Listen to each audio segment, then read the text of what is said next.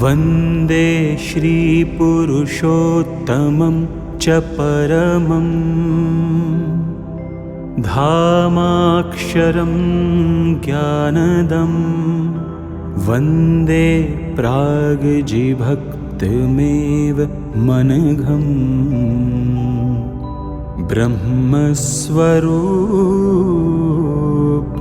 मुदा वन्दे यज्ञपुरुषदासचरणम्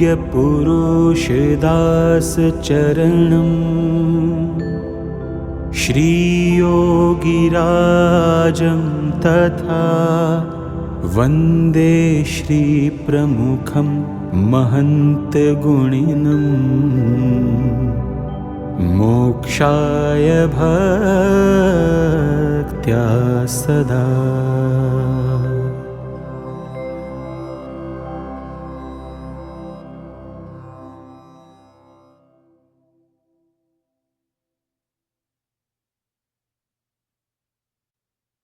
Eternal Virtues, Spiritual Attributes of Pramukh Swami Maharaj. The Gujarati text was written by Sadhu Akshar Vatsal Das, and this translation to English was written by Yogi Trivedi. Dedication. Dedicated at the lotus feet of Bhagwan Swami Narayan, Akshar Brahm Gunatitanand Swami, Brahma Swarup Bhagat Ji Maharaj, Brahma Swarup Shastri Ji Maharaj, and Brahma Swarup Yogi Ji Maharaj, who exemplify these eternal, divine virtues, and for gifting us with Guru Hari Pramukh Swami Maharaj, an ideal disciple, sadhu, and guru. Preface. With the passage of time, you come to appreciate what you had previously overlooked. I have heard it said many times, but have come to realize it recently.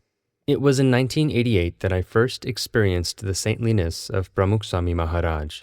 For the remainder of the audiobook, we will refer to Pramukh Swami Maharaj as Swami Shri.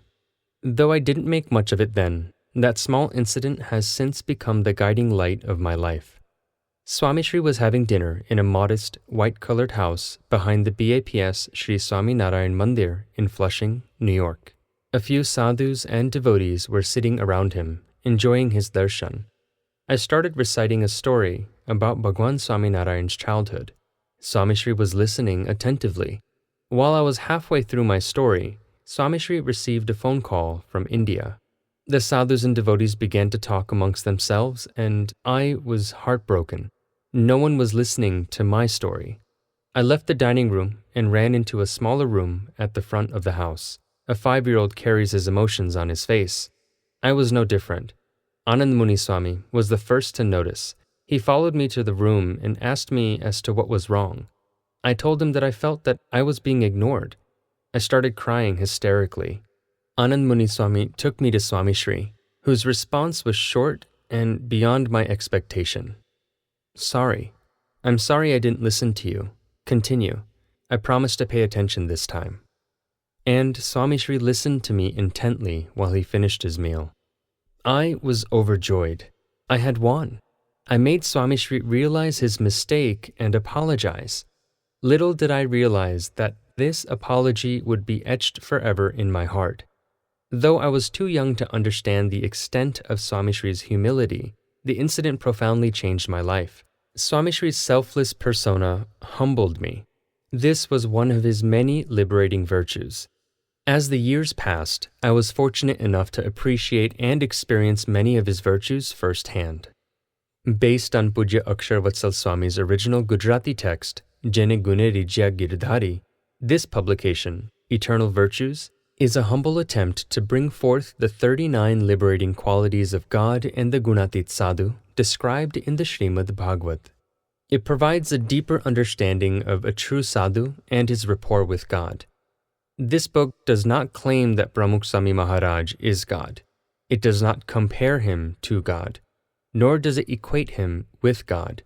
It merely describes the life of a true sadhu, based on 39 virtues.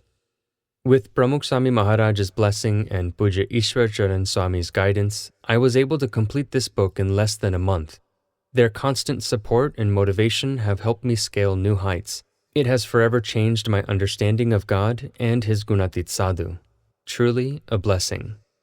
Translating from one language into another is more than merely translating words. It is translating a culture, traditions, rituals, a lifestyle, and a thought process. There are many parts of the book that are a direct translation. Others have been completely rewritten to suit the readers of English. The greatest challenge faced was to find suitable equivalents for Gujarati and Sanskrit terms. I found it rarely possible to use only one English word to fully denote its Sanskrit counterpart. Therefore, I have defined the Gujarati and Sanskrit words using a set of English words. Also, I have kept important Sanskrit or Gujarati words in the text for authenticity and relevance. These words are included in the glossary. The title of each chapter is based on the Sanskrit word for each of the virtues. However, in the text, the popularly used Gujarati words have been retained. The appendix serves as a guide on how to pronounce these words. The text takes a detailed look at Swami Shri's life. The incidents are not in chronological order, but have been classified with reference to the 39 virtues of God and His holy sadhu as enumerated in the Srimad Bhagavat. His life and work seem beyond human comprehension. It would be a loss not to appreciate Pramukh Swami Maharaj's rapport with God. God lives and works through him. Every individual involved in the incidents mentioned in this book has experienced this through his selfless love, understanding, and tolerant ways. I hope all who read, or now listen to this book, will feel the same way. This second edition of the Eternal Virtues incorporates some improvements on the first edition. Yogi Trivedi, BAPS Sri Swami Narayan Mandir, Toronto, Ontario, Canada. Introduction. In every aspect of life, there is a set of parameters to aspire for. Whether the subject is animate or inanimate, it is these ideals which set the standard. These can be applied to the whole spectrum of life. In the pursuit of perfection, from common everyday objects like potato chips, medicines, cars, houses, and so on, to rare objects. This principle is equally, if not more, relevant in the realm of living objects. We often hear about the characteristics of an ideal child, parent, teacher, doctor, entrepreneur, footballer, leader. The list is endless. The ideals that define a particular object may change as man's knowledge develops. However, the ideals in the spiritual sphere are eternal and everlasting. So, they have long been established and are unchangeable. The only thing remaining is to understand and apply them to attain spiritual perfection. In the Srimad Bhagavat, written by Ved Vyasji, the 39 virtues of God are described by Mother Earth in a conversation with Dharma. The Shastras also specify that a sadhu whose life exemplifies these virtues is an ideal sadhu, worthy of reverence on par with God. Bhagwan Swami Narayan, who lived from 1781 to 1830 CE, incarnated on this earth and was worshipped as Purna Purushottam Narayan, or Supreme God. His life exemplified the 39 virtues described in the Srimad Bhagavat. Bhagwan Swami Narayan placed total emphasis on internalizing these virtues for achieving spiritual progress, and to guide aspirants on this path, he established a succession of ideal sadhus who exemplify these 39 virtues in their lives.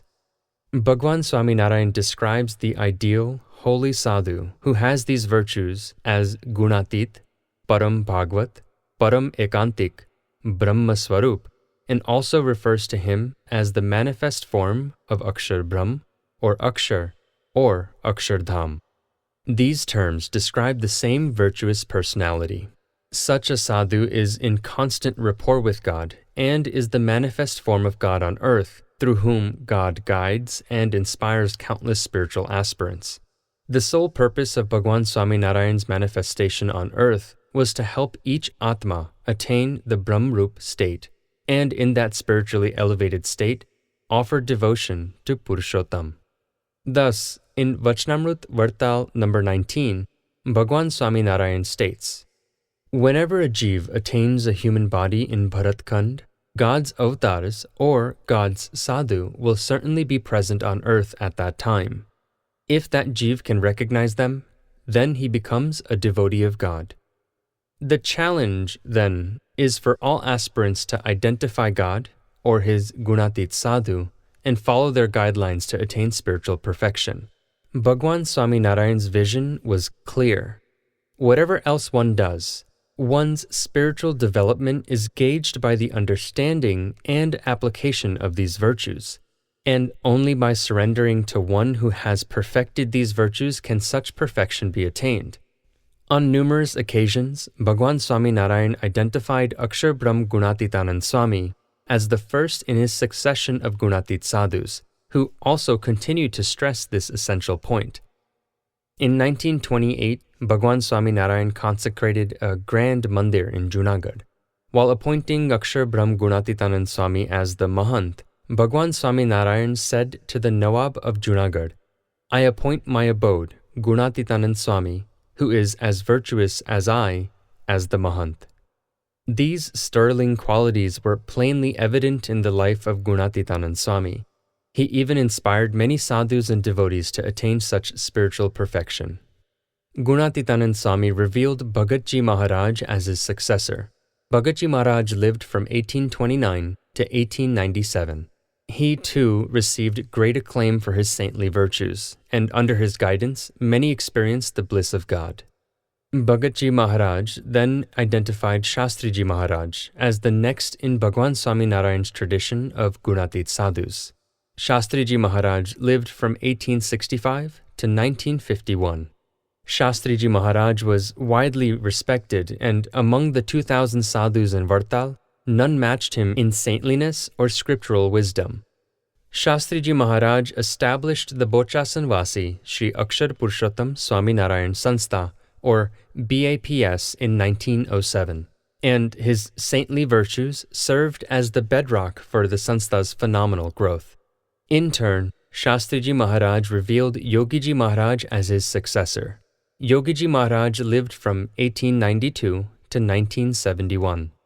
Describing the greatness of Yogiji Maharaj, Shastriji Maharaj would often say, "If Vedvyasji had omitted any virtues of a sadhu from the Shastras, they can be found in Yogiji Maharaj." Yogiji Maharaj then identified Pramukh Swami Maharaj as the next Gunatit Satpurush and praised his saintliness before all. Pramukh Swami Maharaj was born on the 7th of December 1921, or Magshar Sud 8, Vikram Samvat 1978, in the village of Chansad near Vadodara in Gujarat. His childhood name was Shantilal, and his parents were Motibhai and Diwadiba. From a young age, Shantilal's serene and spiritual nature was apparent. His service and devotion to God and understanding of the Shastras was remarkable. He also obediently completed his duties at home and school and on the family farm. Shantilal excelled in studies and sports, especially cricket and swimming. But the focus of his life was God and his guru Shastriji Maharaj. In fact, Shastriji Maharaj had already taken the permission of Shantilal's parents to initiate him into the sadhu fold. Shantilal was merely awaiting his guru's order to renounce the world. When that moment arrived, the circumstances were quite unusual. Shantilal was almost 18 years old. He was one of the better cricket players in the village, and so he was entrusted with the responsibility of using the pricely sum of 500 rupees to buy equipment for the village team. As he prepared to leave, Shantilal received a letter.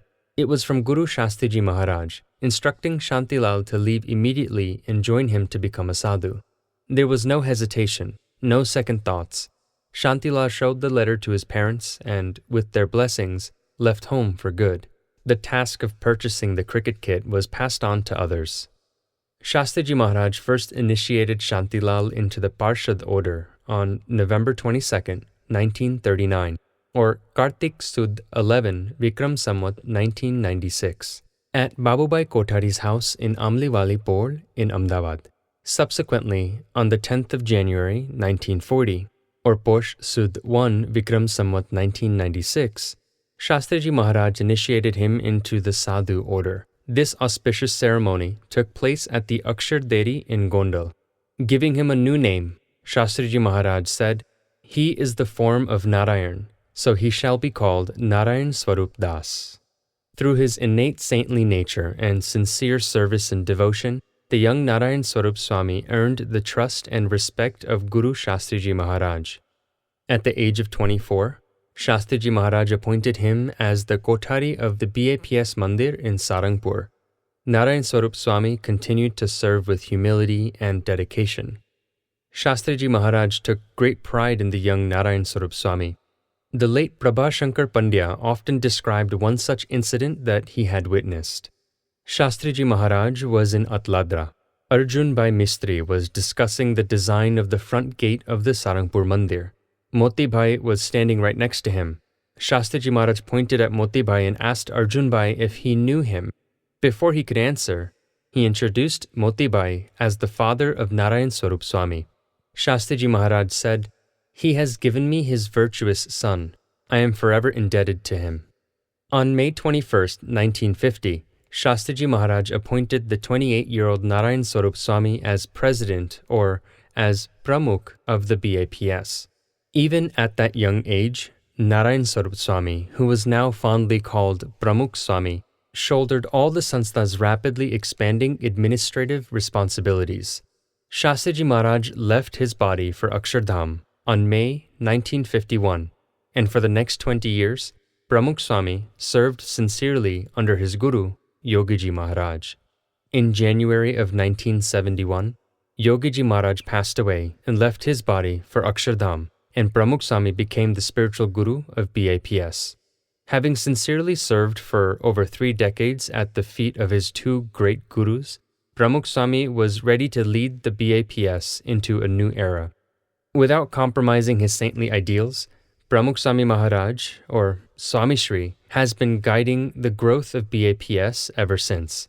Over the last 4 decades, Swami Shri has inspired a multitude of educational, environmental, healthcare, social care, disaster relief, tribal welfare, women's uplift, cultural and spiritual activities. He has shown how to blend spirituality and worldly responsibilities, which serves as a benchmark for others to follow. Despite his multifarious responsibilities, Swami Shri's focus is on God, Bhagwan Swami Narayan. It has always been and shall always remain so. That is why he is able to live such a pure life and still accomplish so much. In November 2005, Dr. Subramaniam, Swami Shri's bypass surgeon, visited Swami Narayan Akshardham in New Delhi. He was very impressed by the architecture and exhibitions. Afterwards, he met Swami Shri and questioned, "Swami Shri, what is your next project?" Swami Shri instantly replied, "Our main and permanent project is to worship God. Everything else is a byproduct." This, in essence, is Swami Shri. His greatest asset is his constant rapport with Bhagwan Swami Narayan. This book will delve into the life of Pramukh Swami Maharaj and give a glimpse of how he is able to maintain that unbroken link with God. This is a book about virtues and values, the virtues which distinguish God and his holy Gunatit Sadhu from the rest of humanity. Of all the Gunatit Gurus in Bhagwan Swami Narayan's succession, the life of Pramukh Swami Maharaj has been most extensively recorded. This book describes how each of the 39 virtues described in the Srimad Bhagavat by Ved Vyasji are evident in Pramukh Swami Maharaj's life. The incidents presented here barely touch the surface of the vast ocean of virtues Swami Shri possesses, but it is a beginning.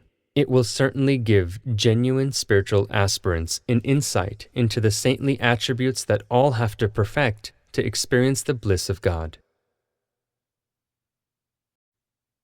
Satyam. The search for ultimate truth is eternal. Philosophers and theologians have arrived at different definitions of this truth. The ancient Hindu Shastras regard it as of paramount importance. The Chandogya Upanishad says, Tat Satyam Sa Atma, meaning, the God who resides in us is the ultimate truth. The Mundak Upanishad says, Satyam Param Dhimahi, Satyameva Jayate, meaning, God is the only truth, and the truth always prevails. The sadhu who has realized the ultimate truth is also the form of that ultimate truth. In September of 1998, just a few weeks after his heart bypass surgery, Pramukh Swami Maharaj was in Edison, New Jersey. Pulitzer Prize winner and the executive editor of the Philadelphia Inquirer, Ronald Patel, was interviewing Swami Shri about his recent medical experiences. The interview ended a lot sooner than he had planned. He asked Swami Shri, "What was the first thought that came to your conscious mind after your quintuple bypass surgery?" Without a moment's hesitation, Swami Shri said, "God." Astonished by Swami's quick and confident response, Ronald Patel looked unconvinced. He asked, "After regaining consciousness, didn't you feel disappointed that you were back on earth and not in the presence of God?" "No, God is always with us."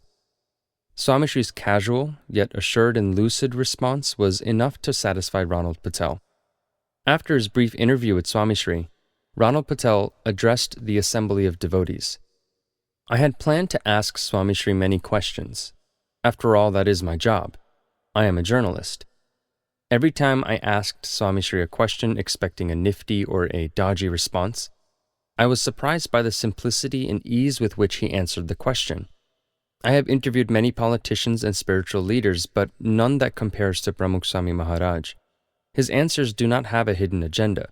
They are not manipulative, and instead, they are pure, consistent, and divine. They share a sense of sincerity and selflessness." On the 11th of February, 1991, Swami Shri was in Rajkot meeting devotees on his way back to his room after the evening satsang assembly. An unfamiliar youth stopped him and said, "I want to ask you a question." Swami Shri stopped and smiled. "Ask." "Have you ever seen God?" the youth asked. "I have. Hence I can experience his bliss and speak of him." "So, you know God?" "Yes, I know God." Swami Shri's ease and composure was enough to convince the youth. Jitu Sompura, a reporter of the Janmabhoomi Pravashi, a Gujarati daily newspaper, came to ask Swami Shri a few questions in Borsad on the 28th of February, 1985. "Do you recall the first time you experienced God?" Swami Shri replied, "I have experienced God from the very beginning." Swami Shri is the purest form of truth because he experiences God continuously. He has realized God's true greatness. He is in constant rapport with God, and therefore he is in a constant state of divine bliss and satisfaction. This constant state of bliss and satisfaction enables him to live truthfully in his thoughts, words, and actions. There is no deceit in one who has recognized the ultimate truth. That is why he always speaks the truth, lives up to his word, and acts accordingly. In Swami Shri's life, the truth is evident in many forms.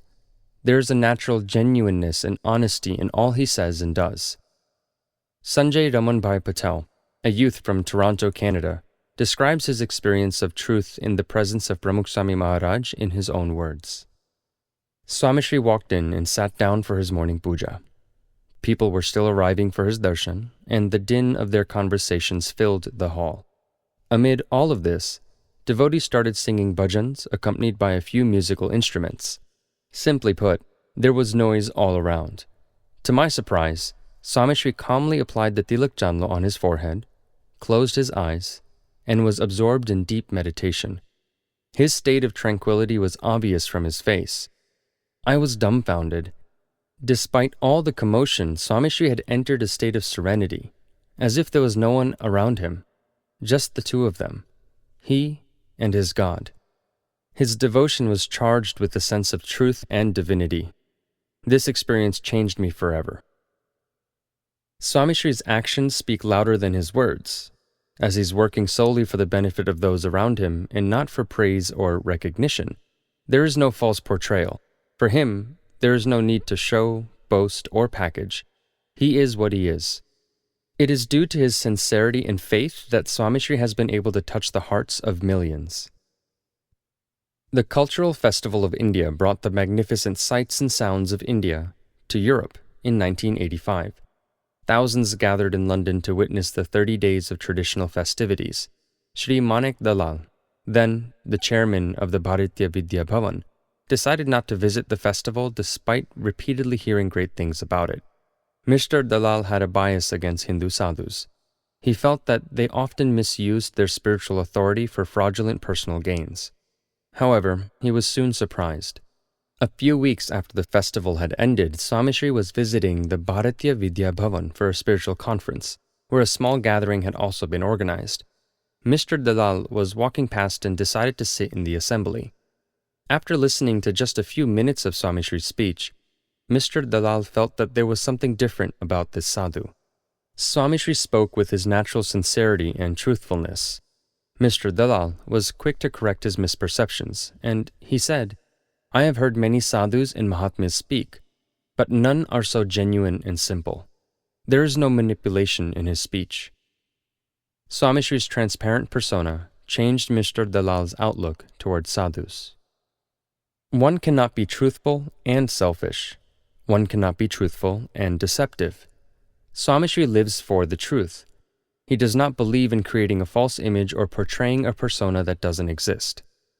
Shortly after Yogaji Maharaj had passed away to Akshardham, and Swami Shri started to serve as the spiritual guru of BAPS, Swami Shri's personal attendant, Devcharan Swami, commented on his introspective and quiet personality. "Now that you are in Yogaji Maharaj's place, you should act like him. Like Yogaji Maharaj, you should bless devotees by giving them dabbas, clap your hands, and sway during bhajans. This way, people will love you as they loved Yogaji Maharaj." Swami Shri was quick to respond, "That was Yogaji Maharaj's way of doing things. That is not my style. It doesn't make sense for me to copy him. This is what I am. I am not good at impersonating other people, and the fact that they love Yogaji Maharaj is great." Swami Shri's truthfulness is highlighted by his transparency and straightforwardness. Once in Bochasan, he had told the sadhus seated in front of him, "If there is one thing I dislike, it is deceit and manipulation." Thousands of local devotees and people flock to get a glimpse of Swami Shri when he is in a particular city or town. Hundreds also line up to meet him and receive his blessings every day. After one such exhausting day, Janmangal Swami decided to have a laugh with Swami Shri. He said, "Didn't you get tired of blessing 5,000 devotees? Putting your hand on each one is a physically straining task. We should consider fabricating a wooden hand, attaching it to a motor, and blessing every devotee that comes to meet you with it. The devotees won't be able to tell that it's automatically powered." Interrupting him, Swami Shri said, "Why would you want to deceive them? I don't keep fake things. I only stock real things." Though the incident seems trivial, it brings out a few of Swami Shri's most important personality traits: honesty and transparency. Only one who has nothing to hide can afford to be completely transparent. Swami Shri's life is like an open book. Every moment is lived in someone's presence. Eating, sleeping, reading, writing, during the day, and even at night, there is not a single moment when he is alone. There is no need for it either. Swami Shri was attending a meeting in Gondal. As the meeting continued, Swami Shri kept on scribbling a few important dates on a small notepad. Vishwavihari Swami noticed and asked Swami Shri, "What are you writing in that private diary?" Swami Shri replied, "My whole life is open to the public. There are no secrets. If you have secrets, you always fear them being revealed. I live my life openly with God as my witness." Truth is eternal and unchanging. The secret behind Swami Shri's commitment to the eternal truth lies in his loyalty to the principles and moral code laid down by Bhagwan Swami Narayan. With his direction, BAPS has soared to Himalayan heights in the past 50 years, but never at the expense of its principles. Mahant Swami has witnessed the past 50 years of growth and notes that Swami Shri's consistency has stood the test of time. He said, "Many political and spiritual leaders change their principles and belief systems every year, sometimes every 6 months. Pramukh Swami Maharaj has been the president of this sanstha for over 50 years, and yet his ideals and principles remain unchanged. That is a measure of his truthfulness and spiritual altitude." Sage Valmiki describes Bhagwan Ramchandra as being Ramo Dvirna Bhibhashyate. That is, Bhagwan Ramchandra's actions and principles were always truthful. There was never a need for double standards. His actions and principles were always consistent. The same can be seen in Swami Shri's life. If at times someone tries to fabricate a story to prove a point, Swami Shri is quick to reply, "I don't recall that ever happening." The Inspector General of Police of Bihar State, Rakesh Asthana, came to meet Swami Shri in Vadodara on the 16th of August 2006. Swami Shri blessed him and instructed him to always support the truth. Swami Shri said, "God is pleased with those that side with the truth. We don't bear ill will for anybody, but the truth must be established. The truth can be bitter, but in the long run it is always beneficial. You may have to endure at first, but the truth always prevails." In his Yoga Sutra, Maharshi Patanjali speaks of one who is truthful, and he said, "For one who has established the truth through his life, his every word and action becomes true." The Chandogya Upanishad states that every wish and desire of Akshar Brahma represents the truth. Swami Shri's words and wishes bear fruition because he lives such a truthful life. The last few months leading up to the birth bicentenary celebrations of Gunatitanand Swami in 1985 were very tense and chaotic. There was an impending famine in Gujarat, and students were organizing agitations to protest changes in the education system as well. It was already the third month of the monsoon season, and there wasn't a cloud in the sky. Many community leaders wanted the festival to be postponed. Swami Shri had asked everyone to pray, and he said, "The festival will be celebrated as planned. It will rain. God is merciful. He will listen to our prayers." To everyone's surprise, it rained, removing any fear of famine, and at the same time, the students' issues were also resolved.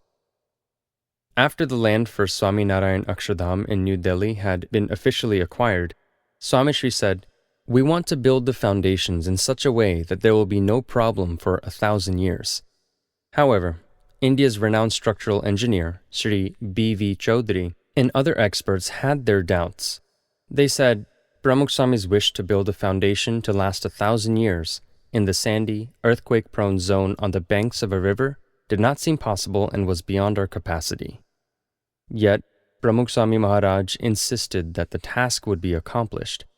And today, as the monument stands glistening on the banks of the river Yamuna, designers Sri Mahesh Desai and Sri B.V. Chaudhary are still wondering how it was accomplished.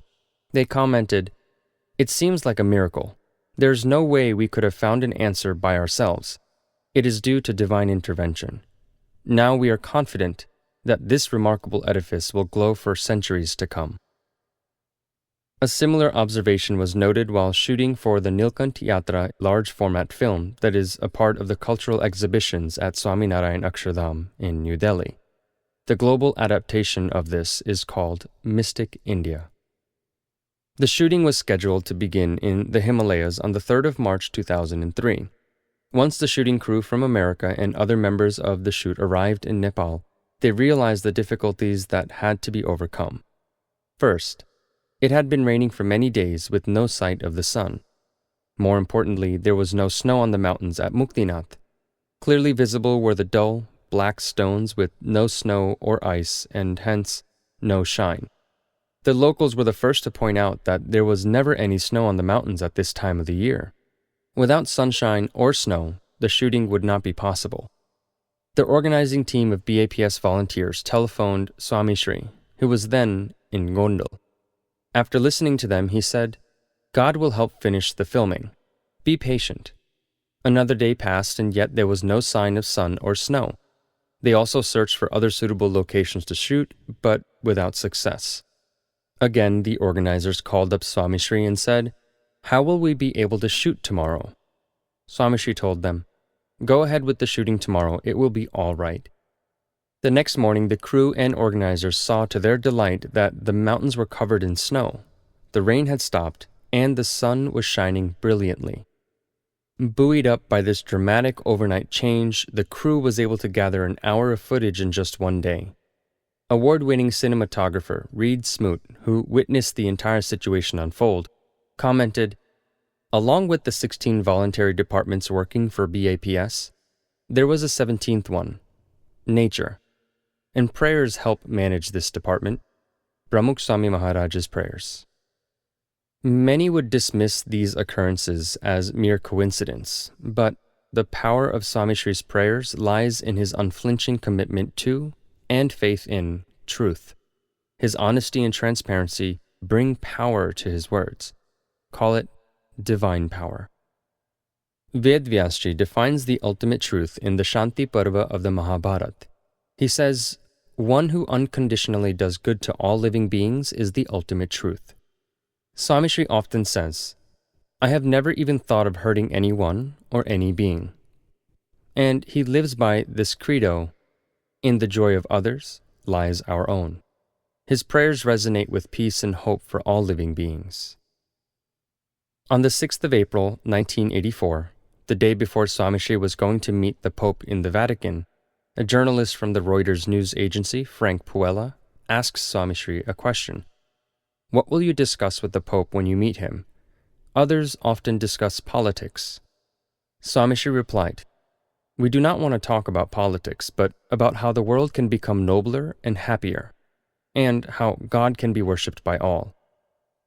In 1994, when reporters in the Czech Republic asked the reason for his visit, Swami Shri replied, "We have come here to honor the invitation extended by Professor Frick. We have also come to pray for the success of this country and that friendship develops between everyone." This was not a reply just to please the media. A few days later, Swami Shri visited the historic St. Bartholomew's Cathedral, and as everyone was observing the grandeur and marveling at its cross-vaulting ceiling, Swami Shri was praying. He was reciting the Swaminarayan mantra and saying, "May God bless this country and its people. May their faith in God be strengthened, and may God bless the priests here." The sight of a Hindu sadhu praying for them seemed to slow down and impress every European tourist that walked by. On the 4th of September 1999, Swami Shri uttered a similar prayer at the Wailing Wall in Jerusalem, and he said, "May good prevail upon those that come here."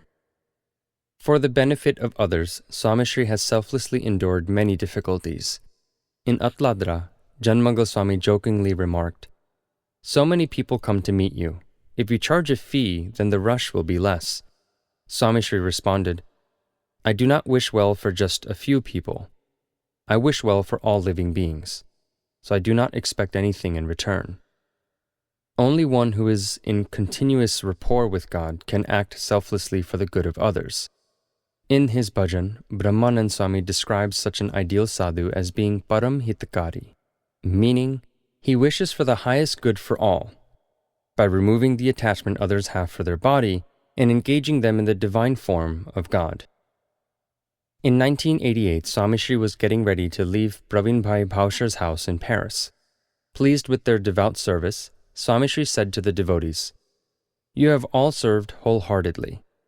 What else can I give you in return? I have God, so I will give Him to you." Many have experienced this divine blessing, including Dr. V. Subramaniam, the renowned cardiothoracic surgeon at the Lenox Hill Hospital in New York. He had performed Swami Shri's heart bypass operation in July 1998. Then, on the 6th of September 1998, Swami Shri attended his first public assembly after the operation. Westchester County Hall was filled with thousands of devotees, each enthralled to have the darshan of their beloved Guru.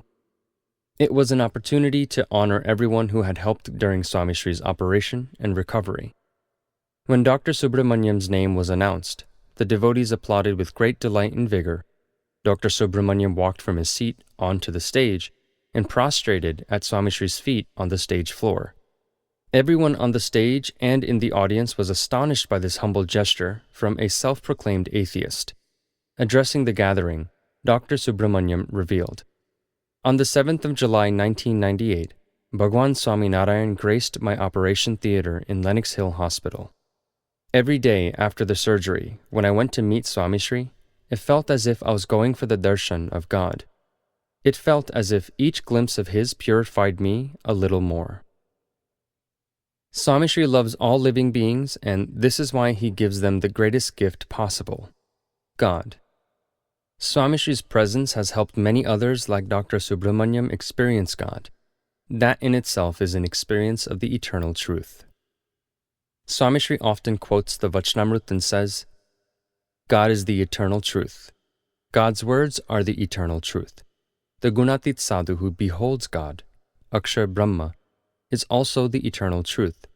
and all who have faith in that sadhu attain the eternal truth. This is Satyam. Socham. Socham means to be clean, spotless, and pure. The ancient Hindu Shastras prescribe 5 forms of purity: in mind, in action, in character, in speech, and in the physical body. The Gunatit Sadhu who has realized God exemplifies all the 5 forms of purity. Pramukh Swami Maharaj's life radiates the fragrance of this quintet of purity. A pure mind is one that is free of malice or hatred. Pramukh Swami Maharaj's pure mind is without animosity and deceit. To perform good deeds without expectations reflects purity of action.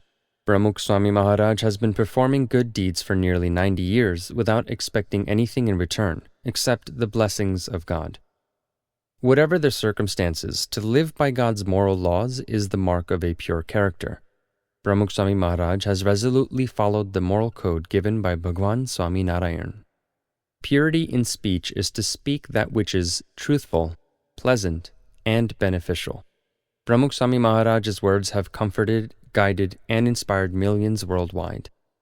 Hygiene and cleanliness are the hallmarks of physical purity. Pramukh Swami Maharaj always stresses the importance of a hygienic and healthy lifestyle.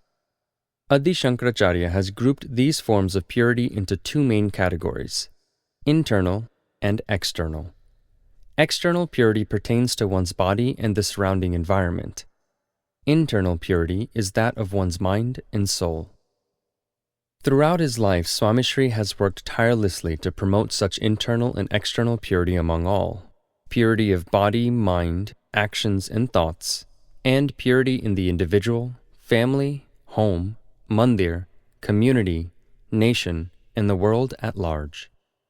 Swami Shri states, to become pure within, one must first begin with outer purity. Swami Shri's life is full of incidents which illustrate this belief. This is an incident from the 1960s. Thousands of devotees had gathered in a small town of Sarangpur to celebrate the Jaljirni Ekadashi festival. After the festival was over, the devotees left for their homes, and the volunteers were taking rest in the afternoon. Swami Shri decided to rest as well. After a while, Dharma Jivan Swami, who was sleeping near Swami Shri in the assembly hall, noticed that he had gone somewhere. So, he got up and started looking for him. His search led him to the common toilets at the rear of the Mandir campus. To his surprise, Swami Shri was cleaning the overflowing toilets. He was carrying a bucket full of excreta and taking it to the dump site, pausing momentarily between rounds to sweep the toilets.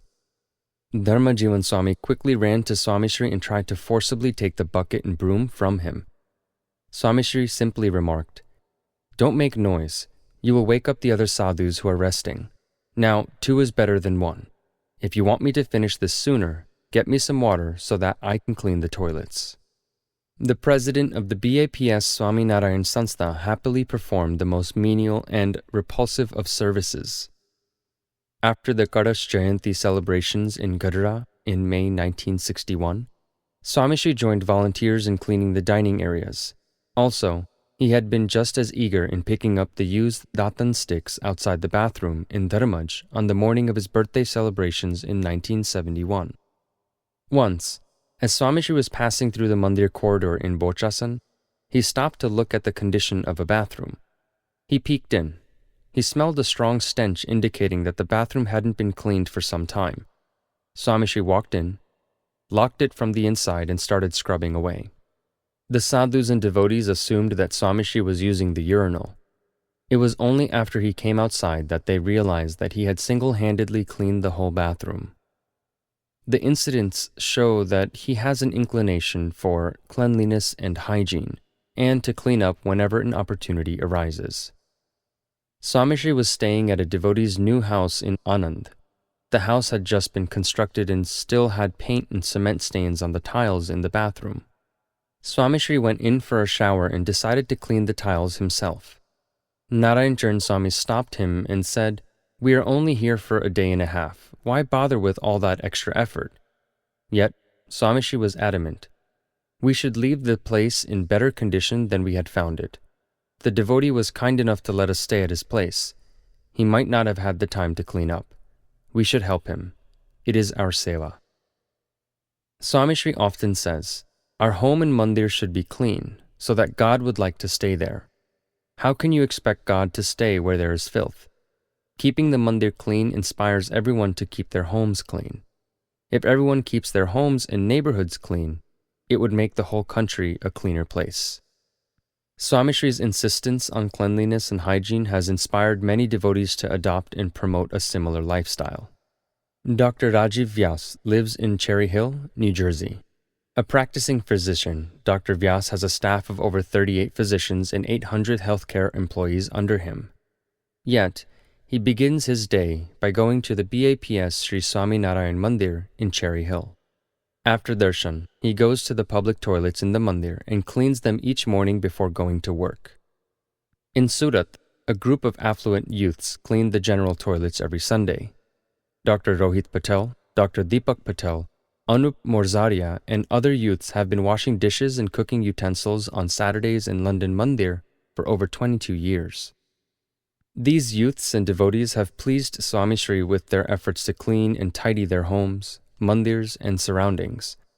Swami Shri has blessed them many times, saying, since you have worked so hard to clean and purify the outside, God will purify your hearts and souls. Swami Shri's efforts to promote cleanliness have helped create a spiritually pure and physically tidy environment in all BAPS mandirs worldwide. To this day, he makes it a point to check the bathrooms and other facilities at even smaller mandirs, as well as the mega mandirs like Swami Narayan Akshardham in Gandhinagar and New Delhi.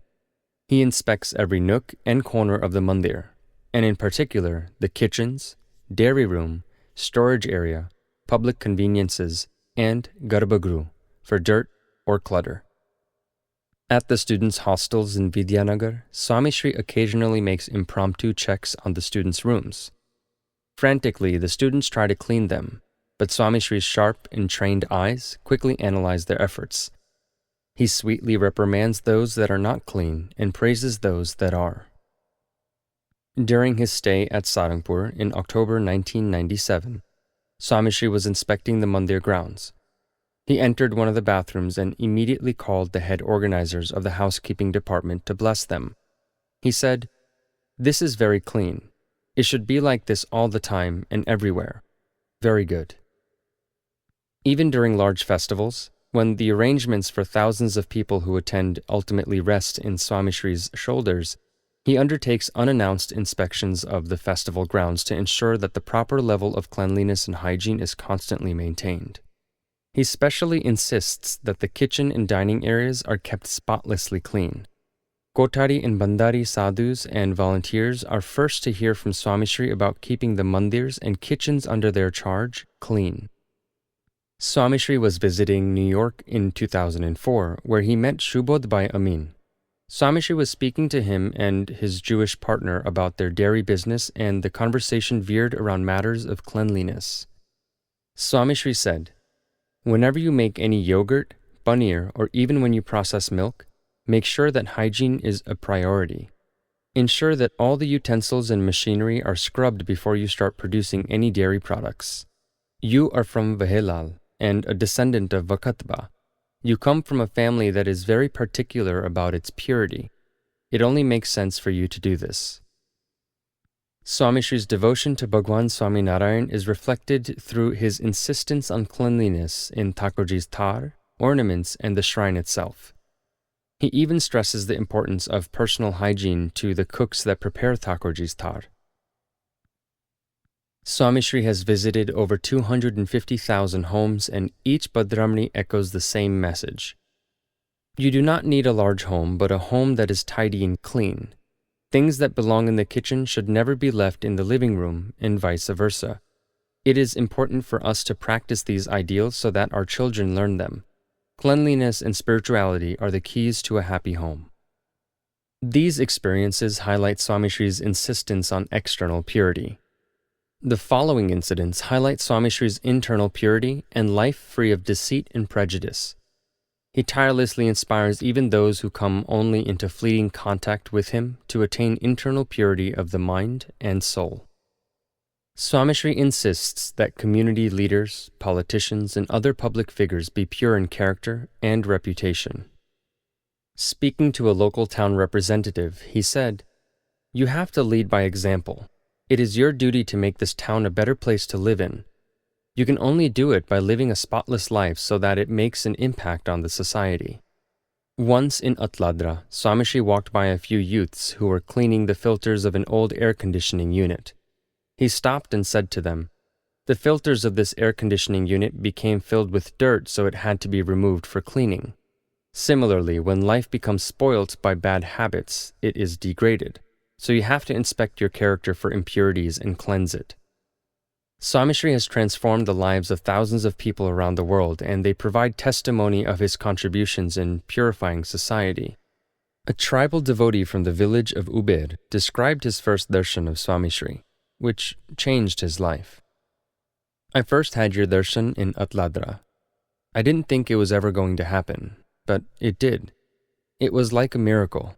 With your blessings, my entire family has stopped eating meat, smoking, and drinking. We have been able to bring our tempers under control, and it has been about 8 months now, and I can say that we feel 100% purified. My adulterous behavior has also gone. I feel privileged to have received your blessings." On the 18th of July, 1996, a youth came to meet Swami Shri in Dallas, Texas. In 1994, he had promised Swami Shri that he would quit drinking and eating meat. He fell at Swami Shri's feet and described his success. "Swami, though it seemed impossible, your blessings made my wife's dream a reality. I have given up eating meat and all other addictions. In fact, I don't even get angry anymore.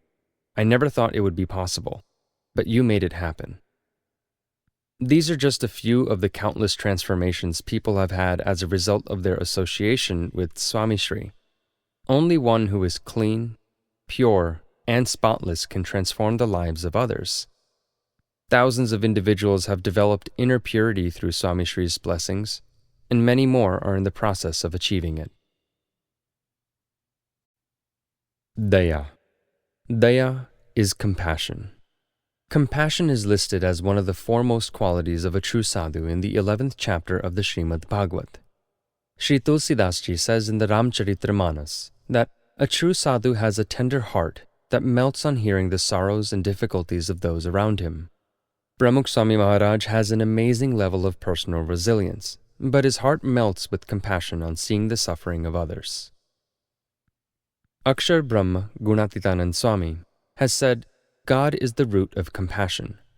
It is from him that all compassion is born." A closer look at Bhagwan Swami Narayan's life reveals just how true that observation is. The day he was appointed as a spiritual heir by Ramanand Swami, the 21-year-old Sahajanand Swami asked for 2 boons from his guru for the welfare of his disciples. He asked, "If your satsangi is destined to suffer the distress inflicted by the sting of one scorpion, may the distress of the stings of millions and millions of scorpions befall each and every pore of my body, but no pain should afflict your satsangi. Moreover, if the begging bowl is written in the destiny of your satsangi, may that begging bowl come to me, but on no account should your satsangi suffer from a lack of food or clothing. Please grant me these 2 boons." The Paramahansas who compiled the Vachnamrut describe Bhagwan Swami Narayan's compassionate ways by saying, upon hearing about a devotee in despair or difficulty, he would utter Ram, Ram, Ram. At other times he would give food, clothing, and shelter to those in need. He could never tolerate another person being beaten or offended, and would call out to intervene. Such compassion is also clearly visible in Pramukh Swami Maharaj. His love for all living beings is the basis of his empathy for all. For him, to feel the pain and suffering of others is as natural as breathing. Swami Shri's care and concern for all living beings are evident from his active support for the victims of natural calamities, his involvement in anti-addiction drives and campaigns to promote vegetarianism, his mediation in resolving domestic quarrels, and even social unrest. He has inspired tens of thousands of volunteers to help lessen the troubles of those around them. In 1990, the monsoon had nearly passed in Gujarat, and not a single drop of rain had quenched the dry earth. Swami Shri was in London at the time and was alerted on the grave drought situation. What was Swami Shri's response? Well, he would sleep less at night. Swami Shri would wake up in the middle of the night, sit up in his bed, and pray to Bhagwan Swami Narayan for the much-needed rain. One night, his attendant sadhu realized that Swami Shri was awake at about 2 a.m. He observed him for a while and then asked him why he was awake. Swami Shri told him about his nightly prayer sessions. From then onwards, the attendant sadhu too joined in the prayers every night. Not one to normally highlight such things, Swami Shri wrote in a letter from London, "The monsoon has almost gone. It is natural that you are worried, but have faith in God. I am praying daily in the Akshardheri. Sriji Maharaj, Gunatitanand Swami, Shastriji Maharaj and Yogi Baba will all shower their compassion. There is still time." Swami Shri has always shown his love and kindness whenever he found or heard people suffering. In 1979, due to severe rains, the Machu Dam in Morbi, Gujarat, gave way. There was widespread destruction. Swami Shri mobilized over 1,500 sadhus and volunteers to rush there and help. A volunteer still recalls the sorrow visible on Swami Shri's face as he surveyed the muddy streets of Morbi, strewn with bodies. During the severe famine in Gujarat in 1987, Swami Shri was visiting Ratanpura, a small town near Rajkot. The town had a government-operated cattle camp. The camp had about 5,000 famished calves. As Swami Shri approached the camp, a group of calves gathered around him and followed him. The volunteers explained that the calves haven't eaten for 3 days. Swami Shri's eyes welled up with tears as he heard this. He remained silent. When he reached Gondal, he immediately summoned Gnan Prasad Swami, and he said, "The way those calves in Ratanpura were running after us was unbearable for me. So, arranged to send some trucks full of fodder for them immediately." In the days to follow, Swami Shri was not himself. He would stop his routine activity and would become lost in deep thought.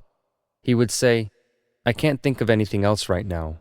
I really feel for the people and livestock that are suffering because of the drought. In everything that I do, I think of the rain." Pramukh Swami Maharaj's concern gave birth to a project that was to change the lives of hundreds of farmers and thousands of cattle in Gujarat. Watching helplessly as their livestock was perishing, the farmers decided to sell their cattle.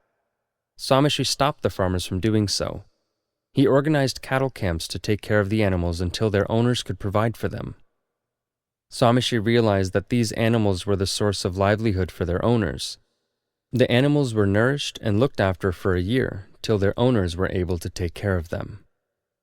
Pravinsya Vadhera couldn't help but cry after seeing his cattle being cared for so well. Kasam Bhai, a Muslim resident of Madhurapur Gir, was touched by Swami Shri's kindness, and he said, "I feel that Pramukh Swami Maharaj is my Khuda." Swami Shri's kindness and compassion knows no bounds. His work bridges the barriers of caste, creed, culture, and geographical boundaries.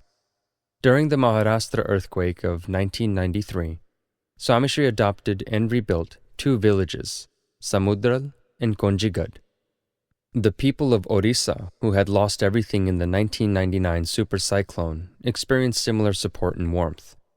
Under the guidance of Swami Shri, extensive emergency relief work was undertaken by BAPS.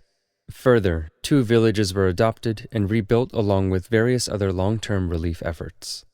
The people of Orissa said, "We feel the love and care of Bhagwan Jagannath through Pramukh Swami Maharaj." Similar compassion was experienced by those affected by the South Asian tsunami, the California wildfires, Hurricanes Katrina and Rita, and the 2006 Surat floods through the services inspired for them by Swami Shri.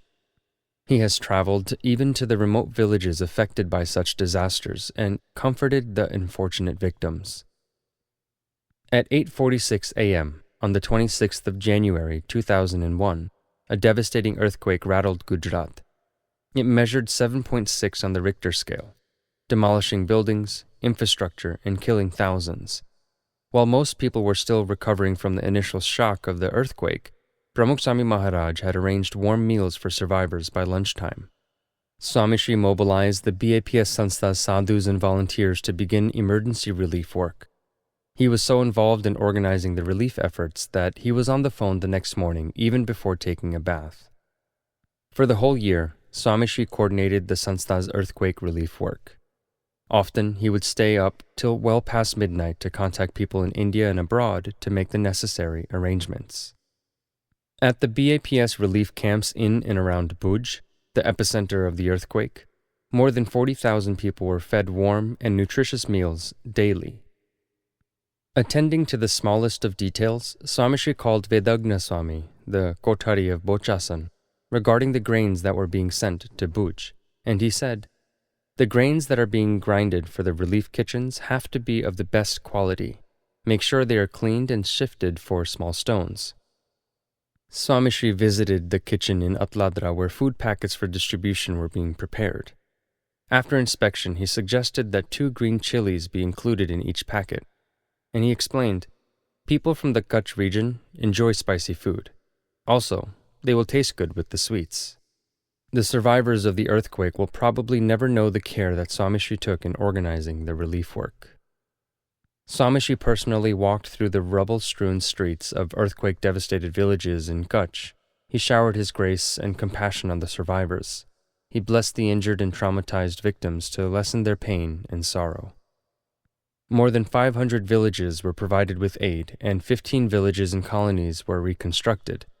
Today, these villages are considered among the finest in Gujarat, made possible by Swami Shri's meticulous care. Pramukh Swami Maharaj's compassion is selfless. There are no expectations, except one, to please God. On the 18th of August 2006, Swami Shri was in Bangalore in South India. From there, he phoned the volunteers who had served in the aftermath of the floods in Surat, and he said, "You have put up with difficulties to help those in need. Bhagwan Swami Narayan will be pleased. Remember, this service is not done for recognition. It is to help humanity and to please God. Bhagwan Swami Narayan has instructed us to serve the needy, so serve with care to ensure that the relief supplies reach the people. Please do not harbor any partiality when distributing the supplies. Give them to everyone. Keep everyone happy." In London, on the 30th of April 2004, Swami Shri finished meeting the devotees who had come for personal guidance at around 10 p.m. He then read a long letter.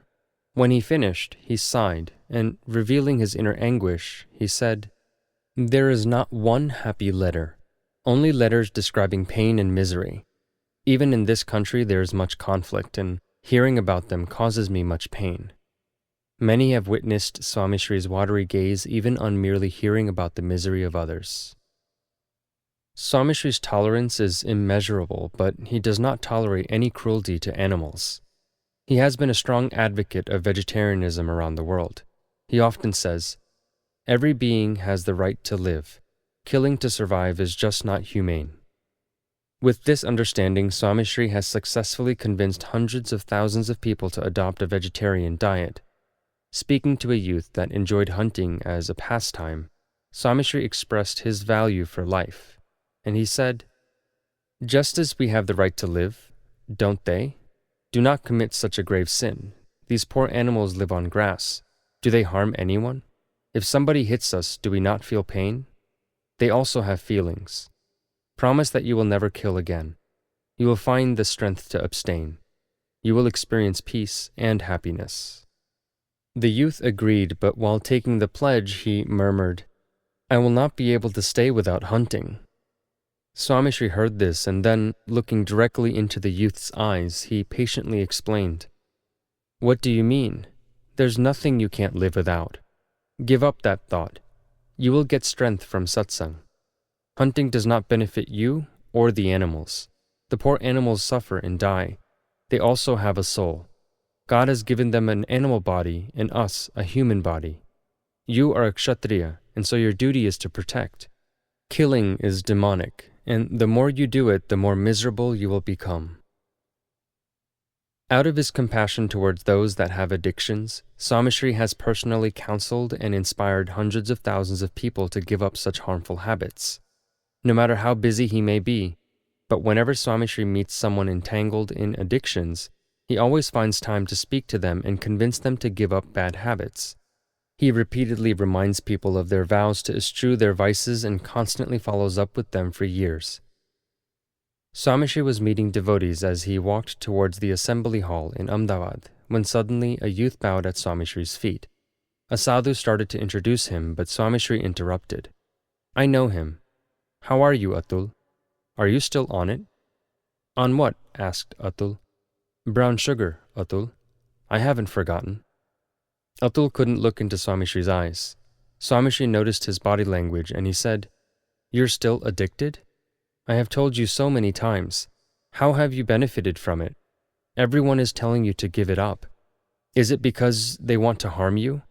You have to decide. How much do you take?" "Around 200 rupees worth daily." "Where do you get this money from?" "I have a government job where I can coax extra money from people." Swami Shri picked up on this point and he said, "So you steal money? Your drug habit is one type of sin, and then you steal again from people to support your addictive habits. That is another sin."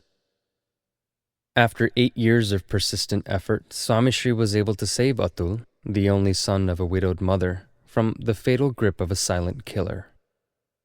Through personal meetings, letters, and home visits, Swami Shri's compassion has saved and pacified countless people. Whenever someone is in a difficult situation or condition, Swami Shri is overcome with the feeling of pity, and he says, "How may I help?" When Harshit Chowda, a youth that had been serving in BAPS for many years, was met with a car accident, Swami Shri wrote him a 20-page letter to express his serious regret for not being able to serve him personally. Swami Shri wrote, "The news of your accident brings me much pain. I am praying to Maharaj and Swami for your speedy recovery, and I am praying for you in my morning puja as well. I also feel the pain that you are suffering. I should be serving you in your time of need, because you have always selflessly served with great understanding and enthusiasm, and you've never kept concern for your health, hunger, thirst, or time of day. I can never serve you enough to make it up. The fact that I cannot serve you now is causing me immense sorrow." Prabha Shankar Bhai Pandya of Ahmedabad, an elderly devotee from Shastriji Maharaj's time, recalls a moving incident to illustrate Swami Shri's compassion. "Once I arrived in Atladra for the Vasant Panchami celebrations at around 2 a.m. Everyone was asleep and there was no place for me to sleep. I decided to rest in front of the steps leading up to the assembly hall using my bag as a makeshift pillow. At around 5:30 a.m., I felt a hand on my shoulder. It was Pragat Bhagat, Swami Shri's attendant. I saw a blanket wrapped around my body, so I asked, 'Who covered me with this blanket?' Pragat Bhagat replied, 'Pramukh Swami Maharaj had come in the middle of the night and covered you with his own blanket.'" On a sweltering hot summer afternoon in 1971, a procession had been organized through the streets of Naryad. Swami Shri was seated in a decorated chariot. The streets were baking under the blistering sun, and Narayan Prasad Swami did not have his sandals. Swami Shri noticed and called him close and said, "Here, take these sandals and wear them. It is not good to walk barefoot in the scorching sun. The sizzling pavement may damage your health." Narayan Prasad Swami accepted the sandals and wore them. After a few moments, though, he realized that these were probably Swami Shri's sandals, so he instantly removed them. Swami Shri saw this and he said, "I didn't give you these sandals to hold them in your hands. Wear them." Swami Shri notices the smallest details about his devotees. Late on a cold winter night in 1977, Swami Shri arrived in Ahmedabad with a few sadhus and youths. As everyone was getting ready to sleep, Narayan Prasad Swami was looking for a blanket for a sick youth, Jagdish. Presently, he is known as Narayan Charan Swami. He was Pramukh Swami Maharaj's personal attendant sadhu. He seemed to have a fever and he couldn't tolerate the bitter cold. It was already midnight and Narayan Prasad Swami couldn't find an extra blanket anywhere. A few moments later, Swami Shri walked into the room where the youths were sleeping. gave Jagdish a blanket, and he left. Only at dawn did everyone realize that Swami Shri had given his own blanket, and he himself had used only his thin upper garment for cover from the biting cold. Swami Shri willingly puts up with difficulties to lighten those of others. In 2000, a young boy named Prashant from the small village of Sagar Keru Karwa was seriously injured in an accident during the preparations for a festival in Surat. He was admitted into the ICU of Mahavir General Hospital for treatment. Swami Shri heard of this incident and was deeply saddened on hearing of the child's plight. Coincidentally, Swami Shri arrived in Surat that day. The next morning he decided to visit Prashant in the hospital and left by car. As they neared the hospital, they realized that the road leading to the hospital had been temporarily closed for repairs. Swami Shri opened the car's door, stepped out, and expressed his wish to walk the remaining quarter of a kilometer. Supported by his attendant sadhus, he began to negotiate through pipes and ditches as he made his way to the hospital. Swami Shri was 80 years old, yet he was not deterred by the physical obstacles.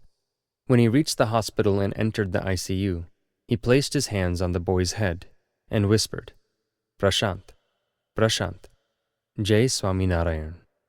Prashant was unconscious, but Swami Shri spoke to the boy as if he was listening to every word. He then placed Hari Krishna Maharaj's garland around Prashant's neck and prayed for his well-being. Then Swami Shri comforted the boy's father. His compassion touched Prashant's family beyond imagination. Swami Shri left the hospital and returned to his car, walking over the uneven ground and leaping over ditches and manholes. He was satisfied, since he had been able to soothe and care for an innocent young child and his family in their time of need. Once, Janmangal Swami asked Swami Shri, "What do you think of when you pray to Hari Krishna Maharaj?" Swami Shri replied, "What else would we pray for? May everyone be blessed with peace and happiness. May no one have to suffer any miseries. May everyone offer devotion, and may their circumstances improve." Only a Satpurush who is beyond the attachments and needs of the body can truly and selflessly shower compassion on others. Only he can speak and live by the words, "In the joy of others lies our own. In the progress of others rests our own. In the good of others abides our own." That such a Brahmswarup sadhu engages in countless activities for the benefit of others is the result of his compassion, and that was described by Bhagwan Swami Narayan in Vachnamrut Garura section 3, number 3, where he said, "For a devotee of God, even though Mayic influences are overcome, intense compassion and affection for God and his devotees increases, but in no way are compassion and affection ever lost. They always remain." The compassion of such a sadhu is not shown only when he sees someone suffering. It is more than that. The ancient sages call it akaran daya, compassion with no particular cause. Yogiji Maharaj called it atyantik daya, or the compassion to free souls of the never-ending cycle of life and death. We are indeed fortunate to have such a sadhu in our midst. Kshantihi. Kshanti means to forgive. It is an extraordinary quality of God in his Gunatit sadhu. Even if he is insulted, offended, robbed, poisoned, or killed, a true sadhu always forgives. He never seeks revenge or punishment for those that have harmed him. Such is forgiveness. A person who can put the past behind him, forgive those who have wronged him, and pray for their well-being has scaled the heights of forgiveness. Pramukh Swami Maharaj has attained those heights. Since childhood, he has exemplified the virtue of forgiving. He has always tolerated others' mistakes and forgiven them.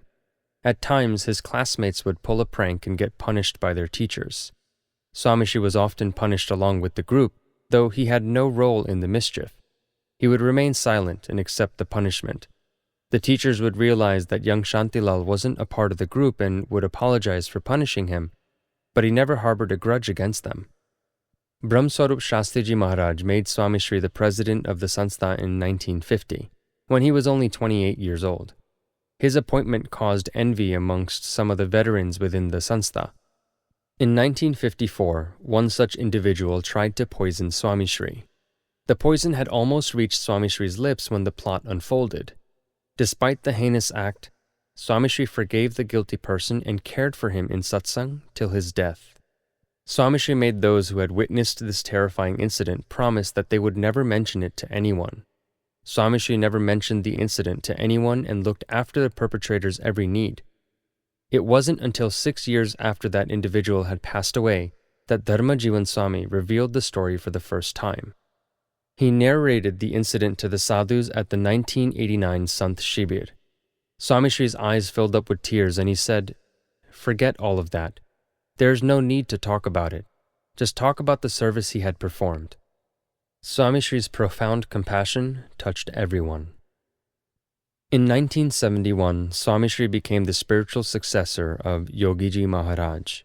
He traveled from village to village and house to house, touching the hearts of people from all walks of life and teaching the messages of Bhagwan Swami Narayan. His selfless ways and humble manner inspired thousands. But his succession and subsequent success as guru was met with strong resistance by some jealous individuals. To their surprise, though, their every act, clouded by envy, was met with love, mercy, and forgiveness. In 1977, a few conspirators plotted to have Swami Shri arrested and falsely charged. They bribed a police inspector to have him arrest Swami Shri. Pramukh Swami Maharaj had just arrived in Kadra and was doing darshan at Lakshmiwadi. Lakshmiwadi was the farm of Dada Kachar that was sanctified by Bhagwan Swami Narayan. The inspector arrived there and announced that he had orders to arrest Pramukh Swami Maharaj. The devotees were taken aback and demanded to see the arrest warrant. The inspector was caught off guard and he revealed that he did not have it. Calmly, Swami Shri asked him to come to the BAPS Mandir. There, the devotees called the authorities and exposed the plot. The inspector panicked and thought, "What am I going to do?" He was trembling as he paced back and forth.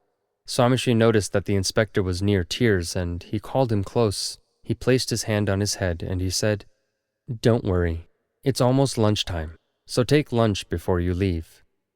Swami Shri asked the sadhus to seat the inspector before him during lunch. Swami Shri lovingly served the inspector as if he were an honored guest. The inspector remembers Pramukh Swami Maharaj's mercy even to this day. Ishwaracharan Swami, who was a witness to this incident, recalls a similar episode that occurred in 1966. Yogiji Maharaj and Pramukh Swami Maharaj were seated in an evening satsang assembly in the grounds of Ahmedabad Mandir. At that time, a group of people arrived from Vidyanagar and demanded to meet Swami Shri right away. Yogiji Maharaj and Pramukh Swami Maharaj met the group in the old assembly hall behind closed doors. There, the group angrily started insulting and shouting at Swami Shri. They had been misinformed, and losing all sense of respect, were accusing Swami Shri. A few devotees noticed the commotion, and they told us. Some youths quickly arrived. We pushed the door open and barged into the room. We were upset at the way that the group was insulting Swami Shri, but Swami Shri stood up and requested us to leave. We didn't listen. Swami Shri forced us out of the room by saying, "All of you leave. There's no need for you to do anything. They're here to talk to me, so let them finish. Now leave." The atmosphere was so charged that the meeting had to be called off. The group from Vidyanagar realized the tense situation and left the room. Swami Shri safely escorted them to the main gate to ensure that nobody blocked their way. Swami Shri had maintained his composure through many such incidents, and he showed respect to people who didn't have the slightest respect for him. His ability to forgive and forget enabled him to mend the errant ways of others and reach a solution regardless of the complexity of the situation. Not only does Swami Shri forgive, he sees to it that those who are needlessly rude to him or have ill will for him are not troubled in any way. Swami Shri was in Karjisan in 1994, when Nathubai Patel of Dangarwa, who had arrived from America, started complaining. He said, "Swami, I want to invite you to my town, but there is a group of people that won't let me do so. They are jealous of your fame and are opposing your Padramnis in my town. I have helped to build their mandir, and I have financed most of their projects, but now I'm not going to give them a single penny." Swami Shri smiled as he soothed Nathubai. Do not think like that. You have done all that service to please God, not for others. So whether or not they invite us, do not worry about it. Swami Shri's ability to forgive touches everyone. Former president of the Indian Historical Association and famous literary writer, Dr. Markandebai Mehta, experienced Swami Shri's forgiveness in a unique way. During the birth bicentenary celebrations of Bhagwan Swami Narayan in 1981, BAPS had organized a literary conference. After that event, Markandebai criticized the conference in the Arthat journal, defaming Bhagwan Swami Narayan's life and work. Many other Swaminarayan organizations were unhappy and opposed his article, and they published responses to his accusations. The dispute fueled a full-fledged battle between the two sides. Throughout this period, Swami Shri had not reacted adversely towards Markandebai, but had remained silent and advised sadhus and devotees of the BAPS organization to also stay calm. Not realizing the difference between BAPS and the other organizations, Markandebai developed a grudge against Swami Shri as well. A few months later, Markandebai had to visit the United Kingdom for an academic conference. He was worried about where he would stay and thought of his old friend Jai Krishna Patel. Markandebai arrived at his friend's house and, to his surprise, realized that Jai Krishna Patel was a devotee of Swami Shri. He was apprehensive at first of the thought of having to stay in a Swaminarayan devotee's house for a month, but he had no choice. During Markandebai's 1-month stay, J.K. Patel never once mentioned the ongoing dispute. In fact, when Markandebai tried to apologize for it, J.K. Patel said, "There's no need to bring that up. It's all in the past." Markandebai was touched by his host's open-heartedness, and from him, he learned about the saintliness and compassion of Pramukh Swami Maharaj. In the next leg of his tour, Markandebai and his wife went to Rome, Italy for a conference. There, Markandebai suffered an unfortunate chain of events. His passport, along with all of his cash, was stolen. He reported the incident to the police and the Indian embassy, but they could do little to help. The historian was distraught. He didn't know what to do. He needed to find a way out of the situation. So that night in his hotel room, out of desperation, he prayed to Swami Shri. He asked for forgiveness and for help to resolve his difficult situation. The next morning, to Markandebai's surprise, an Italian returned his passport. He was convinced that his prayers to Pramukh Swami Maharaj had been answered. So, on his return to India, he went directly to meet Swami Shri in Ahmedabad. This was the first time he was meeting Swami Shri after the furore over his article. Yet Swami Shri was calm and loving. There wasn't the slightest trace of anger or revenge on his face. Markandebai was repentant of his past behavior. He had never apologized or compromised with anyone in his life, yet Swami Shri's ability to forgive and forget made him bow his head in reverence. Swami Shri welcomed him with a warm smile and asked him to make himself comfortable. Markandebai was fighting back his tears as he took a seat. He bowed down to touch Swami Shri's feet, and he couldn't restrain himself any longer. He broke down as he expressed his remorse in a trembling voice. "I have wronged you. Forgive me. I have never seen anyone as merciful as you. Please forgive me."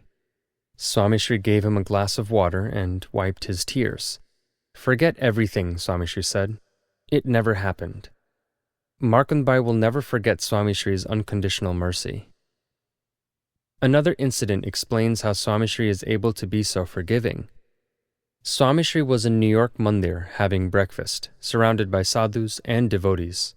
Just a few days had passed since the magnificent 31-day cultural festival of India, inspired by Swami Shri and organized by BAPS, had concluded. It had helped to portray a true understanding of Indian culture to people living in the West. Brahmavihari Swami walked into the room with the pamphlet in his hand. The pamphlet was full of slander directed at Swami Shri and the Sanstha. Pramukh Swami Maharaj asked him, "What have you brought?" "Nothing," Brahmavihari Swami said. "It's not worth reading."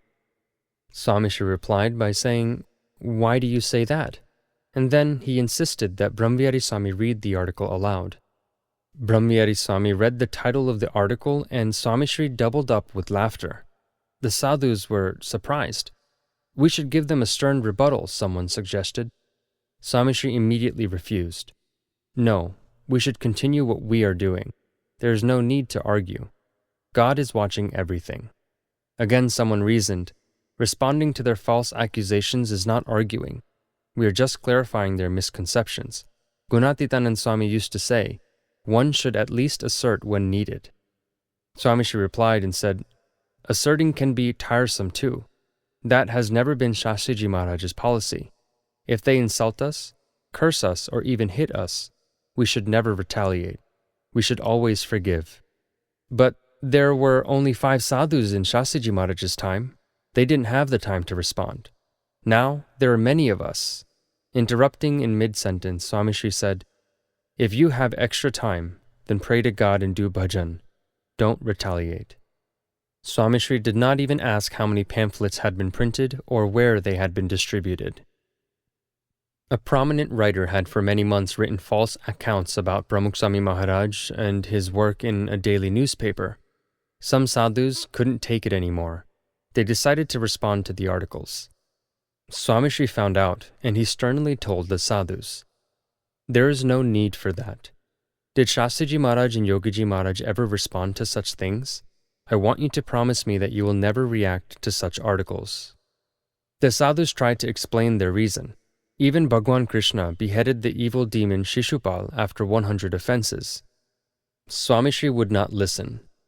Sri Krishna was God. He could act as he wished. We are God's servants. In fact, when Swami Shri met the writer on a stage at a public event, he invited him to sit next to him on the sofa. The audience was astonished by Swami Shri's forgiving nature. On the 18th of June, 1988, Swami Shri was in Toronto, Canada, at Chandrakant Bai's house in Markham. He was having his breakfast with the sadhus when one of them mentioned a letter that had arrived from the sadhus in Bhadra. In the letter, the sadhus wrote, we have been distributing sukri to the families ravaged by the drought. Many people are sarcastically saying that we are probably distributing only a small portion of what we have received. Swami Shri immediately replied, people will always talk. We must perform our duty with God in mind. If you listen to such things, you will not be able to do any work. Many of those people are speaking out of ignorance. God and His holy sadhu do not look at others' faults. If God looked at our faults, we would never be liberated. Sriji Maharaj always looked at the good in all. We should do the same. Swami Shri's greatest strength lies in his ability to forgive others without ever reminding them of their mistakes. He remembers the smallest service offered and forgets the biggest mistakes, as if they had never occurred. This has inspired many of his disciples as well. Swami Shri was in Gadara on the 11th of March in 1995, when a devotee of the Kshatriya community was speaking to him about avenging the murder of his nephew.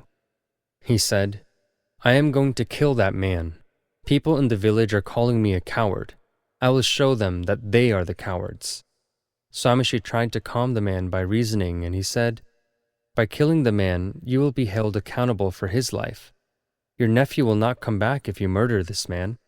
Why would you want to increase the bad blood? It's not like you're going to gain anything by killing him. Stay calm, and everything will settle down. People will try to instigate you, but you have a family to provide for. None of the instigators will come and support them. Therefore, think of your nephew's death as an opportunity for peace and as God's wish. Do not add to the bad feelings. Quietly pray to God. Swami Shri's sage advice relieved the tension. In Roishala, a village near Botad, a small dispute turned violent, and in the heat of the moment, a youth murdered Amarsi Bai. Amarsi Bai was a satsangi and a respected resident of the village. The village was thrown into turmoil, and it looked as if a large amount of blood would be shed. Swami Shri called Amarsi Bai's son, Jasmat, and he said, stay calm. Do not increase the animosity. Your father is in Akshardham, and I am here for you. Do not worry. Withdraw the case from the court. Forgive that ignorant youth and tell your mother to forgive him too. Following Swami Shri's wish, Jasmat's mother forgave her husband's murderer in front of a court full of people in Bhavnagar. Swami Shri spent 2 days in Roishala speaking to both sides and spreading the message of love and forgiveness. Swami Shri thus saved a town from burning in the flames of revenge, murder, and riots. A villager who had witnessed the miracle said, "If Pramukh Swami Maharaj had not stopped both sides, God knows how many corpses would have filled the streets." In Gondal on the 17th of October 1997, Swami Shri summoned two groups of Kshatriyas and Patels from Surat. The two clans had been fighting for 3 years, ever since a dispute had turned bloody. Swami Shri sat with them after lunch until 4 p.m. and worked out a compromise between both of them. Everyone was getting ready to leave when he asked them to sit down one more time. Then he said, "There is one more thing that I want to talk about. To forgive is priceless. You have come to the Akshardheri and this issue has been smoothly resolved. Forget that you ever had any animosity or prejudice against each other. Revenge fuels further revenge. Act so that way you all can work together and become happy. Now is not the time to show your valor. One has already died, and others may follow unless you forgive and forget." Swami Shri asked for some sweets and fed both of the clans lovingly, teaching them to love and lead by example. Swami Shri's merciful persona even helped to resolve a case that many, including the government of Gujarat, the British authorities, and the king of Bhavnagar, Krishna Kumar Siji, had given up on. Kukar and Odarka. There were 2 villages in the Saurashtra region. A dispute over land turned into a gory and seemingly endless conflict involving a total of 45 surrounding villages. With each succeeding generation, the violence seemed to grow. The conflict threatened complete annihilation. In the 80s, Swami Shri sowed the seeds of peace after transforming the life of one of the most brutal members of the mob, Ramsang Bapu. On the 12th of April, 1990, Swami Shri created history. He gathered the Kshatriyas from both villages under one roof for the first time in over 150 years. He gave them water from each other's village to break the 1.5-century-old animosity.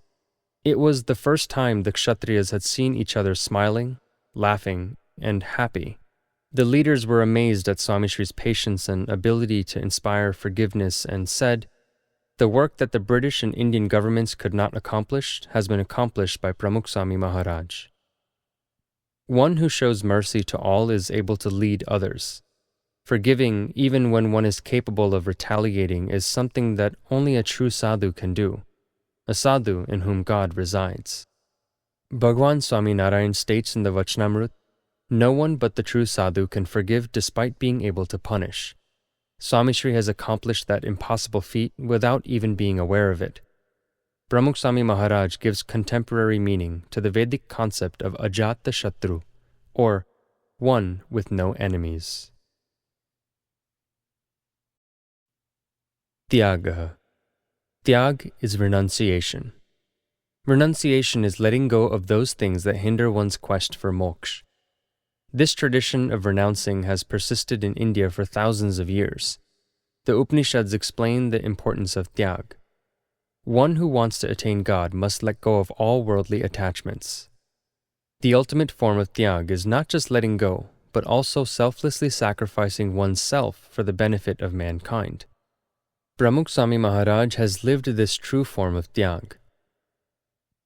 He left his home, his relatives, his ambitions, and those dear to him to selflessly give his all for humanity. The tale of his tyag begins when he was in his teens and is exemplified by the ease with which he had renounced on receiving the call from his guru, Brahma Swarup Shastriji Maharaj. Life is like a box of chocolates. You never know what you're going to get. Mark Twain's thought-evoking words leaves us thinking, who likes surprises, since everyone wants their life planned? Often, so much time and energy is spent in planning that we forget that even our meticulous plans are subject to change.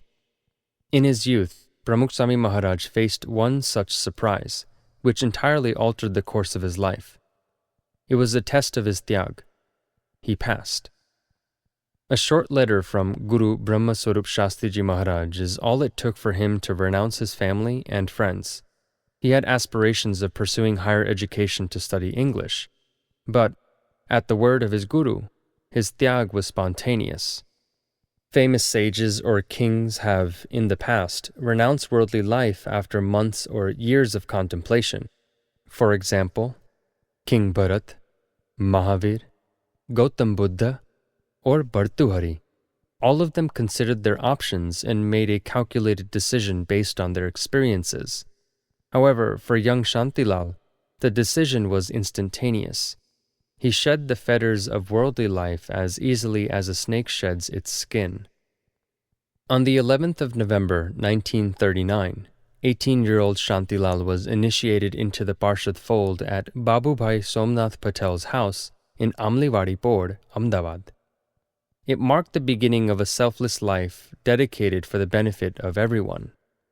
A few weeks later, on the 10th of January 1940, Shastriji Maharaj initiated him into the Sadhu order, naming him Sadhu Narayan Swarup Das.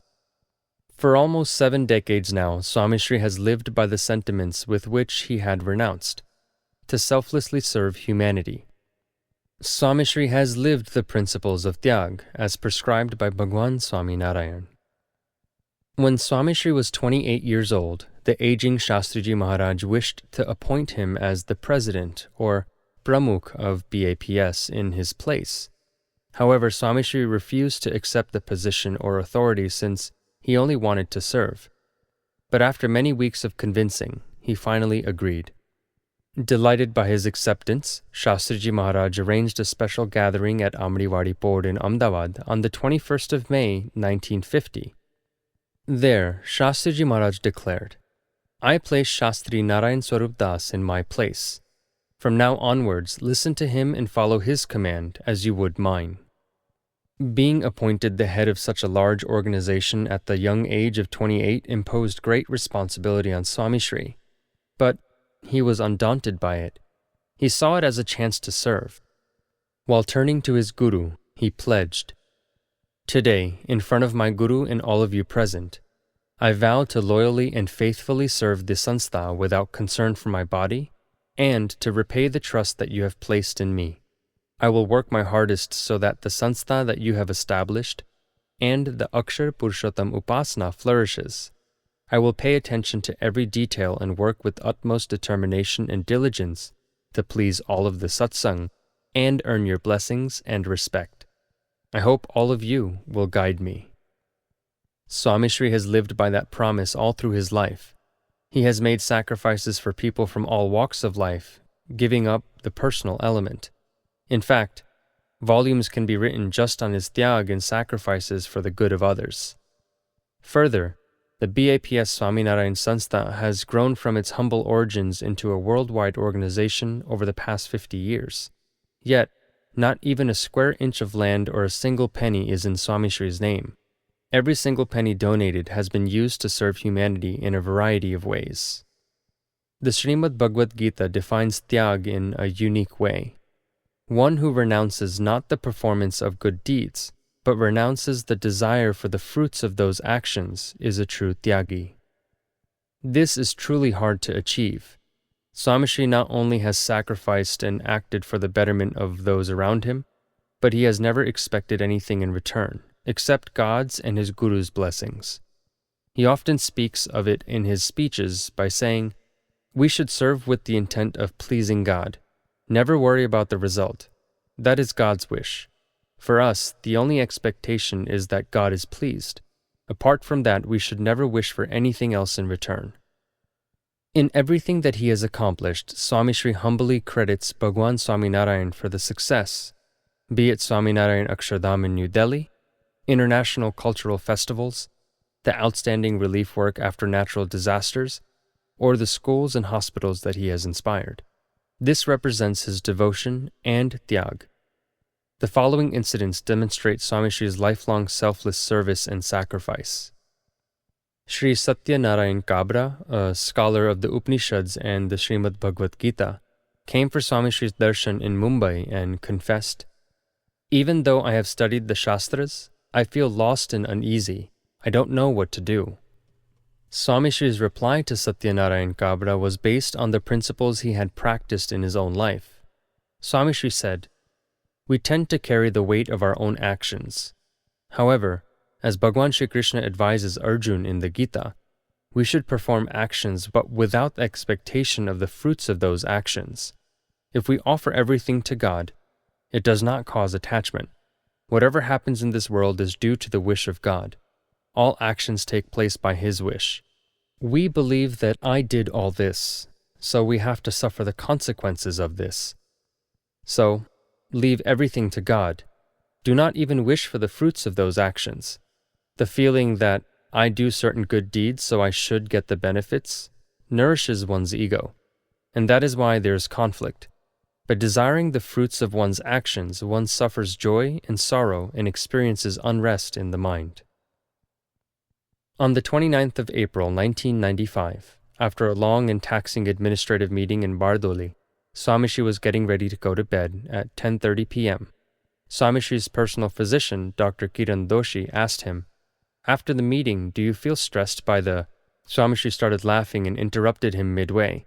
Folding his hands over his head, he said, "Jai Swami Narayan, not at all. Why take the burden for it all? I always go to sleep believing that God is the all-doer. Whatever has happened and what will happen is due to the wish of God."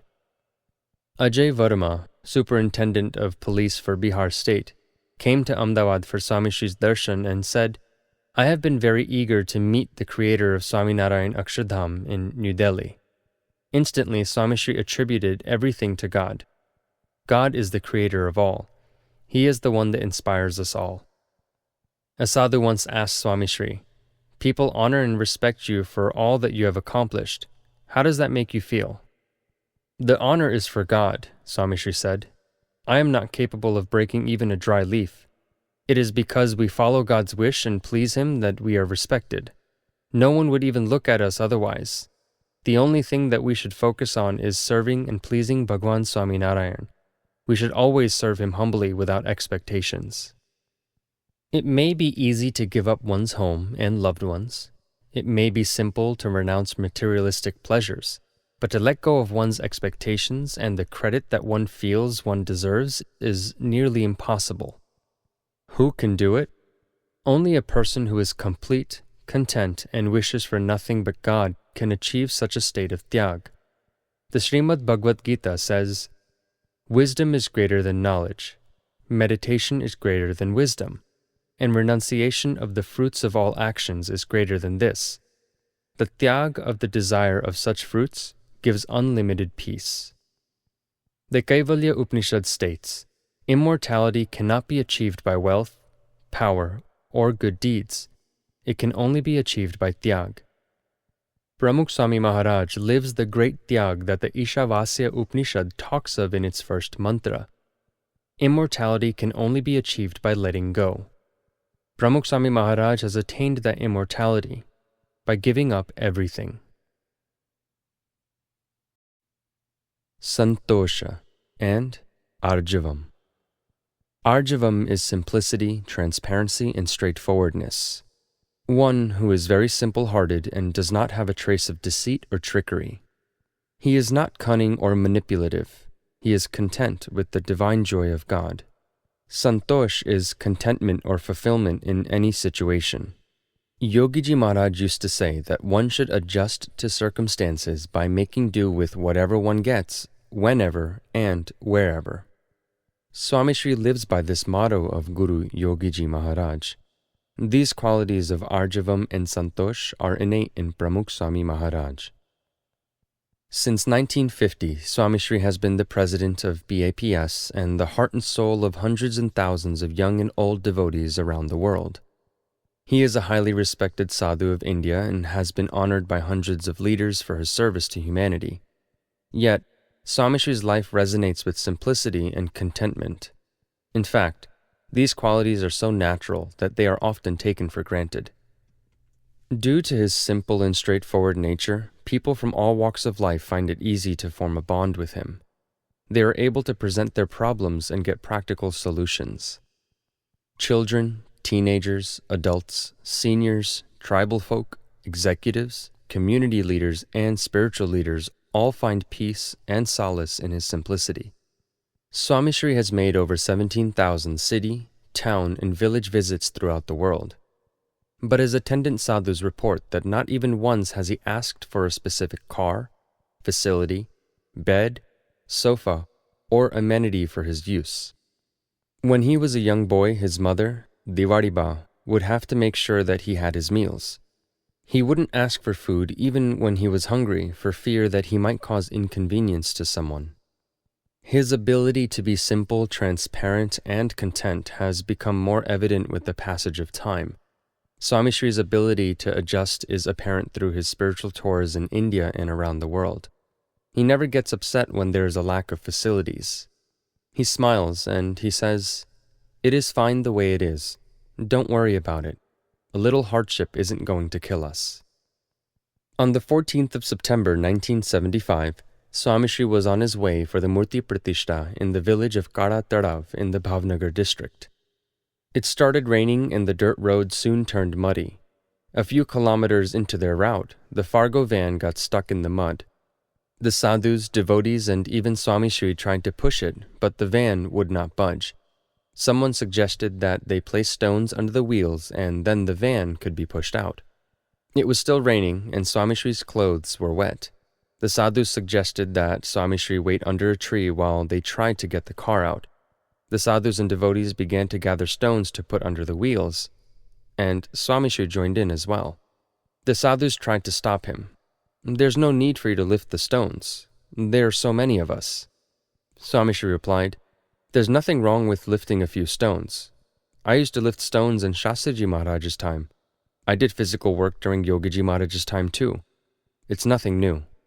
With this, Swami Shri continued gathering stones. Then they tried again to push the van free, but it wouldn't move. Someone suggested getting another car from a nearby village, but Swami Shri said, "There's no need to do that. Let's start walking and we'll get to the next village in no time." They walked until they reached Dudadhar, where devotees helped get 3 bullock carts. They got into the carts and made it to Kara Tarav in the pouring rain. Swami Shri was unfazed by the situation, singing the Swaminarayan Dhun all the way. It is difficult to get even the bare necessities of life in some tribal villages of the Panchmahal district in parts of southern Gujarat. But Swami Shri is undaunted by the lack of comfort and has made many visits to such areas to inspire the devotees there.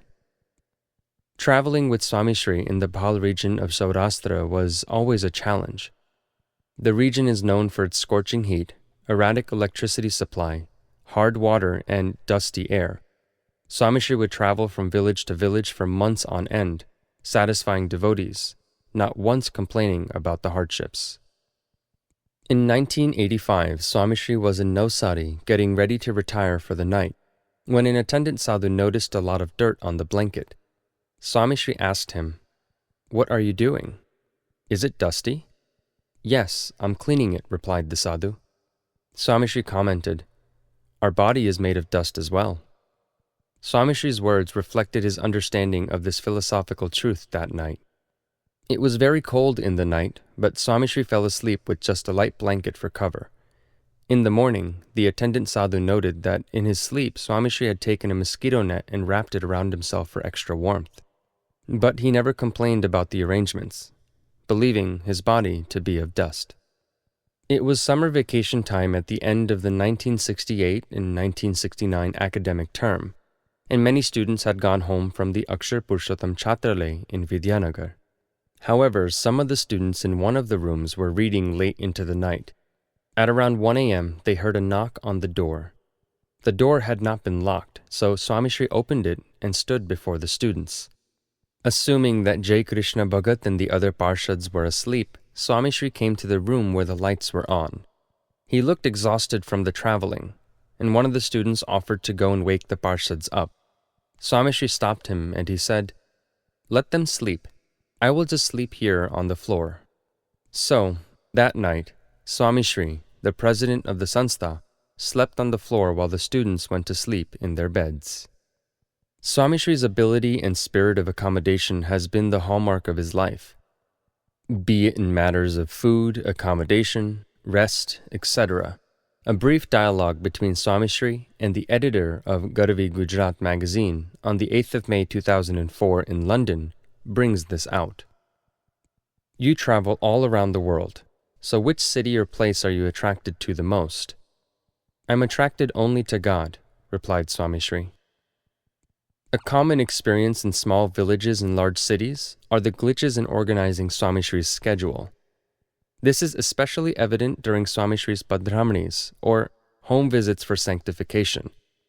At times, Swami Shri would end up doing 50 Padramnis instead of 5 originally planned, thus upsetting the schedule. However, Swami Shri would adjust himself to the unanticipated programs. The devotees of that place would have to deal with it for only one day, but for Swami Shri, it was a regular occurrence. The following incidents may frustrate you as you read them, even today. Swami Shri was traveling in the Sabarkantha region on the 14th of January 1983, which happened to be the same day as the festival of Uttarayan. Swami Shri arrived in the Nadri village at around 1 p.m. In the scorching heat, devotees had organized a procession with horses, dancing children, and chaos. It was 3 o'clock by the time the procession ended. Swami Shri sat down to have lunch and tried to rest for a half an hour. Then it was time to address the devotees in the assembly. At this point, it was around 6 p.m. when Becher Bai asked Swami Shri if he would undertake 4 or 5 Padramnis. Swami Shri readily agreed. From the 4 or 5 Padramnis that were scheduled, Swami Shri ended up doing an incredible 102 Padramnis. It was 10:30 p.m. by the time Swami Shri sat down for dinner. This was a common occurrence. Swami Shri had just finished a few Padramnis in Piplag and arrived in Dabhan. Just as he was getting ready for a meal, a few devotees from Piplag arrived and requested Swami Shri to come back. There are a few more Padramnis that we have to finish. Can you come back to Piplag? Swami Shri stood up and, without saying a single word, went back to Piplag. He sanctified houses until midnight. He did not return to the barn until 1 a.m. Sometimes devotees would stand right outside their village waiting for Swami Shri to pass by, their intent being to take Swami Shri to grace their village on his way to the next one. Their coercion and unorganized ways would test anyone's patience, yet Swami Shri would remain calm and visit every devotee's house. Swami Shri had left Badalpur right after breakfast in the morning and was in a rush to get to Anand. However, by the time he got to Anand, it was midnight.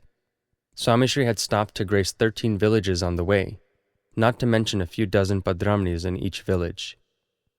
Devotees would often request the presence of Swami Shri at various events in their lives, marriages, inaugurations, funerals, etc., and at times Swami Shri would have to zigzag across the state and country to please the devotees. He would try really hard not to refuse a single devotee. Swami Shri would give them what they wanted, when they wanted, and how they wanted, always with a smile on his face. Vivek Sagar Swami and other sadhus who have traveled with Swami Shri for decades recall a few incidents. Going from rooftop to rooftop in a neighborhood of tenements in the Maikantha region, Swami Shri once walked from morning till night doing Padramnis. Such exertion would drain the energy of even a fit youth in no time, but Swami Shri carried on, day after day. Mahant Swami recalls a similar incident.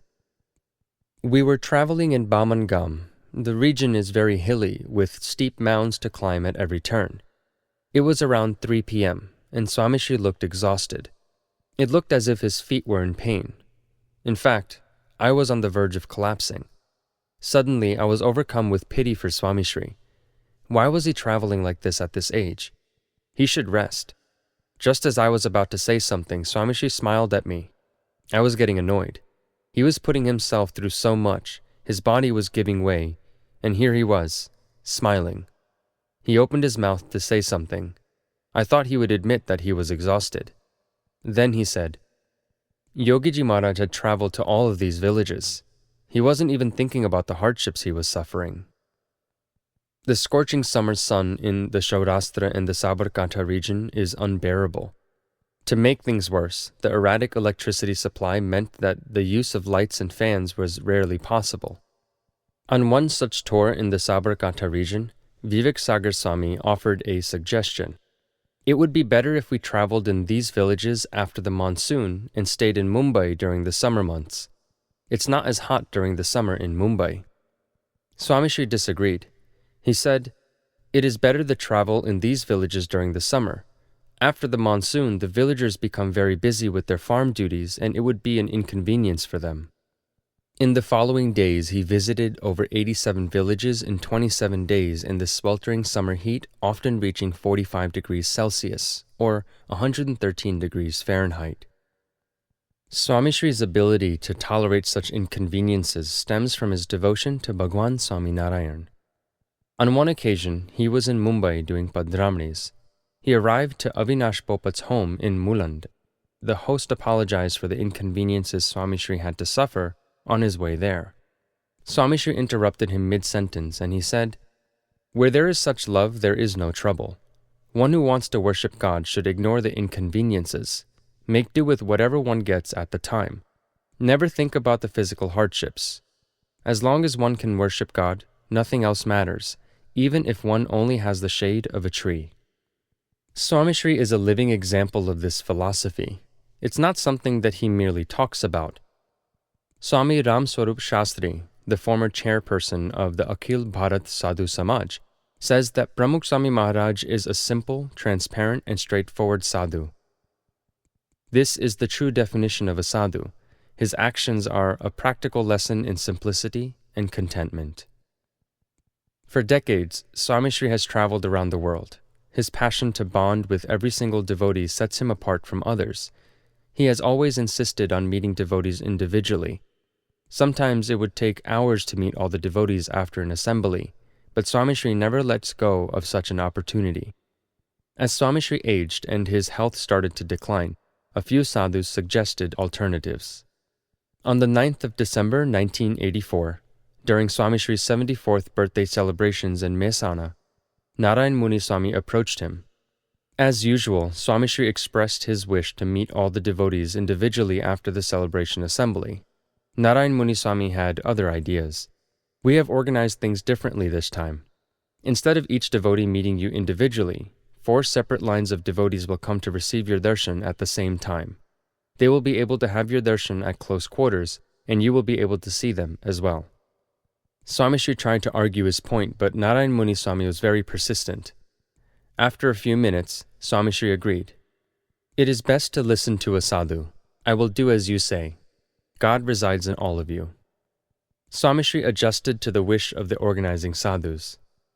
Yogiji Maharaj used to say, "Kat vadi jau," meaning one should instantly adjust to the current situation. Swami Shri is able to do that even at the age of 89. Despite being the president and spiritual guru of BAPS, Swami Shri never forgets his primary role in the sanstha as a karyakar or volunteer. His outstanding fame, power, or influence has never diminished his ability to serve. In May 1962, the Murti Pratishta of the BAPS Sri Swaminarayan Mandir in Shaibag, Ahmedabad, had just been celebrated.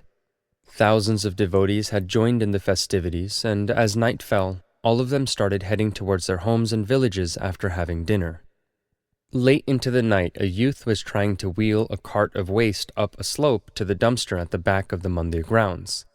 He had been trying for a while, but the cart was just too heavy for him to push up the slope by himself. He tried looking for help, but not a single person was around. Swami Shri had just stepped out of a meeting discussing the festival, and Swami Shri noticed a youth struggling to get the cart up the slope. He ran to help the youth. He helped push the cart up the slope to the dumpster. He helped empty the waste into the dumpster, and he stayed with the youth until he pulled the cart back to the starting point.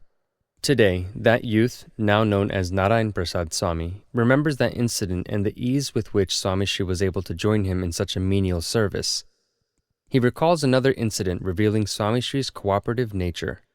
In Calcutta, in 1968, a few of Narayan Prasad Swami's works of spiritual art were to be displayed in an exhibition. The famous Bengali literary giant, Tarshankar Bandyopadhyay, was also attending. According to the niyams laid down by Bhagwan Swami Narayan, sadhus have to travel in pairs. Narayan Prasad Swami was looking for another sadhu to join him to go to the exhibition. He asked a few sadhus present, but all of them were busy with other duties. Swami Shri walked by and noticed the gloom on Narayan Prasad Swami's face. He immediately volunteered to accompany him. Narayan Prasad Swami was perplexed. How could he take the Sanstha's president to go as his pair? Swami Shri put aside all of his work and joined Narayan Prasad Swami at the exhibition, leaving him touched by his simplicity and ability to adjust. In 1972, Swami Shri visited Calcutta Mandir for the Murti Pratishta of the BAPS Swami Narayan Mandir. He was passing by the kitchen the day before the inauguration, and he saw Devcharan Swami making puris, but no one was there to help him fry them. Immediately, Swami Shri turned over an empty oil can, sat on it, and started frying them. It was just the day before he was to consecrate the mandir, but Swami Shri's simplicity made it possible for him to serve in any situation. Once, Yogiji Maharaj and Swami Shri were going to Rajkot from Limbadi. A few other sadhus were following them in another car. The sadhus decided to stop for darshan in Muri. Unfortunately, the driver of the car lost his way and they didn't get to Rajkot until about 12:30 p.m. The sadhus were worried that they were late in preparing lunch for Yogiji Maharaj. However, to their surprise, Yogiji Maharaj was eating when they arrived and Pramukh Swami Maharaj was serving him. Yogiji Maharaj smiled and he said, "Pramukh Swami cooked while I did katha. Taste it. It's amazing. It's so tasty you'll lick your fingers clean." Swami Shri performed the duties of the attendant sadhus without the slightest hesitation. Another aspect of his simplicity is his ability to do things without even a hint that he is the guru. His discourses are a prime example of this. Swami Shri has never insisted on certain numbers of the crowd as a condition to speak, and the duration he is given does not matter. He speaks as he is requested. Sometimes he speaks for 5 minutes, and sometimes for 50 minutes. On some days he speaks 5 to 7 times during the day, but his speech is as simple as his life. Swami Shri was in Tradia in the Saurashtra region. Amid the blistering heat of the sun and the dusty hot winds, he was taken out in a procession through the village. The procession terminated in the middle of the village and Swami Shri was asked to bless the villagers. Unknown to Swami Shri, the main assembly had been arranged in the evening. So Jamba Bapu, a devotee traveling with Swami Shri, thought it was unnecessary for him to speak now. He interrupted Swami Shri's speech and hailed the Jainad, which announced the end of this impromptu assembly. Swami Shri smiled, and without the slightest trace of embarrassment, stopped talking and went to a devotee's house for lunch. When asked about Jamba Bapu's rude behavior, Swami Shri said, "It's a good thing he ended the speech. I didn't know there was another assembly in the evening." In spite of being the guru, Swami Shri was able to adjust to and tolerate such embarrassing situations. In 1994, Swami Shri had just finished a satsang assembly in Nairobi, Kenya. It was around 11 p.m. by the time he got back to Chandubai Patel's house to sleep. Before Swami Shri arrived, a group of devotees had come for Swami Shri's darshan and blessings. Harshad Bhai Rana, a senior devotee, stood up and announced that Swami Shri would say 2 words. Swami Shri followed his cue and literally said 2 words, Brahma Satyam Jagan Mithya, which means Brahma is the only eternal truth and this world is perishable. Another example of his simplicity is his simple language. His language is filled with experience and not superficial poetry, flowery language, or an impressive vocabulary. Whether he is speaking at the opening of Swaminarayan Akshardham in New Delhi, in the presence of national leaders, or addressing spiritual leaders during a Millennium World Peace Summit at the United Nations, Swami Shri maintains a simple approach, never trying to stir the audience with a glitzy delivery. Internationally renowned photographer Raghu Rai had come to photograph Swami Shri on his 70th birthday celebrations in Sarangpur. Thousands of people had gathered in the assembly to pay obeisance at Swami Shri's feet. Many community leaders and sadhus spoke about Swami Shri's greatness and dynamic personality. But Swami Shri did not even look up once. It was as if he was alone on stage, untouched by all the praise or attention. He continued to read and reply to letters from his beloved devotees. Raghu Rai was amazed. He said, Swami Shri was reading and writing right up to the point where the microphone was put in front of him and the switch was turned on. He started speaking at a moment's notice. No worries about what to say. He seemed to not even be thinking about it. Having experienced this simplicity, literary legend Harindra Dave writes, I have met Pramukh Swami Maharaj several times. I have experienced profound peace in his simplicity. He has the right blend of a mother's love and a sadhu's care for humanity. Swami Shri's unassuming ways allows him to laugh at his own slip-ups in public. On the 24th of November 2004, the Darshan Parishad, or a conference of philosophers from different parts of India, was held in Ahmedabad. Several distinguished scholars were the stage guests of the evening assembly with Swami Shri. Dr. Ram Singh and Dr. Dubai addressed the assembly of several thousand devotees in Hindi. Thereafter, Swami Shri started his discourse in Gujarati and then switched over to Hindi. Since he very rarely speaks Hindi, Swami Shri started to mix both languages. The result was a humorous mix of Hindi and Gujarati. This caused the devotees in the assembly to start laughing. In fact, each sentence would set off a series of chuckles from the audience. Swami Shri joined in on the laughter and he explained, "This is how I speak Hindi. It is not that good, so don't laugh. Since the pundits spoke in Hindi, I decided to try it as well. In all honesty, Hindi is not my forte." This brought about a renewed laughter from the devotees, sadhus, scholars, and Swami Shri himself. Once in Ahmedabad, while delivering his blessings, Swami Shri cited an inaccurate reference 7 to 8 times. That evening, as Swami Shri was sitting down for dinner, the sadhus were having a good laugh as they remembered Swami Shri's blessings. Swami Shri innocently asked, "What are you talking about?" The sadhus replied, "We are remembering." "Tell me, what were you remembering?" Akshar Swami told Swami Shri about the factual mistake he had made in his blessings. Swami Shri started laughing. "Yes, I do get things mixed up.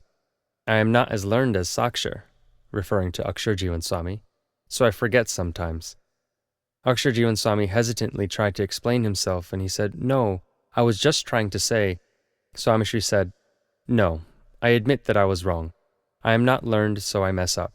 Scholars may worry about their image or reputation if they make a mistake, but for me, it does not matter. As long as we speak to please God, it is okay." Swami Shri readily admits his mistakes in front of his disciples. His simplicity has a profound impact on many. The following stories of transformation echo the effect his quality of Arjavam has on people of all backgrounds. Vinod Raiwala is from a small town named Badra in the district of Bhavnagar. He had Swami Shri's darshan for the first time while Swami Shri was traveling on the road. Afterward, he wrote a letter saying, "I have been a Christian for 5 years. On the 1st of March 1995, I had your divine darshan on Badra Road. On the 3rd of March, I decided to come to Badra and listen to your blessings. Your speech is so simple, yet divine. I received your blessings and a spark of truth lit within me. I smoke, I drink alcohol, and chew tobacco. I want to give up my addictions. Please help me." A famous industrialist from southern Gujarat, Mr. C.K. Pitwara, was at a friend's house in London. There, he saw a video of Swami Shri Suvarnatula in 1985 at Alexandra Palace. Despite the great honor that had been bestowed upon him, Swami Shri's speech did not reflect even the slightest trace of pride or ego. Swami Shri's simple yet moving language touched him. Mr. Pitwala was so impressed by Swami Shri's simplicity that he became a satsangi. Simplicity and a spirit of accommodation have become a part of Swami Shri's life.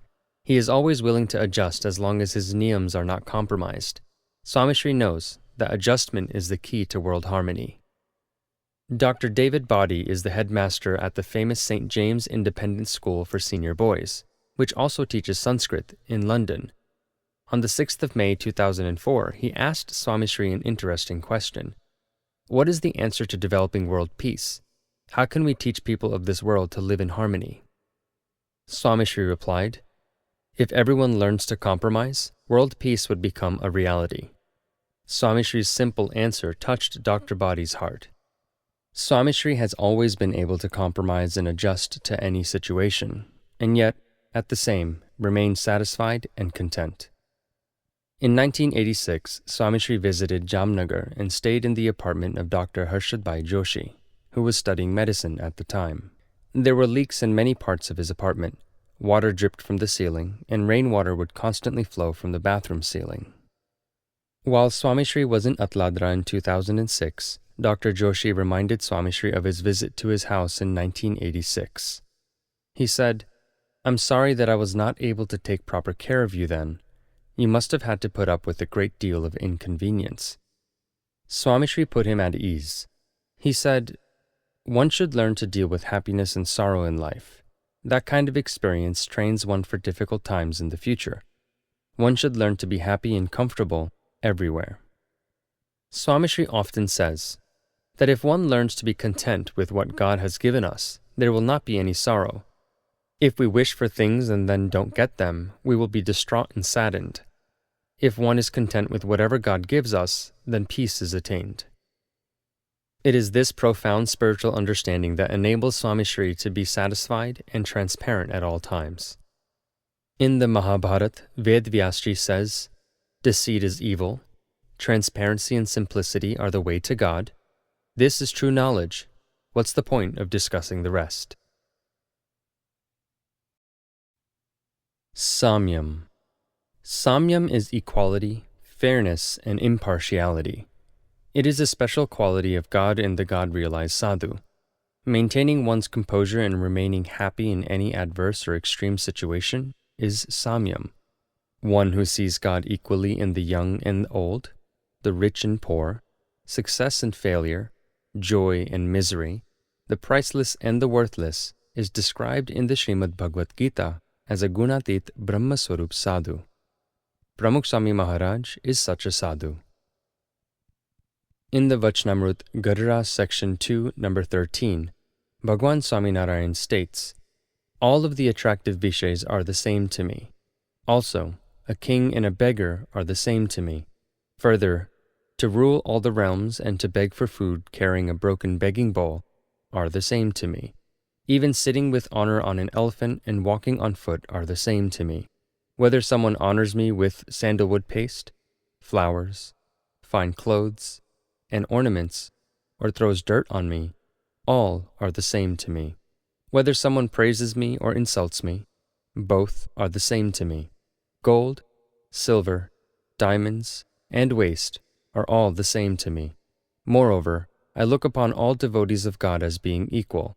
That is, I do not differentiate one as being superior and another as being inferior." This is the highest form of equality. A true Gunatit sadhu also has that level of equality. The Srimad Bhagavad Gita says, "One that sees equality in happiness and sorrow, in stone and in gold, in beauty and repulsiveness, in insult and praise, is a true Gunatit sadhu." In Miami in October of 2000, President Bill Clinton met with Swami Shri for the first time. He was so touched by that meeting that during a visit to India the following year, he altered his schedule to meet Pramukh Swami Maharaj again in Gandhinagar on the 5th of April, 2001. He was accompanied by 50 community leaders and prominent Indo-Americans.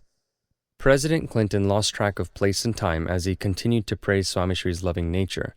The president took Swami Shri's leave and had barely reached his car when Swami Shri started searching for a group of villagers who had come from Kutch. The sadhus and devotees were preoccupied in discussing what President Clinton had said about their guru, but the guru was intent on meeting the villagers who had lost everything in a recent earthquake. Swami Shri treated Siddiq Bhai, Satish Bhai, and Jadavji Bhai with the same deference and warmth that he had shown to President Clinton. Holding their hands, Swami Shri said, "I hope you are doing well. It is a good thing that you have come here. You have faith in God, and therefore He will help you get through this difficult time." Swami Shri asked them how they were going back. He told the sadhus to make arrangements for their return journey. "Make sure you book a sleeper coach. They will be tired traveling to Kutch in an unreserved compartment." In the span of a few seconds, Swami Shri was able to meet one of the world's greatest leaders and also some of the poorest villagers, all with the same enthusiasm. He sees God equally in all. Tens of thousands of devotees had gathered for Swami Shri's birthday celebrations in Mehsana. After the assembly, Swami Shri arrived at Mahendrabhai Sukhadia's house. A poor villager was eagerly waiting to see Swami Shri just as he arrived. Swami Shri greeted that devotee from Mahiyel and began talking to him as soon as he entered Mahendrabhai's house. Dr. Swami was observing this remarkable event from a distance. He thought, Swami Shri's birthday festivities had concluded a few minutes before. How could someone who had been praised and honored by thousands forget all of that and talk to a poor villager with the same enthusiasm? Swami Narayan Akshardham in New Delhi was inaugurated on the 6th of November 2005. Thereafter, scores of community leaders and spiritual gurus came to congratulate Swami Shri and offer their appreciations. On the 19th of November 2005, the President's private advisor and renowned scientist, Dr. Y.S. Rajan, came for Swami Shri's darshan. After meeting Dr. Rajan, Swami Shri greeted a villager who introduced himself as Hemraj. He said, "Swamiji, I am from the same village and family as Sagram Vagri in Bhagwan Swami Narayan's time." Swami Shri was overjoyed and asked him to bring his relatives to Akshardham. Finally, he asked, "Do you drink, smoke, or have any other addictions?" Swami Shri talked to him lovingly about his life and blessed him.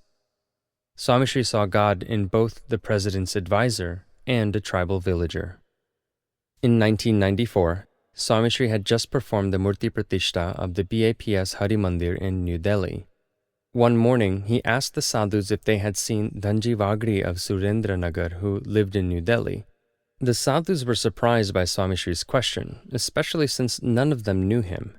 They told Swami Shri that he had probably left after having darshan from a distance. However, Swami Shri knew that Dhanji would meet him if he had come. So, Swami Shri called Surendranagar, got his address in New Delhi, and sent Kishore C. Rana to call him. On the one hand, Swami Shri was meeting some of Delhi's elite, and at the same time he recalled his tribal devotee. In 1997, Hira Bharwad, an elderly devotee who had served for many years in the livestock farm in Sarangpur, passed away. Swami Shri called Tapodan Bhagat, who took care of the livestock, and told him, "Hiro Bharwad was one of our own. Make sure the 12th and 13th day memorial rituals are observed. Also, go with his son when he immerses the ashes in the sacred rivers." Swami Shri made it a point to arrange the 13th day memorial rites and food for his family and relatives. Raghu Bharwar spoke on behalf of Hira's relatives. "Swami Shri, you have truly served Hira. Everyone in our family is amazed by the attention and detail you have paid to Hira's funeral rites." To this, Swami Shri replied, "Hira was one of us." Another example of Swami Shri's equality and impartiality is his ability to think of and care for everyone, even those often forgotten by others. While most people are always busy organizing and planning for executives, community leaders, industrialists, and politicians, Swami Shri is often thinking a step ahead of them. On the 6th of February 1997, Swami Shri was in Atladra with an organizing group of sadhus and senior volunteers planning for a forthcoming celebration. The organizers explained their plan that would ensure the distribution of 70,000 prasad packets in just 15 minutes to the people that would be attending. Swami Shri listened to their plans patiently. Then he said, "People who are sitting in the assembly will get their prasad packets, but what about those that are waiting outside? The tractor, bus, car, and other vehicle drivers will be waiting in their car park to take everyone back home. They should also get prasad. Make sure everyone gets a packet. No one should be left out." This is a usual occurrence. Whenever politicians or community leaders come to meet Swami Shri, everyone is looking after the main guest, while Swami Shri also remembers the guest's driver and personal attendant or secretary. He will find a way to take care of them, whether it is by making arrangements for their lunch or dinner, talking to them, or blessing them. Swami Shri always cares for those that escape others' attention. This is illustrated by the following incidents. Swami Shri has spoken at several gatherings of tribals and Harijans. "God belongs to all," he said. "He does not just belong to the wealthy, educated, or powerful. God belongs to those that worship him." Once in Sarangpur, Swami Shri was walking past a group of youths standing a few feet away. Swami Shri called to them and said, "Come here. Why are you standing so far away?" They replied, "Swamiji, we are Harijans." On hearing this, Swami Shri said, "We are also Hari na Jan, that is, God's children. So come here. Do not hesitate." The youths ran towards Swami Shri and fell at his feet. They had never been addressed with so much love. They could see the respect and compassion on Swami Shri's face as he spoke to them. He said, "Friends, all of us have to become Harina Jan someday. Do you have any addictions? Make sure you live a pure life and get a sound education. You have my blessings." This impartial love and comfort from Swami Shri brought a satisfying smile to the youth's faces. It built an aura of confidence and pride. Swami Shri was in Moti Bij, a tribal district. It was around 1 a.m. on a wintry night, and the biting cold was making everybody shiver. Yet, even to this day, his comforting words ring in their ears. "I see God in all of you." While in the Dharampur Dang district, Swami Shri said something similar to another group of tribal villagers. Swami Shri said, "Adivasi doesn't mean tribal or backward. It means one who is close to God. Adi means God, and Vasi means close to." Dalubhai Madari lived in a small village of Dedvasan in southern Gujarat. After becoming a satsangi, he gave up all of his former addictions. He became a vegetarian and gave up his violent ways. Now, he wished to invite Swami Shri to his humble hut.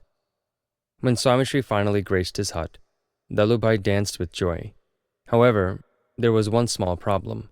He didn't have any space or arrangements to seat Swami Shri. His house and cowshed were virtually one. How could he offer a seat to Swami Shri? With help from some of the sadhus, he cleaned a small stony portion of the shed and made room for Swami Shri to sit. Swami Shri helped Dalubhai perform Thakurji's puja, and when Swami Shri found out that Dalubhai had given up all his former addictions, Swami Shri got up from the stone he was sitting on, embraced Dalubhai, and blessed him. After learning that all the other tribesmen present had also given up their addictions, Swami Shri hugged all of them. Then Swami Shri said, "They may be poor, but even their darshan brings peace.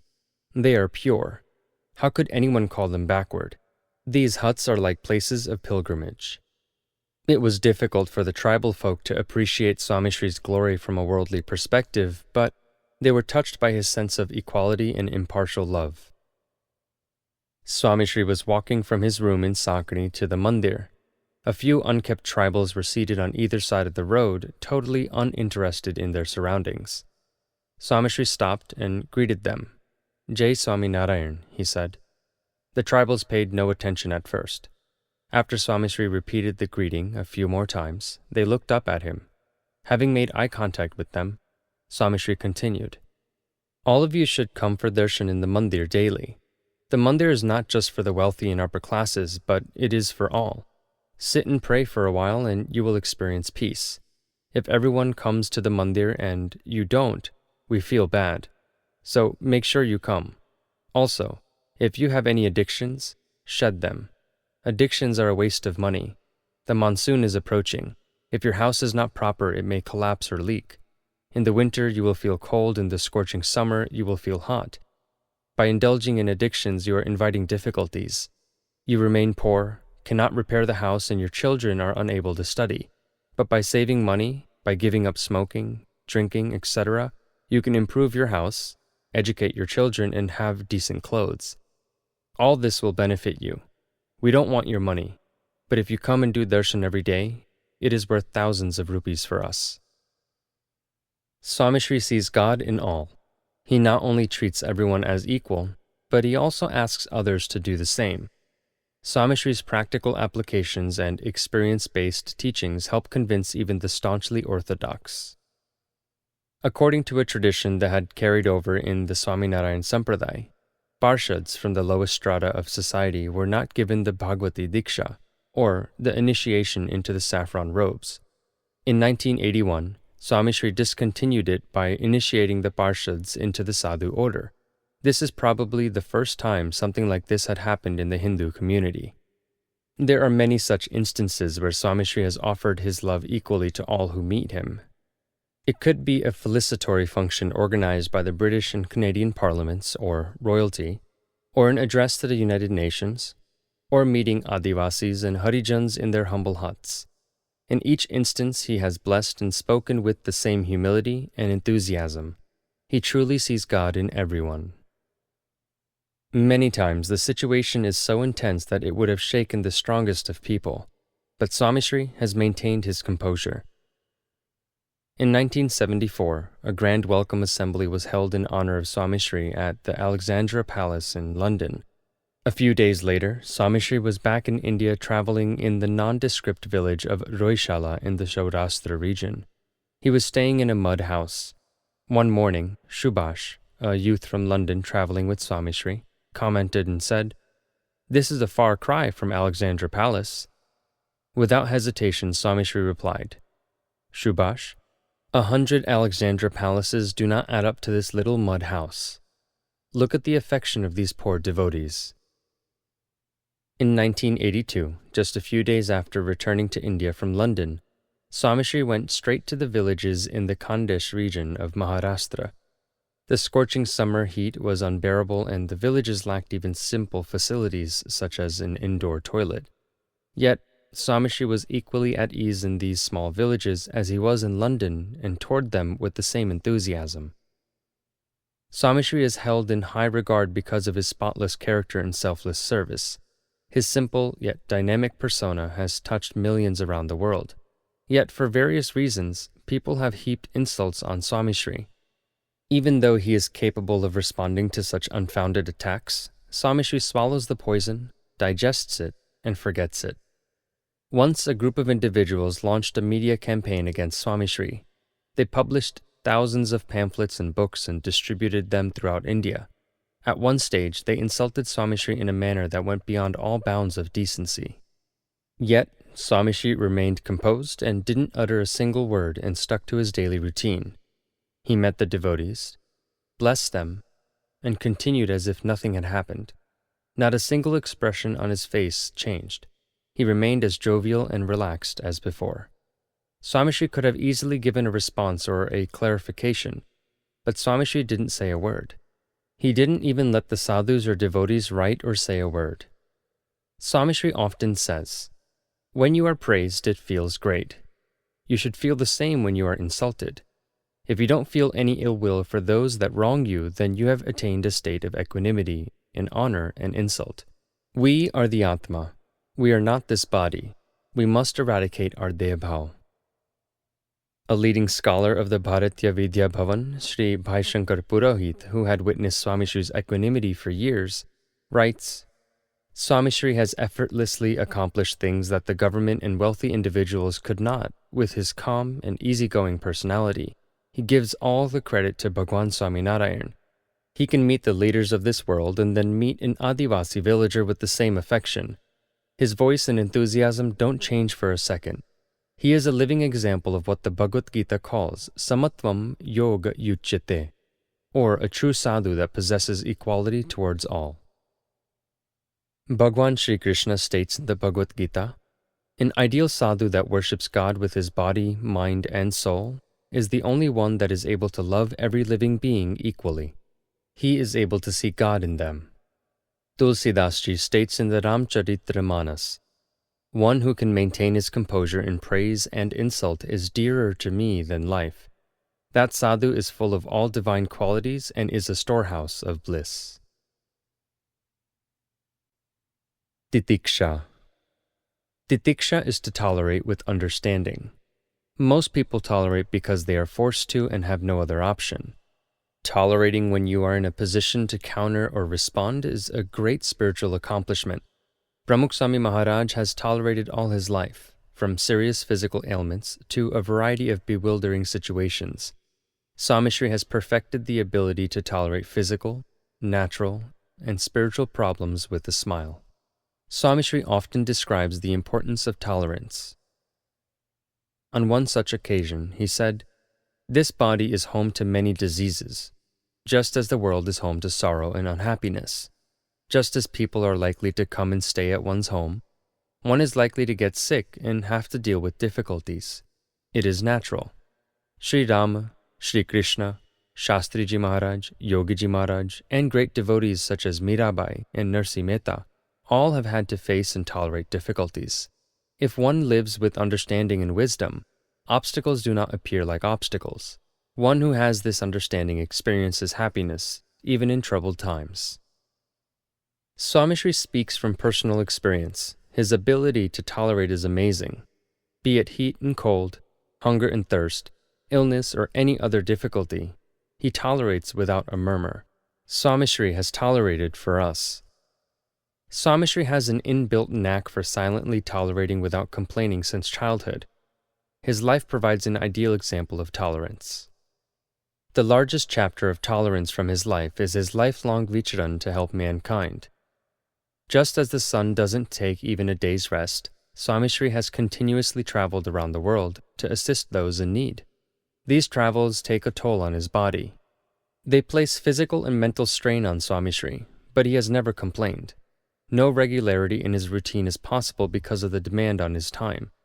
This plays havoc with his meal and rest times. One day he may get to have lunch at 1 p.m., while the next day may be 3 p.m. Schedules vary almost daily and, for the most part, are dictated by others. Swami Shri also braves the climate to personally be with the devotees. He has offered his warmth to villagers during the freezing winter months in the Sabarkanta region, and cooled the hearts of villagers during the scorching summer heat in the Saurashtra region. He would say, "Let the seasons do their duty. We have to do ours." Attendant sadhus remember that up to the age of 65, they had to force Swami Shri to wear a warm cap in the freezing cold winter. Often during the hot summers, electric fans were a scarce commodity in the interior villages of Gujarat and Maharashtra. And, at times, when devotees would arrange for air conditioning units, Swami Shri would refuse the comfort, reasoning, "Why make it a habit? It's better to tolerate the heat than become dependent on rare facilities." Many have witnessed Swami Shri's ability to put up with hardships. In June of 1979, Swami Shri was traveling in the Mawa district of Gujarat, visiting homes, rather the huts of Adivasi villagers in the remote villages like Karpa and Fulawadi. On his way to Dedvasan, the dirt roads were littered with scrap metal, pipes, glass, and jagged stones. It was near impossible for the driver to take the car any further. Just as they were thinking of what to do, the clouds rumbled and the rain started pouring. Before the sadhus could say anything, Swami Shri got out of the car and started walking towards Dedvasan. The sadhus protested, but Swami Shri continued. A little while later, Narayan Prasad Swami requested Swami Shri, "Let's go back. This is too much of a distance for you to walk." Swami Shri responded with conviction, "A little walking in the rain isn't going to hurt me. These devotees live here in such tough conditions, and all of you sadhus regularly travel here tolerating the heat, mosquitoes, ticks, and inconveniences of food, water, and sleep. So why shouldn't I do it?" Swami Shri silently continued to walk in the rain at an unmatchable pace. In 1967, Swami Shri left Gondal for Sarangpur via Gadra in an open jeep. Torrential rains turned the roads into veritable streams. The driver took the Valbipur road, and at around midnight, they arrived in Kambada. The driver was half asleep when Swami Shri noticed that the jeep was on the edge of an irrigation channel. Swami Shri told him to stop the vehicle. Swami Shri got out and noticed that the muddy slope ended just a few feet ahead. Swami Shri instructed the driver to turn the jeep around. To the driver's surprise, the vehicle wouldn't budge as its fuel tank was empty. Without a trace of anger, Swami Shri told the driver and a devotee to wait there while he and others would walk to Sarangpur, about 10 kilometers away, and send fuel for the vehicle. Taking his sandals in one hand and his potlu in the other, Swami Shri energetically plodded through the muddy roads to Sarangpur, arriving there at around 3 a.m. An ancient proverb goes, "The toughest hardships are ones created by accident." Swami Shri tolerates and overcomes even those. His ability to tolerate stands out especially when he is sick. Swami Shri was traveling in southern Gujarat when he arrived in the village of Kapur on the 28th of September, 1978. The previous few days had been rough. On the previous day, Swami Shri had traveled through numerous villages while observing a waterless fast, and had not had a chance to fully recover from this exertion.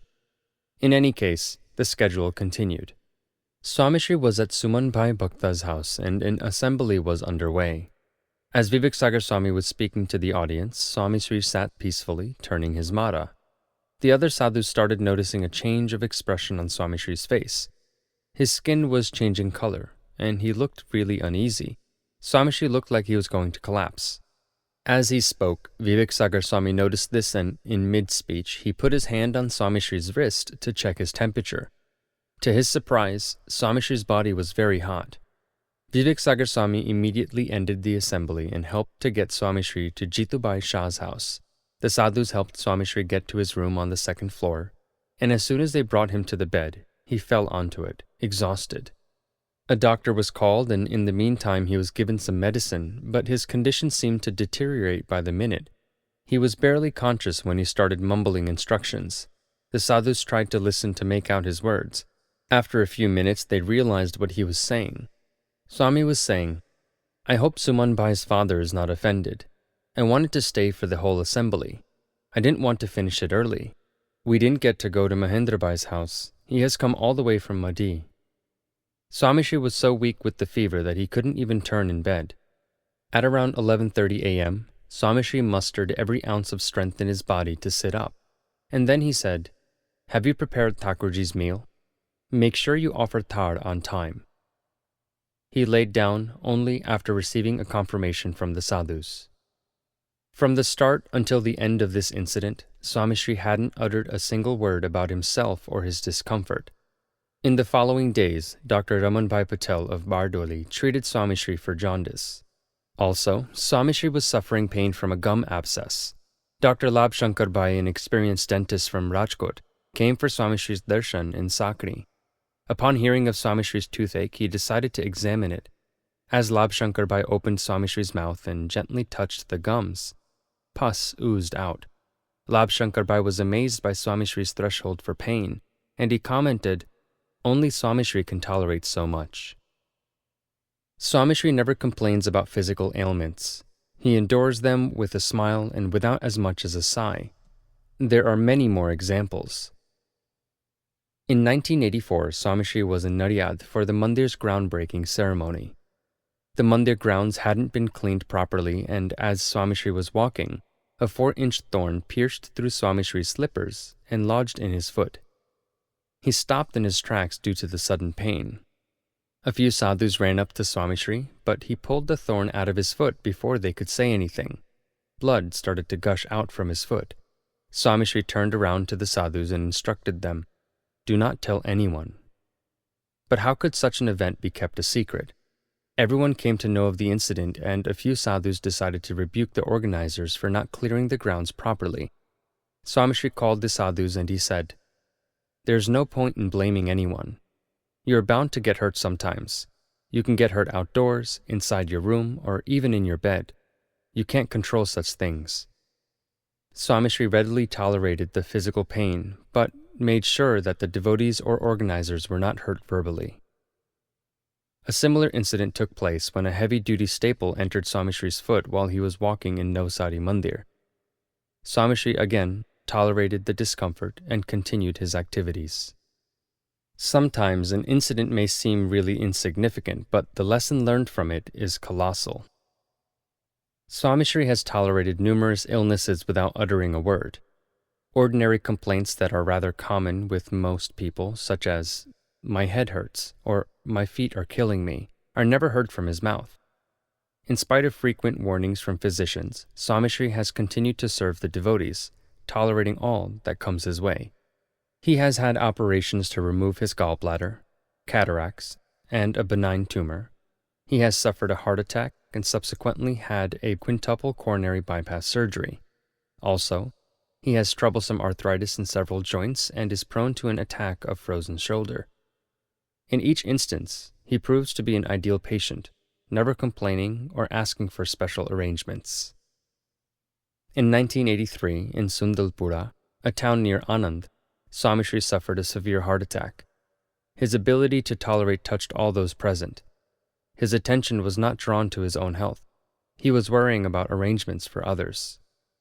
In 1996, during Swamishri's satsang tour to the United States, physicians advised him to undergo coronary angiography. The procedure was done in Houston, Texas by renowned cardiologist Dr. Virendra Mathur. Touched by Swamishri's tolerance, Dr. Mathur said, "He is an amazing patient. Swamishri didn't complain or let out a single moan throughout the procedure. He is very tolerant. This is the first time I have had a patient like this. On the 7th of July, 1998, Dr. Moses and Dr. Swartz performed an angiography on Swami Shri at the Lenox Hill Hospital in New York City. They walked out of the cath lab with a grim face and explained the complexity of the situation. Swami Shri was still on the angiography table when one of Dr. Swartz's assistants was trying to communicate with Krishnavallabh Swami in English.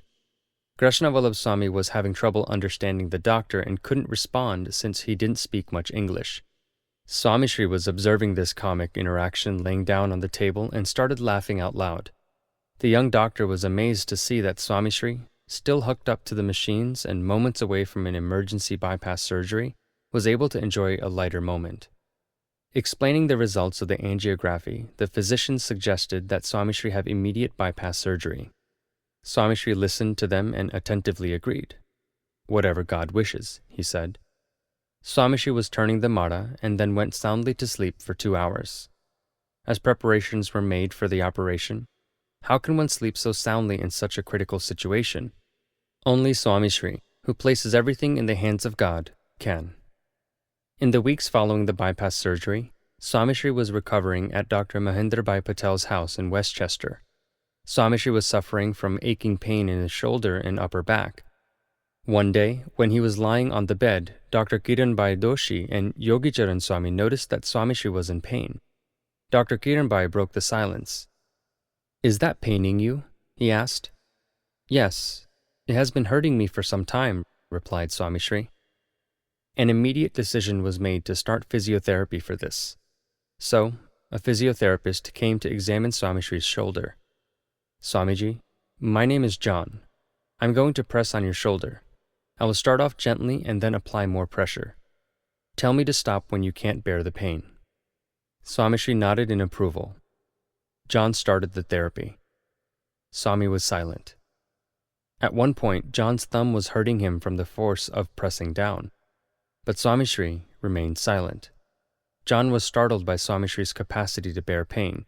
He didn't remember ever having a patient like him before.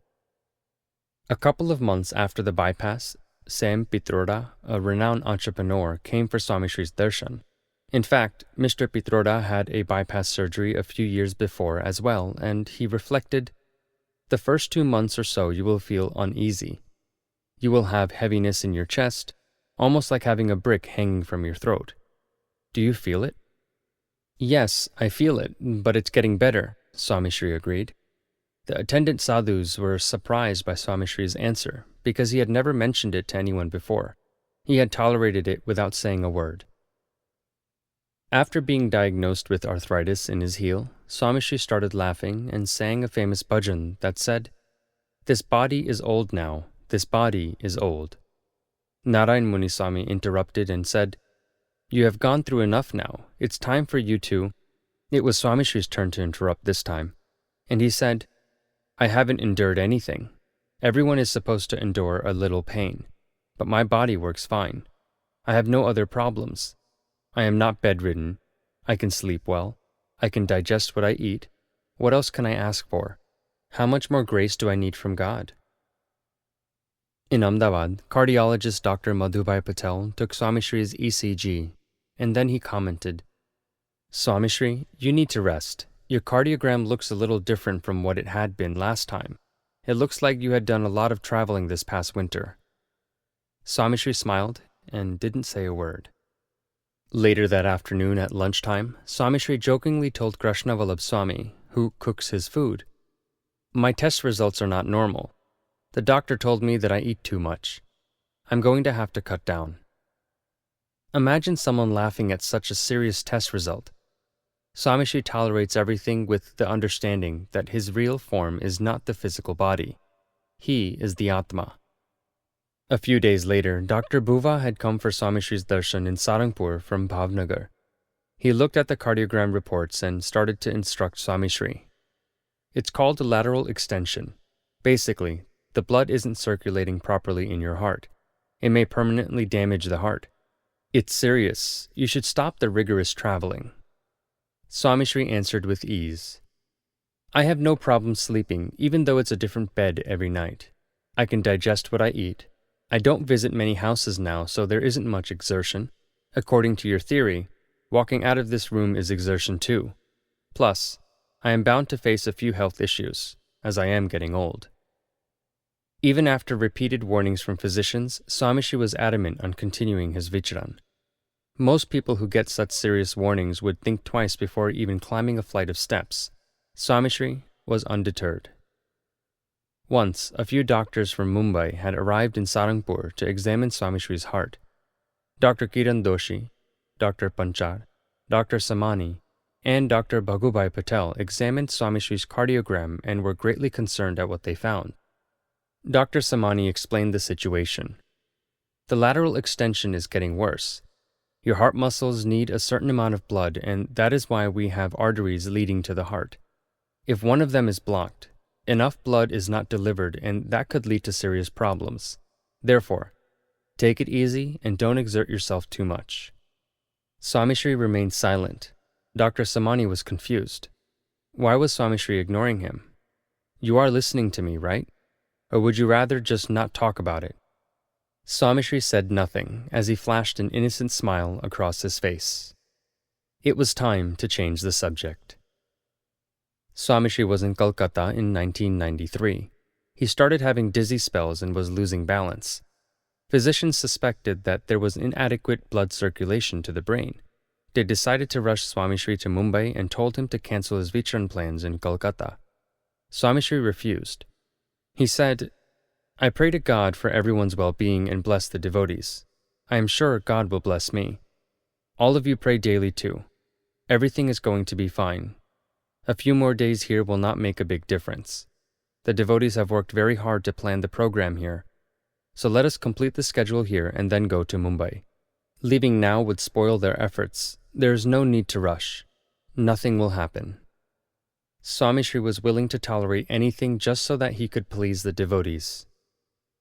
It is almost as if he enjoys tolerating, and that is why doctors repeatedly have to beg him to be frank. Please tell us if something is not right or you are feeling uneasy. If you are feeling the slightest pain, tell us. Give us a chance to serve you. How can they expect someone who has endured his entire life to stop doing what he does so naturally? A devotee once asked Swamishri to take care of his own health, to which Swamishri responded, God takes care of our health. How am I going to take care of it? He has given me this human body and will keep me healthy so I can serve all of you. The secret behind Pramukh Swami Maharaj's ability to endure lies in his understanding that he is the Atma and not the body. In 1994, Swamishri was traveling around Europe and arrived in Prague. One of the attendant sadhus was massaging his feet when he noticed a wound of some sort. How did you get hurt here? What happened? He asked. Swamishri gave no response. The attendant forced the issue until Swamishri explained.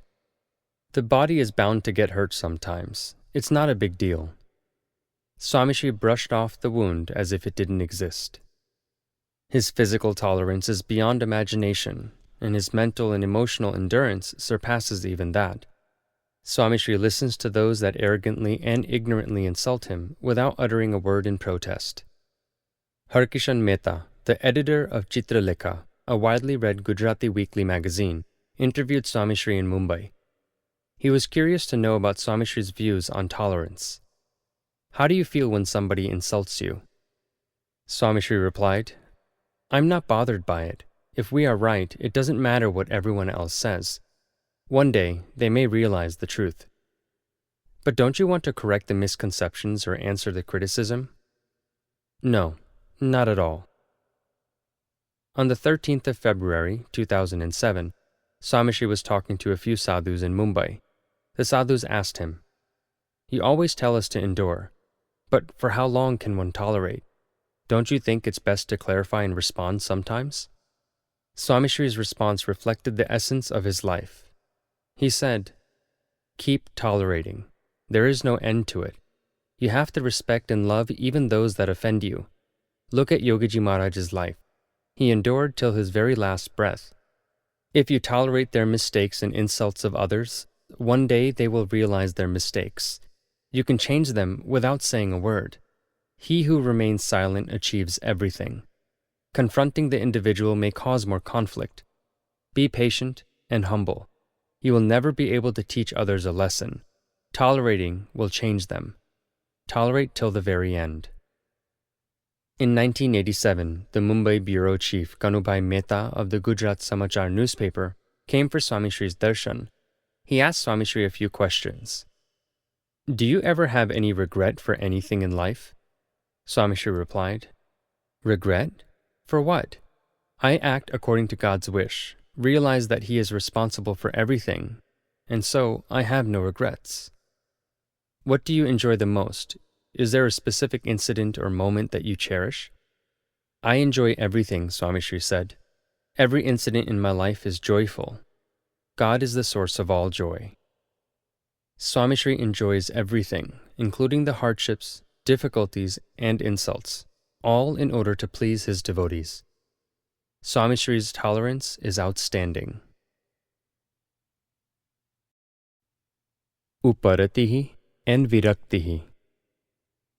Virakti is lack of interest in worldly pleasures. While most people seek happiness from worldly objects, one who has achieved Virakti does not care for worldly enjoyment. Uparati means lack of interest in material gains and worldly activities. There is a subtle difference between Tyag and Virakti. It is easier to physically let go of something than it is to harbor disinterest towards it in the mind. In the Vachnamrut, Gadara, Section 1, number 44, Bhagwan Swaminarayan defines Virakti as disinterest in the universe and all of its material objects. For all sadhus, Virakti is a required quality, but it is seldom achieved completely. Without Virakti, a sadhu has only reached the base camp of Mount Everest. During his 70 years as a sadhu and in the 18 years before initiation, Swami Shri's life showed this disinterest and aloofness. The American Heritage English Dictionary defines a river as being a body of water that flows. Just as a river is defined by its motion or flow, Swami Shri's Virakti is defined by his continuous vicharan. Swami Shri is unaffected by any amount of wealth, material objects, comfort, fame, and praise. There is no showcase or display of his Virakti. It is a natural phenomenon. In this chapter, we will discuss one aspect of Swami Shri's Virakti, his disinterest towards the world and everything within it. In a later chapter of Shilam, Shama, Dhamma, and Tapa, we will discuss his control over and ability to regulate his mind and senses. Swami Shri has been living within society, directly dealing with its problems to help people cope with the ups and downs of life.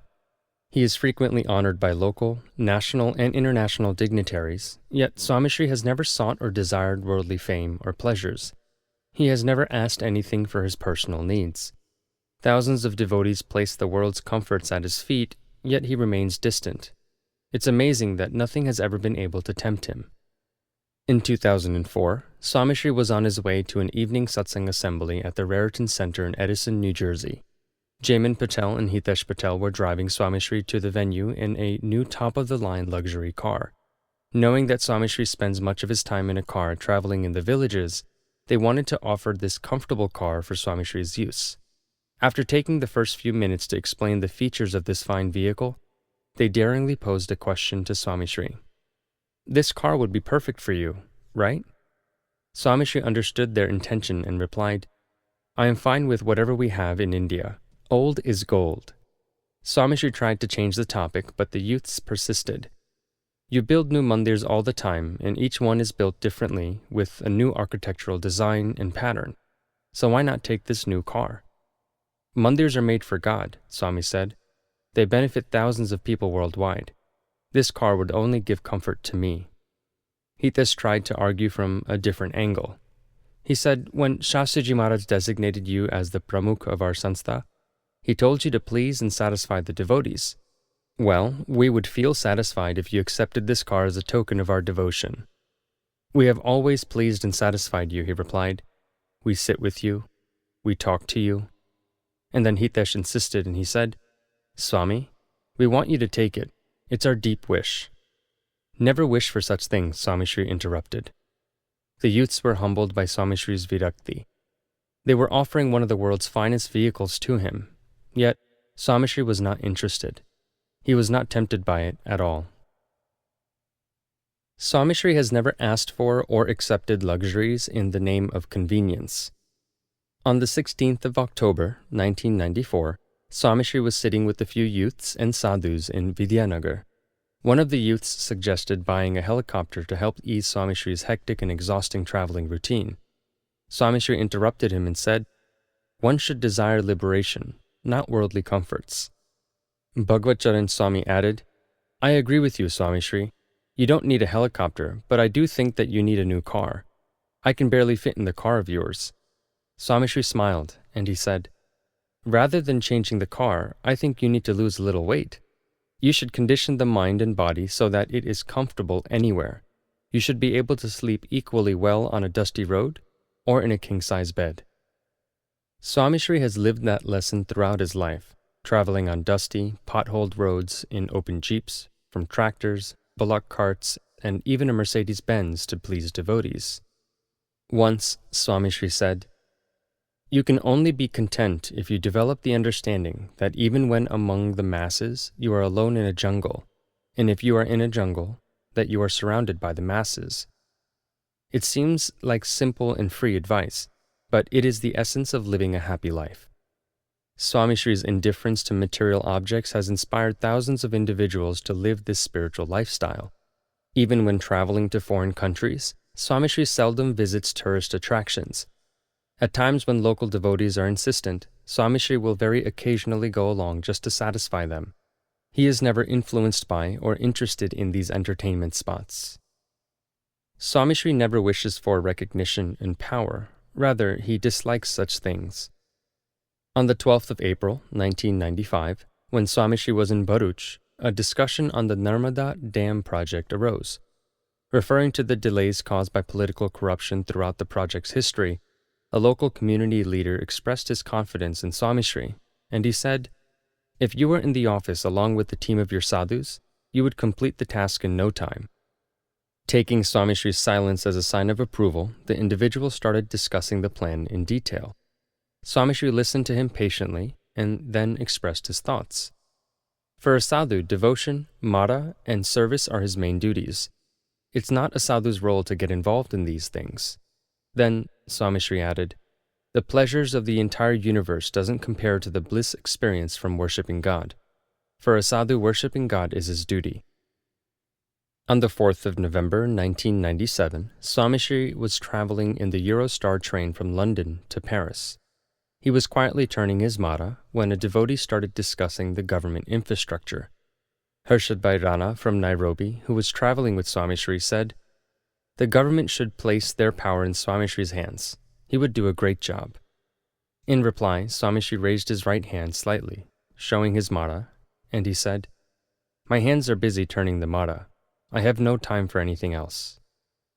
Many a times, world leaders have expressed this same sentiment in public, but they haven't received as much as a nod of approval from Swami Shri. Pramukh Swami Maharaj's passion for peace and his outstanding work in restoring peace around the world have not gone unnoticed. Many politicians, including former Indian ambassador to the UK, the late L.M. Singhvi, have suggested that Swami Shri should be nominated for a Nobel Peace Prize. Many devotees agreed, and in 1997, Brahma Vihari Swami brought up the topic. He said, "Dr. K.C. Patel and many other senior devotees wish to nominate you for the Nobel Peace Prize. I have started doing some research." Swami Shri stopped him. "I have Bhagwan Swami Narayan and Gunatitanand Swami. That is the greatest Nobel Prize. I don't need another prize. One's true greatness does not come from getting such a prize. We have Bhagwan Swami Narayan and Gurus Shastriji Maharaj and Yogiji Maharaj. Is the Nobel Prize better than that?" Priyadarshan Swami explained its benefits. He said, "You work so hard to spread the teachings of Bhagwan Swami Narayan. If you get this award, thousands of people would be interested in our principles and benefit from them." Swami Shri replied, "If we offer devotion to God and sincerely serve society, people will be interested and will benefit from our teachings." Swami Shri added further, "The Nobel Prize may be something you can show the world, but understand that if you please Sriji Maharaj and Gunatitanand Swami, you have accomplished everything there is to do. That is true recognition. Worldly awards do not guarantee true prestige and fame, so stop thinking about trying to get the award. It is best to worship God. No one was able to counter Swami Shri's reply. Swami Shri refused others to pursue the nomination for the award any further. Wherever Swami Shri goes, people around the world organize grand assemblies to welcome him. Yet, Swami Shri never attaches importance to them. Though he adjusts to the organizers' plans, he never encourages people to hold such events and usually discourages it. In July of 1994, after a gap of many years, Swami Shri was scheduled to travel to the Kutch region of Gujarat. Devcharan Swami and Dharmashri Bhai Bhanushala told Swami Shri of their plan to organize a procession with Swami Shri riding on a decorated elephant. Swami Shri immediately protested. No. There's no need for all of that. Instead, Swami Shri made sure that the welcoming was a simple affair. Once Swami Shri was scheduled to visit the Akshar Purushottam Chhatralaya in Vidyanagar. The sadhus and students at the hostel had decorated the whole campus with flowers. It was truly a colorful and vibrant sight. Swami Shri arrived and was joyously welcomed by the sadhus and students. After a few moments, Swami Shri turned to the sadhus. There's no need for such extensive decorations when we come. It's not like we are guests here. This is our home. You should only decorate like this if there is a special occasion. In 1968, Guru Yogiji Maharaj celebrated Pramukh Swami Maharaj's 48th birthday in Mumbai, and he instructed the devotees to celebrate it every year in a grand manner. At Yogiji Maharaj's insistence, Swami Shri reluctantly accepted the honor on that day, out of respect for his Guru's wish. Every year since then, Swami Shri has attended the celebration assembly only because of his Guru's command. He permits the celebrations because of the devotees' devotion. But just moments after the thousands of devotees have celebrated his birthday, Swami Shri leaves the stage and forgets that it ever happened. As a gift to future generations, Swami Shri keeps on building magnificent traditional mandirs and cultural centers. He has also created the magnificent Akshardham complexes in New Delhi and Gandhinagar. They inspire and promote spiritual, cultural, and social activities in society. Yet, Swami Shri is never physically attached to any one place. After inaugurating a new mandir and setting up the infrastructure needed to maintain it, Swami Shri is on the move again, promoting world harmony, spirituality, and cultural coexistence. In 1996, the Duke of Edinburgh, His Royal Highness Prince Philip, was left speechless after visiting Akshardham in Gandhinagar. Swami Shri was in Surendranagar at the time and therefore was unable to meet him. Prince Philip asked the guide, "I understand that Swamiji is not here now, but he does live here, doesn't he?" The prince was surprised to learn that Swami Shri did not live at Akshardham permanently and only sometimes visited there. He wondered how someone could create something so majestic and not live there.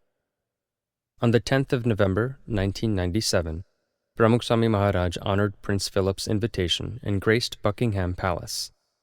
Prince Philip recalled his visit to Akshardham the previous year. "Akshardham is marvelous," he said. "I am surprised that you have made such a beautiful place and yet do not live there." Swami Shri listened attentively to the prince and just smiled. The prince was puzzled by Swami Shri's detachment from his own creation. Swami Shri's virakti towards his native village or relatives is reflected by the fact that he has never used his influence or organization's resources for them. Swami Shri was talking with a few youths in an informal setting. They tried to coax him into talking about Chansad, his hometown. Swami Shri didn't let them finish. He said, "I don't have a hometown. I don't have a home or any relatives. I have God and that is enough. I worship God and teach others to do the same." It doesn't stop there. Swami Shri has such a carefree, indifferent attitude towards even his own self. He places the convenience of others before his needs. That is why, even when he is suffering from fever, he still pleases the devotees by gracing their homes. That is also why, in 1980, he risked losing his eyesight due to cataracts so that the devotees would not have to reschedule their arrangements. In 1998, 2 months after Swami Shri's bypass operation, cardiologist Dr. Dayanand Nayak performed a 3D echocardiogram as a part of a routine checkup. He strongly advised that Swami Shri reduce the pace and extent of his strenuous travels. Yet by the time Swami Shri had returned to India via London and Africa, Swami Shri had vetoed all the restrictions put in place for his health. Unfortunately, the body has its own limitations. Swami Shri's rigorous schedule started taking a toll on his body, but that hasn't deterred Swami Shri.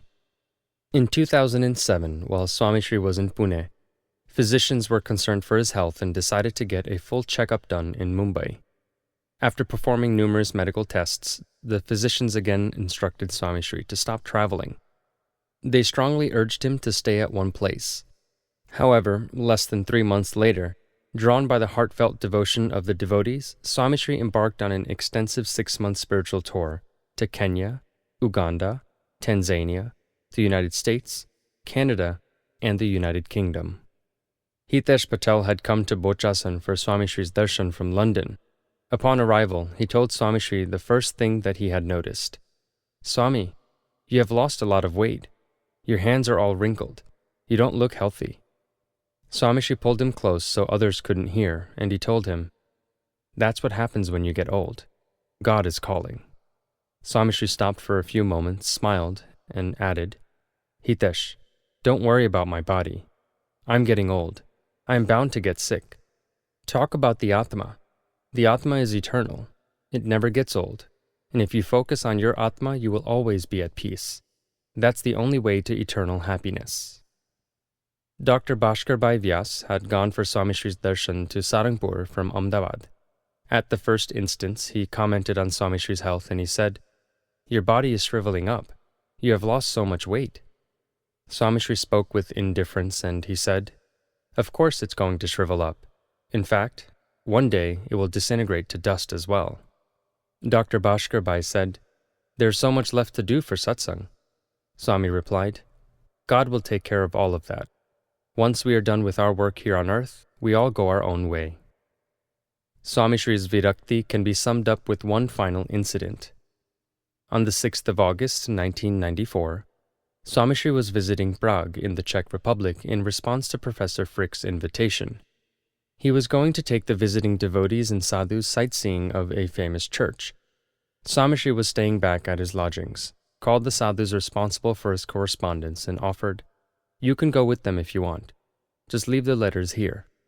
The sadhu replied, "I'm not interested in going there, so I'll stay back and catch up on the letters." Instinctively, Swami Shri revealed his inner feelings. He said, "I am not interested in anything either, except for God." This incident illustrates Swami Shri's disinterest towards the world and its material pleasures. Swami Shri desires nothing except God. Shrutam and Gnanam. Shrutam is to understand and live the profound messages of the Shastras. Gnan is to experience Atma and Paramatma. So, Gnan is not just information. Obtaining information from the Shastras pertaining to Atma and Paramatma is called Paroksh Gnan, or non-manifest Gnan. To fully experience and realize their bliss is Aparoksh Gnan. The Srimad Bhagavad Gita defines Gnan, or wisdom, as wisdom is to totally experience the true forms of Atma and Paramatma. In Vachnamrut, Gadara section 1, number 56, Bhagwan Swaminarayan describes a Gnani, or a wise person. He said, "A wise person is one who is Brahmarup and fully understands the greatness of God." Gnan is an elevated spiritual state. It is not something to merely talk about. It is something to live. Pramukh Swami Maharaj's life exemplifies Gnan, and that is why he can accomplish what seems humanly impossible. Swami Shri maintains his composure in the contrasting dualities of happiness and sorrow, success and failure, and honor and insult. He remains humble and free of self-admiration despite worldwide fame. Swami Shri remains devout and thinks of Bhagwan Swaminarayan even while he travels around the world with a hectic daily routine. Swami Shri is the spiritual and administrative leader of a global organization and yet remains stress-free. Talking or writing about Gnan is relatively easy. Living it is the real task. Swami Shri has mastered that Gnan, and that is why he enjoys the divine bliss of God every moment of his life. 3 youths from Sussex, England had developed an interest in Hinduism and were visiting India to gain first-hand experience. David, Daniel, and Richard had met quite a few sadhus during their time in India, but did not come in contact with Pramukh Swami Maharaj. One night, after their return to England, David had Swami Shri's darshan in a dream. After discussing the information he recalled from the dream with his friends, they all came to the BAPS Sri Swami Narayan Mandir in Neasden, London. On the 5th of May 1994, David and his friends came for Swami Shri's darshan. David experienced peace, satisfaction, and fulfillment upon seeing Swami Shri. David had a question. 4 days ago, you graced me with your darshan in my dream. You told me about Nirvikalp Samadhi, or the divine experience of God. In fact, you gave me a practical demonstration where I experienced it as well. Do you constantly experience that bliss in everything that you do? Swami Shri replied, Yes, because while I walk, talk, and in everything else that I do, I have God with me. The ease and confidence with which Swami Shri answered the question convinced David. In 1993, Swami Shri was in Kolkata, where he started having dizzy spells. He was immediately brought to Mumbai for a medical checkup to rule out the possibility of any serious illness which would require urgent treatment. The neurosurgeons recommended that an EEG and a Bera scan be performed. During the Bera test, Swami Shri was told to lie face up on an examination table. An array of sensors and wires were attached to Swami Shri's head and around his ears. After 15 minutes of trying, the technician told the attendant sadhu, I am not satisfied with the readings. Please request Swami Shri to relax and calm his mind.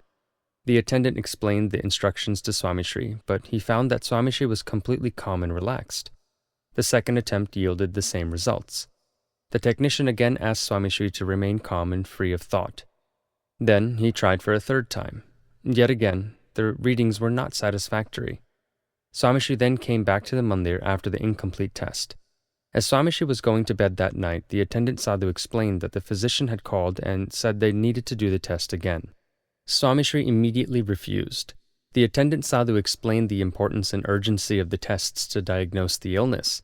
Swami Shri again refused, and he said, It doesn't matter how important it is. I am not taking that test again. The attendant was astonished as to why Swami Shri was being so firm. He tried to request one more time. This time, Swami Shri raised his voice a little and said, I was calm the whole time. I was imagining myself sitting in the Akshardheri in Gondal, meditating on Bhagwan Swami Narayan. Is that not serene and calm enough? Swami Shri can never be free from this thought, since Bhagwan Swami Narayan is forever ingrained in his mind. Swami Shri may not be at the forefront of philosophical debates that discuss the forms of Atma and Paramatma, but he lives in tune with his Atma and in constant rapport with Paramatma.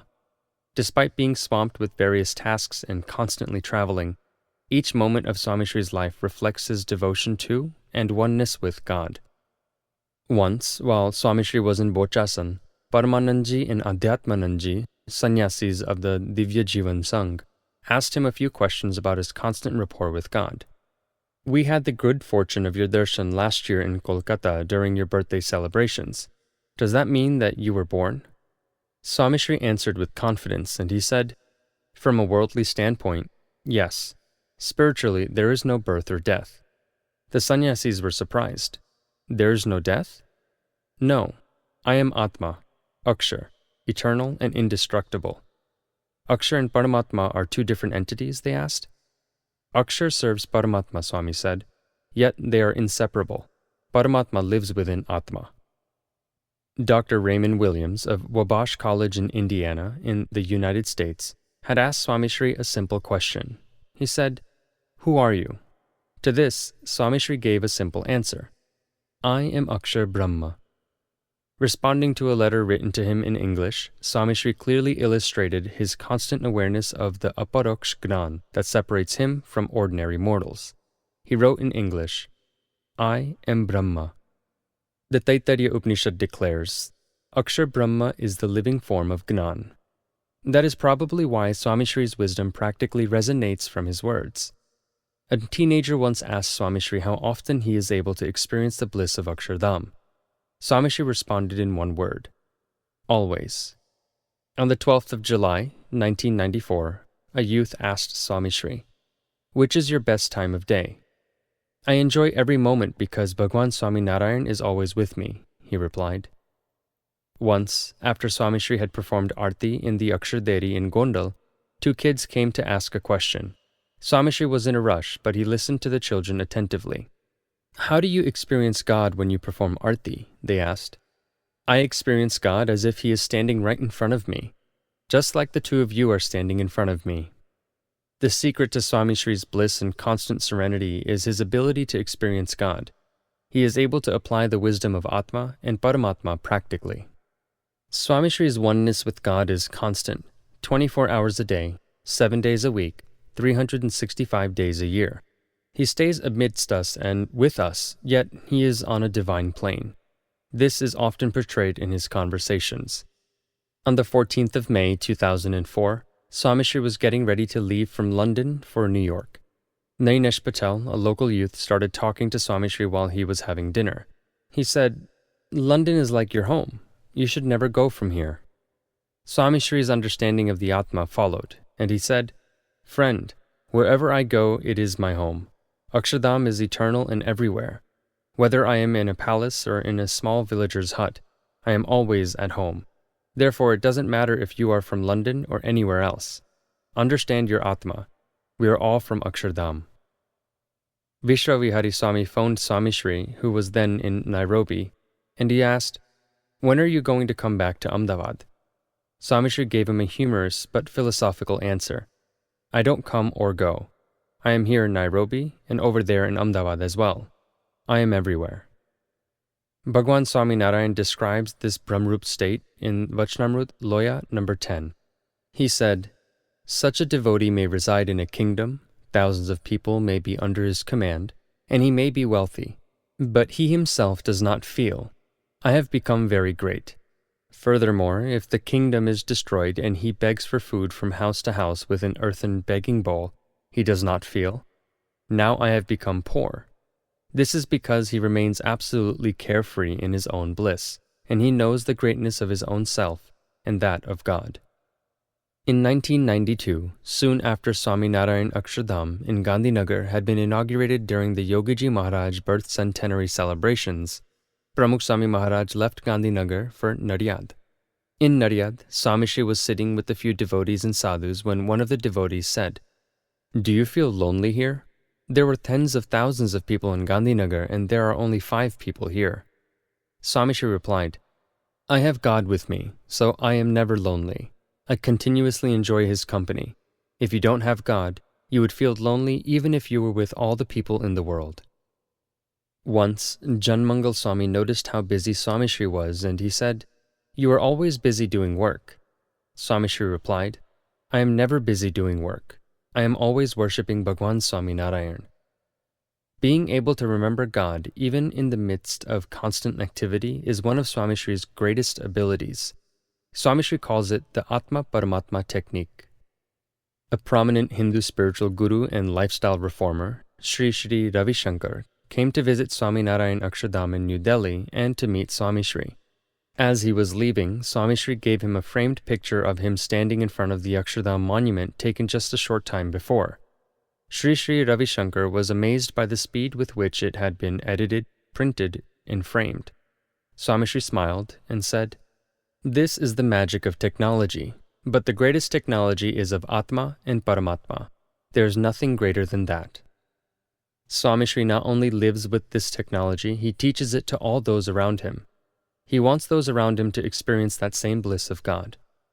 Yogi Vandan Swami was preparing to return to Chicago and requested Swami Shri, "Please give me a niyam to follow until you come to America in 2007. The greatest niyam is believing yourself to be Atma," he said. "All niyams are included in that. Maintain that understanding even when you are facing difficulty. That should be our goal and the ultimate niyam." In Naryad, during a special meeting for the planning of Amrit Mahotsav in 1995, Bhagwat Charan Swami asked Swami Shri for specific instructions. "They have put me in the fundraising department this time. What am I supposed to do?" Swami Shri replied, "Believe yourself and others to be the Atma. That is all you have to do in life." Swami Shri was in a youth assembly in San Jose, California. He explained this Gnan to the young aspirants by saying, "All of you have come to become Brahmrup. That's what the Bal Mandal and Kishore Mandal are for. to attain this spiritual state. Then all of you will experience this spiritual bliss. Once you master this Gnan, you will never be unhappy.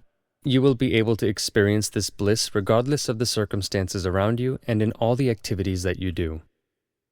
On the 4th of December, 1994, Swami Shri spoke to the Chief Secretary of Gujarat, Sri Balakrishnan, about seeking this Gnan. He said, "Believe yourself to be Atma. This is the foundation of our principles. If you believe yourself to be Atma, you will become free of worldly desires, attachments, and hatreds, and will experience peace. Bhagwan Swami Narayan has given this Gnan. Only by believing your true self to be Atma can you be focused during devotion. Otherwise, there will always be difficulties." Swami Shri was seated in a Board of Trustees meeting in London on the 23rd of October 1997. Dr. I.P. Patel said, "Swami Shri, Jitubai often has to listen to people insult him when he is trying to get work done for the mandir. He tolerates it because it is for the mandir." Swami Shri was pleased and he said, "Our Gnan is useful in these situations. Someone might call you a fool. So stop and think for a second. You know that you are not a fool. One who understands the Atma is not bothered by insults or curses. Shastriji Maharaj also faced a great deal of abuse. People would write and say terrible things about him, but he was not at all affected by it. Those people are not around today, but Shastriji Maharaj's legacy has lived on. If we master this Gnan, we will be able to live peacefully." On the 28th of September 1996, Swami Shri was in Los Angeles when an acclaimed writer and teaching expert named Brian came to meet Swami Shri because he was experiencing depression. He had thoughts of committing suicide and had even attempted it a few times.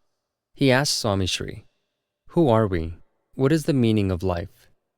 Swami Shri lovingly explained the purpose of our existence by saying, "We are not on this earth by accident. Life has a special meaning. We are Atma. This body will perish one day, but the Atma lives on. We should use our body to liberate our Atma. Our goal in life is to liberate our Atma by living peaceful, loving, and moral lives. Our actions shouldn't hurt anyone or bring pain to any other living being. We should live an addiction-free and pious life." Swami Shri's words helped soothe Brian and give direction to his life. In Auckland, New Zealand, on the 10th of October 1996, Thakur Bai asked Swami Shri a few questions on how to attain spiritual progress. Swami Shri's response: "We are Atma. Paramatma lives within the Atma, and that is why you find happiness in the cars you drive, houses you live in, food you eat, and clothes you wear. Once your Atma leaves the body, there will be no pleasure. In fact, people will rush to get rid of the body. Therefore, all the happiness that you see in the world is derived from God. God is in everyone and everything around us. That is why we are attracted to them. God is in you. That is why you are enjoying everything as we speak." Swami Shri has helped many of his devotees attain the state of spirituality. These devotees have been able to live that practical wisdom, or aparoksh gnan. These devotees have been living life and been able to cope with all the difficulties since they focus on their true self, the Atma. Bhagwanji Bai of Canada is one such example. He was a prominent community leader and successful entrepreneur. He had deep political ties and led the Indo-Canadian Federation. His caring and dynamic personality was appreciated by those around him. In 1985, doctors diagnosed him with blood cancer. Bhagwanji Bai was undeterred and continued his daily routine. His condition continued to deteriorate, yet he refused to tell anyone. In 1988, he had a bone marrow transplant. Within the confines of his room in the hospital, Bhagwanji Bai was content and satisfied. The fatal illness had not affected his spirit. He continued to smile and live as if nothing was wrong. Doctors told him of his worsening condition and that he had only a short time to live. The doctors were surprised to see a man that was unaffected by the news of his own fatal condition. Whenever he called his friends and relatives from the hospital, they were confused as to whether he was calling them from his office or his deathbed. His outlook remained very satisfied, energetic, and comfortable. With Swami Shri's grace, Bhagwanji Bai was able to live the wisdom of the Atma that he advocated, as the following letters demonstrate. Just a few days before he passed away, Bhagwanji Bai wrote a letter to his brother. "Physical illness is a part of everyone's life. Every great soul and sadhus such as Ramakrishna Paramahansa have suffered great ailments. Therefore, never fear death. Pramukh Swami Maharaj is a Gunatit sadhu, so don't ever think of leaving him. Serve him loyally and have firm faith. He wrote a letter to a spiritual leader, which also illustrated his strength and stability. I have a fatal illness, yet I am content and happy because I have had the chance to serve an ideal sadhu like Pramukh Swami Maharaj. Just a few days later, Bhagwanji Bai passed away at 43, his face gleaming with serenity and satisfaction. On the 23rd of October, 1994, Chaggan Bai came for Swami Shri's darshan in Gondal. Those surrounding Swami Shri thought Chaggan Bai to be a small-time farmer from a village in Kathiawar. They soon realized that he was anything but common. Just a few days previously, Swami Shri had gone to Lilaka in Junagadh district for the Murti Pratishtha of the new BAPS Hari Mandir. At that time, Swami Shri sanctified Chaggan Bai's house and had taken lunch there. There, Gnan Prasad Swami had told Chaggan Bai that Swami Shri wanted him to help wind up after the celebrations in his town and then come to serve at the Aksharvadi in Junagadh. Chaggan Bai then narrated the events after Swami Shri's departure. He said, "We helped clean up the festival grounds after you left. It was early evening by the time I got home. My wife was sleeping in the room where you had your lunch a few hours before. She said that this room has been blessed by Swami Shri. If I sleep here, I'll definitely go to Akshardham. I reminded her that we have to get our pictures taken so that we would be able to get our voter identifications. She wasn't interested. I don't want to vote in the election. I vote for Akshardham. I don't want to come to get my picture taken. I told her that I would leave for Junagadh the following morning, as you had assigned me to serve at Aksharvadi. She was in a different mood, and she said, Swami Shri may have assigned you to serve at Aksharvadi, but he has assigned me to serve in Akshardham. I didn't quite understand her repeated references to Akshardham. We went to the mandir and everyone insisted that I perform the first arti.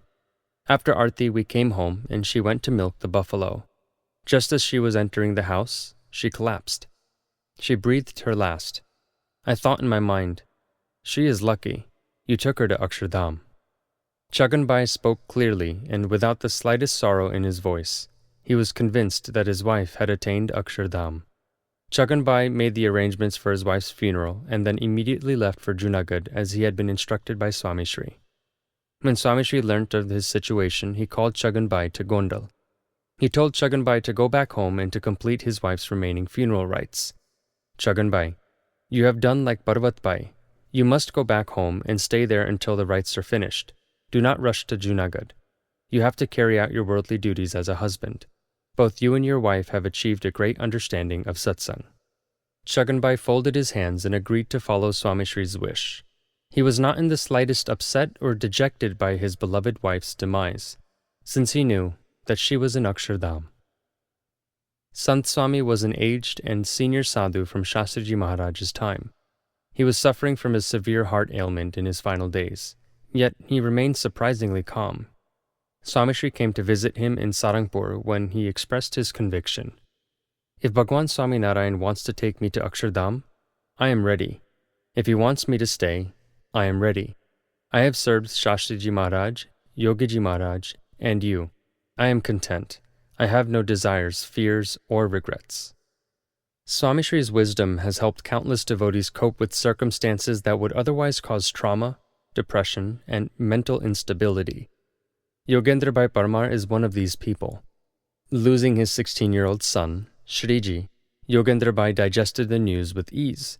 He calmed and consoled those around him. He distributed sanctified sugar crystals, an ancient tradition expressing joy, since he believed that his son was now in Akshardham. Virchand Bhai Modi and Magan Bhai of Navsari are others with such high spiritual understanding. Thousands more have learned to live successfully in this world, without losing sight of the ultimate wisdom, knowledge of the Atma. There is another aspect to Swami Shri's eternal Gnan, Shrutam.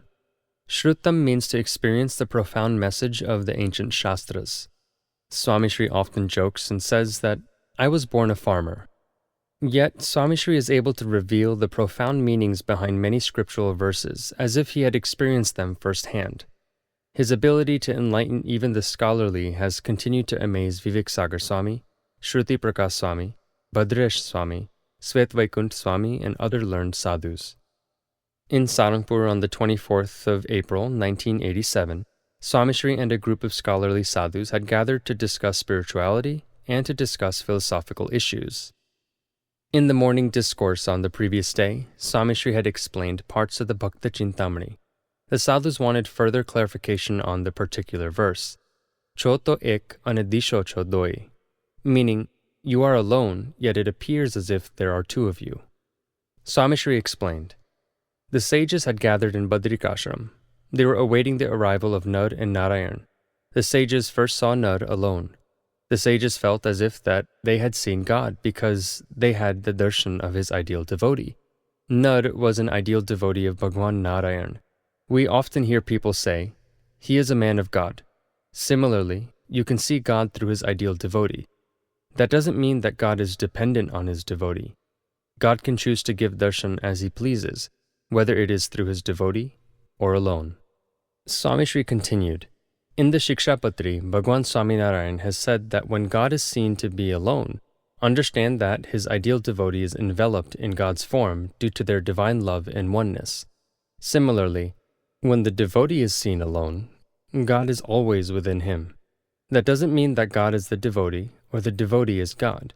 It is a matter of understanding. Swami Shri's explanation wasn't mere rhetoric, it was from experience. In 1984, a group of scholarly sadhus conducted a series of philosophical discussions to further explore and understand the Vedic philosophy revealed by Bhagwan Swaminarayan. From these discussions, some questions remained. So a letter was written to Swami Shri detailing these tricky questions in order to understand the subject matter proficiently. Some of the questions were quite difficult to write about, let alone read and understand. Svetvaikunt Swami wrote to Swami Shri asking him about the different types of muktas, or liberated souls. The letter read, there is only one Akshar Brahm, and he is eternal. Anyone who understands his greatness and realizes him rises above Maya and becomes a mukta. Therefore, it is not possible to have differences amongst liberated souls. Yet in Vachanamrut Sarangpur 17, Bhagwan Swaminarayan states that there are many differences amongst liberated souls. Sant Swami used to say that Bhagwan Swaminarayan said that there are differences amongst liberated souls on earth, not in Akshardham. The differences exist because of the different spiritual states of the muktas in satsang today. Some are just beginners, some are at their intermediate level, while others are advanced. He gave the analogy of a doctor. A medical student still working through his rotations is addressed as a doctor, and so is a reputed neurosurgeon. But there is obviously a difference between the two. Similarly, a new satsangi can be called a mukta, and so is someone who has perfected this spiritual wisdom in his life. But again, there is a difference. What is your understanding of this? In Swami Shri's reply, dated December 29, 1984, he wrote, the difference between the muktas is not in their spiritual state, but rather in their upasana. The differences in the muktas are dependent on their devotion. The differences lie not in their spiritual state, but their conviction of Sarvopari or Supreme God. On the 7th of October, 1997, Swami Shri was having lunch in Sarangpur. The sadhus were discussing the Purushottam Mahatmya by Nityanand Swami. The particular discussion revolved around an unfamiliar description of Akshardham and Bhagwan Swaminarayan. It equated the voice of God to be as dynamic and powerful as the sound produced from a cymbal the size of earth, rattled by a drumstick the size of the tallest peak in the world. A sadhu that was seated nearby joked that Akshardham must be very noisy and boisterous. Swami Shri immediately corrected him. There is a difference between loud and noisy. It is definitely loud, but it is pleasant, melodious, and divine. Swami Shri's answer illustrated his personal experience of Akshardham. Swami Shri has never pretended or acted being wise. He has lived and helped others live by that aparoksh gnan, or experienced knowledge of Atma and Paramatma. The Srimad Bhagavat affirms his greatness. A sadhu with such gnan, one who has experienced the Atma and Paramatma, is the only true Guru, and he is the form of God.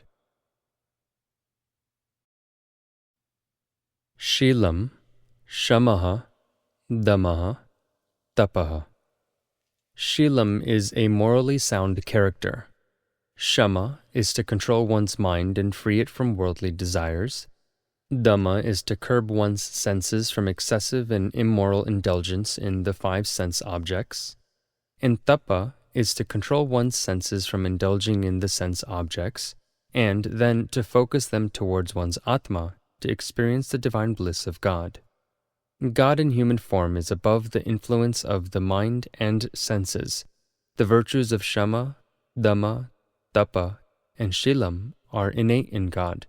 This is equally true for the Gunatit Sadhu who beholds God. Pramukh Swami Maharaj's life is proof of this. The perfect virtues of Shilam, Shama, Dhamma, and Tapa are evident in Pramukh Swami Maharaj's life. How does he control his senses? How is he so austere? How does he maintain his spotless character? All these questions find an answer in his presence. Observe his life and the answers become obvious. His daily routine and lifestyle are proof of his mastery in these qualities. Pramukh Swami Maharaj has conquered his senses. His stringent control over his senses and mind is evident to those around him. Bhagwan Swami Narayan has said, "One who conquers his sense of taste has conquered all." Swami Shri's control over his sense of taste is probably one of the first things noticed by those who observe him.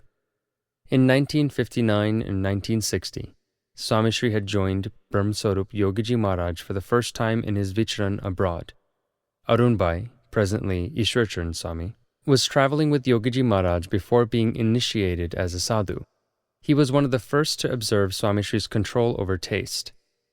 I had joined Yogiji Maharaj on his trip to Africa in 1959. I used to cook for the sadhus. Most of the sadhus preferred mild food. Yogiji Maharaj, Sant Swami, and Bal Mukund Swami all used to prefer bland food that was very light in spices and salt. That left Pramukh Swami Maharaj. Swami Shri used to prefer spicy food, and in fact, he used to enjoy it. For 9 months, Swami Shri ate the food that I made. Not only was the food bland, but I was a beginner in the art of cooking. Yet Swami Shri never commented on the food, or even suggested ways of improving my mediocre cuisine skills. Swami Shri would eat whatever I had prepared and served to Hari Krishna Maharaj, praising it to further motivate me. That was the first time that I came to realize that he was no ordinary person. He had controlled his sense of taste. Former Chief Minister of Gujarat, Shri Babubhai Jashbhai Patel, was born into a Swaminarayan Satsangi family and had over time studied Bhagwan Swaminarayan Shikshapatri. The Shikshapatri was a moral code of conduct that Bhagwan Swaminarayan wrote. He was amazed by the lifestyle prescribed for sadhus and, in particular, their eating habits. He met Swami Shri on various occasions and noted his observations in a letter. I have noticed that Swami Shri has conquered all desire for taste. He never asks for anything or shows interest in fancy dishes, sweets, or snacks. He mixes everything and is content with whatever he is given. Having conquered his sense of taste, he is a sadhu who has conquered all his senses. This observation is a daily experience for Swami Shri's attendant sadhus. Krishna Vallabh Swami has served meals to Swami Shri for over 2 decades. Yet he can't recall a single instance where Swami Shri has asked to cook a particular dish for himself. He smiles and eats whatever is served to him, with the thought that the food has been served to and sanctified by Hari Krishna Maharaj. He never comments on or complains about the meals. Even when, occasionally, the attendant sadhus make a mistake in preparing his food, Swami Shri eats what he is served without a fuss. Swami Shri never gets agitated or frustrated and always stops the sadhu in the middle of his apology, saying, "If Hari Krishna Maharaj is offered the same food, then why should I have a problem eating it? Whatever is served in his thard is prasad." Children and youths often ask Swami Shri whether there is a particular dish, fruit, or vegetable that he prefers or likes. In each instance, his answer remains the same.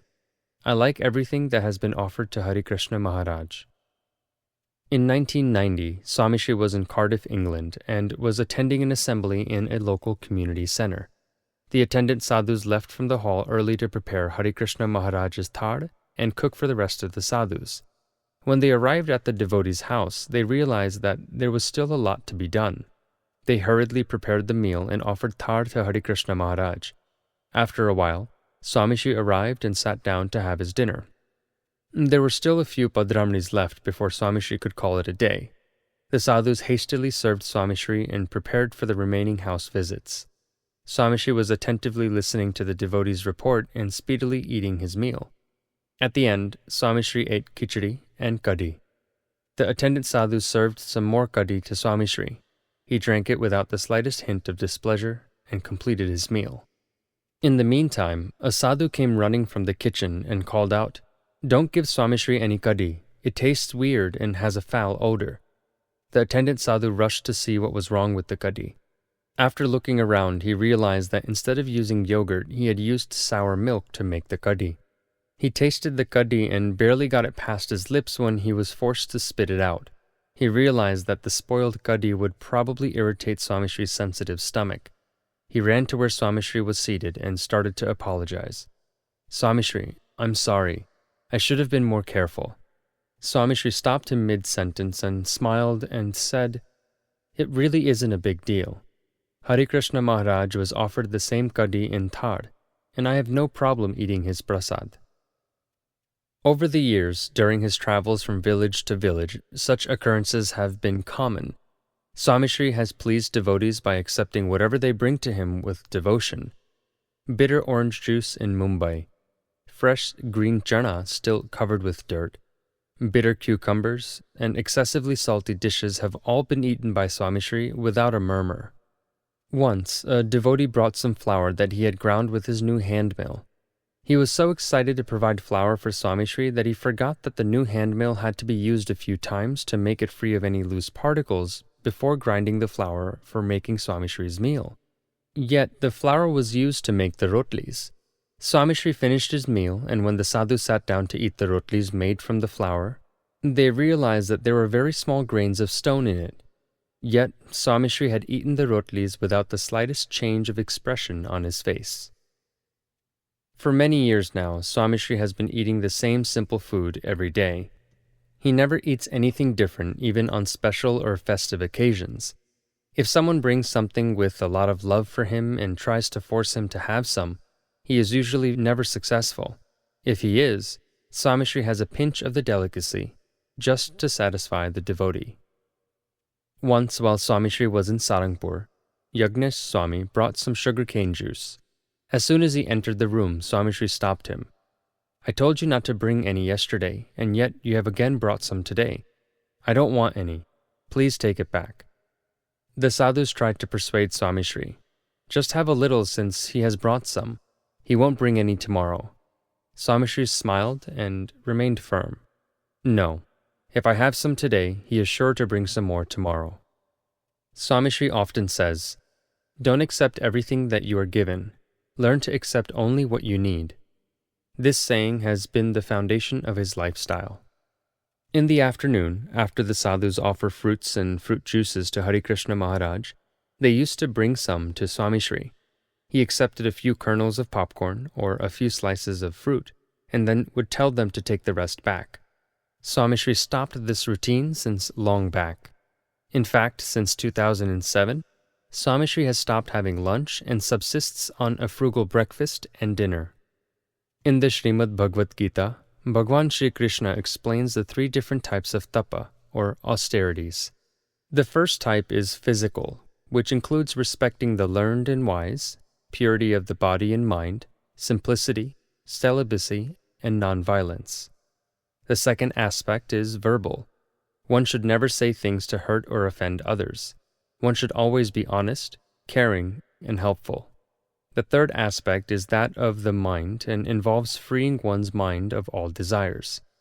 Bhagwan Swami Narayan also states in Vachnamrut Karyani number 10 that tapa is the way to earn God's bliss.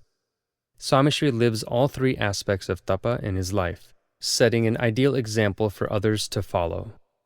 He always neglects his physical needs and is an advocate of fasting. Until the age of 57, Swamishri used to do dharnaparna during Chaturmas. He would always observe a waterless fast on Ekadashi days, Even while fasting, Swami Shri never relaxed his schedule. Once, even though he was fasting and had a 102-degree fever, he visited over 122 homes. Now, which category of tapa does that fall under? The Hindu sacred texts state that if you are ill, you are allowed to eat fruits and other farari foods. Yet, Swami Shri, even after suffering a heart attack at the age of 63, refused to eat or drink anything on the 5 major fasting days specified by his guru, Shastriji Maharaj. At times when the attendant sadhus were persistent in their efforts to make him eat or drink something with his medicine, they saw a side of him usually unseen by others. He would tell them in a stern voice, "I am not going to die if I don't eat for 1 day." To stop him from observing a waterless fast is a great challenge in itself. In fact, he has been like this since he was 6 years old. Chota Bhai of Badran had gathered about 50 children for a feast at his house. Young Shantilal was the first to be invited. All the children started gathering and were getting ready to eat, whereas Shantilal moved away from the dining area. Chota Bhai asked him why he did not eat. Shantilal explained, "Today is Ekadashi and I am fasting." Chota Bhai and the other kids tried to persuade 6-year-old Shantilal to eat, but he didn't budge. He even started crying when they tried to force him to eat. Chota Bhai had to bow to his faith and conviction. Until the age of 87, he was adamant. Despite advice from his physicians and attendant sadhus about taking care of himself and maintaining regular eating habits, Swami Shri always looked for a chance to do some tapa. According to Vedic tradition, sadhus and devotees are required to observe certain dietary and other restrictions for the period before and during an eclipse. The rules can be relaxed for those above the age of 80. Yet, Swami Shri is never willing to compromise. In 2006, Swami Shri was in New Delhi and the sadhus started preparing for a lunar eclipse. The moon was entering the penumbra right after lunch, and so the sadhus were not going to have dinner in the evening. The elderly are exempt from the dietary restrictions and are allowed to eat until the eclipse begins. Yet, Swami Shri refused to have his dinner. Ishwarcharan Swami and Vivek Sagar Swami tried to reason with Swami Shri. According to the sacred texts, there is nothing wrong with having dinner. You are allowed to eat. "I will be okay," Swami Shri said. "I just ate in the afternoon and I don't feel hungry. There is no need to eat." Despite this, the sadhus offered thar to Hari Krishna Maharaj at around 6:30 p.m., and then Krishna Vallabh Swami brought it into Swami Shri's room. Swami Shri was reading a few letters. He said, "There's no need for all this. I'm not going to eat anything." Krishna Vallabh Swami, who had been one of Swami Shri's personal attendants for over 20 years, has witnessed many such incidents. This time, he tried to insist upon Swami Shri. "We have offered the thar to Hari Krishna Maharaj. It is prasad. If Hari Krishna Maharaj has eaten, then the spiritual benefits of preparing the meal have been attained. The benefit would be twice as much if you ate it as well," Krishna Vallabh Swami said. "Serving Hari Krishna Maharaj includes everything," Swami replied. "But by the time you sit down for breakfast tomorrow morning, it will be really late. Why don't you just have a little? I'm not going to starve if I skip one meal." Krishna Vallabh Swami's efforts yielded no results. Everyone gave way to Swami Shri's conviction. For Swami Shri, this isn't just tapa, but it's following the agna, or the wishes of God and his guru. Swami Shri is willing to endure any amount of hardship so that he can follow their agna. Swami Shri's persistence for tapa has inspired thousands of sadhus and devotees to follow his footsteps. His ability to control his mind is unmatched. Swami Shri's control over his mind is reflected in his Nishkam Dharma. In more than 70 years as a sadhu, Swami Shri's celibacy is spotless. He lives his life according to the eightfold celibacy, or Brahmacharya Vrat, prescribed by Bhagwan Swami Narayan. In a general satsang assembly in Dubai, Acharya Pushparaj recognized this unsurpassable achievement, and he said, "Regardless of which God and principle Pramukh Swami Maharaj believes in, I am attracted to the way he lives his life. I am amazed by his spotless character and self-control. Even the devs bow their head at the feet of a man that follows eightfold celibacy even for 1 day. Pramukh Swami Maharaj has observed Brahmacharya throughout his whole life. I am not exaggerating when I say that he is the greatest celibate of our times." This is evidence of his spotless character and controlled mind. It is also a continuation of Bhagwan Swaminarayan's legacy.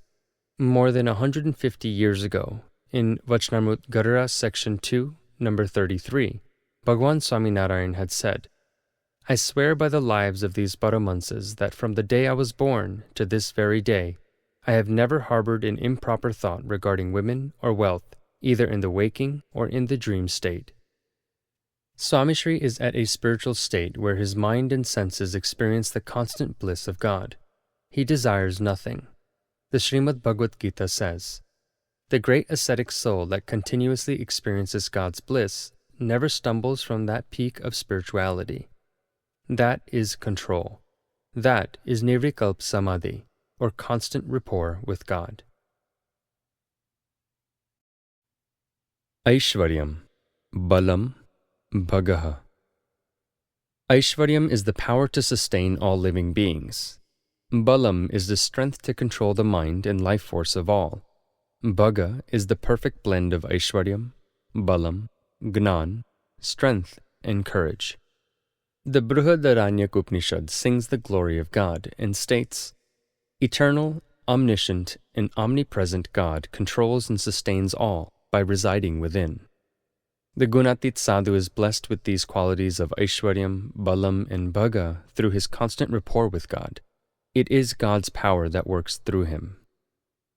Bhagwan Swaminarayan describes the strength and capabilities of a true sadhu in Vachnamrut Garura Section 1, 27. He said, "Consequently, by the grace of God, that devotee attains countless types of powers and liberates countless beings. The powers of such a person are such that since it is God who sees through his eyes, he empowers the eyes of all the beings in the world. And since it is God who walks through his legs, he is also capable of endowing the strength to walk to all beings on this world. Thus, since it is God who resides in all the indriyas of such a sadhu, that sadhu is able to empower the indriyas of all beings in the world. Therefore, such a sadhu is the sustainer of the world." In Vachnamrut Garura Section 2, 22, Bhagwan Swaminarayan goes on to say, "In a kingdom, the queen's authority is equal to that of a king." Thus, Bhagwan Swaminarayan describes that the Gunatit Sadhu is blessed with godlike powers. God is usually very discerning in showing and using his powers when he is present on earth. The Gunatit Sadhu acts in the same manner. Despite his efforts to shy away from the limelight, God's powers radiate from him. Thousands of individuals have experienced this divine power at various stages in their life. There are enough incidents to fill many volumes. The first experience of that divine strength is evident through his ability to amaze and pacify the minds and thoughts of all those around him. Bhagwan Swaminarayan's divine persona had touched many great minds, including the learned Gangadhar Shastri, the powerful Maharaja Gayakwad, and the renowned poet Dalpataram. Swami Shri's presence evokes similar experience.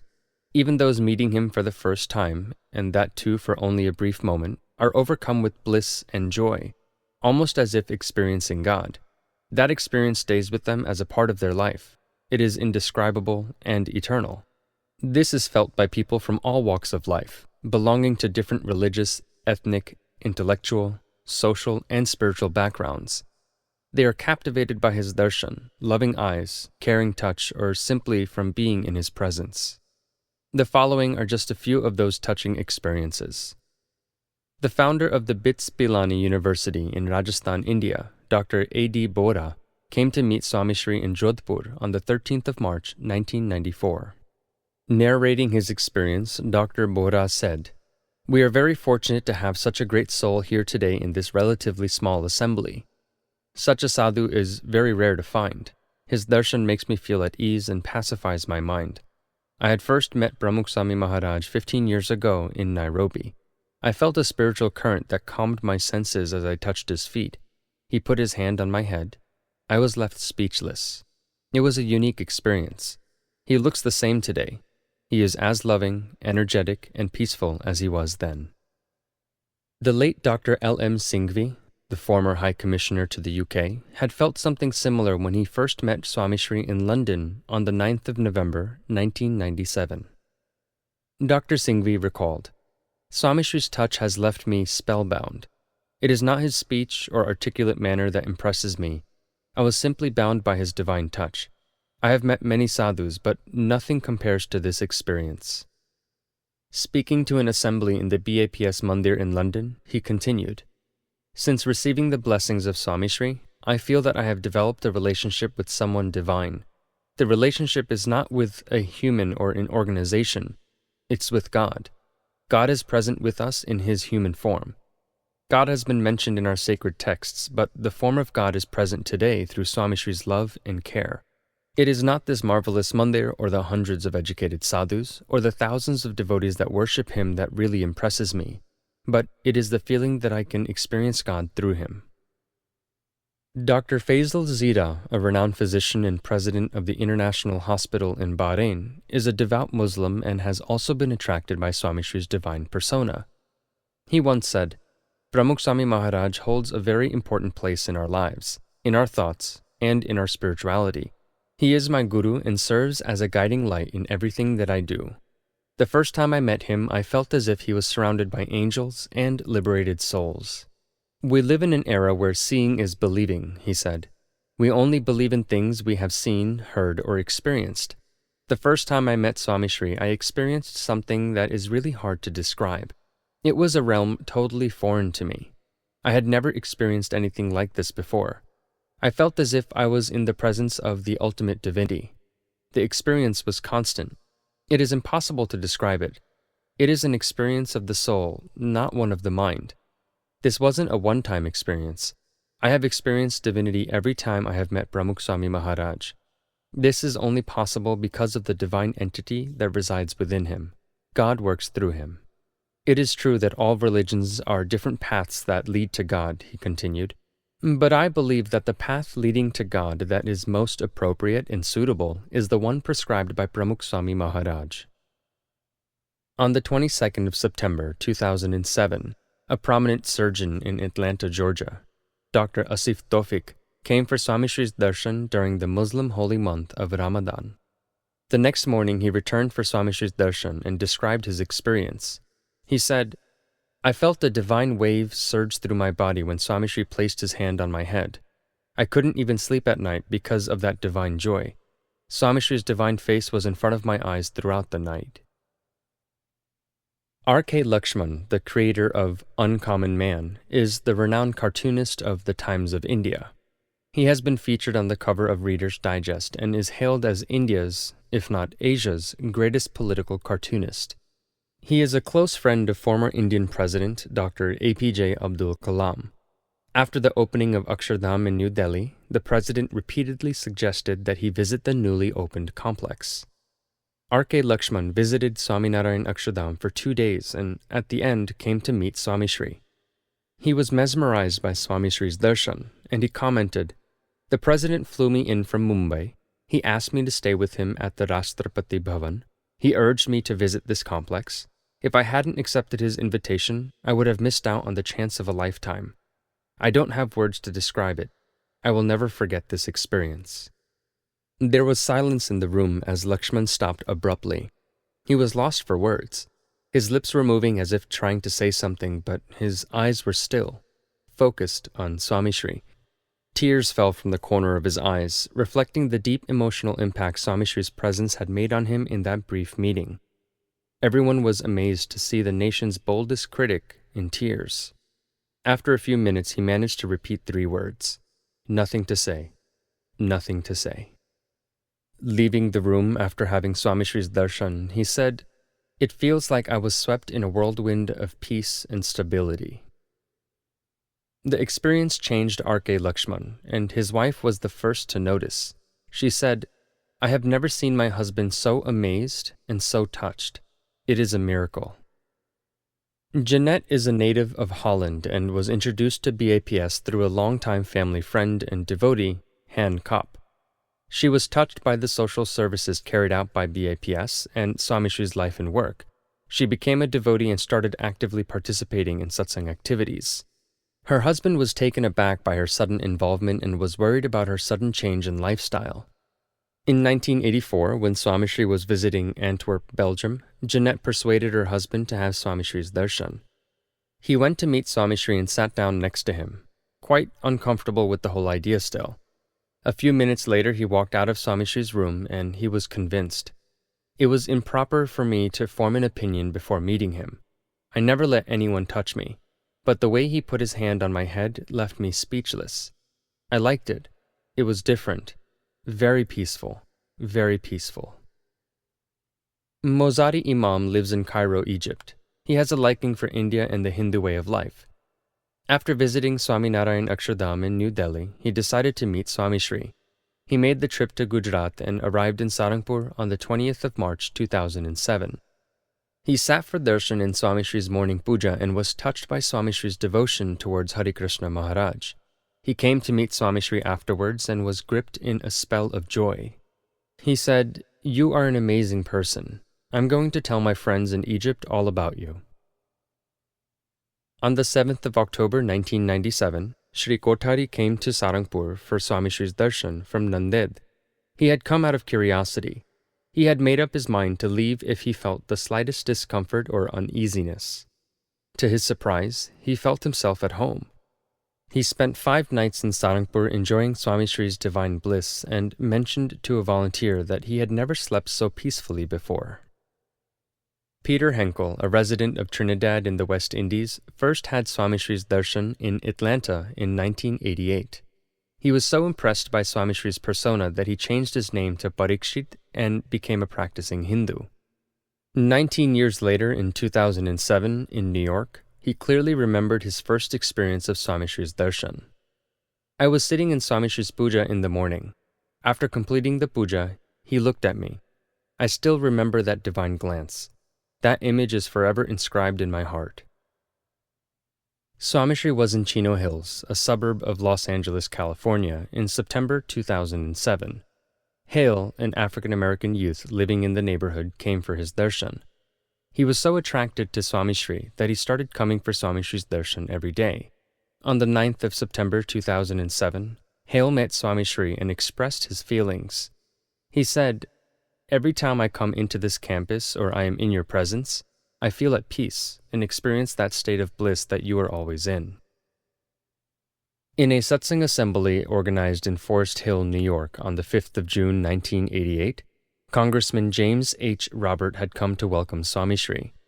After meeting him, he addressed the gathering and he said, "I was in England last month attending an international summit on politics and religion. I had the fortune of meeting various religious and community leaders, including the Archbishop of Canterbury, Mother Teresa, and the Cardinal of Austria. I thought it was a unique experience, but the divinity I experienced today in Pramukh Swami Maharaj's presence is something totally different." On the 7th of June 2007, Swami Shri was flying from Mombasa to Chicago. A steward was observing Swami Shri during the flight. As the plane approached Chicago, he came for Swami Shri's darshan, and he said, "I have met many religious leaders, but only a few of them, I felt, were spiritually inclined. In your presence, I feel divine peace. The way you interact with people and talk to them shows that you have no hidden agenda or ulterior motives. You are straightforward and transparent. It is that transparency that attracts me." The president of the Gujarati Samaj in Dubai, entrepreneur Bharatbhai Shah, was not accustomed to recognizing anyone's authority. He was introduced to Swami Shri for the first time in 1997 in Dubai. On the 30th of November 1997, he addressed a satsang assembly in Surendranagar. "I never believed in God," he said. "Swami Shri's darshan made me realize that there has to be a source of ultimate divinity. Now I believe in God. The love and affection in his eyes made me tearful, and I felt great comfort in his presence. I decided to give up my addictions and lead a morally pure life. 6 months later, I tried a small wad of chewing tobacco, but spat it out immediately. I knew I was forever changed. I want to dedicate the rest of my life to serving this community. I want to help his cause." Cardiothoracic surgeon Dr. V. Subramaniam describes a similar experience. On the 20th of December 2000, he shared that experience in an interview on ZTV. The interviewer asked him, "You have performed over 20,000 heart operations. Have you ever had any special experiences?" He thought for a second, and then he said, "Nothing out of the ordinary." Yes, actually, there was one such experience. I was operating on Pramukh Swami Maharaj, the spiritual leader of BAPS, at Lenox Hill Hospital in New York City. Usually, I feel a sense of pity and sorrow for the patient, but when I took Pramukh Swami Maharaj's heart in my hand, I felt a sense of divinity around. I felt as if some divine being had entered the operating theater. I had never experienced this during any of the other operations. In 1988, while Swami Shri was in Nairobi, Counselor Sayam had a similar experience. He explained it in the satsang assembly. I felt a cool breeze sweep over my heart. This is the first time I am meeting him, but I am confident that God is working through him. Today, I vow to Swamiji that I will become a vegetarian and never again eat meat or eggs. Thousands of people are attracted to Swami Shri at first sight and experience an indescribable state of bliss. With each meeting, that attraction deepens into a bond of unconditional love. There are thousands of youths around the world that are successful in their careers and personal lives, yet are deeply attached to him. They are reluctant to leave his presence. In fact, whenever they part from Swami Shri, they do so with tear-filled eyes. His attraction is above age, education, and social background, and communication barriers like language and culture. This was experienced during his stay at the Lenox Hill Hospital after his bypass surgery in 1988. From the 7th to the 13th of July, Swami Shri was recovering at the Lenox Hill Hospital in New York City. In those 7 days, he had captivated and attracted the entire staff in the ICU. Everyone from Dr. Subramaniam to the morning attendant, Robert, all had experienced a sense of personal connection with Swami Shri. In fact, even the female nurses who only had Swami Shri's darshan on the closed-circuit monitoring system were impressed by his divine persona. After 1 week, as Swami Shri was leaving the hospital, the staff of the cardiothoracic department lined the exit route to bid him farewell. There are scores of incidents like the ones mentioned above, each one affirming the idea that this attraction is not human. It is a divine attraction, God's power working through him. Jashbai was the leader of Sokra Matar village in the Kheda region. He was very vocal about his dislike for sadhus and banyas. He had sworn to never let them into his town. In the meantime, the local devotees had arranged for Yogiji Maharaj to visit the town. Purushottam Das begged Jashbai to let Yogiji Maharaj visit. Jashbai agreed because of Purushottam Das's pure character and lifestyle. There was, however, one problem. None of the devotees' homes could accommodate all the sadhus and devotees. The only house big enough was Jashbai's. Purushottam Das hesitantly approached Jashbai and requested to use his house. Jashbai clenched his teeth and agreed on one condition. "I am not coming for your guru's darshan. Don't ask me or force me to come. I'm going to stay elsewhere while your guru visits." Purushottam Das agreed, made the necessary arrangements, and awaited Yogiji Maharaj's arrival. Due to certain circumstances, Yogiji Maharaj was not able to come and had sent Pramukh Swami Maharaj in his place. After staying at Jashbai's house for a few days, Swami Shri asked the question Purushottam Das had feared. "Who is the owner of the house? I want to meet him. Why won't he come?" Purushottam Das explained the situation and thought it would be best not to invite him. Swami Shri smiled and insisted. "The least we should do is thank him for letting us stay in his house. Call him. Tell him I want to meet him." Purushottam Das spoke to Jashbai and, as expected, the latter wasn't interested. But Purushottam Das persisted and finally Jashbai agreed to come. The moment he saw Swami Shri, his inner feelings changed completely. He fell at Swami Shri's feet and apologized. He said, "Swamiji, I was unfortunate that I didn't come to serve you the past few days. Will you stay at my house for a few more days? I want the chance to serve you." Everyone was surprised by the sudden change, but Jashbai knew that he had experienced divinity. He couldn't explain it to others, but there was certainly something different about Swami Shri. He became a devotee and served Swami Shri for the rest of his life. On the 28th of August 2007, the board members of the Asian American Hotel Owners Association came for Swami Shri's darshan in Atlanta. A priest from a Christian church had also joined them for Swami Shri's darshan. On meeting Swami Shri, he tried to explain his experience. I feel as if God is present in you. I feel like God resides in this marvelous mandir you have built. I feel like all of your devotees are like God's children. Everything is so divine here. Chief of the Western Air Command of the Indian Air Force, Air Marshal A.K. Singh, had come for Swami Shri's darshan on the 4th of September 2006 in New Delhi. He was a decorated fighter pilot and an experienced veteran who had won numerous awards. After meeting Swami Shri, he described his feelings to other sadhus. "He has to be God," he said. "I feel divine purity in his presence. When he put his hand on my head, I felt as if I had been blessed with everything I ever wanted. This has to be God's Aishwarya in Swami Shri." Swami Shri's aura of divinity is so powerful that it often lingers for a long time, even with an individual who has left his presence. Dr. Naveen Bhai C. Mehta is one of the biggest names in ENT and reconstructive surgery in New York. He has treated famous entertainers, actors, actresses, models, and political and spiritual leaders. But his experience with Swami Shri stood apart. Dr. Mehta was driving Swami Shri from New York to New Jersey on the 21st of September 1998. This was the first time he had the privilege of driving Swami Shri, and he was excited. A police escort was guiding him through the heavy New York City traffic. Swami Shri was speaking to him about spirituality in life, and in the middle of their conversation, Swami Shri stopped. He looked at Naveen Bhai and said, "This particular road doesn't take us to where we want to go. Why is the police escort taking us this way? We should have taken the last exit." Dr. Mehta was dumbfounded. He had been driving these roads for the past 20 years, and he still did not know the roads as well as Swami Shri did. The next day, 2 sadhus came to his clinic in New York City for a checkup. Even though 24 hours had passed, he described the incident as if it had just occurred.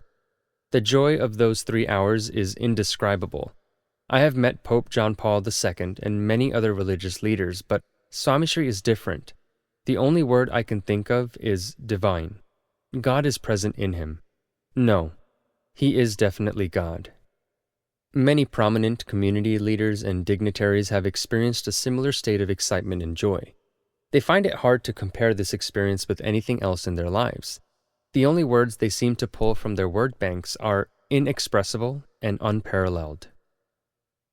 There is another facet to Swami Shri's Aishwarya, seeking out and protecting devotees. Many choose to call such incidents miracles. Thousands of devotees have noted instances where impossible was made possible by Swami Shri's grace. Swami Shri says in response, "All I do is pray for the devotees. Bhagwan Swaminarayan listens to our prayers and helps the devotees. But miracles do not lead to moksha, or liberation. They are a hindrance to liberation. They raise body consciousness, so one should not expect them and should just faithfully worship God." Yet such true experiences cannot be refused.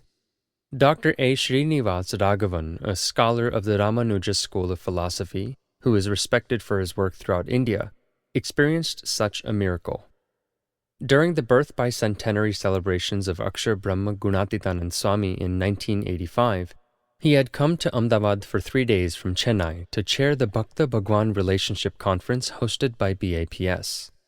He writes about a personal experience that changed his life forever. After the conference, I was flying back to Chennai. I was thinking about the 3 days I had stayed in the festival. It was a splendid environment. The plane landed, and I was one of the first to get off the plane.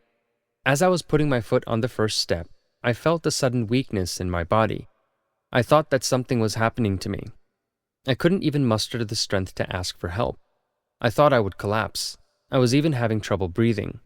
All of a sudden, I felt divine intervention. I felt as if some divine strength was helping me up to my feet and helping me breathe. I saw Pramukh Swami Maharaj right before my eyes on the steps of Chennai Airport. The divine experience filled me with a great spiritual joy. I gained my composure and realized that I was still on the steps.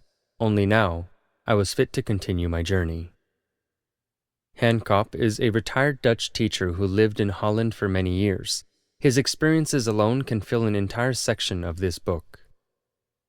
As a youth, Hancock set off with his brother in 1971 to see the world. He saw a murti of Yogiji Maharaj at the BAPS Mandir in Mombasa. He wished to meet him in person. He learnt that Yogiji Maharaj was no longer alive, so Hancock and his brother changed their plans so that he could meet Yogiji Maharaj's spiritual successor, Pramukh Swami Maharaj. They traveled to India and arrived in Gujarat.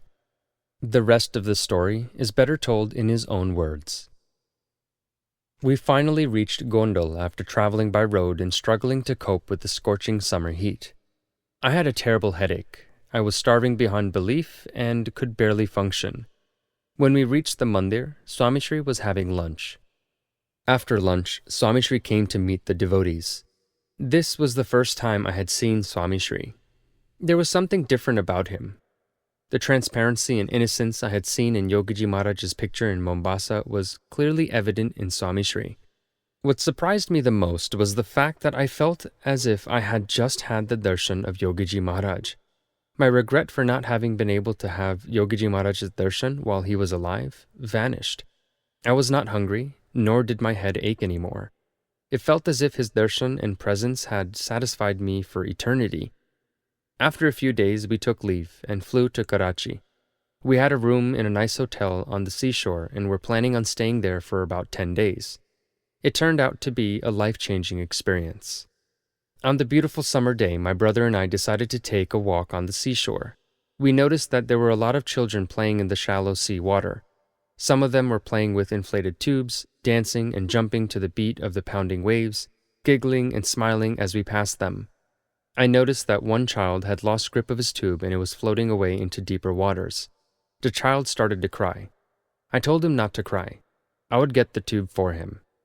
I was an experienced swimmer and had often swum in the ocean. I jumped into the deeper waters and tried to get back the child's joy. The tube was about 300 feet into the ocean, where the waves were pounding hard and the winds were gusty. I kept swimming towards the tube and it kept floating further and further away. I gave one last thrust with all my effort and finally made it to the tube. I was a bit tired from the exertion and decided to sit on the tube and relax on my way back to the shore. I floated on the tube for about 5 minutes and then I was greeted with an unpleasant surprise. My eyes seemed to widen as I couldn't believe the scene that was in front of me. There was a killer shark a few feet away from me. I had heard frightening stories from my uncle about sharks. I knew that the only way that I would survive is if I could scare the shark away, because there was no way I was going to outswim the shark. I started splashing my hands and legs in the water with all my might with the hope that I would scare it away. To my surprise, the shark seemed to come closer to me with every stroke that I made in the water. My life started flashing before my eyes. I knew it would all soon be over. In the middle of that mental state of chaos, Pramukh Swami Maharaj came before my eyes. Those loving, transparent eyes and that radiating smile were all I could see. I closed my eyes and started chanting the Swami Narayan mantra. I prayed to Pramukh Swami Maharaj to come save me, and there he was. I saw him standing right in front of me. I felt an inner voice telling me to let go of the tube and quickly swim to the shore. For the next 5 minutes, I couldn't see the water or the sky, the tube or the shark, the waves or the shore. All I saw was Pramukh Swami Maharaj's murti in front of me. To this day, I relive this moment and realize that there was no way I could have survived if it wasn't for Swami Shri. Former Member of Parliament and former Solicitor General of Canada, Bob Kaplan, had also had 2 such experiences which he fondly remembers. He often publicly speaks of these incidents in front of thousands of people. He last spoke of them in the opening of the BAPS Sri Swami Narayan Mandir in Toronto, Canada in 2007. In 1984, Bob Kaplan had requested Swami Shri's blessings so that the candidate for his party, Pierre Trudeau, would win the country's general election and become Prime Minister. Swami Shri wasn't in Canada at the time, but he wrote a letter in response to his request and gave his blessings. Unfortunately, the letter didn't reach Canada until after the elections.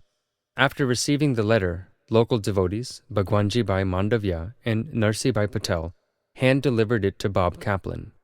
He read the letter, in which Swami Shri had written that Trudeau would again become Prime Minister, and was a bit taken aback. He didn't know what to make of it. He thanked the gentleman for bringing the letter and went to meet Pierre Trudeau. He gave the letter to Trudeau and waited for him to read it. Trudeau read the letter and gave a weary smile. He put the letter on the side and thought nothing of it. There was no point. He had already lost the election. A few months later, a political crisis gripped the nation and the government fell. Subsequently, Trudeau became Prime Minister. Bob Kaplan was convinced that the unimaginable only happened because of Swami Shri's blessings. He described a similar incident about his skin cancer. Swami Shri's blessings had completely cured him of it. These are just some of the many incidents that illustrate Swami Shri's Aishwarya, but Swami Shri does not consider them as important. Instead, he always emphasizes God's grace, God's wish, and prayers. World-renowned magician K. Lal views Swami Shri's Aishwarya from a different perspective. He said, Mahavir and Buddha were able to attract people with their ideology. If there has been a great soul since their time that has been able to attract people, it is Pramukh Swami Maharaj. I say this from the bottom of my heart. What is it about him and his eyes that inspire thousands of people to follow him and worship him? It is magic. It's divine magic. Swami Shri's personality not only attracts people, but transforms their lives. This is Swami Shri's true Aishwarya.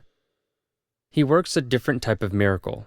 He doesn't change copper into gold or walk on water, but his ability to mold the character and lives of individuals is his specialty. A collection of such incidents would again fill volumes, but given below are a few examples. Valio was a notorious character who terrorized the tribal villages of the Sabarkanta region. His name and actions reminded many of the ancient Valio, who was later transformed into sage Valmiki, the famous author of the Ramayana. Under the scorching afternoon sun, the drunken Valio would walk into Poshina town and eye a store with his bloodshot eyes. That would seal the fate of that store and its owner. Valio and his men would pillage the store at night and celebrate. He would even steal their livestock and prepare a feast for his men. On one occasion, the police came to a large pillaged livestock farm and only found 50 kilograms of raw meat. They were wondering as to what happened to the remaining hundreds of kilos of meat. Valio was a gone case. He was beyond redemption. That was until he met Swami Shri. Pramukh Swami Maharaj's satsang activities have transformed Valio into Vallabhai. Vallabhai walks with the same confidence and pride, but now with a tilak chanlo on his forehead. Vallabhai was indeed grateful. He said, "There was no satsang in my town of Palyabiana. My men and I used to live like animals. No one had the guts to say a single word to me or my goons, but now there is peace everywhere. The sadhus come to my village and I go to the satsang assemblies. Not only have I become a devotee, but all 60 of my men and their families have started leading devout lives. We promised Pramukh Swami Maharaj that we would never steal again. We earn our money by honest means." Vallabhai has a small tape deck in his hut, and you can hear the Swaminarayan Dhun and Arti playing in the hills of Palyabiana even today. What type of transformation does Swami Shri's Aishwarya bring about in the people of the lowest moral order? Barkubai of Apte in Dadra Nagar Haveli region is well qualified to answer that question. Barkubai would rob villages in broad daylight with a machete. The only way he would answer questions was with his machete. However, after coming into contact with Pramukh Swami Maharaj, he changed his lifestyle. He stopped stealing, started serving the community, and began devoting himself to satsang. He now earns an honest living driving a rickshaw. Once, after dropping off a passenger, he realized that the passenger had left his cell phone in the rickshaw. Barkubai immediately set out to find the owner and return the phone. The owner appreciated his honesty. Little did he know that a few months ago, Barkubai would have ripped the phone out of his hand, let alone look for him to return it. A similar incident occurred when a father who was shopping for his daughter's wedding forgot to take a bag full of cash from the rickshaw. Barkubai spent a good portion of the day looking for him and returned the cash to him. The owner was overjoyed and decided to reward him for his honesty, but Barkubai refused. "I don't deserve a reward. I did what I was supposed to do." The owner enticed him with some drinks. "You tell me where you want to go and I'll pay for your alcohol for the night." Barkubai replied without a moment's hesitation, "I'm afraid that's not possible. I quit drinking a long time back." "Now is the time for you to drink and have fun. Why did you quit?" You're not going to get your hands on any alcohol when you're old. Barkubai replied, I have met a pure guru like Pramukh Swami Maharaj. I don't need to drink to have fun. My only goal in life is to become Brahmrup and go to Akshardham. The owner was startled by this poor, rugged man's conviction. Sunsar. Just the name of the rowdy village in the Patan district of northern Gujarat used to give the creeps to police. There isn't a child in all of northern Gujarat that hasn't heard of the thugs from Sunsar. The people of Sunsar were known for two things: theft and alcohol. If there happened to be a robbery in any village of the Mehsana district, police would first raid Sunsar. Unfortunately, the police did not have the courage to raid Sunsar without asking the town chieftain. Even the prominent Gujarati social worker Sri Ravi Shankar Maharaj lived for 7 years in a small home in the village with the hope of bringing about some sort of reform. There came a time when the people of the village even stole the sandals that he was wearing. However, in 2006, the chieftain and the thugs of the town came for Swami Shri's darshan at Mehsana Mandir. They promised to give up all their vices and to stop stealing. Amongst them was 35-year-old Badkamdar Mogji Laluji Darbar. He was born into the violent culture. Even his schooling was centered on violence and theft. He would drink 8 to 10 mugs of beer and then fight with anyone he could get his hands on. His gang comprised of 30 other thugs of similar violent and immoral nature. Yet, Swami Shri's serene presence and soothing words changed their lives. To repent for their actions, they vowed to buy land in their hometown and build a mandir so that their children would learn a different set of values. Swami Shri has been able to instill spirituality in the lives of those that the world has given up on. He has developed ideal communities, one person at a time. Shubhasbhai Patel of Dar es Salaam, Tanzania, has also experienced a similar transformation. Shubhasbhai relished alcohol, violence, and vices to the extent that even the local police would fear his presence. In fact, it's hard to put a number on how many people and law enforcement officers he must have assaulted. In 1995, Swami Shri visited Dar es Salaam. Maheshbhai had known Shubhasbhai for a long time and had decided that it would be in his best interest to have Swami Shri's darshan. Giving in to Maheshbhai's persistence, Shubhasbhai came for Swami Shri's darshan. Swami Shri recognized him. I know you. You had come for Yogiji Maharaj's darshan with your father in 1959. Shubhasbhai was surprised. How did this sadhu remember such a trivial detail from over 36 years ago? He felt a divine glow in Swami Shri's presence. Swami Shri looked into his eyes and told him to change. Shubhasbhai felt as if divine power was guiding him in the right direction. Today, Shubhasbhai performs puja, arti, listens to discourses and attends satsang assemblies regularly. His transformation even startled his good friend and ex-classmate, the Tanzanian president Kikwete. Shubhasbhai is just one of many. There is a small village called Odarka in the Saurashtra region. Odarka was the home of a notorious fighter and thief, Ramsangji Takatsiji Gohil, or otherwise known as Ramsang Bapu. His occupation was to steal from people and terrorize villages. He was so good at it that Bhupat, a nationally feared gangster himself, offered a partnership.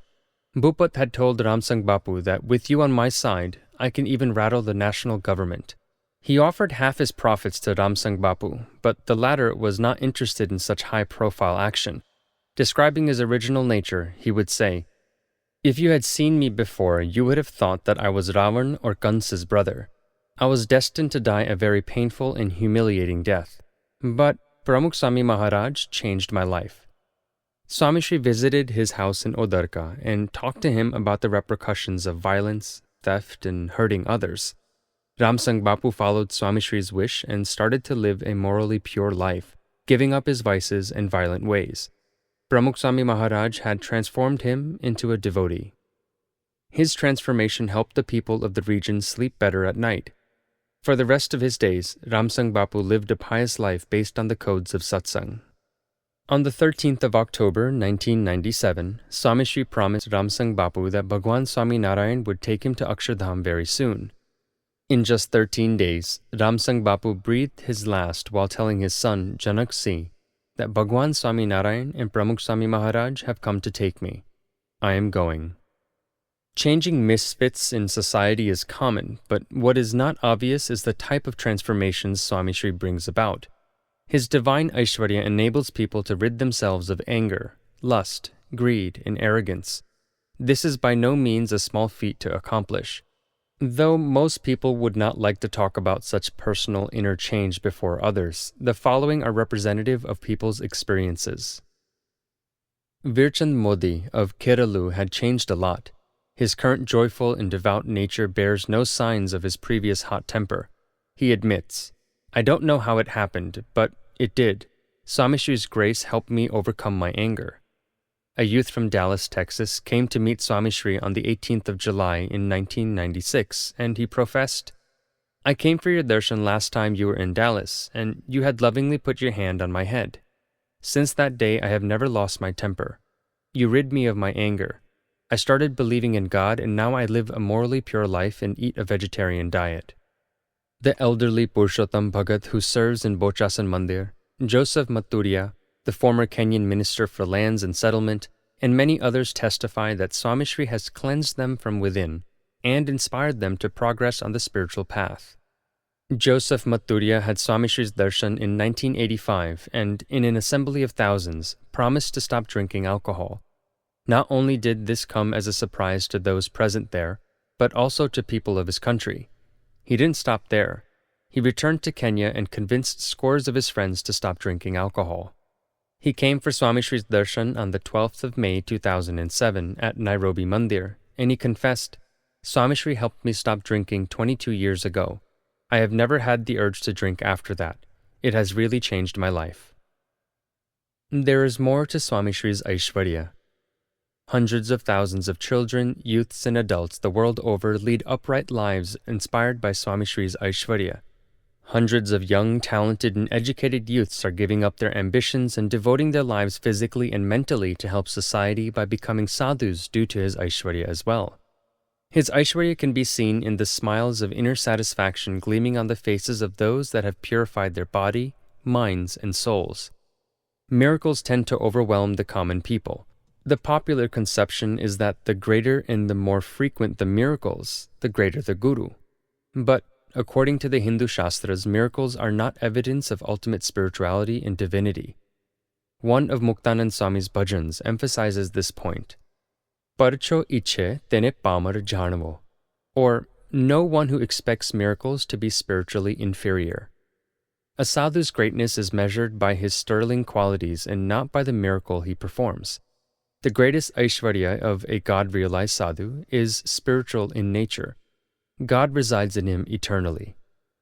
God works through him, walks through him, sees through him, hears through him, speaks through him, breathes through him, and resides in him. The Supreme Being that is responsible for creating, sustaining, and regulating this universe is present in him. A certain level of spiritual insight is required to grasp this profound truth. One way to understand this is to recognize his servitude towards God.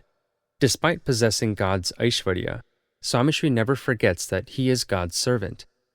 Dr. Sureshbhai Patel, a longtime friend of Swami's heart surgeon, Dr. Subramaniam, had been observing Swami Shri's work for several years. On the 19th of May, 2004, he came for Swami Shri's darshan. Just as God is able to govern the universe with his unlimited powers, he said, you have governed innumerable souls on the path of spirituality. They have joined in your cause to help humanity. Therefore, I believe you are God. Swami Shri started shaking his head and, in disapproval, he said, No. I am God's humble servant. God works through a sadhu.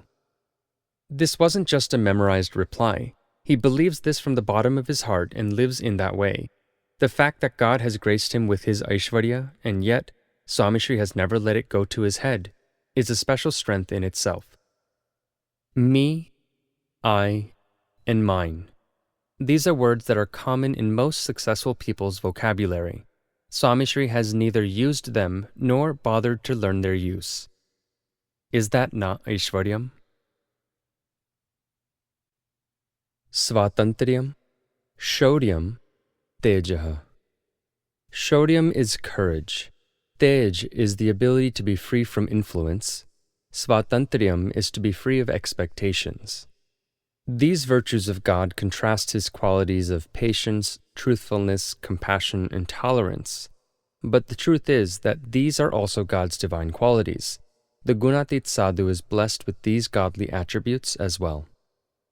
There is a side of Pramukh Swami Maharaj that most of us are familiar with: a compassionate, tolerant, honest, fair, unattached, forgiving, and a loving side. There is another side that we will get to know more in this chapter: his courageous, illustrious, invincible, and independent side. Yet it's important to note that his valor doesn't hurt or offend others, his invincible personality does not defeat others, and his independence does not constrain or limit others. Swami Shri's Brahmatej, or divine aura, does not overshadow others, and instead it makes them shine brighter. His courage is evident in his observance of niyams and the traditions and principles given by Bhagwan Swami Narayan. He does not compromise on these principles and doesn't let others compromise on them either. Those who associate with him cannot remain cowardly in their thoughts or actions, and yet those who are cowardly are unable to remain in his presence. Yes, Swami Shri is forgiving, but he does not uphold cowardice. This is a unique combination of those virtues. Sadhus and devotees alike have experienced Swami Shri's warm and loving personality over the years, yet there have been times when the divine radiating flare from Swami Shri's eyes has been unbearable. Over the years, Swami Shri has always openly supported these principles. At times, when he has felt the need to raise his voice, he has done so without insulting or offending those advocating relaxation. He is very careful with his choice of words and is firm, yet polite, direct, and fearless in voicing his thoughts. He is not influenced by anyone's manipulation, and following Bhagwan Swami Narayan's niyams and principles comes first. In Vachanamrut Loya number 2, Bhagwan Swami Narayan defines courage as one who is courageous and brave never falters from following God's agna, or God's wishes, even in the hardest of circumstances. Swami Shri is scrupulous in following the niyams prescribed by Bhagwan Swami Narayan for sadhus. The following stories illustrate this. In 1981, as part of Bhagwan Swami Narayan's birth bicentenary celebrations in Ahmedabad, the Bharat Sadhu Samaj held a gathering to commemorate its silver jubilee. The celebrations were to take place in Swami Shri's presence. Pujya Hari Narayan Anandji, secretary of the Samaj, suggested honoring a female national leader on the stage. Swami Shri told him, "You can do that, but according to the niyams of celibacy prescribed by Bhagwan Swami Narayan, I will not be able to attend the event. Please forgive me." Social reformer and editorial columnist Ishwarbai Petlikar came for Swami Shri's darshan in 1981. He told him, "If you want to allow your organization to grow, you should relax the celibacy niyams for your sadhus." Swami Shri was direct and to the point in his answer. He said, "I do not believe in growing by transgressing the niyams laid down by Bhagwan Swami Narayan. There is no need for that type of growth. Bhagwan Swami Narayan looks after the growth of the organization, but we have to stick to our niyams. Many community leaders and politicians have suggested the same thing. They say that this organization will not last long because of the stringent niyams. So be it. We will sit in a corner and worship God, but we will not sacrifice our niyams." Today, over 30 years later, Ishwarbai is not alive to see how the organization grew all without sacrificing those niyams. Former Finance Minister of India, Sri H.M. Patel, had suggested a similar idea. Swami Shri replied, "There is no way we will compromise the niyams prescribed to us by Bhagwan Swami Narayan." The well-known journalist Kanti Bhatt had once asked Swami Shri, "Have you ever thought that you should change your celibacy niyams to cater for a more modern way of thinking?" Swami Shri replied, "Things are fine the way they are. There's nothing to change. People might call us orthodox, but it is our duty to follow the niyams given to us by Bhagwan Swami Narayan. It's not like we're insulting or hurting anyone by following them. So whether people like it or not, we have to follow Bhagwan Swami Narayan's agna." Swami Shri has observed these niyams even while meeting world leaders and international dignitaries. Even when meeting the likes of President Bill Clinton, Tanzanian President Julius Nyerere, the sheikhs of the Arab nations, United Nations Secretary-General Kofi Annan, and others, he has never relaxed his niyams. Through his courage and valor, he has ensured that these niyams are observed even while addressing the United Nations and during his own emergency bypass surgery. It seems impossible for a common man to be so bold. Then again, Swami Shri is not so common after all. While following these niyams, Swami Shri isn't orthodox, inconsiderate, or insensitive in the process. He has shown tremendous courage in supporting changes to empower women. He has proved that it is possible to follow the niyams of celibacy and yet work tirelessly to meet their needs.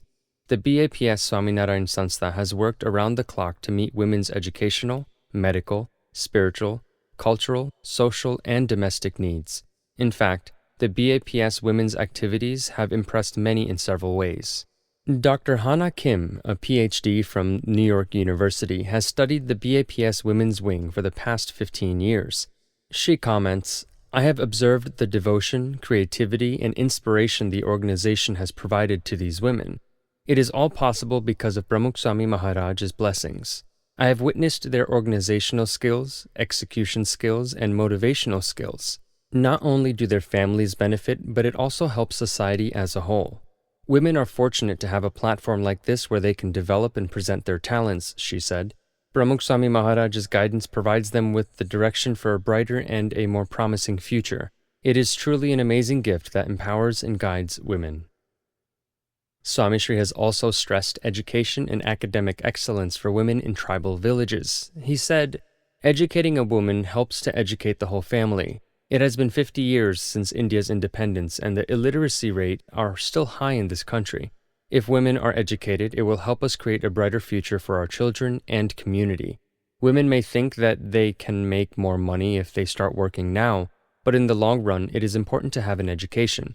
Education gives independence and vision," Swami Shri continued. "There is also a greater chance of being cheated or duped if you are not educated. I strongly request everyone to get an education. We must educate the women and children in our community. It is a necessity for the future." Bhagwan Swaminarayan had started initiatives to educate and empower women even in his times.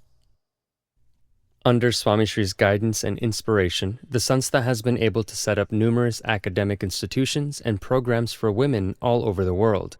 His courage to maintain his niyams and yet empower women has astonished many. Swami Shri's Brahma Tej, or divine aura, emanates when people attack God or his avatars. A popular singer came to Ahmedabad to sing in a satsang assembly. In a partly comical and partly sarcastic approach, he commented on Bhagwan Ram and Sita Ji in a demeaning manner, and he praised the evil king Ravan. He intended to humor the audience, but when Swami Shri subsequently blessed the assembly, Swami Shri said, "Bhagwan Ram was God and Sita Ji was his ideal devotee. Their lives were perfect. Sita Ji stayed loyal to Bhagwan Ram despite numerous temptations. Ravan was evil and immoral. There was nothing good in his character or life, and he is not an appropriate role model for anyone." Swami Shri responds with the similar sharpness when people try to discredit the sacred texts, sadhus, and mandirs. There are many people that question the need for mandirs and their use. They argue that mandirs are just piles of stone and have no meaning. Swami Shri explains to remove their misconceptions by saying, "Many people argue that mandirs are a waste of time and money. Do we need them? The answer is yes. We do need them.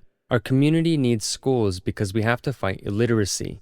We need hospitals, physicians, police officers, politicians, educators, and armed forces, because they all serve a purpose. Similarly, mandirs serve a purpose. They pacify the mind and soul. They provide peace. Students would have a tough time learning if we didn't have schools. Similarly, where is one to worship God if we don't have mandirs? Mandirs are needed as a haven for spirituality. India has survived centuries of aggression because of the mandirs." Swami Shri continued, "Mandirs teach morality and values. One can go for God's darshan in mandirs. Mandirs instill spirituality, ethical behavior, and compassion. We have to have faith. Mandirs, religion, and our sacred texts are all necessary. We have to learn to live a pious and harmonious life. That will help us become better as individuals, families, and communities. If we look after our culture and religion, they will look after us." Swami Shri is also very vocal against the antisocial practices that trouble and divide our homes and society. He speaks openly against the iniquity of dowry. He says, people spend ridiculous amounts of money to maintain their name and status. Many people still collect dowry. They think it is absolutely necessary. They don't realize that marriage is not a business deal. Marriage is about respect and love. People end up having to sell their homes and belongings so that they can get their daughters married. It is a shame. That is why we organize samulagnas, where many couples can use the same facility to get married and not have to spend ludicrous amounts of money. Taking dowry does not lead to a happy marriage. Why take money that doesn't belong to you? It does not bring peace. The rising clash of cultures and widening communication gap between the parents and children have given birth to old age homes. Swami Shri's heart aches when he hears of such stories. He once said, "We should teach our children to care for our parents and elders, so they can take care of them as they grow old and not send them off to old age homes."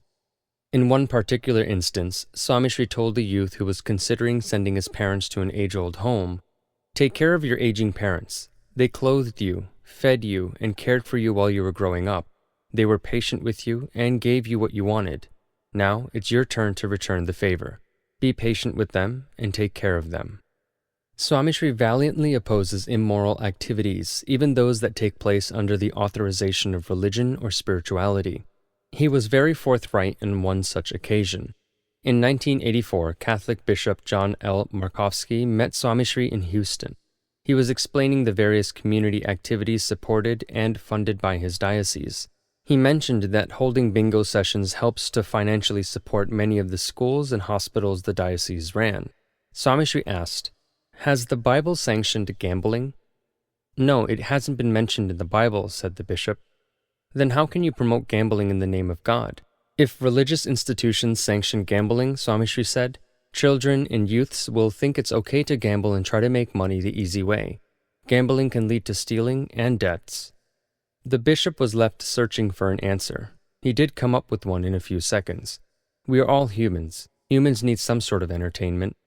Swami Shri replied, "There are a lot of other ways to entertain people. Let them do whatever they want outside of your church. But it is wrong for a religious organization to sanction such immoral activities. Religion is supposed to prevent people from engaging in adultery, robbery, gambling, and substance abuse." Bishop Markovsky agreed, and he said, "You have set the bar very high, but we will try to follow your ideals."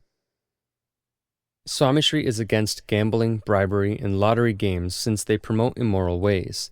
Swami Shri says that people should work honestly to earn their rewards. You cannot expect to always get a free ride. To people seeking to gain through such means, Swami Shri says, "Trying to profit without working is wrong. Playing the lottery and gambling promote laziness. Students go on strike and try to bribe their professors so they don't have to work hard to pass. That is wrong as well. Teachers fight for their rights, but they do not want to teach. Businessmen try to make money by selling impure and faulty products, but they do not want to work hard. How is that going to help the country? If everyone worked honestly and diligently for 8 hours a day, India would have one of the strongest and most efficient workforces in the world." When people discuss the rise in substance abuse, animal slaughter, and drug trafficking, Swami Shri is unable to remain quiet.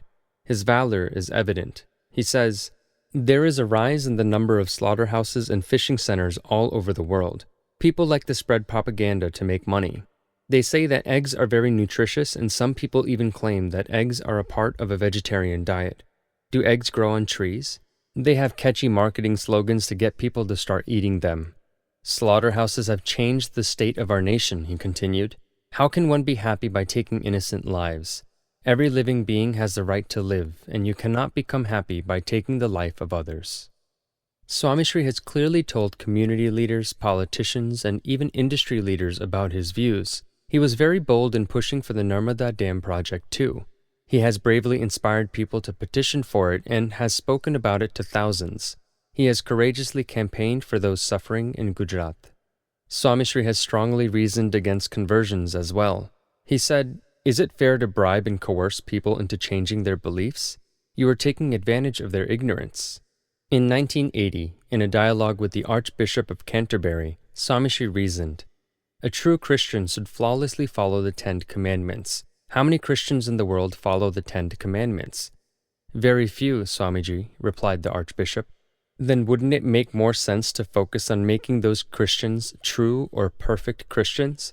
What's the point of focusing on conversions? If every person follows his or her religion properly, world harmony would become a reality. Swami Shri is a strong believer of preserving Indian and Hindu culture. He has built hundreds of mandirs and cultural complexes around the world to preserve Hinduism and present its true greatness to the contemporary world. Yet there isn't the slightest hint of force, insult, or degrading of others. That in itself is another example of his courage, to strongly believe in one's principles and ideology while equally respecting those of others. At the age of 85, Swami Shri inaugurated Swaminarayan Akshardham in New Delhi, and at 87 he consecrated traditional mandirs outside of India. Taking on such mammoth tasks even at this advanced age is another symbol of his courage. The former Director General of the National Human Rights Commission and former Director of the CBI, Sri D.R. Karthikeyan, was impressed by Swami Shri's courage. He said, "He has to be the bravest soul on earth. Swaminarayan Akshardham is probably the greatest wonder of the modern world. Every Indian should be proud of it. This is one of Pramukh Swami Maharaj's miracles." He continued and said, "I don't think any king, government, or international organization can build Akshardham. God is working through him. All of the world's leaders should come look at this and gain inspiration. This sadhu has given up everything so that he can give back to humanity. You need courage to build something so majestic. I think he is the most courageous man I have ever met. He is an ideal for the rest of the world." There are countless examples of his courage, valor, and brilliance. The Srimad Bhagavat defined Shauryam as conquering one's desires and inner instincts. In Vachnamrut Loya No. 2, Bhagwan Swaminarayan states that one who is truly courageous makes his senses tremble in the knowledge that they will not be allowed to indulge in the material pleasures. Swami Shri's courage is evident through his obvious control over his desires, as already discussed in the previous chapter. Swami Shri's brilliance doesn't overshadow others, but it motivates them to reach the heights of spirituality that he has scaled. Pramukh Swami Maharaj lives a life independent of attachment and influence. As one famous journalist said, "Courage is the ladder on which all other virtues mount." Swami Shri's courage is the foundation of all of his other virtues. Smrutihi. Smruti does not mean only memory or the act of remembering. It is God's most precious blessing upon mankind. God remembers his devotees and the services they have rendered to the smallest detail. This shows God's unconditional love for his devotees. The Gunatit Sadhu, who constantly remembers God, also showers his love upon the devotees in a similar fashion, by remembering them and the services they have rendered. Pramukh Swami Maharaj remembers, appreciates, and rewards all devotees. Swami Shri's personal contact with people is phenomenal. He meets hundreds of people every day, listens to their problems, and guides them in the right direction. For decades he has lent his ears to his devotees, not merely for the sake of appeasing them, but because he really cares about their well-being. Traveling to almost every corner of the world, Swami Shri has not merely given his physical presence, but has sanctified the homes and touched the hearts of millions. He has provided them with selfless love and has become a part of their families. The selfless love has helped him remember the details of thousands of individuals, their families, their difficulties, their homes, and their forefathers. His sharp memory and unflinching loyalty continue to amaze all those around him. He remembers everyone. These memories are undiminished even after half a century and are spread across the globe. The following are just a few of the countless experiences that show his love, affection, and appreciation towards the devotees. Swami Shri has nurtured a closely knit satsang family. On the 23rd of February 2006, while Swami Shri was having lunch in Vidyanagar, the sadhus were introducing a few of the hostel students. Mitesh stood up and was introduced as a native of Jesangpura. Swami Shri immediately asked if he was from Nursi Bhai's village. Mitesh nodded his head in agreement, so the sadhus then asked him to mention the names of his father and grandfather. Swami Shri immediately stopped them mid-sentence. "I know his entire lineage," Swami Shri said. Swami Shri asked him his name one more time and then rattled off the names of his family. "Your name is Mitesh, your father is Ramesh, Ramesh's father's name was Narsi, and Narsi's father's name was Narayan Bhai, right? Swami Shri started talking about the seva they had rendered in Shastriji Maharaj's time. Narsi had an older brother named Girdhar. They have been satsangis from the beginning. They had served Shastriji Maharaj. Where is Gunjan? Swami Shri asked. Mitesh was surprised that Swami Shri remembered his neighbor and replied, he still lives next to us. Swami Shri also recalled that Narsi Bhai was Devcharan Swami's maternal uncle. Oddly enough, the day before, Sadhu Jivan Swami had complained to Swami Shri and said, I'm having difficulty remembering things.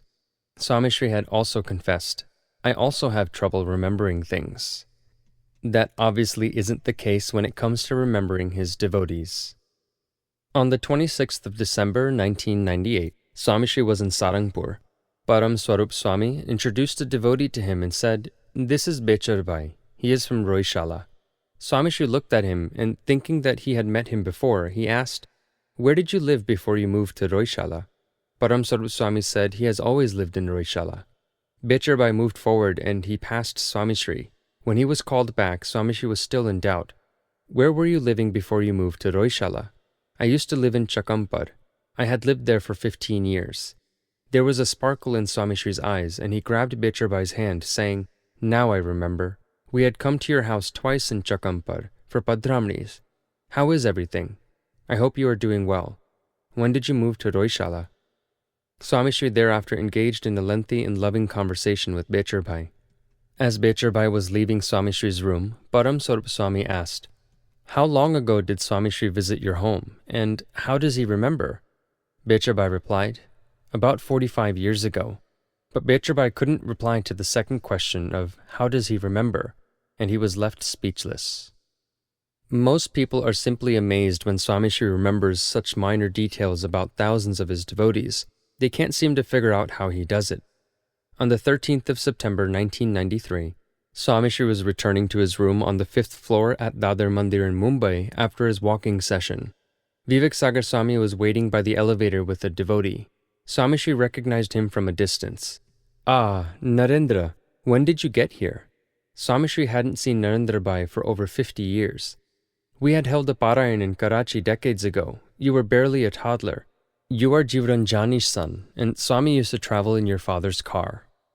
On the 28th of December 1994, Kanubhai Amin from Mumbai had come to Ahmedabad for Swami Shri's darshan. He had brought a relative who was visiting from America. Swami Shri interrupted as he was starting to introduce his relative, and he said, I know him quite well. Your father is Ramesh. His father was Bhai Lal Bhai. His father was Chatur Bhai, and his father was Shyamal Bhai. Chatur Bhai had 5 sons, Soma Bhai, Hira Bhai, Hathi Bhai, Chuni Bhai, and Chota Bhai. Hira Bhai had 3 sons. Soma Bhai had 2, and you have 2 older brothers. On his overseas Vichran tour in 2004, Swami Shri was in London and a few youths were introducing themselves. One said, my name is Harish and I am from Srijipura. Swami Shri asked him his father's name. He replied, Ramji Chagan. Swami Shri has visited every single home in Srijipura many times. He knew all the devotees and their families. He started telling the sadhus. They were originally from Ugameri. Shastriji Maharaj had brought them to Srijipura to take care of the Sanstha's property. His father's name is Ramji, whose brother's name is Dayal. They were 2 sons of Chagan Bhai. Chagan had 3 other brothers, Trikam, Narayan, and Tulsi. Harish's brother is a sadhu in Sarangpur. They are related to Manilal from Surat. Harish stood still with the microphone in his hand. He was at a loss for words. Swami Shri knew more about his family than he did. On the 25th of May 2004, a youth came to meet Swami Shri in Edison, New Jersey. When Swami Shri asked him where he was from, the youth said he was from Dungri Timba. What is your dad's name? Swami Shri asked. Hirabai. Swami Shri instantly revealed his lineage. Hirabai, Govindbai, Govindbai, Mathurbai, and you are originally from Sarasa, right? The youth meekly nodded in approval. He was stunned by Swami Shri's ability to recollect his ancestry. Swami Shri was returning to his room after darshan at the Yagnapurush Smriti Mandir in Sarangpur. Sadhus and devotees had gathered for Swami Shri's darshan. At the front of the crowd were 2 children. Swami Shri pointed at one of them and said, This is Devraj, and that one is Arvind. They are Rajiv Bhai's sons. They are from Tajpur. Rajiv Bhai's dad's name is Dharmasi. Dharmasi, Kanji, and Lakshman were brothers. Their father, Bechar Bhai, had become a sadhu at a very old age. He was very wise, and he used to memorize kirtans and verses in Sanskrit as well. On the 11th of November, 1994, a devotee from Petlad came for Swami Shri's darshan in Bochasan. Swami Shri asked him if he was related to Raman Bhai. "He is my father," he replied. That's all it took to get Swami Shri started. Shastriji Maharaj had stayed at your place many times. In fact, I used to study at the Sanskrit Institute your family runs. Swami Shri also went on to mention Raman Bhai's brother's name as well. Swami Shri was in San Jose, California, on the 6th of September 2007. One of the activity coordinators began to introduce one of the youths, Ghanshyam. Swami Shri recognized him and asked, "You are Raman Bhai Chokshi's son, right?" "Yes," he replied. "You used to come to the youth assemblies in Ahmedabad.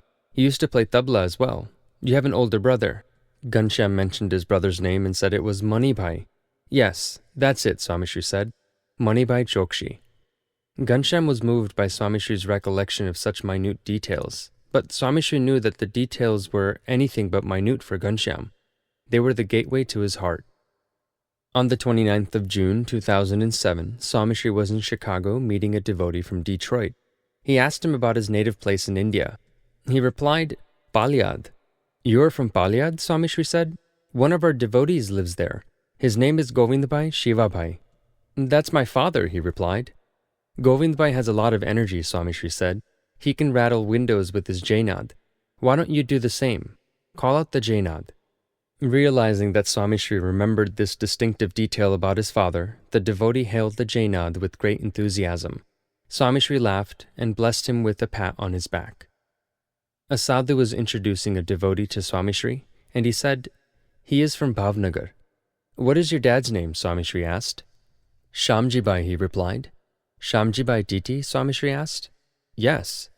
Swami Shri then said, "Shamji Bhai Titi lived in Bhavnagar. He had performed a lot of seva. He was Khoda Bhai's nephew, originally from Tajpur." On the 7th of August 2007, devotees from East Windsor, New Jersey were introducing themselves to Swami Shri in Edison. A youth decided to be upfront with Swami Shri. "Every time we talk, Chandresh tells us that you know him. Do you really know him personally?" Swami Shri then replied, "Yes, he was a satsang volunteer who lived in Ghana, not too far away from Anand." Vivek Sagar Swami asked Chandresh to mention his father's or grandfather's name, but Swami Shri beat him to it and he said, "Phula Bhai Mulji Bhai, right?" Chandresh replied, "Right, that's my grandfather's name." On the 14th of August 2007, Swami Shri was meeting devotees in Atlanta when one of them introduced himself and he said, "I am Purushottam Lallu's son."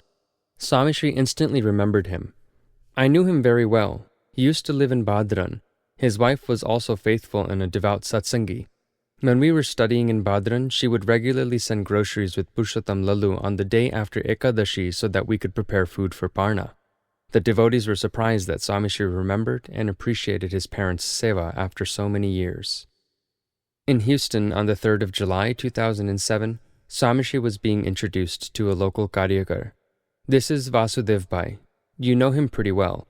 Swami Shri replied, "Not just him. I know his father, his grandfather, and his brother. I know all of them and everything about them." That was a moment that Vasudev Bhai would savor for the rest of his life.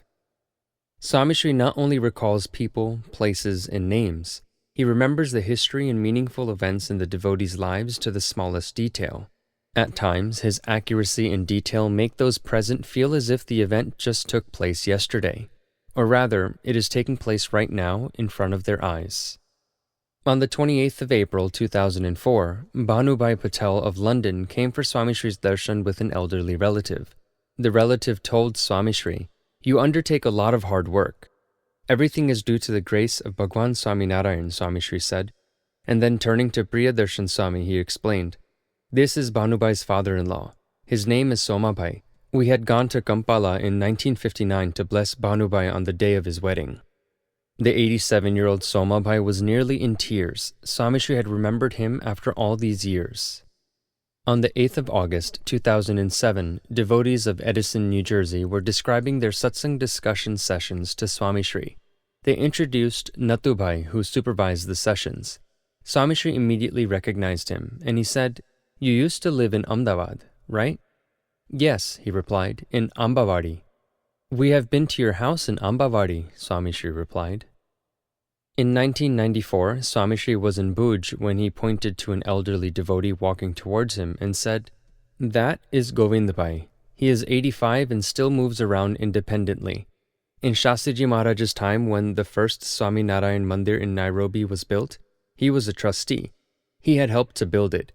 Working with Harmanbhai and Maganbhai, he has always supported us." Swami Shri probably hadn't seen him for decades, and Govindbhai was surprised that Swami Shri recognized him. He had not expected him to. His memory is above all expectations. Mohan, a small-time farmer from Sarangpur, can attest to that. In Sarangpur on the 3rd of March 1995, Swami Shri recognized an elderly devotee and said, "Mohan, how are you?" Mohan had loyally served Shastriji Maharaj, and that was enough for Swami Shri to grace him with his affection. Swami Shri held Mohan's hand and led him into his room. He was taking care of him as if he was a VIP guest. Swami Shri sat him down and started introducing him to all the sadhus. "Mohan is an old devotee," Swami Shri said. "His father's name was Moti. He was the administrator for the Sharmiya of Dolka. The land on which we have celebrated Fuldol was his." Mohan was lost in reminiscing the good old days. He started to recollect and remember the days when he had worked alongside Narayan Swami. His failing memory and toothless mouth made it hard for others to make out what he was trying to say. But Swami Shri listened attentively and paid close attention to every single word. Swami Shri repeated his stories to the others and added his own memories. He had been in the mandir since Shankar Bhagat was Kothari. He had worked with me when we were building the gate and the powerhouse. Shastriji Maharaj had kept him with us while building the mandir in Atladra. He was a very diligent worker and he was an expert in stone cutting. Mohan added his own memories from 1945. Narayan Swami, or Pramukh Swami Maharaj, used to shovel and dig by himself. He would always join the workers and help them. He would carry a headload of 15 bricks at a time. Even when we were working on the gate here in Sarangpur, he would drive the oxen by himself. Everyone had grown fond of Mohan during the short exchange of sweet memories between him and Swami Shri. His son, standing on the side observing all of this, could not hold back his tears. On the 30th of December 1994, an elderly devotee from Nagasar had come to Ahmedabad for Swami Shri's darshan. "Welcome, Popat Bhai. I haven't seen you in a very long time. I hope all is well," Swami Shri said. Popat Bhai was startled. Popat Bhai then said, "This is the first time I have met you in years. How did you recognize me? I still remember when Shastriji Maharaj was in Katlal and I had come for his darshan. Shastriji Maharaj got up from his bed and hugged me. You were sleeping in a small blanket in the corner of the room. I still can clearly remember those divine moments." On the 20th of March 1997, Swami Shri was in Bochasan when a few devotees from Limbasi came for darshan. Vivek Sagar Swami saw one of the devotees and said, "Swami, this is Mafat Bhai." Swami Shri was quick to correct him. "That's not Mafat Bhai. Mafat Bhai is the one behind him. That's Mani Bhai." Dr. Ghelani came to meet Swami Shri from Palitana. He talked about his father-in-law, Baku Bhai. Swami Shri asked him what Baku Bhai's father's name was. Dr. Ghelani hesitated. He thought long and hard but couldn't recall his name. Swami Shri smiled at him and teasingly asked, "Shankar Bhai?" "Yes, that's it," said Dr. Ghelani. Dr. Ghelani was touched by Swami Shri's smriti. Once in Sarangpur, Swami Shri had just finished dinner and scores of devotees were waiting to meet him. Swami Shri noticed Ramji Bhai from Mojidad. "Ramji, it's a pleasure to see you after such a long time. Who are all these people with you? Introduce your relatives to me." With this, Swami Shri turned to the sadhu standing next to him and said, "Ramji's father, Kanji Gokur, was a dedicated devotee of Mojidad. They used to donate regularly. They were very particular about that." Swami Shri started talking to Ramji's relatives as if they were his own. Swami Shri was walking to the Yagna Purush Smriti Mandir in Sarangpur when he noticed an elderly man sitting on the side. "Darbar, how is everything?" Swami Shri called out. "What are you doing now?" "I have a small shop," he replied. Swami Shri blessed him and told the sadhus with him, "This is Tapuba's brother. He had served a lot when I was here between 1946 and 1948. Swami Shri saw a cowherd walking in the mandir grounds and called him. "How are you, Ratno? I hope all is well." "I am well due to your blessings," Ratno replied. The sadhus were surprised to see Swami Shri talking to him. Everyone started wondering, who was Ratno? "This is Ratno, our old neighbor in Sarangpur," Swami Shri said. "He used to own the farm next to our tamarind farm." Swami Shri noticed an old man standing at a distance from his seat in Sarangpur. Swami Shri called out to him, "Vital, I hope all is well. What are you doing? Do you come to the mandir regularly?" Vital was surprised that Swami Shri recognized him after so many years. Swami Shri introduced him to the rest of the sadhus. Vital is a potter by profession. The three of them, him, his brother, and Hari, used to do a lot of seva. When I was Kothari here 40 years ago, they used to help me distribute the Ankut Prasad. On the 30th of August, 2007, Swami Shri had just finished lunch and was heading towards his room in Dallas. His eyes fell on the corner of the large dining room where an elderly gentleman was intently staring at him. Swami Shri asked all the sadhus and devotees to make way for him. He wanted to meet the devotee. He made his way to the corner of the room and blessed him and lovingly talked to him. Swami Shri started telling the sadhus as he was walking back to his room. "That was Rasik Bhai from Bhadran. His father Soma Bhai had looked after us when we were studying there. His house is near Kashidas Bhai's house." Pramukh Swami Maharaj remembers one and all. He is especially keen on meeting devotees that have served his gurus, Shastriji Maharaj and Yogiji Maharaj. He takes interest in their well-being and talks about their seva to the younger sadhus and devotees. On the 12th of September 2003, devotees from Nainpur had come to Sarangpur for Swami Shri's darshan. Swami Shri was very glad to see them and he said, "How is everything in Nainpur? Do you go to the mandir regularly? Make sure you do satsang." Shastriji Maharaj was pleased with the devotees of Nainpur. Atmaram Bhai, Soma Bhai and others were very dedicated. The devotees were very loyal and faithful. "Do you know Soma Bhai's story?" Swami Shri asked. Swami Shri didn't wait for an answer. He started narrating the story. Soma Bhai and his three sons, Daya Bhai, Narayan Bhai and Mani Bhai, wanted to build a mandir in the village. They were farmers and had planted vegetables in over 2 acres of land. It kept them very busy. They would grow the vegetables and then go to sell them. Soma Bhai realized that they would never finish the mandir unless they stopped farming. He called his sons and told them to uproot the crops. The mandir comes first. The entire family joined in the seva. They were very faithful, Swami Shri continued, and they were courageous. They were loyal to Bhagwan Swami Narayan, Shastriji Maharaj, and Yogiji Maharaj. Today, Shanti Bai is still in satsang. Soma Bai's son was Daya Bhai, and Daya Bhai's son is Shanti Bai. Pointing to Shanti Bai's son, Swami Shri said, "You are the 4th generation of the family in satsang. I have seen all of you." How many people can he remember like this? It seems as if the list is inexhaustible. Swami Shri was in Mumbai in October 2006, and the sadhus were showing him some very old video footage from the time of Shastriji Maharaj and Yogiji Maharaj.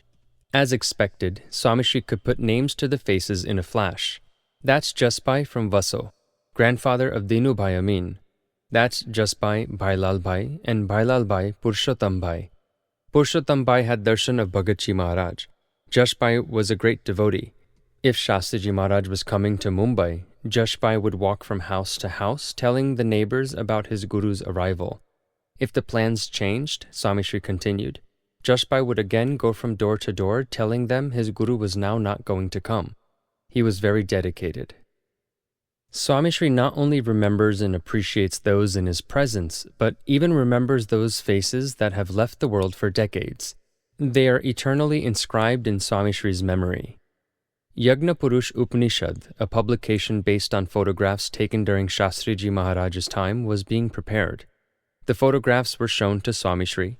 He looked at each picture and described the scenario. He identified the people in the pictures, described their families and their contributions to satsang. He even recalled their distinctive habits and characteristics. The sadhus realized that Swami Shri remembered everyone and everything. But there are times when Swami Shri is not able to put a name to a face or remember the village of a devotee. On such occasions, he frankly admits, I recognize him, but I don't remember his name. Swami Shri would search through his extensive mental database and eventually come up with a match. Meanwhile, the conversation would carry on, until Swami Shri interrupted, saying, "His name is Purushottam Das, and he is from Nar." A similar experience is noted when the extensive biographies of the gurus and other publications are being read in front of him. He remembers and at times corrects the villages, names, and incidents noted in the books. The devotees of Khandesh in the state of Maharashtra had served Shastriji Maharaj with great enthusiasm. Swami Shri knew all about their services in those early days of the Sanstha. On the occasion of his 80th birthday celebrations in Sakri in 2001, Swami Shri was to sanctify murtis for some new mandirs in Khandesh. However, Swami Shri was ill. He had a fever and had been battling a severe bout of cough and diarrhea. Upon seeing the devotees from Khandesh, he was overcome with enthusiasm. He started calling and talking to all the devotees. He remembered their forefathers and the other devotees that were unable to make it to Sakri. He had recalled so many of them that even the devotees started losing track of them. Swami Shri remembered his vichran on the dusty paths of those remote villages. In fact, whenever Swami Shri traveled to Khandesh, he visited the homes of all the devotees. For decades, Swami Shri used to take his meals seated amid sadhus and devotees, so he was familiar with their likes and dislikes. He knows their dietary restrictions and requirements. He has often heard whispering instructions to the sadhus like, "Bhai Kaka prefers galka na bhajia, make sure you prepare some. Ghanshyam Bapa, have some matya. Shri Hari Swami, would you like some papad? Has Kothari Swami finished eating? Make sure you give him some dal towards the end of his meal. Go give this gugro to Vivek Sagar Swami. I don't see any yogurt in Hakka Bapu's dish. Give him some from mine. CM, they have made jalebis for you today. Try some. Mahan Swami usually eats mild and saltless food. Make sure you take some out for him. Sant Swami would love this papaya. Is anyone going to Sarangpur? Send some for him."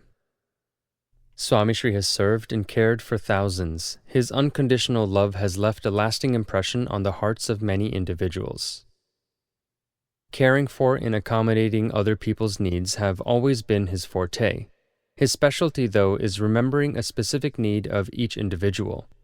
After having darshan at the Aksharderi in Gondal, Swami Shri was walking to the assembly hall for his morning puja when he called Dharmacharan Swami and said, "Dr. Mangal Das and the others are probably leaving today.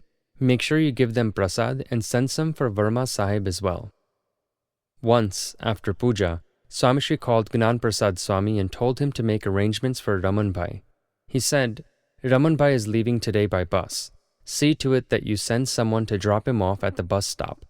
Jagdish is going back with him, so make sure you send some prasad for Tulsi Bhai, Lalu Bhai, Bailal Bhai, and Daya Bhai. Do not give prasad for Kanti. He is here, so make sure you give his prasad to him directly." In 2005, thousands of people had come for the inauguration of the Swami Narayan Akshardham in New Delhi. Hundreds of people would come to meet Swami Shri every day, and he would oversee the arrangements for all of them. He would give special directions for them and remind the sadhus of their needs. He would also remember and call those who hadn't come to see him. Tyagvallabh Swami writes of one incident that he witnessed. "I was in Dharmaj with Swami Shri. We went to A.P. Patel's house. He was an elderly devotee and was bedridden due to illness. Swami Shri blessed him and sat in the car to return to the mandir. While waiting for the sadhu that was supporting Swami Shri, 4 sadhus ended up sitting in the front of the Fiat car. Then C.M. Patel of London went to sit in that same car, which would have left that sadhu on his own.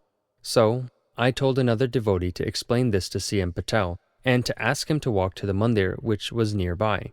Swami Shri immediately disagreed. He told the devotee to tell 2 sadhus to come out of the car and walk so that C.M. Patel would not have to walk to the mandir. The cars took off, and on our way to the mandir, Swami Shri explained that as C.M. Patel has arthritis, he would not have been able to foot the distance.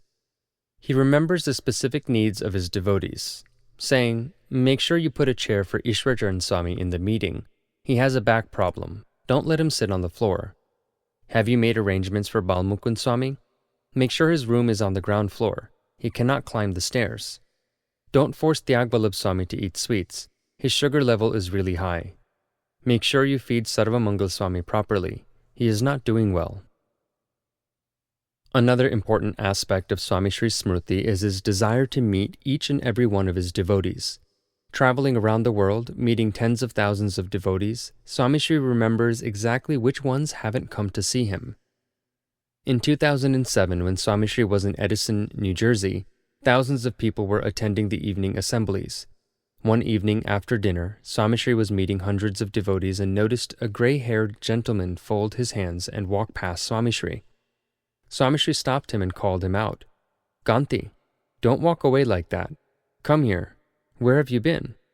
Kanti Bai replied, "I come every day, but I do darshan from a distance. I don't like to bother you." Swami Shri was quick to comment, "You have always kept your distance, but now you should come." Then Swami Shri turned to the sadhu standing nearby and he said, "Kanti is a gentleman. He is very faithful. He had come to be a sadhu with the first batch of 51 youths in Yogiji Maharaj's time. He is related to Dr. Swami and he always helped Tyagvallabh Swami in the kitchen." Swami Shri lovingly smiled at him and blessed him. A few days later, a youth came for darshan. Swami Shri himself introduced him. "This is Narayan Bhai's son. He is from Sunav." He then turned to Jitendra Bhai and said, "I haven't seen you at all this time. Where do you live?" "I live in Parsippany, New Jersey," replied Jitendra Bhai. "Make sure you come to Mandir regularly. Your father was the president of Satsang in Dar es Salaam. You belong to us." Swami Shri put his hand around his neck and noticed that there was no kanti. "Where is your kanti? You don't have one? Here, wear this kanti and inspire others to wear it." In Sarangpur, on the 30th of March 2006, Swami Shri had met with about 150 devotees when he recognized a familiar face in the crowd. That's Bhagwat Joshi from Anand. Bhagwat Joshi had traveled a great deal with Yogiji Maharaj between 1956 and 1958. Swami Shri hadn't seen him for many years, and affectionately he asked him, "Where have you been? Just recently I was in Bochasan for many days. Why didn't you come to meet me there?"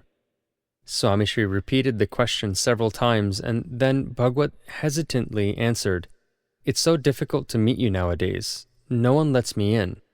"Why wouldn't they let you in?" Swami Shri said. "If you wanted to come, they would. I haven't seen you in a long time."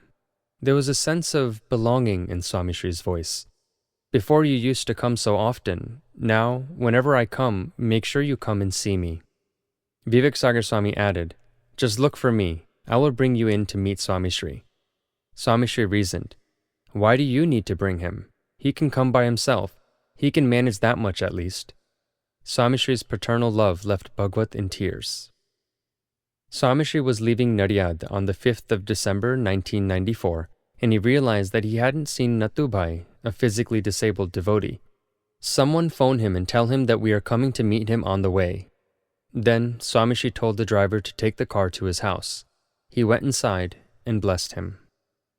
After an assembly or darshan in the mandir, there have been many times when Swami Shri has told Dharmacharan Swami or other sadhus to call the devotees that he spotted on the way. He would say, "Call Dinu Bhai, we have to send some letters back to Ahmedabad. Make sure he comes to see me before he leaves." No one would seem to recall seeing Dinu Bhai, but Swami Shri would know where to find him, and he'd say, "He's sitting on the bench under the tree." Swami Shri observes his devotees and their whereabouts, paying attention to every single detail. On the 20th of October 1994, Swami Shri was having darshan in the Akshardheri in Gondal. The sadhus and parshads were inside, seated around the Akshardheri. Govind Si Churashma was seated behind one of the pillars, virtually out of sight. While doing pradakshina, Swami Shri glanced at him from the corner of his eyes. Swami Shri finished doing darshan, and as he was leaving, he picked up a rose from the Akshardheri, went to where Govind Bhai was sitting, bent down, and placed the rose on his lap. Govind Bhai was left trying to figure out when Swami Shri had seen him. The most amazing thing is how Swami Shri practically remembers all of this. He doesn't take notes in a journal or a diary. He doesn't have an office to work from. He flawlessly remembers everything and everyone, every time. His constant vicharan is a reminder of his smriti. He visits the homes and villages of thousands of people with one thought in mind. They have served the sanstha. He has never bothered to think of the physical strain or exertion that it has caused on his body. Once, during the Guru Punam festival in Bochasan, Swami Shri was writing a few letters on stage. While the assembly was in progress, Gordhanbhai Jhaverbhai Patel of Narsanda came to the edge of the stage for Swami Shri's darshan. He wanted Swami Shri to look at him, so he started to talk to him.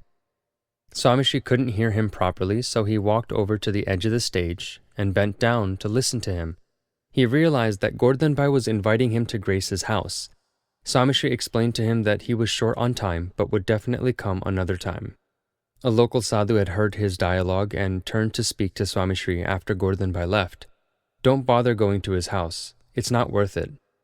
Swami Shri asked him why he said that. The sadhu then explained, "The last time we went to his town, you had a temperature and he had told us that there were only 2 padramanis. It turned out that he had scheduled 50. Swami Shri kept silent for a moment, and then he responded, "Do you know how much he has done for Shastriji Maharaj? No one would let us into Narsanda, and he had bravely opposed everyone to let Shastriji Maharaj stay in the village mandir. He used to send food from his house. It's a different story that we can't make it, but you should never say that it's not worth it." The sadhu apologized, and the incident was forgotten.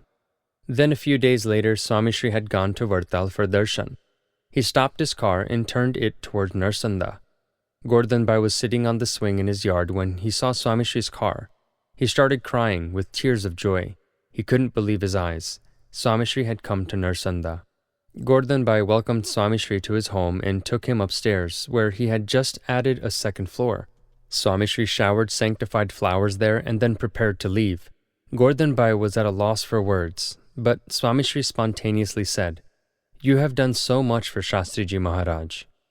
Swami Shri has shown up unexpectedly at many homes. Dayabhai Patel, the poor farmer of Bhadra, the former Prime Minister Gulzarilal Nanda, and Ishwarbai of Jitoria are just a few of them. The reason? They had served his guru and the sanstha. Swami Shri always remembers to give credit to the responsible individuals. Many times when reading about festivals or events in the sanstha's Gujarati monthly, Swaminarayan Prakash, Swami Shri remembers the names that have been inadvertently left out. He would say, "How can you forget to mention Shivlal Parmar when writing about Ahmedabad Mandir?" Or, "You forgot to credit the Petlad textile mill for its help during the cattle camps we organized in Bochasan. Why did you forget to mention R.K. Patel from London when you were discussing the construction of Swaminarayan Akshardham, Gandhinagar?" Or, "Shambhu C is a senior and dedicated devotee in Rajkot." In many instances, he has insisted that the appropriate names be included for the next issue. From the dirt roads of Gujarat to the 5-lane expressways in America, Swami Shri remembers many routes. When sadhus are singing verses from the Bhakta Chintamani, Satsangi Jivan, or other shastras, Swami Shri is the first one to hint the next line when someone blanks out. He even remembers the morning discourses and where the reading of a particular text stopped in the previous session. There are countless incidents that demonstrate his smriti. Though his memory is sharp in all respects, there is one particular area that he never forgets. Swami Shri has a knack for remembering people's strengths, talents, skills, and positive characteristics. They are inscribed in his heart forever. This one incident illustrates that ability to its fullest extent. Swami Shri was staying at Dr. Mahendrabhai Patel's house in Westchester, New York, recovering from his heart bypass surgery. Not too far away in Purchase was the beautiful PepsiCo Park. It was an ideal place for Swami Shri's daily walk. Extremely quiet, yet buzzing with nature's animation, it soon became a daily routine. Swami Shri would go for a walk in the park every day. On the 30th of August 1998, what started as an everyday event turned out to be a not-so-ordinary evening. Swami Shri finished his walk and sat in his wheelchair in a serene green corner. The evening continued as usual. The sadhus performed arti, and then Swami Shri explained Vachnamrut Garira Section 1, number 27. He was ending the discourse when he started talking about Yogiji Maharaj's life. He said, "All these qualities are present in Yogiji Maharaj's life." He praised Ishwarcharan Swami for writing the 6-part biography of Yogiji Maharaj. Swami Shri started talking about Ishwarcharan Swami and mentioning great characteristics in his personality. The discourse had ended, but no one knew what was to come. Swami Shri was going to recite a page from the life of almost every sadhu in the sanstha. Swami Shri started praising one sadhu after another. Balmukund Swami, Dr. Swami, Mahant Swami, Tyagvallabh Swami, Kothari Swami, Vivek Sagar Swami, and many others. When Swami Shri had finished praising all the senior sadhus, he then started praising every sadhu that came to mind. They weren't mentioned in any particular order, but they all had one thing in common. Swami Shri saw a positive quality in all of them. Many of the sadhus and devotees present had tears welling up from the corners of their eyes. Swami Shri was singing the praises and glory of his disciples. Since the discourse was over, Swami Shri had taken his feet off the footrest to prepare to stand up. At this point, with his feet still dangling in the air, he was so engrossed in his smruti session that he forgot to place them on the ground. Dusk was settling in the northern suburbs of New York City, and the park was almost empty, but Swami Shri had lost track of time. It was starting to get dark, and Swami Shri was showing no signs of stopping from recalling the virtues of his sadhus. He continued to sing the glory of these sadhus patiently and devoutly. He had mentioned over 60 sadhus by now. Swami Shri was remembering sadhus serving as pujari, kothari, in children's activities, youth activities, satsang activities, in the kitchen, in the farms, and those advanced in particular fields such as music, academia, oration, art, architecture, administration, public relations, writing, and even housekeeping. He praised sadhus for their humility, simplicity, honesty, patience, tolerance, stability, and sacrifices. These sadhus, who were probably traveling in a corner of Gujarat, had no idea that their guru was appreciating and praising them. It was really dark now, and the sadhus and devotees could barely see Swami Shri's face, but Swami Shri was nowhere near finished. The assembly had lasted 70 minutes, and it was now 7:50 p.m., and the darkness was forcing Swami Shri to get up. Still, Swami Shri continued to mention names as he stood up, and finally placed his airborne foot on the ground. At one point, the sadhus interrupted and said, "Swami, you have talked a lot about the sadhus and their qualities, but all of this is only possible because of you. We are sadhus because of you." Swami Shri refused to take any credit, and he said, "This is Yogiji Maharaj's grace. He was able to inspire all of you." Swami Shri started walking towards the parking area, continuing the praises. He stopped for only one moment to say, "We should always see the good in others. We have to unite and learn to get along with each other. That is the only way to inner peace." Swami Shri was breathing very hard now because he was walking and constantly talking. He continued to mention more sadhus. The sadhus told him that while reading the Bhakta Chintamani today, they came across a similar list of devotees Bhagwan Swami Narayan had spoken of. Swami Shri then added, "Bhagwan Swami Narayan has revealed the importance of always seeing the good in God and his devotees. Singing their praises helps us to progress spiritually." Swami Shri continued to breathe heavily and remember more sadhus. He sat in the car and still carried on. Swami Shri continued throughout the entire return journey to Dr. Mahendra Bai's house. After entering the house, he still didn't stop. He continued for another 15 minutes. Then, even after laying down on his bed to rest, Swami Shri called Aksharvatsal Swami and mentioned and recounted the qualities of 7 more sadhus. Everyone was overwhelmed. This was an evening that none would forget. The sadhus left the room with the hope that Swami Shri would rest. He had been speaking continuously for over 90 minutes. Yes, that is the peak of Swami Shri's smruti. It is capped with love and compassion. This isn't an account of his sharp intellect or memory. It's a saga of his affection and appreciation for his devotees. Swami Shri's constant communion with Bhagwan Swami Narayan and close bond with his devotees across the world is something that everyone, including those mentioned in this chapter, and those reading it, will always remember. Kaushalyam. Kaushalyam is efficiency, excellence, and perfection.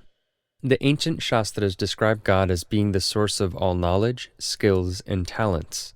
God is proficient in everything he does, and similarly, the Gunatit sadhu has that same divine attribute. Though a sadhu's virtue is his constant rapport with God, and he has no need for worldly proficiency or excellence, his Kaushalyam attracts people and leads them towards God.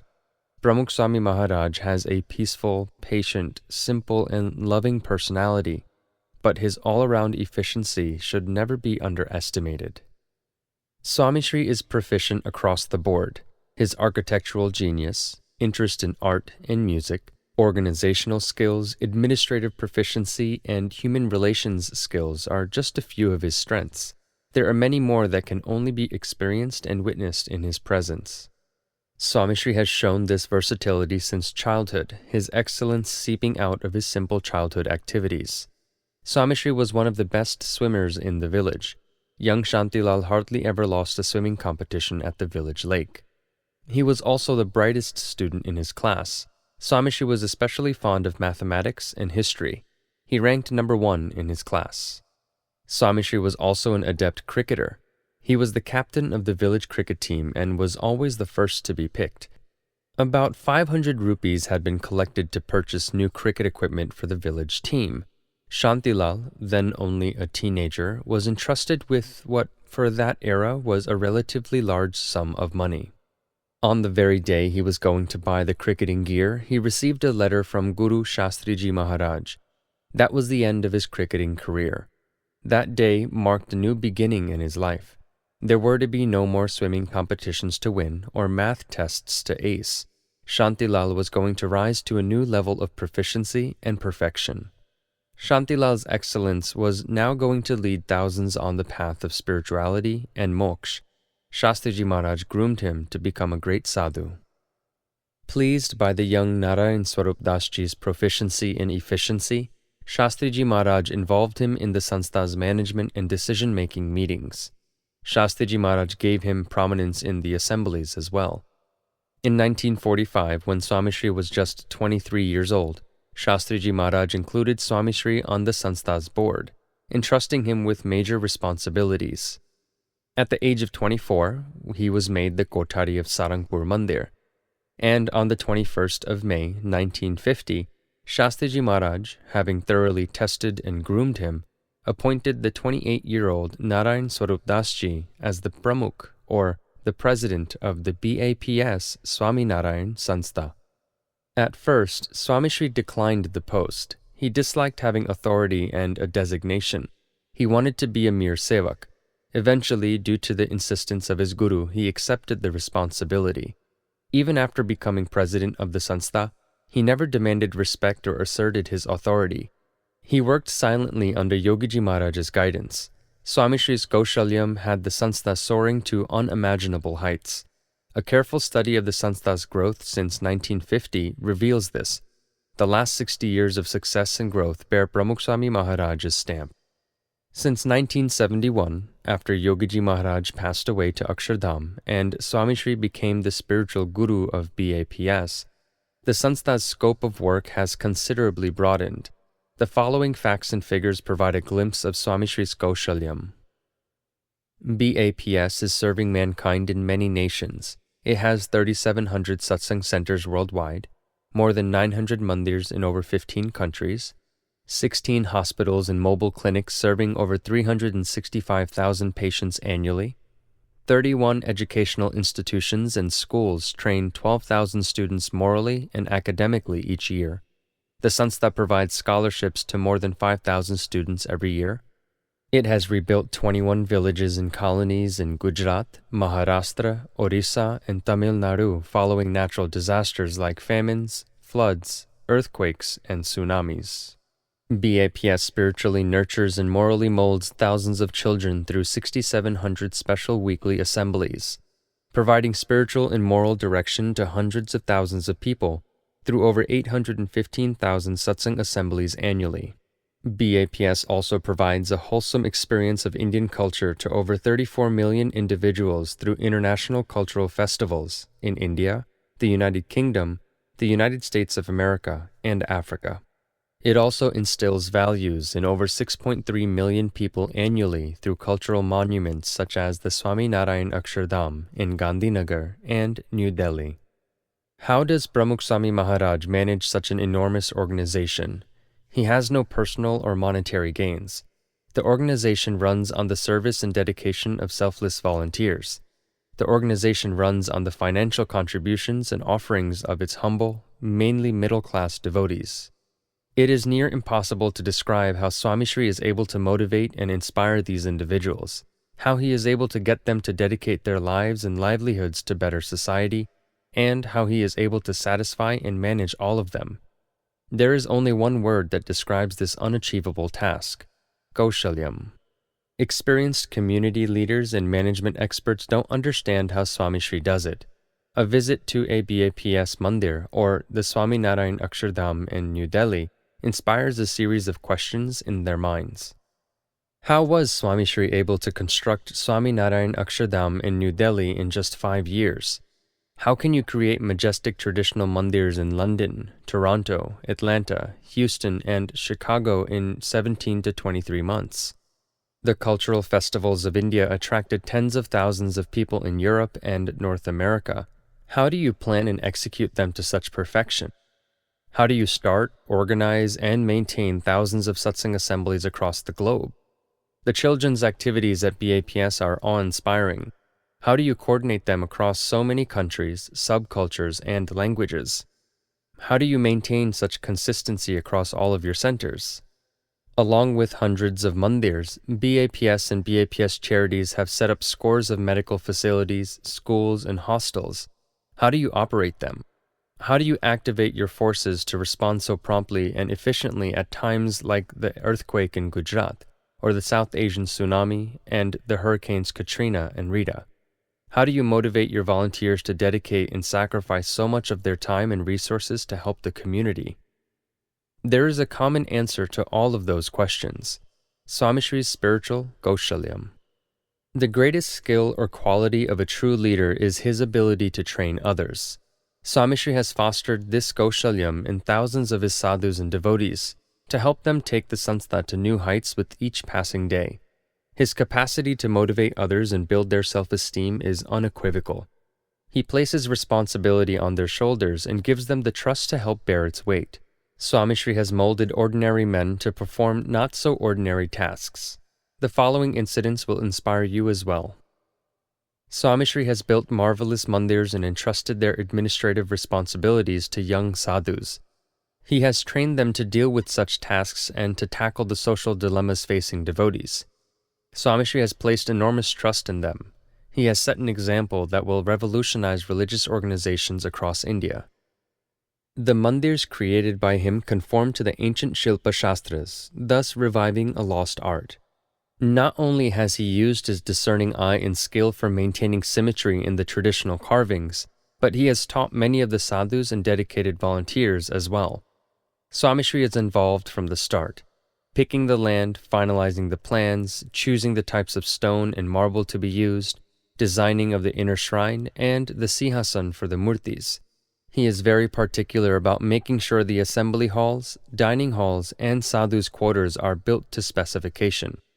Also, he maintains the spirituality and the traditional touch in each of these contemporary constructions. His Kaushalyam has revived the traditional art of constructing mandirs. He has a special skill in the making of murtis. He has an expert eye for reviewing murtis as they are made and guides the sculptor to obtain the best result. He would say things like, "The ear on the left side of the murti is a bit too high. The left shoulder of this particular murti is too thin. The cheeks on the murti aren't full." Swami Shri can tell with just one glance. Some of the best sculptors are stunned by Swami Shri's sharp eye. Swami Shri's Kaushalyam has turned some sadhus into some of the best sculptors around today.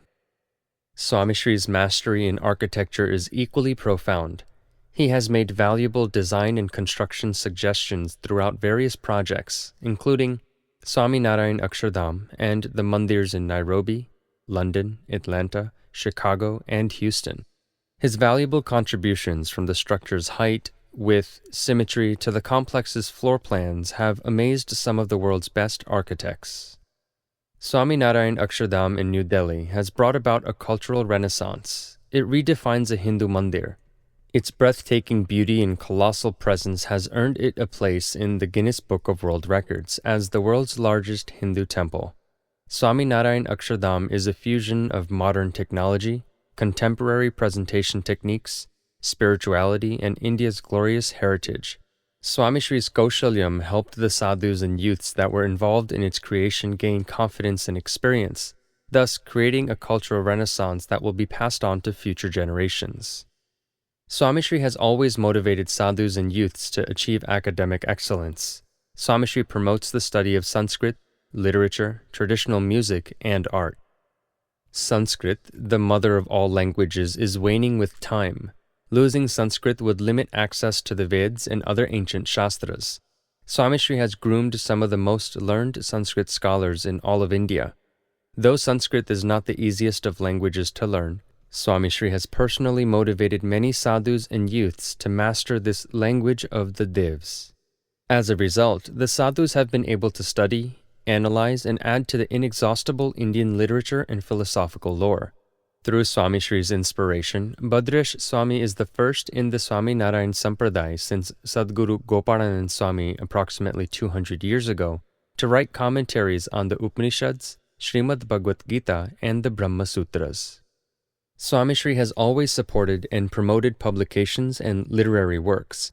Publications in English, Hindi, Gujarati, Marathi, Sanskrit, and other languages are constantly published to help satisfy the spiritual hunger of people from those backgrounds. He pays close attention to each publication. He goes through every detail, correcting or appreciating them to enhance their content and quality. Swami Shri's creativity and Kaushalyam have resulted in a wide range of audio, video, and print publications for all spiritual aspirants. He doesn't hold a degree in music, but his appreciation and encouragement are a reflection of his Kaushalyam. Swami Shri provides a platform for sadhus and youths to develop and sustain traditional Indian music through instruments such as the sarod, sitar, bansuri, tabla, and others. Swami Shri is a patron of devotional music in any shape or form. Surprisingly, Swami Shri has deep knowledge of agriculture and animal husbandry. Thousands of farmers have benefited from his guidance. Many of them have received advice directly from Swami Shri. Swami Shri's expertise has helped the sadhus and devotees develop the sanstha's agricultural products and cattle to be among the best in the nation. Many animals from the sanstha's cattle farms have won national livestock awards. Swami Shri's sound practical advice has helped set an ideal standard amongst Gujarat's farmers. What seems to amaze the common man is the flawless organization and management of the mega festivals.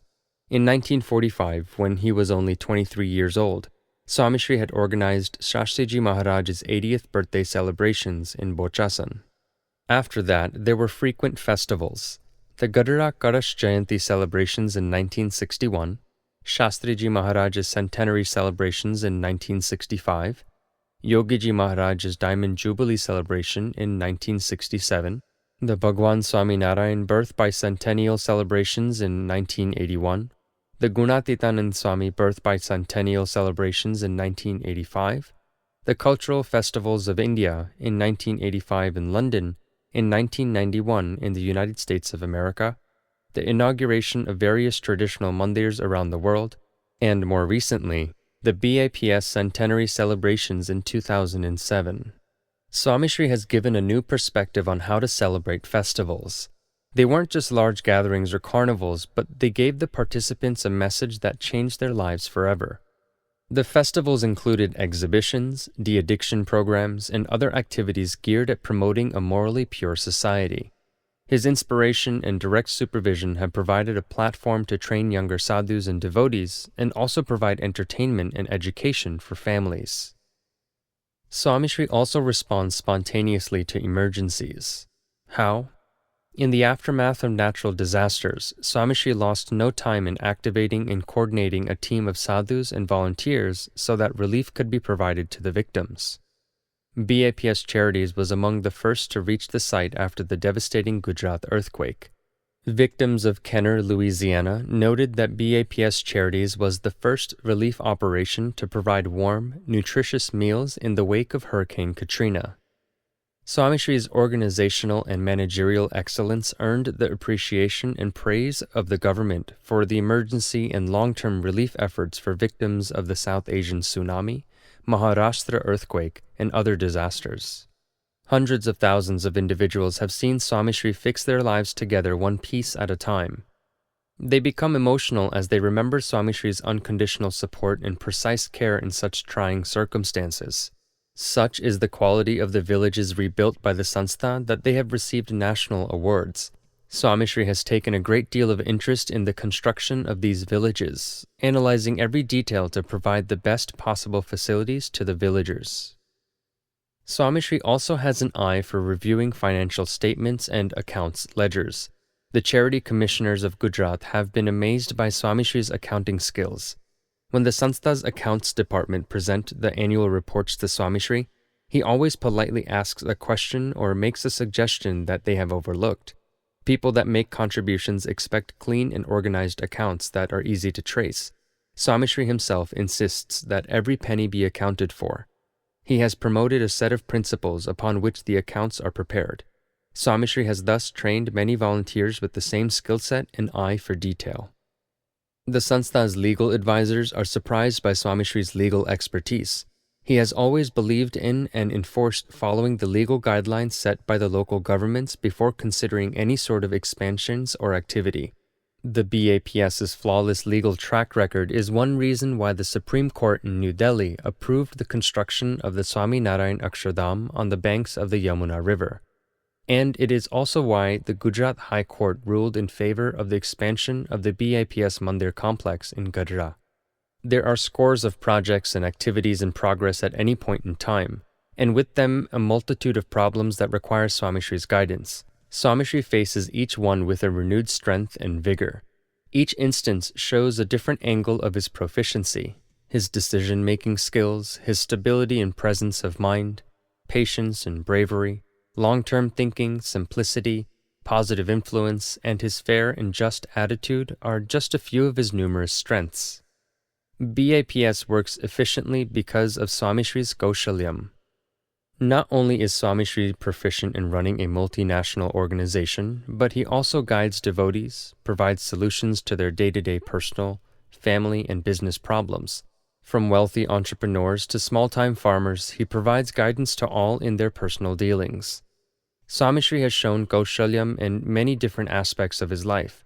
He has helped pass the Kaushalyam on to the younger generation to safeguard the Sanstha's and their personal future. That Kaushalyam is priceless, but that is not what makes Swami Shri different.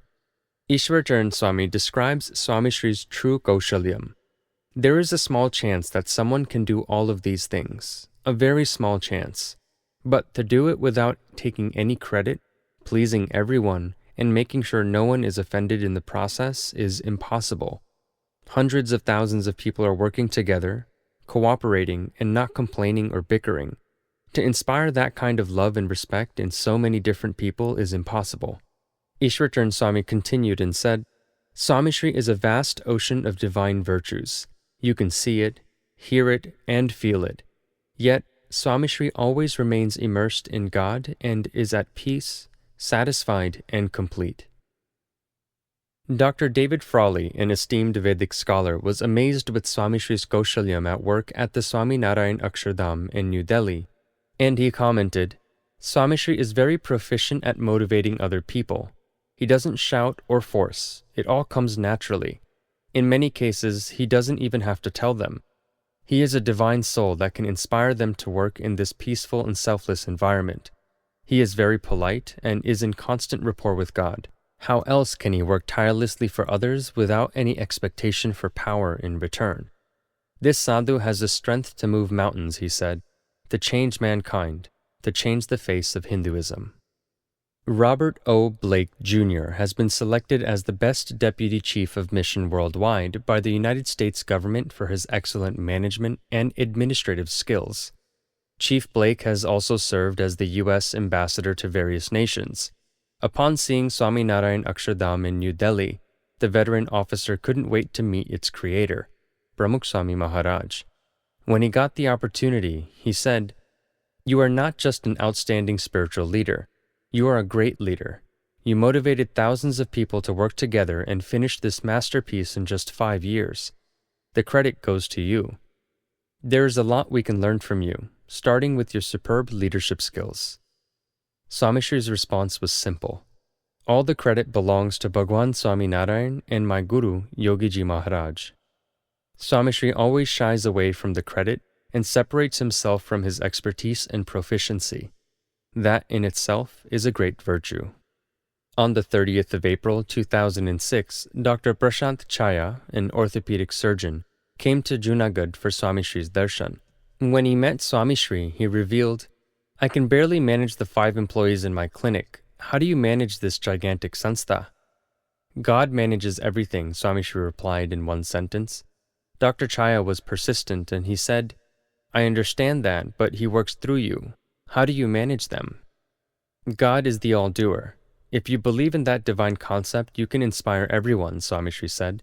God works through all of us. If we understand everyone's greatness, cooperate with them, and work to please God, everything falls into place. President and owner of Torrent Pharmaceuticals, U.N. Mehta, came for Swami Shri's darshan in Ahmedabad on the 26th of December, 1994. "There is a lot I have to learn from you," he said. "Akshardham in Gandhinagar is a masterpiece. It's a great idea," he praised. "It was Bhagwan Swami Narayan's inspiration and the sadhu's hard work," Swami Shri replied in brief. U.N. Mehta continued and said, "All of your devotees have this sense of energy and zeal. They never quit or tire. There's a divine force working in them. Your sadhus are educated and work professionally. You get everything done," he said. "It's amazing. Can you please give me a few words of advice?" Swami Shri then replied, "God has given us this human body. We should always use it to help others. The goal of this body is to attain moksha for our Atma. Spirituality is the key. Satsang helps us realize the difference between right and wrong. Satsang also helps us realize that one day you are going to leave all this behind. You must work to liberate your Atma." Swami Shri lives that advice in his own life, and that is why he's able to work proficiently and never desires credit. Former professor of religion and dean at Wabash College, Dr. Raymond Williams, asked Swami Shri a few questions. "Technically, you have no experience when it comes to living a social life. You are a sadhu. How are you able to guide your devotees in that aspect of their lives?" "God gives me the answers," Swami Shri said. "God has experienced everything." "Do you ever hesitate before answering or after answering? Have there been times when you wish you had answered differently?" "No, I have never felt that way," Swami Shri said. Dr. Williams pressed further, and he said, "For example, if one of your devotees asks you about buying a small business, you tell them to buy it and it fails miserably. He loses everything. Don't you feel like you made a mistake? Don't you feel like you should have told him not to buy it?" "No, of course not," Swami Shri replied. "God gives me the answers.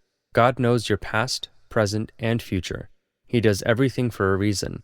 Some good will always come of it."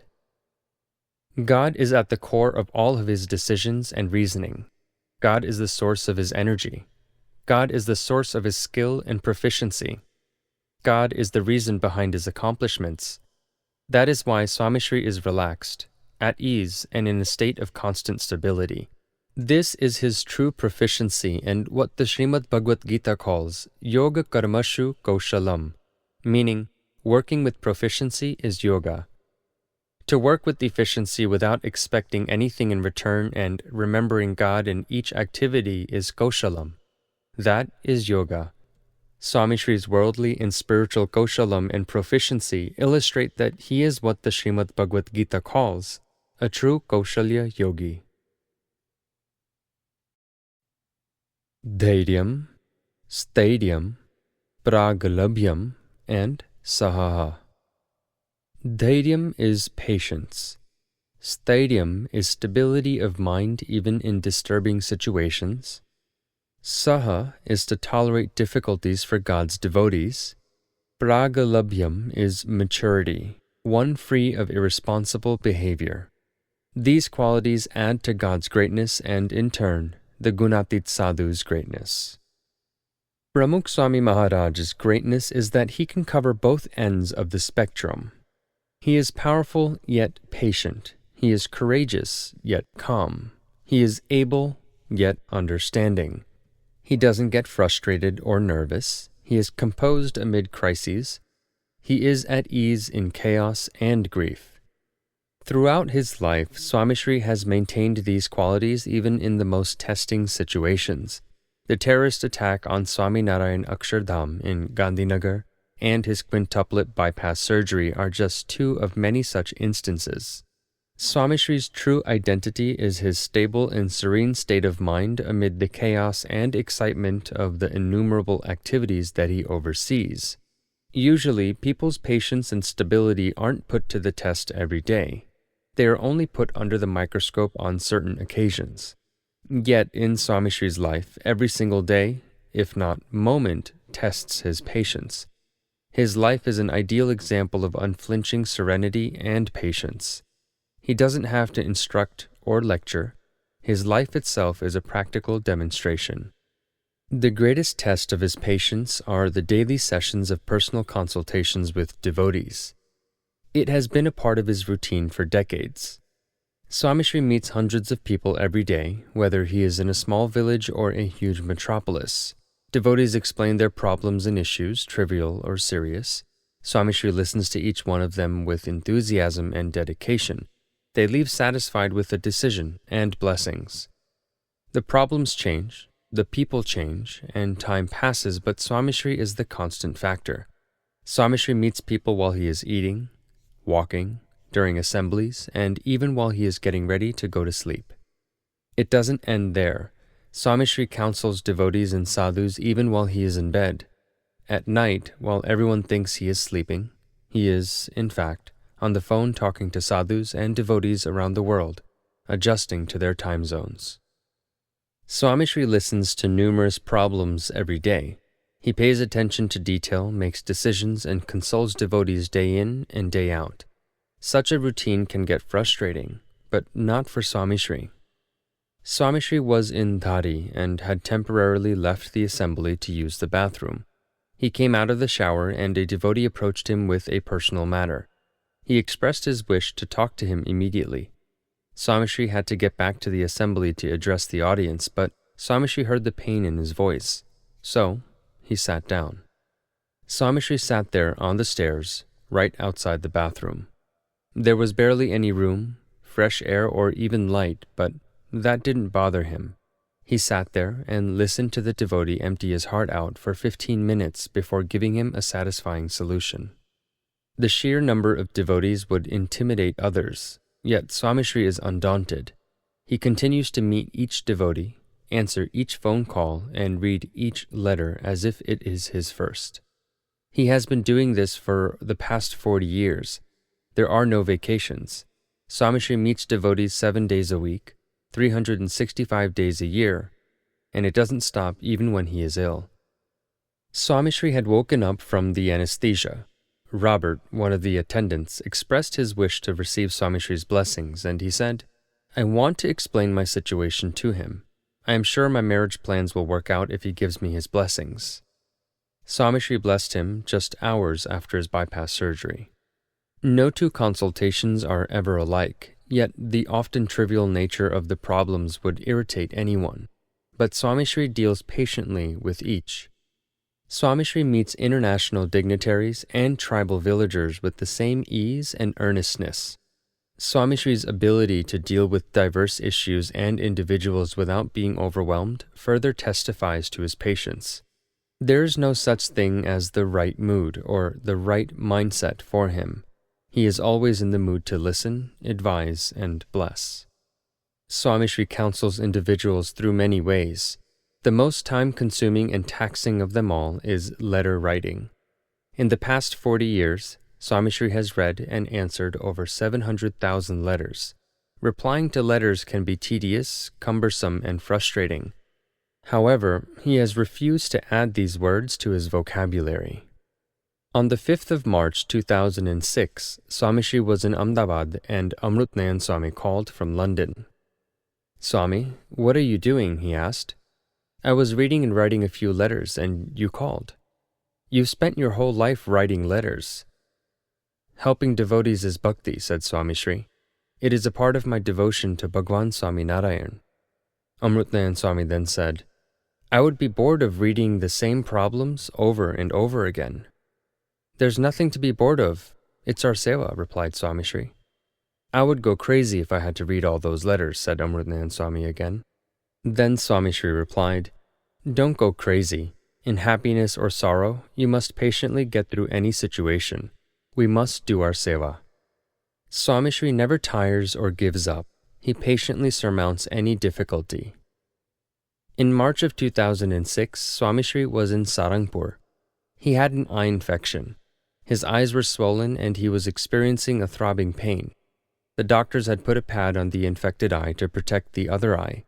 They had also advised him to wear shades for protection. Still, Swami Shri didn't take a single day off. He was meeting devotees and writing letters all day. He would read and write letters in between meeting devotees. The minute he would pick up a letter, someone would come in to meet him. Swami Shri patiently met all of them. After they were all finished, Swami Shri read the letter for a half an hour before another devotee came to meet him. Swami Shri sat with him until 8:30 p.m. and then had dinner. After dinner, about 100 devotees from the nearby Botad had come for his darshan. He met all of them. After meeting them, Swami Shri asked Dharmacharan Swami to bring more letters. Narayancharan Swami interjected and he said, "Your eyes are giving you trouble, yet you do not stop reading letters." Swami Shri replied, "If I take a break now, they will all pile up. It's better to read them daily." Swami Shri again requested Dharmacharan Swami to bring the letters. Dharmacharan Swami decided to give a summary of the letters to Swami Shri so that he wouldn't have to strain his eyes by reading them. Swami Shri wasn't satisfied. He said, "You can give me a brief summary, but give me the letter as well so that I can read it." Swami Shri continued reading and writing until it was time to go to bed. The next day was no different. Swami Shri was trying to get through a long and poorly written letter. Swami Shri could barely make out the handwriting. Pujya Brahmavihari Swami couldn't hold back and he said, "Your eyes are troubling you and you are still reading letters?" Swami Shri replied, "I have only been able to get through one letter today. Every time I pick up the letter, someone comes to meet me." "You shouldn't have bothered reading it. There's no need," Brahmavihari Swami said. "Of course there is. The devotee must be suffering so much. It must have taken him a long time to write the letter. He must be in so much pain. The least we can do is to read it." "He is in pain?" Brahmavihari Swami said. "What about you? We are all in pain just seeing you reading that long letter." Swami Shri laughed it off and he replied, "You try to help and it still seems to trouble others."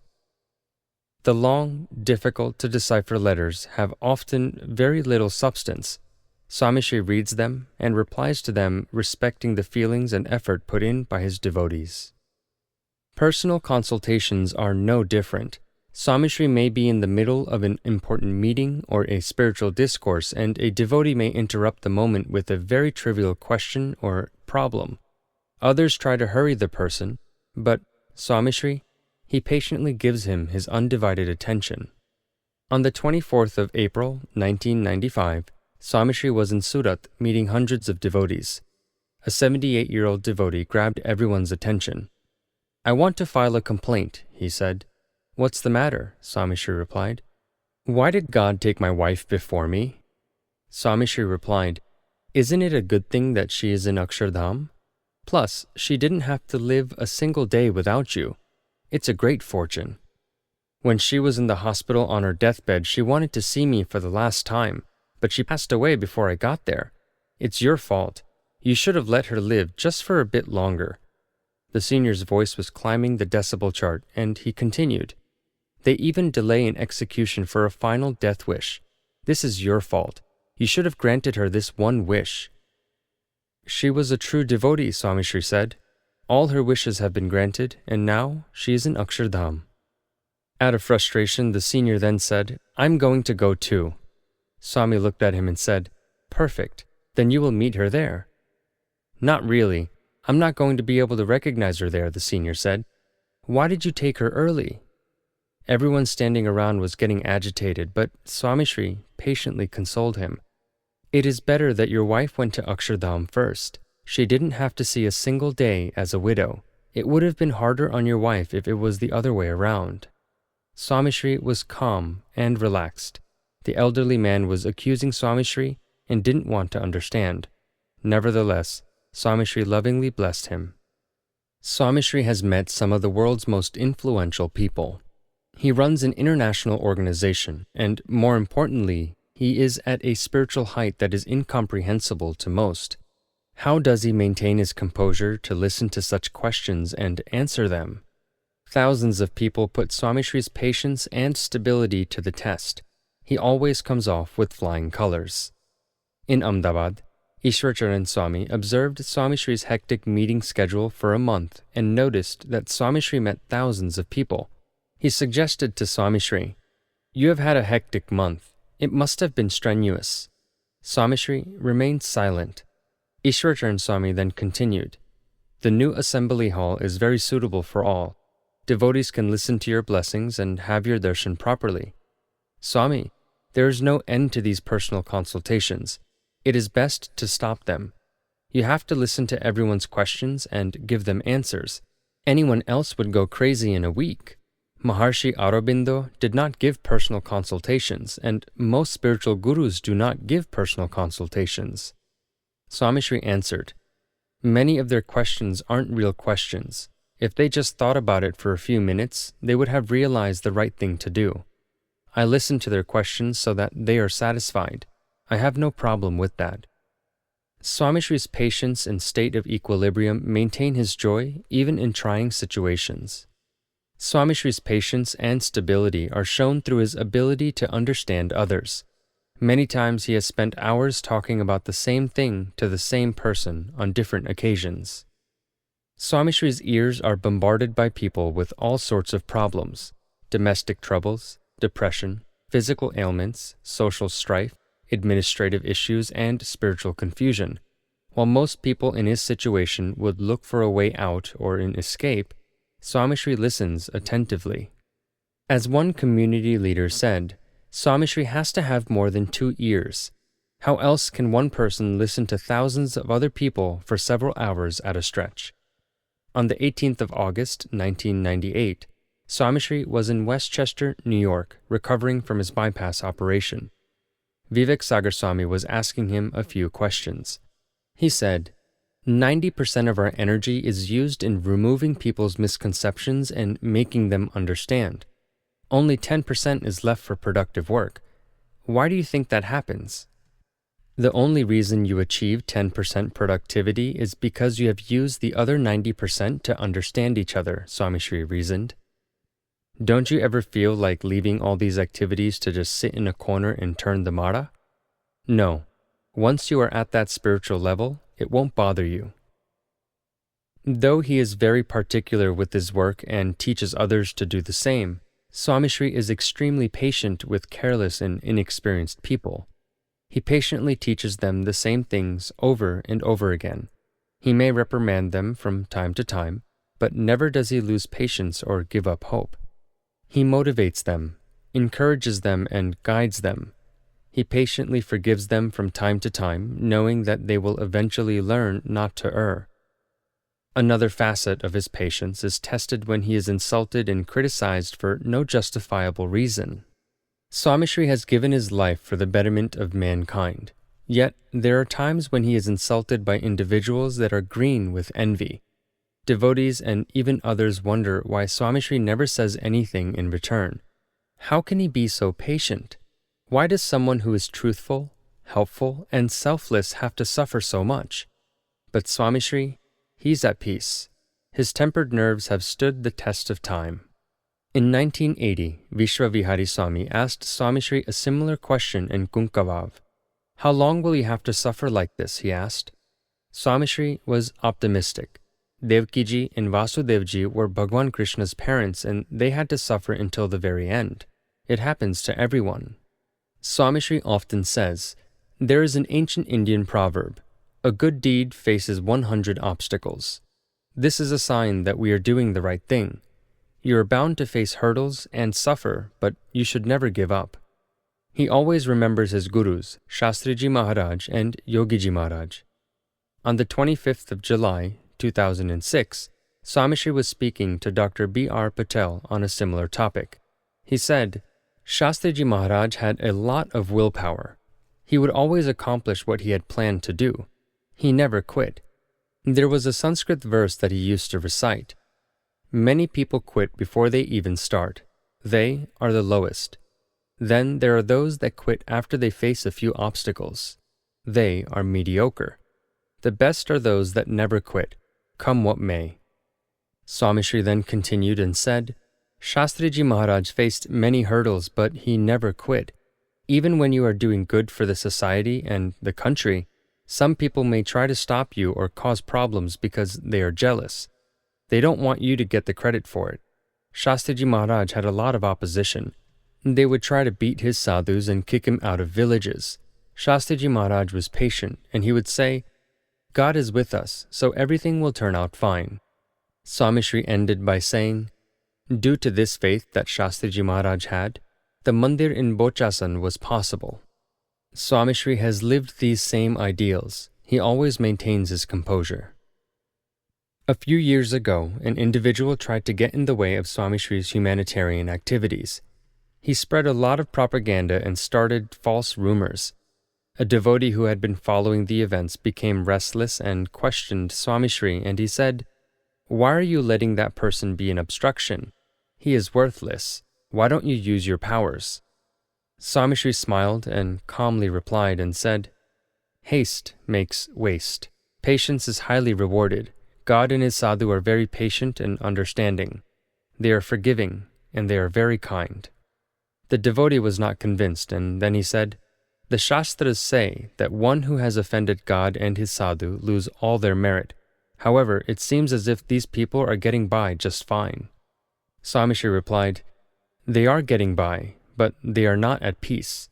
Bhagwan Swami Narayan, Shastriji Maharaj, Yogiji Maharaj, and the 500 Paramahansas have always been very patient. We have to learn to be patient too. Yogiji Maharaj used to tell us to turn the Mara when we got frustrated. We have to learn to turn the Mara in these situations. God will get everything done. We have to learn to be patient, just as our gurus were. Swami Shri was in New York in July of 1998. The devotees and sadhus had gathered around him. Jashbhai Patel from London asked Swami Shri a question. Why are God's devotees always suffering? Swami Shri replied, the righteous always have to suffer, but God gives them the strength to succeed. Yogiji Maharaj suffered from those around him and those against him.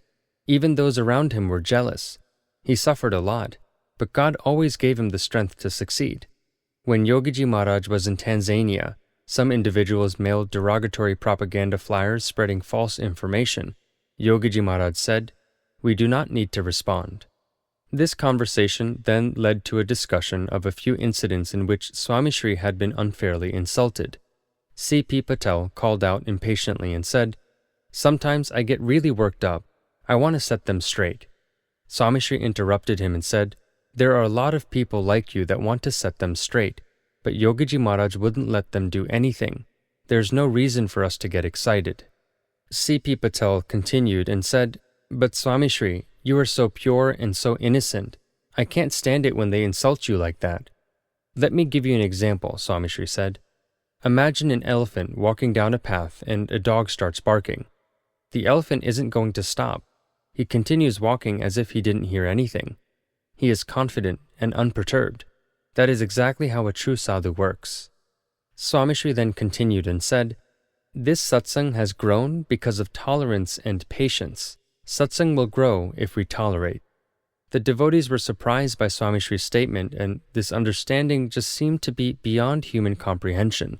Explaining, Swami Shri then said, not even a dry leaf can move without God's will. Everything happens by God's will. When you respond to such things, they respond as well. We should never do anything to hurt others. God sees everything. On another occasion, Sarva Mangal Swami had asked Swami Shri a similar question. You always tolerate insults. You patiently listen to what people have to say. But when someone insults you, I don't even feel like eating for a few days. Don't you ever get frustrated or annoyed by all these people? Don't you ever lose your temper? Swami Shri replied and said, never. I never lose my temper. It has never bothered me. This is Swami Shri's maturity and patience at its finest. Swami Shri is also patient when it comes to dealing with people and their imperfections. It takes years to change people. He patiently and persistently works at it. He encourages them, corrects them, and makes it a point not to offend them. Swami Shri works to perfect the moral, social, and spiritual lives of thousands of individuals. Just witnessing a single conversation between Swami Shri and young Bharat will prove this point. Bharat is a youth who serves at the BAPS Mandir in Bhadra. Swami Shri had just arrived in Bhadra and was going to his room after doing Thakurji's darshan. Swami Shri met Bharat on the way. Bharat, how are you? Swami Shri asked. Bharat sniffled long and hard before he answered. Now that you reminded me, I have a cold. Swami Shri lovingly asked him again, and Bharat responded with a long and hard sniffle. Everyone that witnessed the incident started to laugh hysterically. They were probably entertained by the youth's foolish and childish ways, but Bharat knew that Swami Shri cared for him more than anyone else around. Bharat is mentally challenged. He stutters when he talks, and he has a lisp that you can't miss. Yet, his seva in Bhadra is unparalleled. Swami Shri recognizes this and always sits with him when he visits Bhadra. He teaches him how to act in public, talk to others, and be polite. Bhadra is the birthplace of Akshar Brahm Gunatitanand Swami. In a conversation with Bharat, Swami Shri tests his satsang knowledge. Bharat, who was born in this town? Swami Shri asked. Bhadra was born here, he replied. Swami Shri smiled and said, No, Bharat. Gunatitanand Swami was born here. Bhadra wasn't born in Bhadra. Swami Shri made him repeat the answer 5 times, just as a caring mother would do to her child. Swami Shri asked him another question. Whose murtis are in our mandir? The birthplace, he replied. The nonsensical reply made everyone laugh. Bharat was starting to get confused. Swami Shri put his hand on his head and lovingly told him to repeat after him. The first murti is Gunatitanand Swami. The second murti is Bhagwan Swami Narayan. And the third is Gopalanand Swami. Now repeat this. Bharat repeated, and Swami Shri asked him again. Who is the first murti of? That is Gunatitanand Swami, he replied. Bharat was starting to pick up the names. None of the other sadhus or devotees had ever thought of teaching Bharat the names of the murtis, but Swami Shri believed in him. He patiently took the time out to teach him. Swami Shri instructed the local sadhus to teach Bharat the names of all the murtis. The rest of them thought Bharat was mentally challenged, but Swami Shri thought he was quite capable. At least he is willing to learn everything we teach him, Swami Shri said. Bharat experiences his mother's patience in Swami Shri. There are times when someone that is always comforting others loses his cool and patience when dealing with his own mental or physical problems. Swami Shri's patience remains unrivaled. In 1966, the Murti Pratishta of the Mandir in Sardargarh in the Surat region had been organized. There was a small group in the town that opposed, and fearing some trouble, senior devotees advised Yogiji Maharaj to postpone the ceremony. Yet, Yogiji Maharaj was touched by the love of the village devotees and decided to go. Swami Shri made the necessary arrangements out of respect for Yogiji Maharaj's wishes. The Murti Pratishta was completed without trouble, and all the devotees were overjoyed. Yogiji Maharaj and the sadhus then left the town, but a few devotees left a little later. The troublemakers decided to take advantage of the situation and started throwing stones and bricks at their cars. The devotees managed to escape, and no one was seriously hurt. When the senior devotees came to hear of the incident, they blamed Swami Shri for going ahead with the plans. They rebuked him. Swami Shri folded his hands and said, I apologize. It was my fault. Swami Shri didn't even mention that it was Yogiji Maharaj's decision. This incident only became known 23 years later when Gunwant Bhai Dhani wrote about it in the Swami Narayan Prakash. He had witnessed this incident and was extremely touched by Swami Shri's ability to patiently tolerate the criticism and not say a word in return. He reminded Swami Shri of the incident in Gondal. He said, I wrote an article on the Sardargarh Pratishta incident. I was just amazed by your tolerance and patience. But before Gunwant Bai could further narrate the incident, Swami Shri stopped him in mid-sentence and he said, "I have been rebuked many times by the seniors. My only goal was to please Yogiji Maharaj. As long as he was pleased, I didn't mind tolerating anyone's criticism." As you can probably imagine, running a global organization requires its share of patience, stability, and presence of mind. Swami Shri has demonstrated all three on numerous occasions, making effective and timely decisions with a tender smile on his face. Swami Shri has often told the sadhus and devotees to pray in difficult times. He would say, "Prayer will provide peace of mind and stability. It will give us patience and show us the way." Prayer is Swami Shri's source for stability and patience. He demonstrated this following the horrific terrorist attack on Akshardham on the 24th of September, 2002. Swami Shri, then 82 years of age, was seated in a meeting in Sarangpur discussing the BAPS charity's rehabilitation work in Bhuj after the Gujarat earthquake. It was around 4:50 p.m. Swami Shri was given the phone and told that the call was from Gandhinagar. Swami Shri spoke to the sadhu on the phone and listened attentively. The sadhus gathered around Swami Shri couldn't seem to understand what they were talking about. Swami Shri was calm and relaxed. The phone call ended, and Swami Shri spoke to everyone in the room. He said, "There has been a terrorist attack on Akshardham. There has been a lot of carnage and the terrorists are inside. Let us pray to Bhagwan Swami Narayan so that there is no more loss of life and that the terrorists are caught." Swami Shri closed his eyes and started praying to Bhagwan Swami Narayan. He started chanting the Swami Narayan mantra. The sadhus joined in. At that time, around 2,000 devotees and 250 sadhus had gathered in Sarangpur to celebrate Shastriji Maharaj's Shraddh. Swami Shri requested all of them to gather in the assembly hall and pray to Bhagwan Swami Narayan.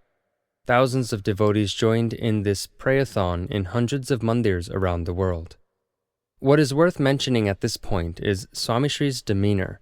His attitude, facial expressions, and the tone of his voice were a picture of calm. At the age of 82, Swami Shri was probably the most relaxed person in the room. Swami Shri prayed and then engaged in strategic conversation to discuss the next steps. His mental stability and patience helped the organization take a course of action that the whole world would appreciate. Political and spiritual leaders from around the world called to express their condolences. Even the President of India, Dr. APJ Abdul Kalam, called. Swami Shri was constantly on the phone with the administrators in Gandhinagar, receiving updates and providing sound advice. At 9 p.m., almost all the tourists inside the Akshardham complex had been evacuated, though there were a few people still inside the multimedia theater. The theater was locked and the authorities decided to keep the victims secured inside until dawn.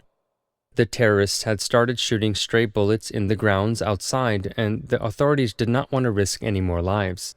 There was more to be done. Swami Shri had an important task before him. His response would determine the future of Gujarat, if not India. Even while lying in bed, Swami Shri maintained his composure, praying and receiving updates from Gandhinagar. At around 12:35 a.m., Swami Shri was told that Parameshwar Swami had fallen victim to the gunmen's bullets. Swami Shri then talked of his sterling seva for the organization and plunged into deep thought.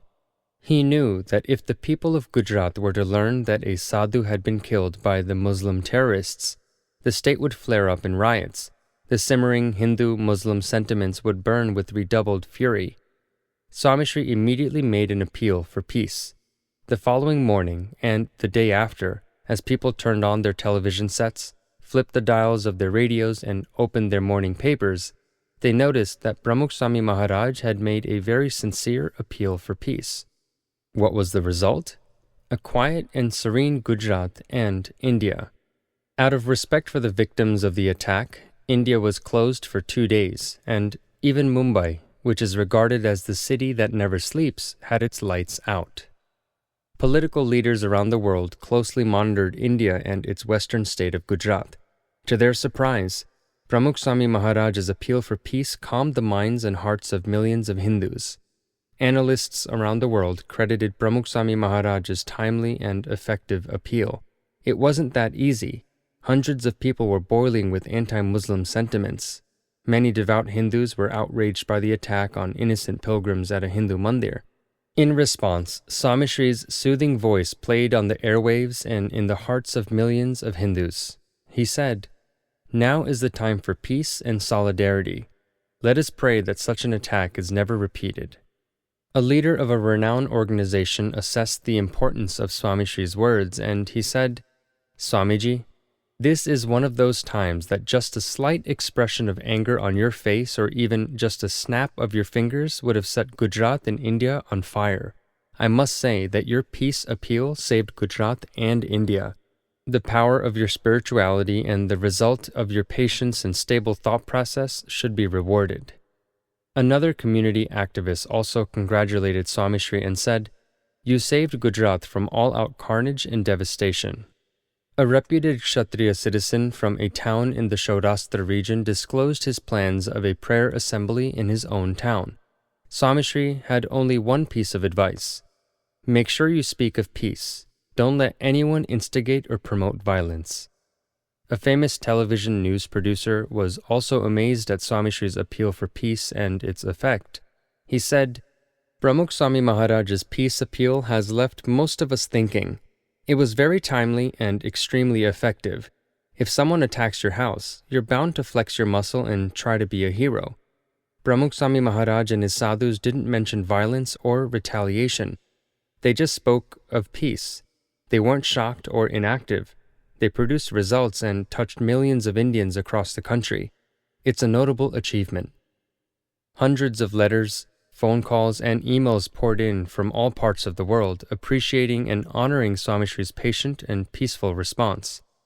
At an international anti-terrorism conference in Germany, Pramukh Swami Maharaj's pacifying and dynamic response was appreciated and used as an example.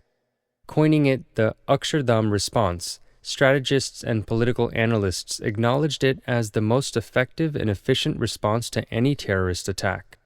The Indian ambassador to America, Ronan Sen, was in London at the time of the attack. He recalls his initial discussion with Swami Shri. "I was amazed. Your appeal for peace will never be forgotten.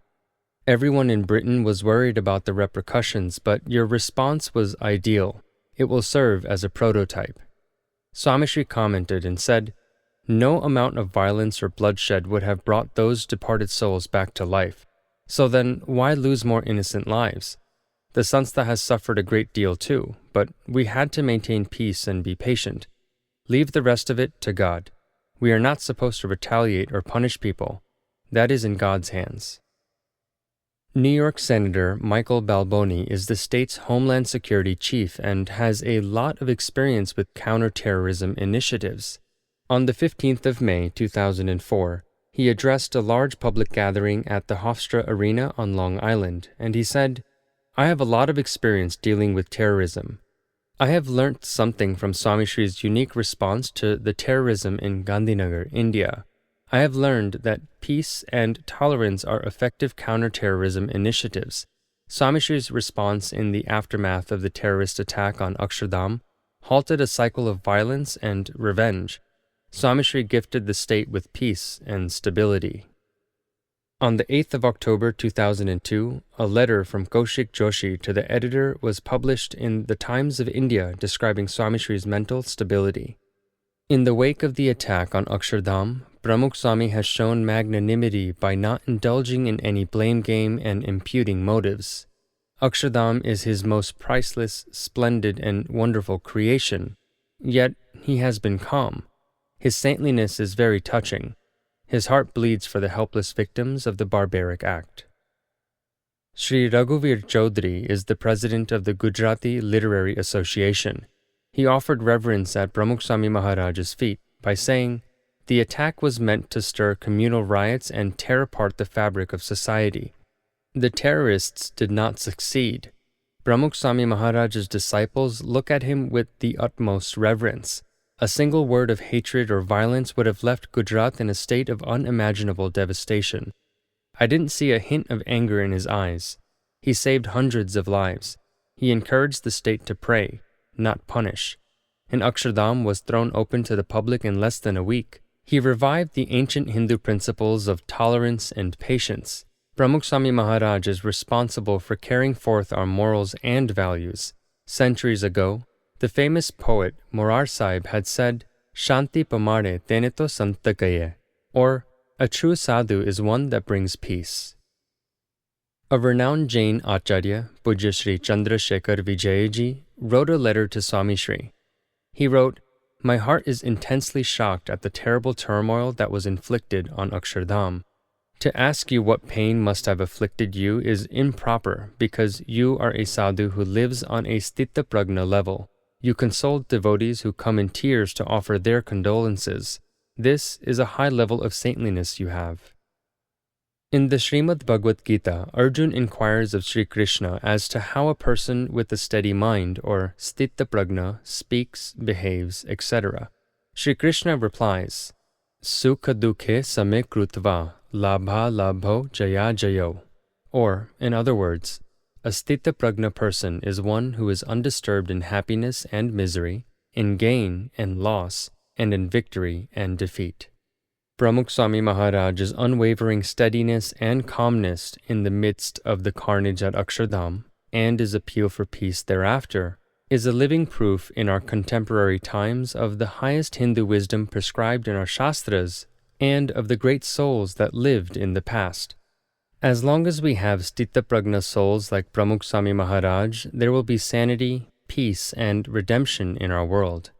Bhagwan Sri Krishna describes a sthita prajna, or a mentally stable person, to Arjun in the Srimad Bhagavad Gita, and he says, One who maintains his equilibrium in happiness and sorrow, in victory and failures, in loss or gain is truly sthita prajna. Swami Shri's every step leaves an imprint of his sthita prajna ways. It inspires the ethos of a beautiful and borderless world. Kantihi and Ojaha. Kanti is Almighty God's divine beauty and splendor. Oja is the divine glow that radiates from his face. Devotees have described God's attractive form and beauty in thousands of kirtans and verses. Sadguru Premanand Swami and other sadhus in Bhagwan Swami Narayan's time captured his divine beauty in their verses. The Gunatit sadhu who beholds God also emanates that same beauty and that same luster. This divine beauty and luster attracts and mystifies thousands of individuals, leaving them with an experience beyond description. Anyone that has had Pramukh Swami Maharaj's darshan will have experienced that divine radiance.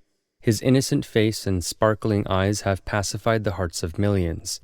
That beauty and luster are beyond comparison and beyond description. It is divine, a reflection of God. The enlightened and elderly Sadguru Sant Swami described that divine sparkle in Swami Shri's eyes on various occasions, each time as if it was the first. The following excerpt is from a taped video interview in 1985. Sadguru Sant Swami said, Shastriji Maharaj's personality and aura reminded one of Bhagwan Swami Narayan. There wasn't the slightest difference. As I look at Pramukh Swami Maharaj, I notice that his persona and aura are identical to that of Shastriji Maharaj. Shastriji Maharaj's eyes were very powerful. No one could look into his eyes with confidence. They would always lower their eyes. Even his opponents would praise his work. Pramukh Swami Maharaj is exactly the same. The chieftain of Gadara brought 8 government officers to meet Shastriji Maharaj. Shastriji Maharaj was 85 years old at the time. After meeting him, one of the officers confided in the chieftain. He said, Look at the luster and sparkle in his eyes. It is enchanting. Pramukh Swami Maharaj has that same sparkle in his eyes. It is godly. How else would an 87-year-old sadhu attract hundreds of thousands of children, youths, and grown-ups alike? His divine aura and splendor have attracted spiritual giants like Sant Swami and some of the world's brightest and most successful individuals. Neither are the type to be influenced or attracted by anyone. Professor Yaroslav Fritsch, known as the multimedia man of Europe, experienced Swami Shri's divine Kanti. Professor Fritsch lived in the Czech Republic and was known throughout the world for his pioneering work in the realm of directing and cinematography. He directed and produced the 14-screen multimedia show that was shown in the exhibitions at Swaminarayan Akshardham in Gandhinagar from 1992 to 2006. On the 19th of November 1992, he was asked in an interview about his most memorable moments with Swami Shri. Professor Frick's eyes welled up with tears. As he fought to regain his composure, he said, "It is very difficult to answer this question because now the work is over, and whatever that remains is spiritual connection and friendship. I can say for myself that Professor Frick is such a man who has met scholars, kings, queens, prime ministers, and presidents of many countries, but never in my life have I met a dignitary like Pramukh Swami before. In meeting him, you feel that he is a part of a great infinity. I cannot describe him in words. He impresses not only me, but my team members too. While taking photographs of him, I was trying to capture his thoughts and the depth in his eyes. In all his photographs, I find nothing but absolute purity, divine peace, and love. This is my life's greatest experience. I have taken photos of kings and great men, but 70% I had to reject because they were not right due to tension or worry. On the other hand, I had taken 600 photographs of Pramukh Swami, and I could not reject any of them. Not one. It was very difficult to choose which one to use. Whenever we have met Swamiji, his selfless love makes us feel that he is a great power. Forgive me. That love cannot be described in words. There's simply no definition for it. Swami Shri's Kanti and Oja have left many people searching for the right words. At the age of 89, Swami Shri's face radiates with energy and beauty. Swami Shri has never considered enhancing his natural appearance to appear photogenic or younger. His divine glow and splendor is enough to leave many individuals transfixed in his divine murti. Famous Indian scientist and notable contributor to the supercomputer, Dr. Raghunath Mashelkar, expressed his inner feelings after his first darshan of Swami Shri in New Delhi. He said, "I touched Swami Shri's feet and felt great peace. There is a tremendous divine glow that radiates from his face. I was so rejuvenated by his darshan, I felt as if someone had just added another 100 years to my lifespan." On the 27th of July, 2007, Swami Shri flew into Morris County Airport in New Jersey following a 2-hour flight from Toronto. Carl, the immigration and customs officer, had a few formalities to complete before he could let everyone disembark the plane. While waiting at the airport for Swami Shri's arrival, the receiving sadhus had told Carl that Swami Shri was an 86-year-old sadhu, and so he had expected to see a weary old man on board. But as soon as he boarded the plane, his eyes fell on an elderly but dynamic sadhu. He had a sparkle in his eyes that was hard to comprehend. There was a glow that radiated peace and tranquility. Carl was stunned. He said, "He looks at ease. There's something extraordinarily different about his face. He doesn't look 86. Swami Shri's observance of eightfold celibacy is the cause of this efflorescent glow that continues to startle thousands even at this advanced age. On the 17th of May, 2007, the Ugandan Minister of Internal Affairs, Dr. Rahukana Ragunda, came for Swami Shri's darshan in Kampala. He observed, "Swami Shri doesn't look 86. He looks a lot younger. It's unimaginable." When Vijay Kumar Chopra, the owner and chief editor of Punjab Kesari, a respected newspaper of North India, met Swami Shri in 2007, he felt a similar experience and he said, "I would never have guessed that he is 86 years old." On the 22nd of June 2007, the board chairperson of DuPage County, Illinois, was equally amazed at Swami Shri's energetic ways and lustrous eyes.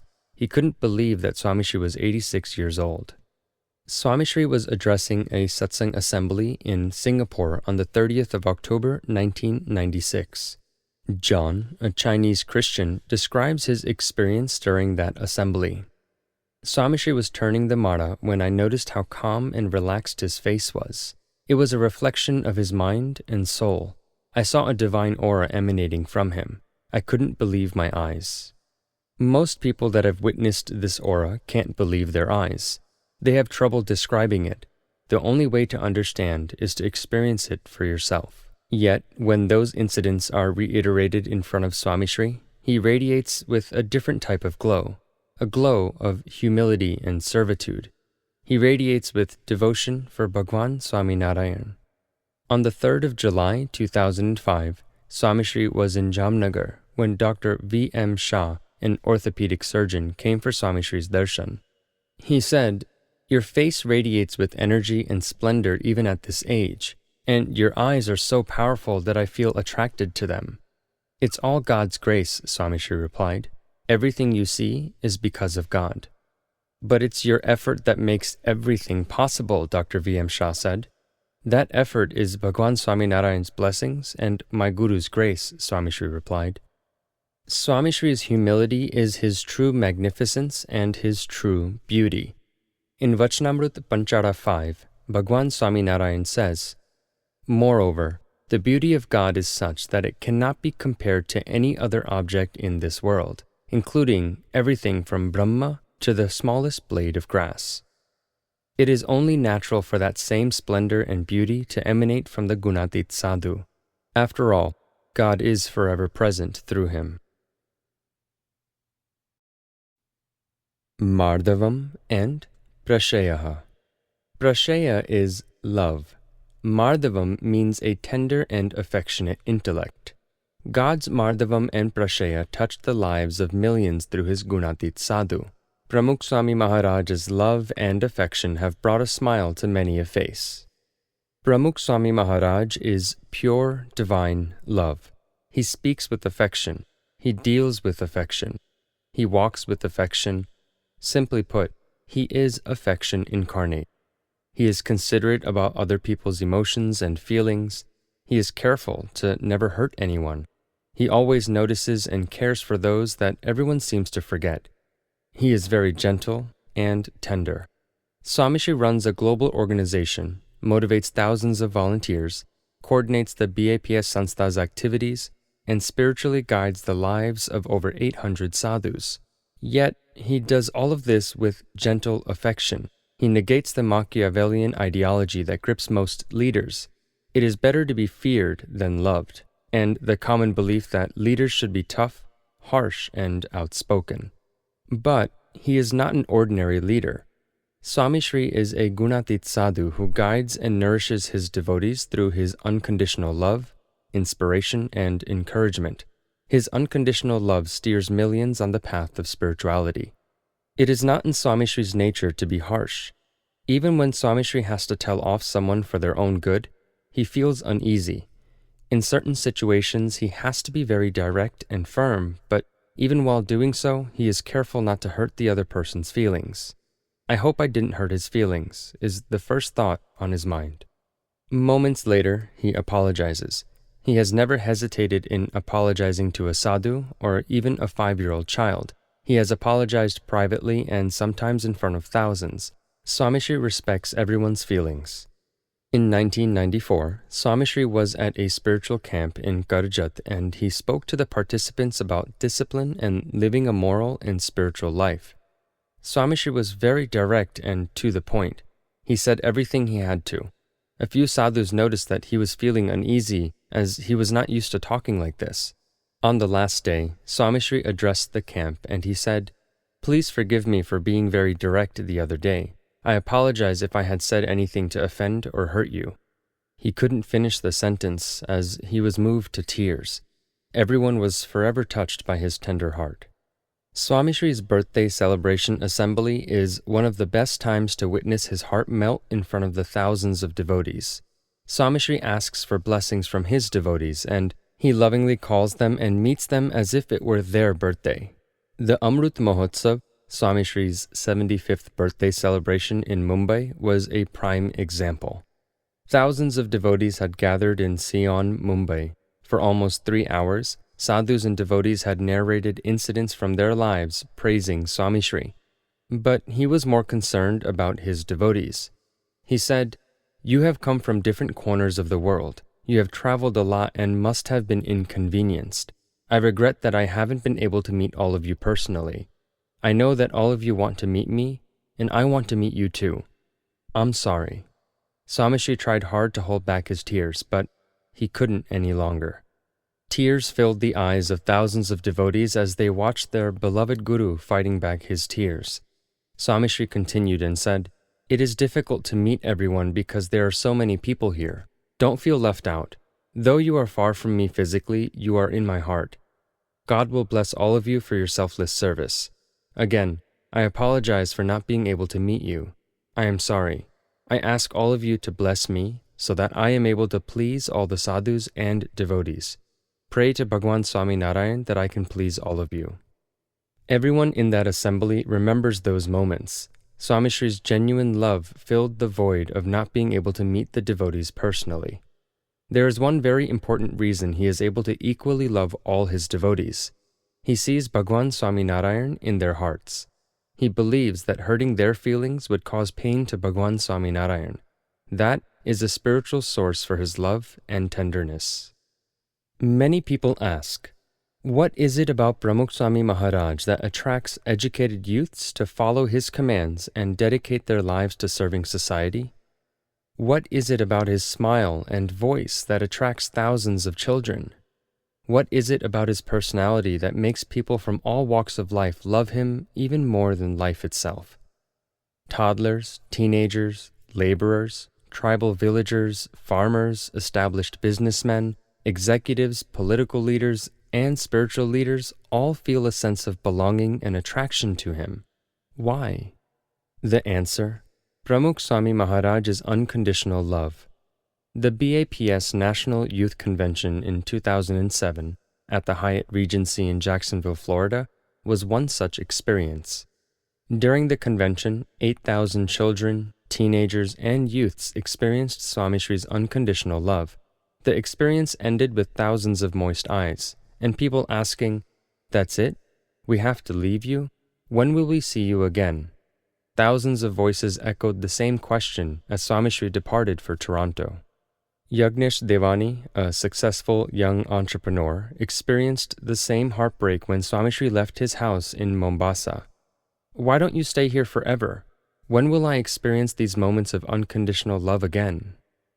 Another time, Swami Shri was leaving Bochasan. All the devotees gathered around Swami Shri for his last darshan. All except one. Manibai of Tasra was sitting in the corner. He hadn't moved. Swami Shri walked towards him and put his hand on his head. Manibai was blind.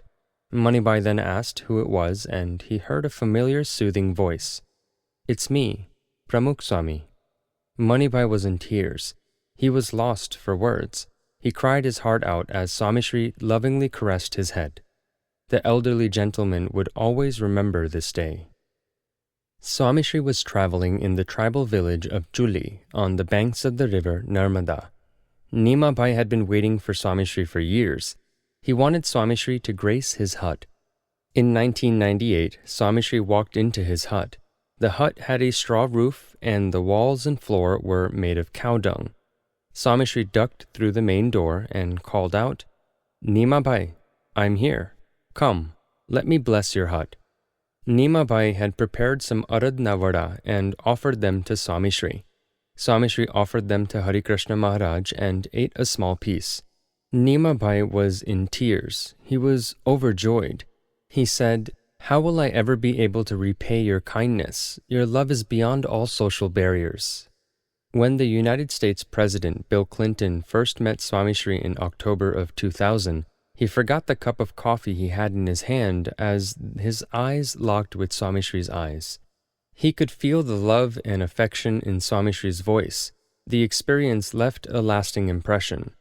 Then, on the 4th of April 2001, President Clinton visited Swami Narayan Akshardham, Gandhinagar, in Swami Shri's presence. After a tour of the complex, President Clinton was coming down the stairs at the front of the monument with Swami Shri. He was overcome with the sudden urge to speak. Just 2 or 3 steps were left, and President Clinton started talking to a few of the sadhus. "Ever since I met him in Miami, I was moved. When I look into his eyes, they are filled with integrity," he said. The president sat on a nearby seat to put his shoes on.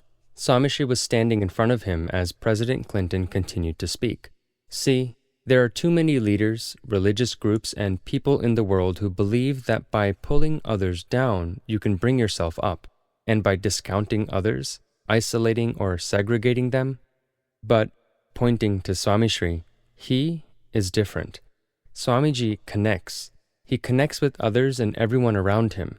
He works through connectivity. That is why he has been able to bring peace and harmony and so many people together. President Clinton then continued and he said, "The first time Pramukh Swami Maharaj met me in Miami, I saw in his eyes that he is a man who has not come ahead by eclipsing others. He has come forward by always placing others before him, and that is why I had a deep desire to meet him again." He looked at Swami Shri, patted on the empty seat next to him, and requested Swami Shri to join him. Swami Shri smiled and sat next to him. President Clinton leaned back on the sofa and made himself comfortable. The scorching afternoon sun was shining down on them, but President Clinton was in no rush to leave. He then said, in order to embrace what they believe, they have to reject other people and their convictions. And he, pointing to Swami Shri, is the person I have met who is trying to go beyond all that. And I believe that the great challenge of this world is to find that sort of integrity, to be able to celebrate your own religion, celebrate your own race or ethnic group, but still embrace our common humanity and our common connection to God is more important. The sadhus then asked if he had experienced anything special when he met Swami Shri in Miami. He replied, "Most definitely. I have read about him as well. I am sure all of you have experienced what I just described on numerous occasions." The Secret Service agents accompanying the president were surprised that he chose to sit on the couch in the hot afternoon sun. They were falling behind on their schedule too. They tried to hint the time restraint to President Clinton, but he was busy praising Swami Shri. President Clinton placed his hands on Swami Shri's hands and experienced his affection. He didn't remove his hand until he was reminded to get up by his staff. The plain sofas, the crowd of people, the ignored security protocol, and the blistering sun went unnoticed by President Clinton as he continued to speak of Swami Shri. Finally, George, the chief of the Secret Service detail, reminded the president that they had other engagements. President Clinton didn't mind the heat and the traditional setting. It seemed as if he was trying to squeeze out every extra second of Swami Shri's affectionate presence. President Clinton wanted to stay, and he said, "Just when you're starting to have the time of your life, you have to leave." Swami Shri's loving persona has worked wonders.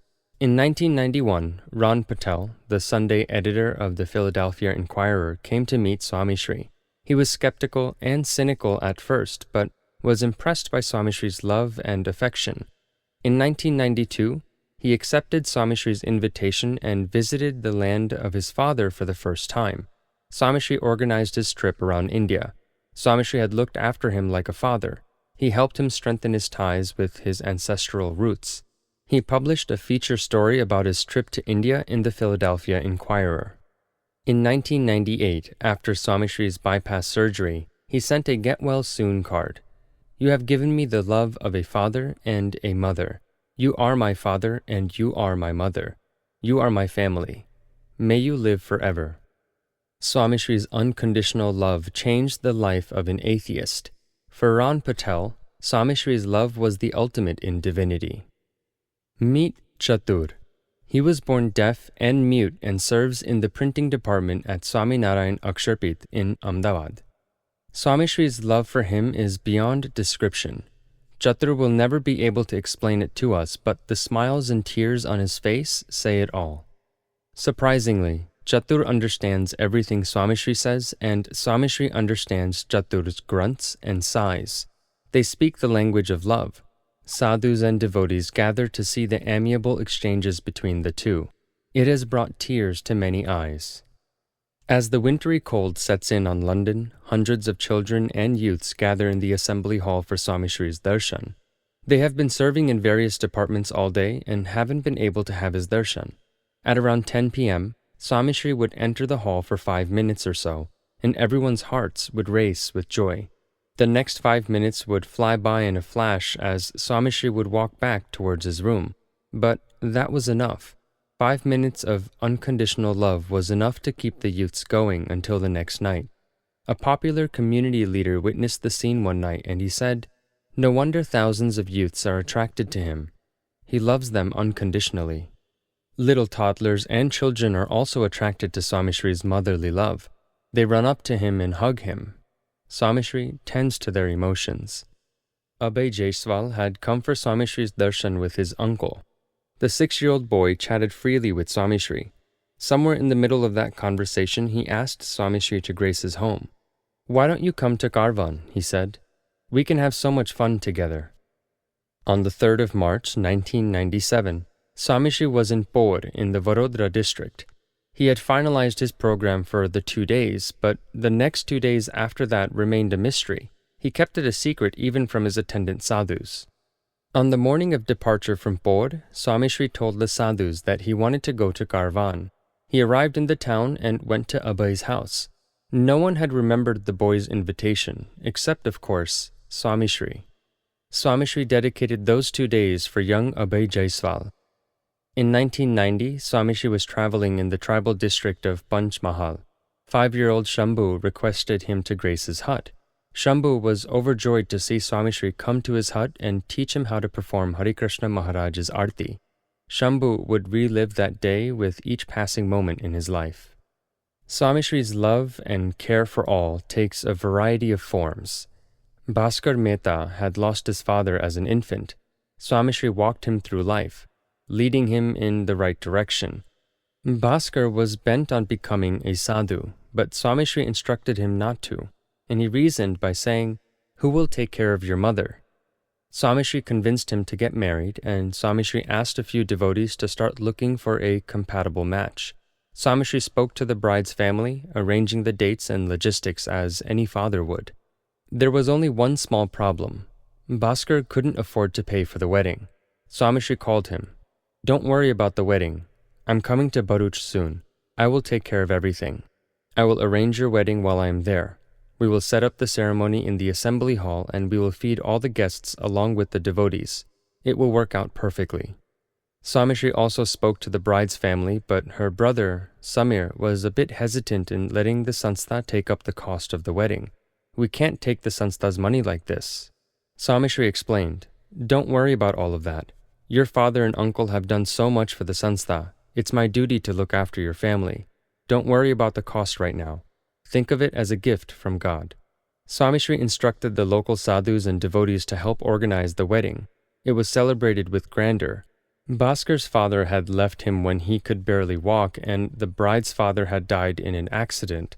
Swami Shri filled their father's void, and his care and concern would grace them for eternity.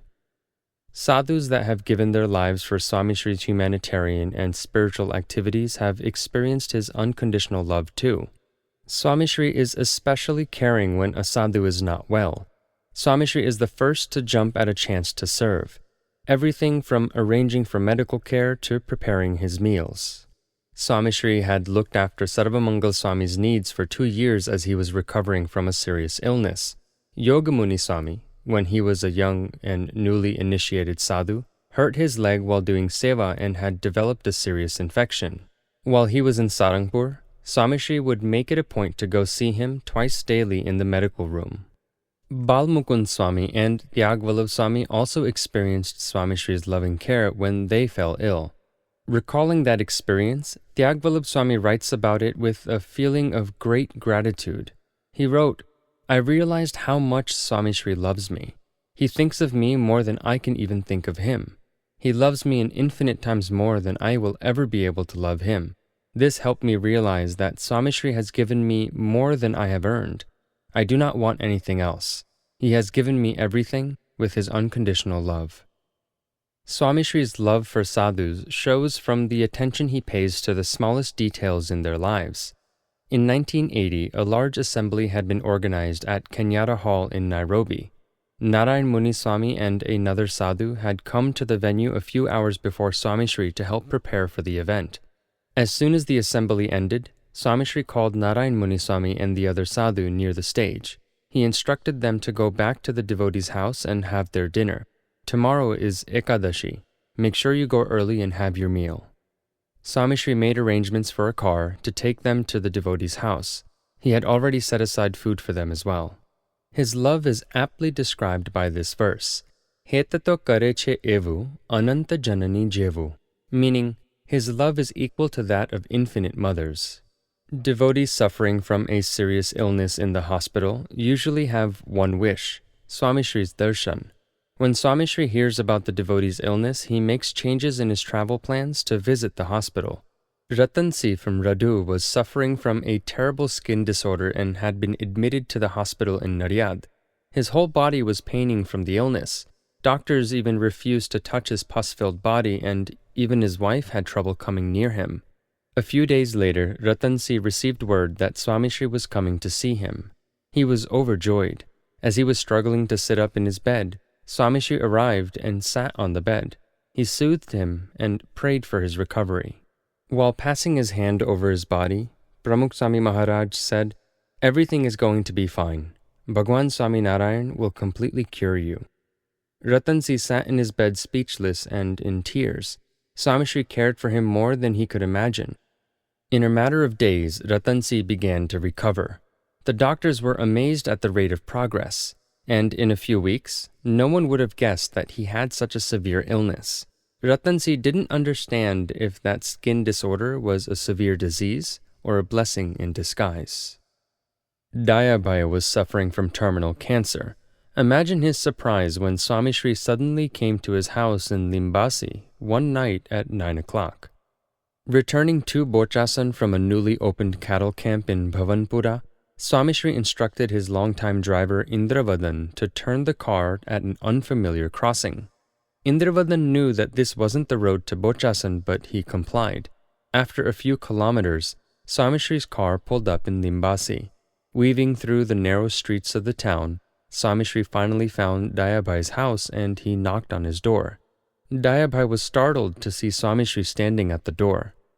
"Swami Shri, what are you doing in Limbasi this late at night?" Swami Shri smiled and walked into the house. Swami Shri put his hand on his head and blessed him. After talking to him for a while, Swami Shri took his leave and left for Bochasan. Dayabai stood on his porch with tears in his eyes as he watched Swami Shri's car drive away. Swami Shri's unconditional love has made those moments of Dayabai's life eternal. Swami Shri doesn't stop there. His love follows you to Akshardham. In Jai Krishnabai Patel's case, that sentence has a literal meaning. In 1990, Swami Shri was in Colchester, England's oldest town.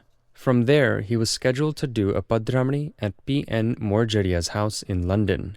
Before leaving, he made a few unusual arrangements. He made arrangements for 2 separate cars, one for Hari Krishna Maharaj and the other sadhus, and the second for himself and an attendant sadhu. He also instructed the sadhus to put Hari Krishna Maharaj's water jug and his bag in the other car. The sadhus were confused, but they carried out the instructions. Swami Shri completed the visit to Morjaria's house. Then he asked the driver of the other car with Hari Krishna Maharaj to return to the mandir. And then he told his driver, Arun Kumar, to take the car towards South London. He said he needed to get there on time. Arun Kumar's car sped through the streets of London, arriving at a particular destination. Arun Kumar's eyes widened as he noticed that they had come to a funeral home in the middle of a cemetery. The parking lot was empty, as was the funeral home. Swami Shri got out of the car and sat on the bench in the cemetery. He waited for 45 minutes, reading the names on the tombstones. The attendant sadhu and Arun Kumar were still trying to figure out what they were doing there. Soon it became obvious. A small group of family members arrived for Jai Krishnabai's final rites. They were surprised to see Swami Shri there.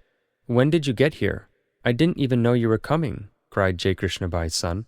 A few days ago, Jai Krishnabai had called Swami Shri while he was in Crawley. He said, "Please take me to Akshardham. Come bless me at my cremation rites." Swami Shri had given him his word. Jai Krishnabai was from Bhadran. When Swami Shri was just 21 years old and was studying Sanskrit in Bhadran, Jai Krishnabai's father, Ishwarbai, had served Swami Shri. Jai Krishnabai was in Africa at that time, but Swami Shri had continued to shower the family with his affection. That is why Swami Shri arrived unannounced at Jai Krishnabai's funeral. Swami Shri is a true friend. Swami Shri performed the final rites for Jai Krishnabai's mortal body and also offered his final respects. He helped push the coffin into the crematorium and cremated Jai Krishnabai. Jai Krishna Bhai's body was reduced to ashes in a matter of minutes, but Swami Shri's affection would live forever in his soul. Such is Swami Shri's unconditional and everlasting love. Such is Swami Shri's flower-like tenderness. He loves everyone, and that is why everyone loves him. Kirtihi and Manaha. Kirti is fame. Man is being worthy of worship and reverence. God is adored, respected, and worshipped throughout the universe. The same is true for the Gunatit Sadhu. He does not work for it, nor does he desire it. It is his oneness with God that earns him fame, reverence, and praise. He is respected and adored by all. From the United Nations to the smallest tribal villages of Gujarat, Swami Shri has been showered with praises and respect. The true reason behind his fame is his pure divine character. Countless world, spiritual, and community leaders have expressed their admiration for Swami Shri. The following is a selection of just a few.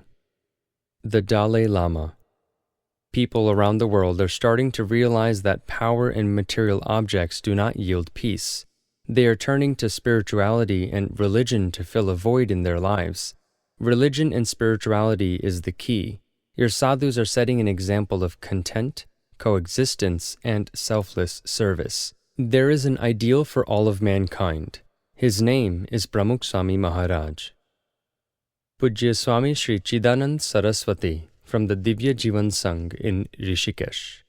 Pramukh Swami Maharaj is always considerate, simple, and humble.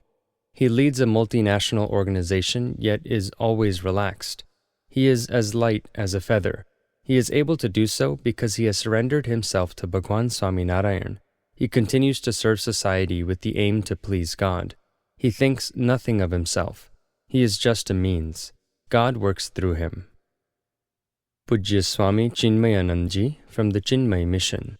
Spiritual progress and liberation can only be attained in the company of a God-realized sadhu. Pramukh Swami Maharaj is a God-realized sadhu. His presence rids people of their materialistic desires. Acharya Mahapragnaji, Jain Acharya, Therapant. Pramukh Swami Maharaj's life is an extraordinary example of love and harmony. If the entire nation were to take a cue from him and live by those standards, it would solve all of our problems. He has sacrificed in the true sense. Dr. Rowan Williams, the Archbishop of Canterbury. Pramukh Swami Maharaj's life is an example of spiritual beauty. That beauty shines throughout India and the world as he continues to guide mankind on the path of spirituality. He loves unconditionally and forgives. Revenge and vengeance are never to be seen in his life. This is illustrated in his credo. In the joy of others lies our own. His Royal Highness Prince Charles, the Prince of Wales. Pramukh Swami Maharaj's humility and selfless love have touched my heart. President Bill Clinton, former President of the United States of America. When I look into his eyes, they are filled with integrity. I saw in his eyes that he is a man who has not come ahead by eclipsing others. He has come forward by always placing others before him. Dr. APJ Abdul Kalam, the former President of India. I feel a very strong and divine aura in his presence. I feel at peace in his presence. I forget about all of my worries and difficulties. He truly loves people unconditionally. That is why he is able to counsel and take part in their difficulties and problems. Their problems become his problems. I can see it in him. Former President of India, Gyani Jail Singh. You are safeguarding Indian culture. I have heard and read a great deal about you. Today, I realize that it is all true. You are culturally, morally, and socially changing our country. You have inspired some of the nation's greatest engineers, technologists, scientists, and philosophers to give back to the community. Only God can inspire them. He inspires them through you. The former Prime Minister of the United Kingdom, Tony Blair.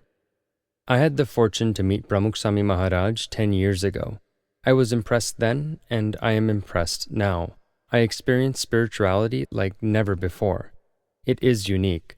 Bhagwan Swami Narayan's spirit of social reform is living through Pramukh Swami Maharaj.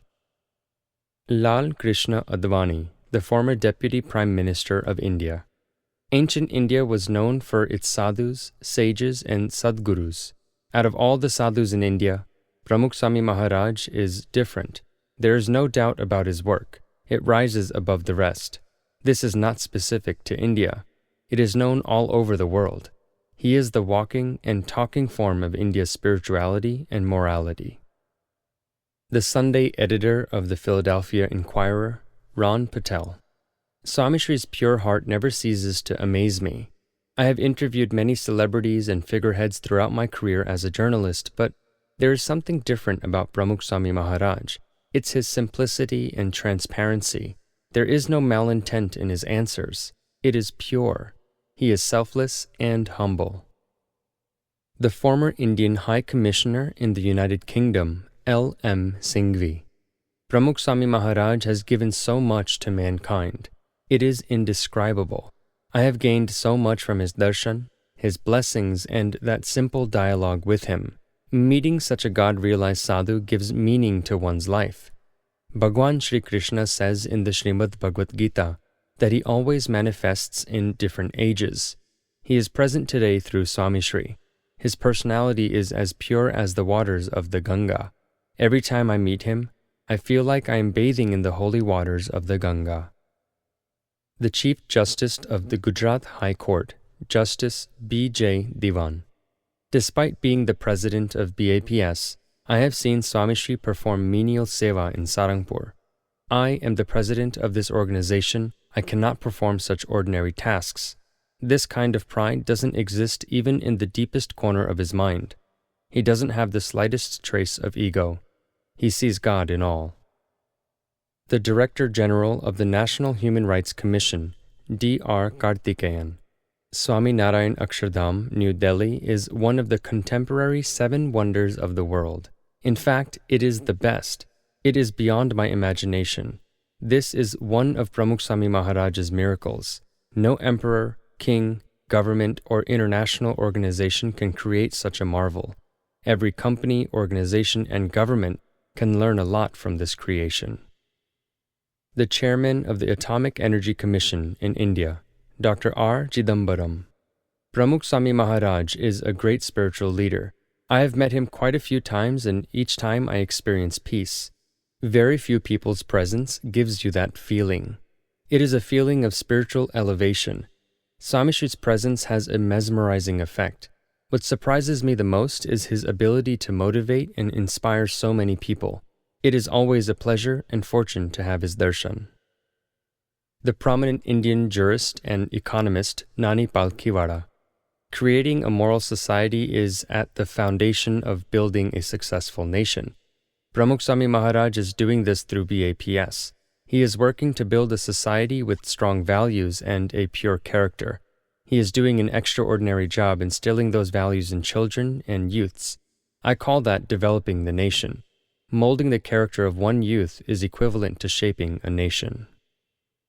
The industrialist of Birla Industries, Sudarshan Birla.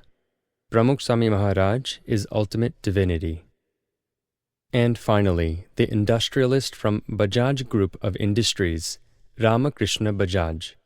Along with his spiritual activities, Pramukh Swami Maharaj has contributed a lot to society through his social initiatives. His work is immeasurable. I bow my head in reverence to his contributions to society and mankind. Astikyam. Astikta is the belief that God exists. God infuses astikta in the hearts of his devotees. God is the source from which all aspirants develop true conviction in God. You cannot form a sentence without a subject. Similarly, God is the sole basis of spirituality. With that said, astikta has many meanings. God is the all-doer. Even when the entire creation is destroyed, a devotee should remember that God still exists and has a divine form. God is present in the 8 types of murtis. He blesses the devotees and fulfills their wishes. Also, astikta includes faith in the Word of God, the Vedas, and other spiritual texts. These are all aspects of astikta. The Gunatit sadhu is nearest to God. Therefore, he is the ideal astik devotee. He has experienced and realized God. He lives astikta. Swami Shri sees God in everyone and everything. Swami Shri has immeasurable faith and conviction in God's murti. He knows that they are not merely a symbol or a form of God. In fact, he knows that God is present in the murtis. The murti of Sri Hari Krishna Maharaj he worships and serves daily is dearer to him than life. In 1988, in Zimbabwe, a TV reporter, Moses Fisi, pointed at the murti of Hari Krishna Maharaj and asked, "What is that a symbol of?" Swami Shri replied, "That is not a symbol. That is Bhagwan Swami Narayan. He inspires us and guides us in everything that we do. We worship him. He fulfills the devotees' wishes and looks after their well-being. God is omnipresent, but he is always present in this murti. We offer everything to him before we use it." Swami Shri's faith in murtis is evident through this dialogue. Just observing Swami Shri serve and worship Bhagwan Swami Narayan instills astikta in others. Hari Krishna Maharaj is the small metallic murti of Bhagwan Swami Narayan that Swami Shri keeps with him wherever he travels. Also referred to as Thakurji, the murti was initially from Junagadh. Akshar Brahm Gunatitanand Swami used to worship the same murti. When Yogiji Maharaj left Junagadh, he was granted permission to take the murti with him. Yogiji Maharaj served the murti until he passed away to Akshardham on the 23rd of January, 1971. Since then, Swami Shri has served the murti with the conviction that God is manifest within. Thakurji is Swami Shri's life. His existence is centered around Thakurji. He offers everything to him before he eats, drinks, or uses it. Swami Shri keeps Thakurji in the forefront when he is honored or when he is inaugurating something. Grand celebrations and even badramnis are performed with Thakurji as the center of attention. Everything in this world is Thakurji's. Swami Shri believes that everything is due to his grace and blessings. In 1988, Swami Shri was getting ready to go to a satsang assembly at a local community center in Atlanta. A devotee walked up to Swami Shri and demanded to meet him. He was building a motel and wanted Swami Shri's blessings. He had brought some soil from his property in a cloth. He wanted Swami Shri to step on it and consecrate it. Swami Shri called Brahmatirth Swami and told him to bring Thakurji. Before the attendant sadhu could figure out what was going on, Swami Shri sat down on the floor, took Thakurji in his hands and placed him on the soil. He chanted the Swami Narayan Dhun and placed flower petals on the soil. He told the devotee that the motel would turn out perfect because Thakurji had consecrated it. The devotee was overjoyed, but more importantly, this incident showed Swami Shri's unflinching devotion to and faith in Bhagwan Swami Narayan.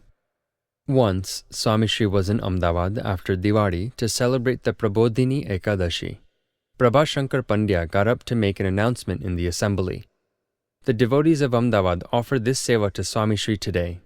Swami Shri interrupted him and said, "This seva is not for Swami Shri. It is for Thakurji. Please announce that the seva is being offered to Thakurji. I am nobody. All of this is Thakurji's. It exists because of his grace. I am a servant. You cannot offer anything to me. You can only offer it to God." The Canadian Parliament had decided to honor Swami Shri in 1988. Swami Shri arrived at the Parliament with Thakurji. The Speaker of the Parliament announced Swami Shri's presence to the MPs and requested him to stand, and he said, "With us today is a great Hindu sadhu. Please join me in welcoming His Divine Holiness, Pramukh Swami Maharaj."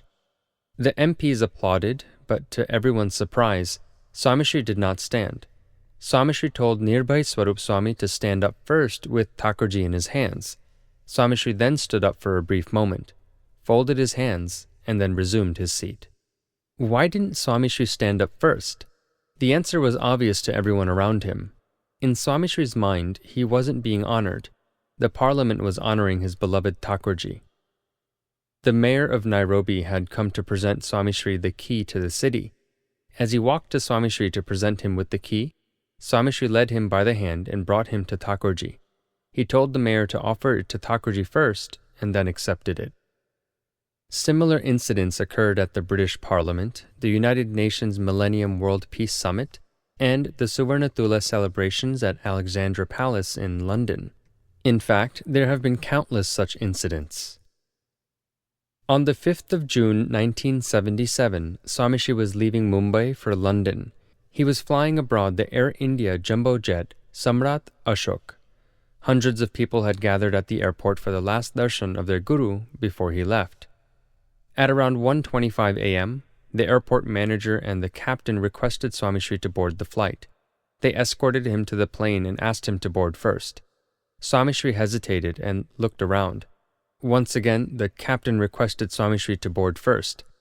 Swamishri waited for a few more moments and Thakurji arrived. Swamishri told the attendant sadhu with Thakurji to board first. Swamishri smiled at the officers and then boarded the plane. Though they were treating Swamishri like a celebrity, in Swamishri's eyes, Thakurji was the only celebrity. Swamishri believes that God is manifest in the murti of Hare Krishna Maharaj. Why else would he always introduce him to the likes of Indian President Kalam, American President Bill Clinton, Prince Charles, Sheikh Isa bin Salman of Bahrain, the late Pope John Paul II, and the Dalai Lama? In 1978, the second Kenyan president, Daniel Arap Moi, came to meet Swamishri at a satsang assembly in Kenyatta Hall. The concert of devotional songs ended and President Moi came to receive Swamishri's blessings before leaving. As he was walking away, Swamishri called out to him and led him to Hare Krishna Maharaj. He introduced President Moi to Hare Krishna Maharaj and taught him how to do darshan. One can only wonder what President Moi was thinking, but one thing was for sure: Swamishri's faith in Bhagwan Swaminarayan was unquestionable. Swamishri always shows his reverence for Thakurji. If at times Thakurji's seat is lower than his, Swamishri immediately instructs, "This isn't right. God is almighty. We are his servants, so make sure his seat is higher than mine." Swamishri was doing Padramnis in Vadodara. He arrived at a devotee's house where there was only one seat. Swamishri immediately instructed the sadhus to seat Thakurji on the chair while he sat on the floor with the sadhus. Swamishri was inaugurating the newly built air-conditioned JJ Market in Surat. He arrived on the stage and noticed that there was a lavish seat for him and a very simple one for Thakurji. Swamishri told the attendant sadhu to place Thakurji on the seat originally meant for him while he sat on the plain one. It was only after the devotees decorated Thakurji's seat that Swamishri took his seat. His reverence for Thakurji is obvious in photo sessions too. He always ensures that Thakurji is clearly visible in the picture. Swamishri was in Kumpad in Vadodara district. All the devotees wanted to take a group picture with Swamishri. They were so excited that they gathered around Swamishri and accidentally covered Thakurji. Swamishri then told them, "Make sure you get Thakurji in the picture. Everyone is so worried about how they will look in the picture that they forget Thakurji. All of our success and achievements are due to him. Don't forget that." When devotees or sadhus make a special food dish for Swamishri and say that it is specially made for him, Swamishri dissuades them. "Don't make anything special for me. Make it for Thakurji." Swamishri never accepts anything that hasn't been offered to Thakurji first, even if it's only a glass of water. He often tells sadhus, "If you eat something without offering it to Thakurji, it's as good as eating dirt." Once, Swamishri was exhausted from traveling all day. He arrived in Merdav at about 8 p.m. The devotees had organized a procession around the village. Though Swamishri was extremely tired, he got into the tractor and pleased the many devotees who were present. Nearing the end of the procession, a devotee extended his hand to garland Swamishri. Swamishri grabbed his hand and said, "Offer it to Thakurji first and then to me." Swamishri remembers Thakurji even amidst chaos. On Sunday, the 17th of April, 1988, the youths in London had something special in mind for Swamishri's entry into their assembly. "We want you to sit in a palki and come to our assembly," they said. Swamishri refused. "It's not right for me to sit in a palki in front of Thakurji. Place Hare Krishna Maharaj in the palki. I will walk." C.M. Patel, the president of the London Satsang Mandal, requested Swamishri on behalf of the youths by saying, "Swamishri, these youths have worked really hard to organize everything. It would really please them. Swami Shri would not budge. When they persisted, he said, "You can carry me out from here to the door, but not into the assembly. Is that okay?" The youths were not satisfied. They said, "The point is to welcome you into our assembly, not just up to the door." C.M. Patel tried to convince Swami Shri. The discussion continued for quite a while. Eventually, Swami Shri relented, but laid down his terms. "I will sit with Hare Krishna Maharaj, and you have to promise me that you will not lift the palki more than 1 foot off the ground." The youths quickly agreed before Swami Shri changed his mind. Swami Shri was skeptical. "What if you do raise it up to your shoulders?" he asked. "You have a lot of strength," they replied. "Weigh down the palki so that we cannot lift it," the youths joked. "You lose all your strength once you start flying too high," Swami Shri said. "We should always show our reverence to Thakurji and the mandir." Swami Shri agreed to enter the assembly in a palki, but only very reluctantly. The next day, he was carried into the assembly seated in a palki, holding Hare Krishna Maharaj in his lap. Swami Shri looked down and was uneasy the whole time. He breathed better after the youths put the palki down at the side of the stage. Swami Shri could be seen praying to Thakurji for forgiveness for what he believed was a grave mistake. Swami Shri is very particular about performing Thakurji's seva on time. He becomes concerned whenever sadhus are late in offering thard, putting Thakurji to bed, or even offering him water. Swami Shri takes care of Thakurji as he would serve Bhagwan Swami Narayan himself. If anyone tries to commend him on his devotion towards Thakurji, he says, "I don't do anything for Thakurji. He provides for us. Who are we to take care of him? He takes care of us." Swami Shri cares for Thakurji even when his own health is not too good. In 1980, after his cataract surgery, Swami Shri was being wheeled out of the operating theater on a stretcher. His first words were, "Have you put Thakurji to rest? It is already time." In 1978, Swami Shri was extremely ill in Viara. He had a high fever and was sleeping because of the effect of the medication. At around 12:30 p.m., he got up and asked the sadhus, "Have you offered thard to Thakurji? It is time." In 1998, Dr. Jeffrey Moses and Dr. William Schwartz completed Swami Shri's angiography at the Lenox Hill Hospital in New York. They urged for an emergency bypass operation. Dr. Subramaniam was called and he prepared himself for the operation. In the meantime, Swami Shri had been fully examined and prepared for the major surgery. The time was 11:30 a.m. Swami Shri decided to go in for the surgery at 3 p.m. The physicians explained that it was not a good idea to delay. They should perform the bypass as soon as possible. Still, Swami Shri insisted to wait until 3 p.m. The doctors accepted Swami Shri's wish. So, Swami Shri waited in his ICU room as sadhus read the Hari Charitramrut Sagar and sang bhajans. At exactly 3 p.m., Swami Shri entered the operation theater with Thakurji at his side. Arrangements had been made for Thakurji to be seated near him. It was a major operation, but everyone breathed a sigh of relief after it was completed successfully. After 2 weeks, while Swami Shri was recovering at Dr. Mahendrabhai's house in Westchester, the sadhus asked why he had insisted on waiting until 3 p.m. to begin the operation. Swami Shri then explained, "If we went in at 3 o'clock, we would be able to serve Thakurji thard and let him rest for a while before waking him up. We would be able to work according to his schedule and not inconvenience him." Swami Shri's focus has always been on Thakurji and his seva. He has never thought of himself. On the 28th of February 1990, Swami Shri was on the outskirts of Bochasan inaugurating the premises of Shriji Cold Storage. Bhagwat Charan Swami was walking with Thakurji in his hand. Swami Shri performed pujan rituals at the main door and then untied the Nara Chari with Thakurji at his side. Swami Shri and Bhagwat Charan Swami entered the storage factory. The flooring was very peculiar. It was made of wooden planks so that sacks of potatoes stacked on them would cool evenly. Swami Shri walked into the factory and consecrated the machinery and rooms with flowers. All of a sudden, there was a loud thud. Swami Shri turned around and noticed that Bhagwat Charan Swami had fallen through a weak plank. He had tried to maintain his balance and save Thakurji, but had failed. Hari Krishna Maharaj had fallen out of his hands. Swami Shri rushed over to Hari Krishna Maharaj and picked him up. He started massaging his whole body with his fingers. Tears welled up in Swami Shri's eyes as he started apologizing to his beloved Thakurji. Swami Shri finished the Padramnis at the factory and got back to the car.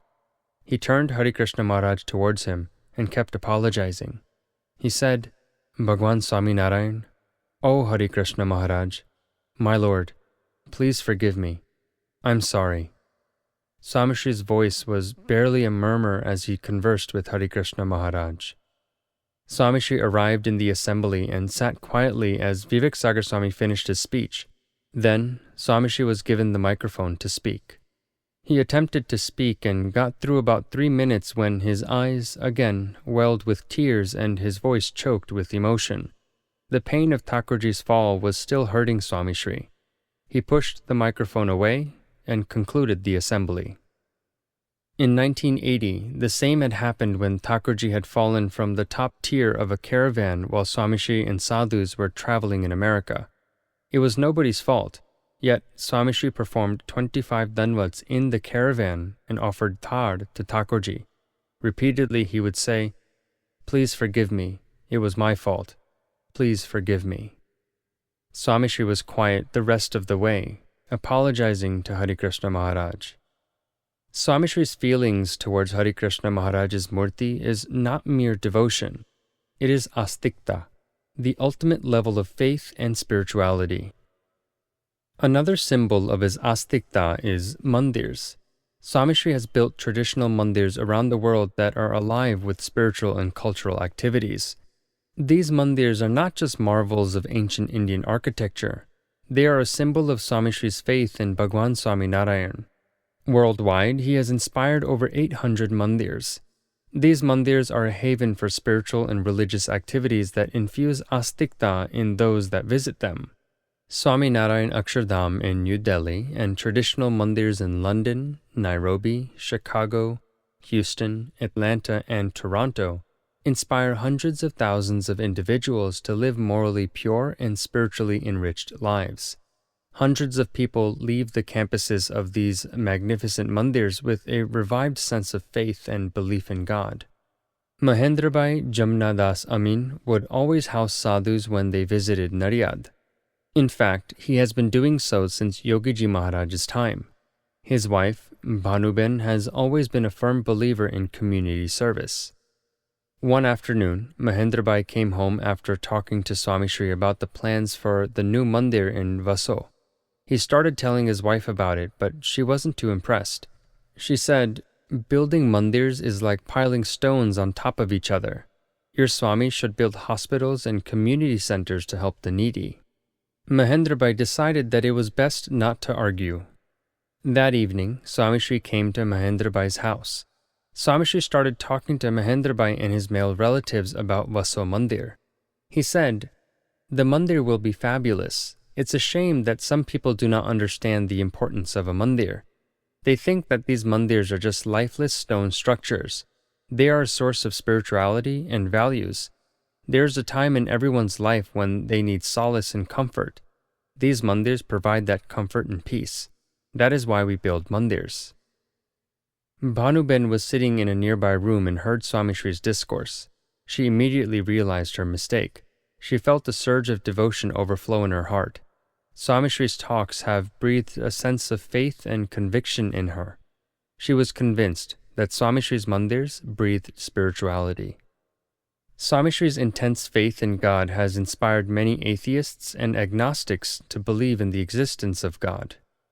On the 10th of November 2005, successful entrepreneur Bipin Bhai Kotak came to visit Swaminarayan Akshardham in New Delhi. After being overwhelmed by his complete tour of the complex, the biggest surprise for Bipin Bhai was when he came for Swami Shri's darshan. His atheistic son fell at Swami Shri's feet. His son explained, "I am an atheist and I have never bowed to anyone before, but I feel different around Pramukh Swami Maharaj. I felt a spiritual current jolt my body when he touched me. I think Pramukh Swami Maharaj is God. I have never felt anything like this before." Ron Patel, the Sunday editor of the Philadelphia Inquirer, was also touched by Swami Shri's faith in God. On the 13th of September 1998, Ron Patel interviewed Swami Shri for about 30 minutes. He asked many questions regarding God's existence and free will. Swami Shri answered all of them very clearly and consistently. He expressed his faith in God and his powers. Swami Shri said that God is the all-doer and that whatever he does is right. Swami Shri's conviction was so firm that at one point during the interview, Ron Patel's emotions got the better of him and his eyes became moist. He said, "I have never met anyone that has so much faith in God." Swami Shri's conviction and resolute faith changed the Sharp News editor forever. A famous entrepreneur from Dubai, Bharat Bhai Shah, had a similar experience. One glimpse of Swami Shri and he felt a sudden spark of faith. Satish Gujral is a renowned architect and the brother of former Indian Prime Minister Indra Kumar Gujral. He had never believed in God and he had never visited mandirs or bowed to murtis. After hearing a lot about Swami Narayan Akshardham in New Delhi, Satish Gujral came to visit it with his wife in November 2005. The atmosphere was different. He was feeling spiritually inclined. He couldn't seem to figure out why, but he couldn't resist going to meet Pramukh Swami Maharaj. The rest is best described in his own words. "I am an atheist, but this monument has the power to make an atheist believe in God. The atmosphere here is beyond logic and reason.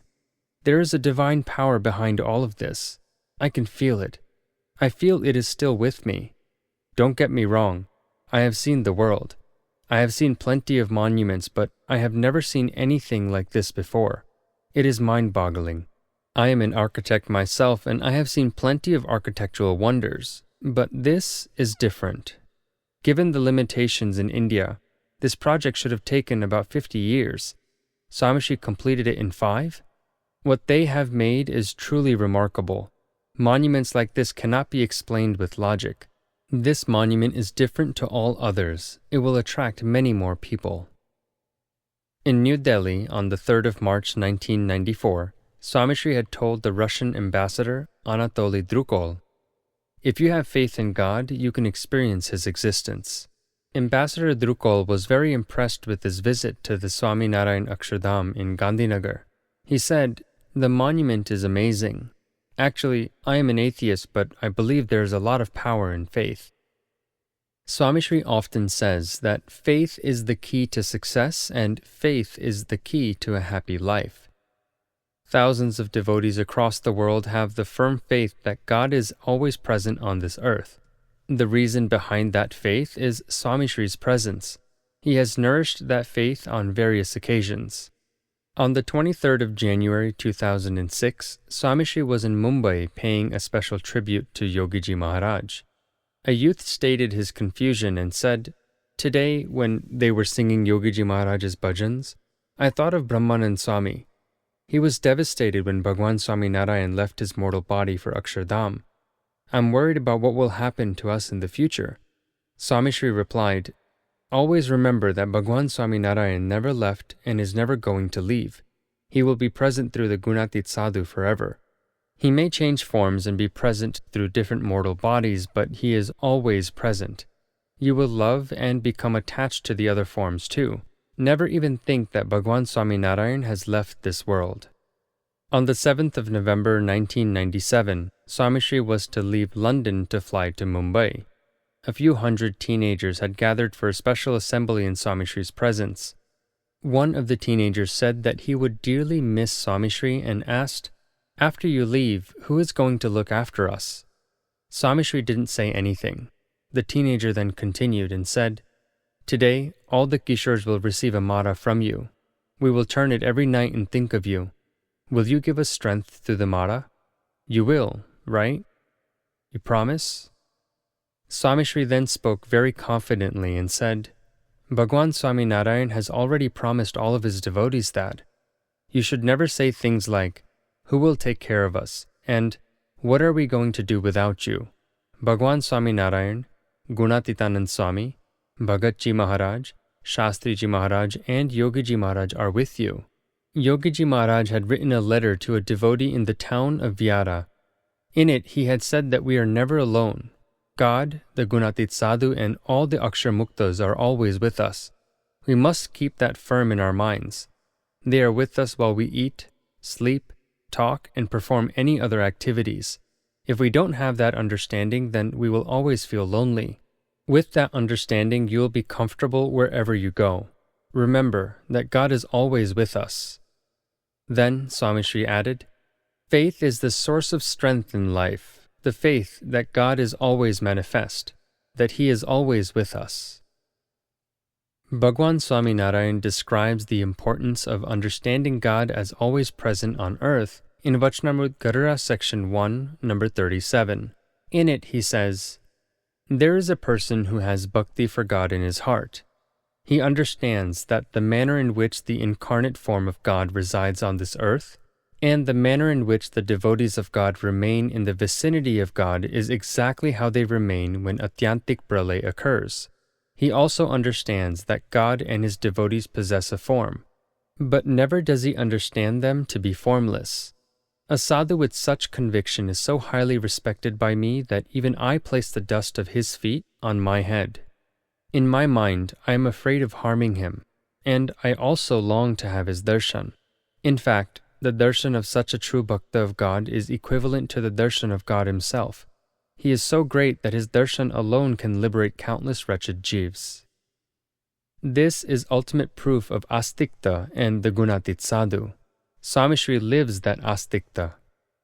In Vachnamrut Karyani number 11, Bhagwan Swami Narayan goes on to say, moreover, just as that devotee cannot remain without God, in exactly the same way, God cannot remain without that devotee.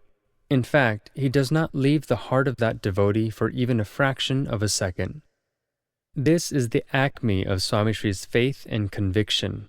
He cannot live without God, and God cannot live without him. Anaham Krutihi. Anaham Kruti is the total absence of ego.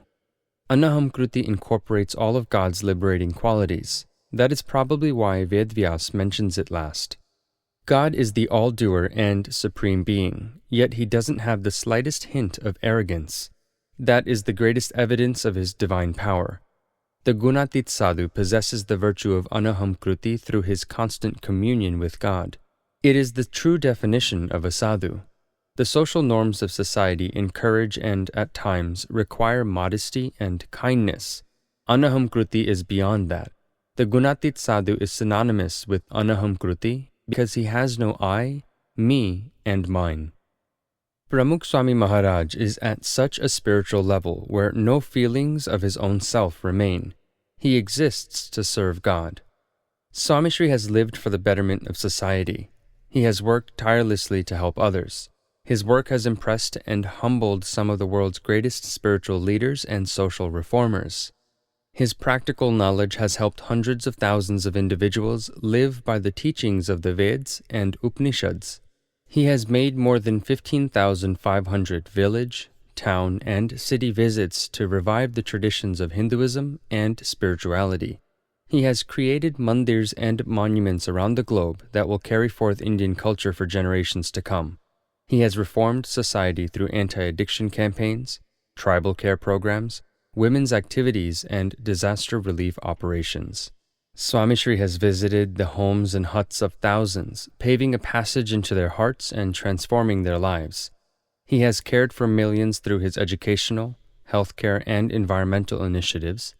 His unconditional love has set a standard for world peace and religious harmony.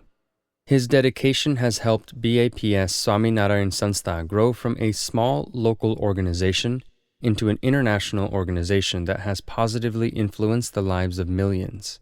Analyzing the 7 decades of his pure and spotless sadhu life often raises a question: which is the most overpowering of all of the divine virtues of Pramukh Swami Maharaj? The answer is Swami Shri's humble persona. He is polite and simple, natural and transparent. He never craves or expects recognition or praise. Swami Shri has been honored and facilitated every day of the week for the past 40 years.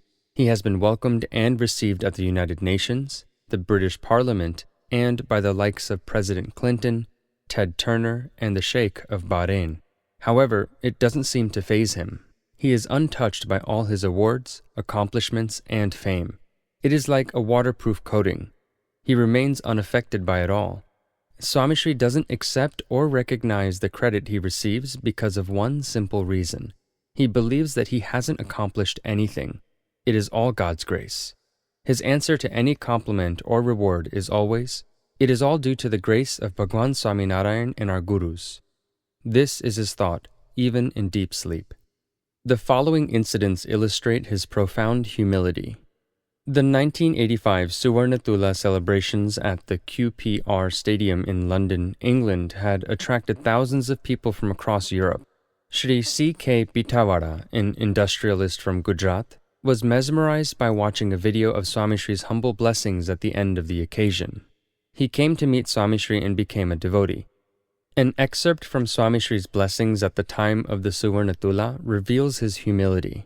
He said, "First, I bow at the feet of Bhagwan Swaminarayan who has given me this human body. I also bow at the feet of my gurus, Shastriji Maharaj and Yogiji Maharaj, for blessing me and accepting me as their disciple. They are the reason for my standing before you here today. They gave me the opportunity to serve you. My existence is solely dependent on them. I am fortunate enough to have been given the opportunity to serve BAPS and spread their principles and teachings. This seva is beyond my capabilities, but the only reason I have been able to do it is because of my Guru's blessings. Nothing is possible without God's grace." After visiting the Swaminarayan Akshardham in Gandhinagar, the police superintendent of Bihar State, Ajay Verma, came for Swami Shri's darshan. He said, "I have been longing to meet the creator of Swaminarayan Akshardham." Swami Shri replied, "God is the creator. He inspires all of us." On the 3rd of January, 1994, Kantibai Kamdar, a leading builder and a Jain community leader, visited Swami Shri in Madras. He said, "Just weeks ago I attended the opening of the new court in Mangrol. The Gujarat State Chief Justice, Bhavani Singh, spoke to me about a conference for the State of Chief Justices he attended in New Delhi. President Abdul Kalam addressed them and said that Pramukh Swami Maharaj can succeed where technology and contemporary science have failed. Swaminarayan Akshardham is a prime example." Swami Shri was quick to reply, and he said, "No one except God can succeed. God is the source of energy for everyone and everything. He enables us to raise our hand and put it down. He inspires us all. He can achieve the impossible. Always believe in God. He is the all-doer. If He wants us to succeed, we will. If we do not succeed, there must be a reason. If we keep that understanding, we can always be happy. We have to understand that God knows what's best for us." Swaminarayan Akshardham is something anyone would be proud of. People even brag about how many times they have visited it. Whenever Swami Shri is praised for creating Akshardham, he lowers his head and gives the credit to others. He says, No, I haven't done anything. This is all because of Shastriji Maharaj and Yogiji Maharaj's blessings, Bhagwan Swaminarayan's grace, and the efforts that all the sadhus and devotees have put into it." When the sadhus and devotees try to credit Swami Shri and praise him, Swami Shri immediately interjects and he says, "You have got it all wrong. I haven't done anything. Bhagwan Swaminarayan and Yogiji Maharaj have done everything. Praise them. Praise the sadhus and devotees that have contributed to the complex. I am just a servant." No one has been able to get Swami Shri to take credit for building Swaminarayan Akshardham. They have tried in meetings, personal discussions, and even satsang assemblies. But Swami Shri always points to Bhagwan Swaminarayan and his gurus. Scores of community leaders and politicians have praised Swami Shri for building the cultural and spiritual complex. The sadhus and devotees have archived everything they have said. They have also noticed that Swami Shri is unaffected by their praises. Swami Shri had just finished meeting a political leader when Brahmavihari Swami asked him a question. "Everyone that comes here can't stop talking about Akshardham and its creator. You, on the other hand, don't even notice that they're complimenting you." Swami Shri added, "Of course not. Why should I take credit for it? I haven't done anything. Bhagwan Swaminarayan has created it. Brahmavihari Swami jokingly remarked and said, I hope you can hear all of them complimenting you. We might have to get your ears checked. Swami Shri then said, No, I can hear everything. So, if you aren't going deaf, why don't you respond or react to their comments? Brahmavihari Swami asked. I hear that they are praising my Guru, Yogiji Maharaj, and Bhagwan Swaminarayan. It is their greatness, not mine. The reason Swami Shri is able to be so humble is his love and devotion to God. A devotee once asked him, If God does everything, what do you do? I am his humble servant, Swami Shri replied. Swami Shri is God's servant and doesn't like to be compared with him.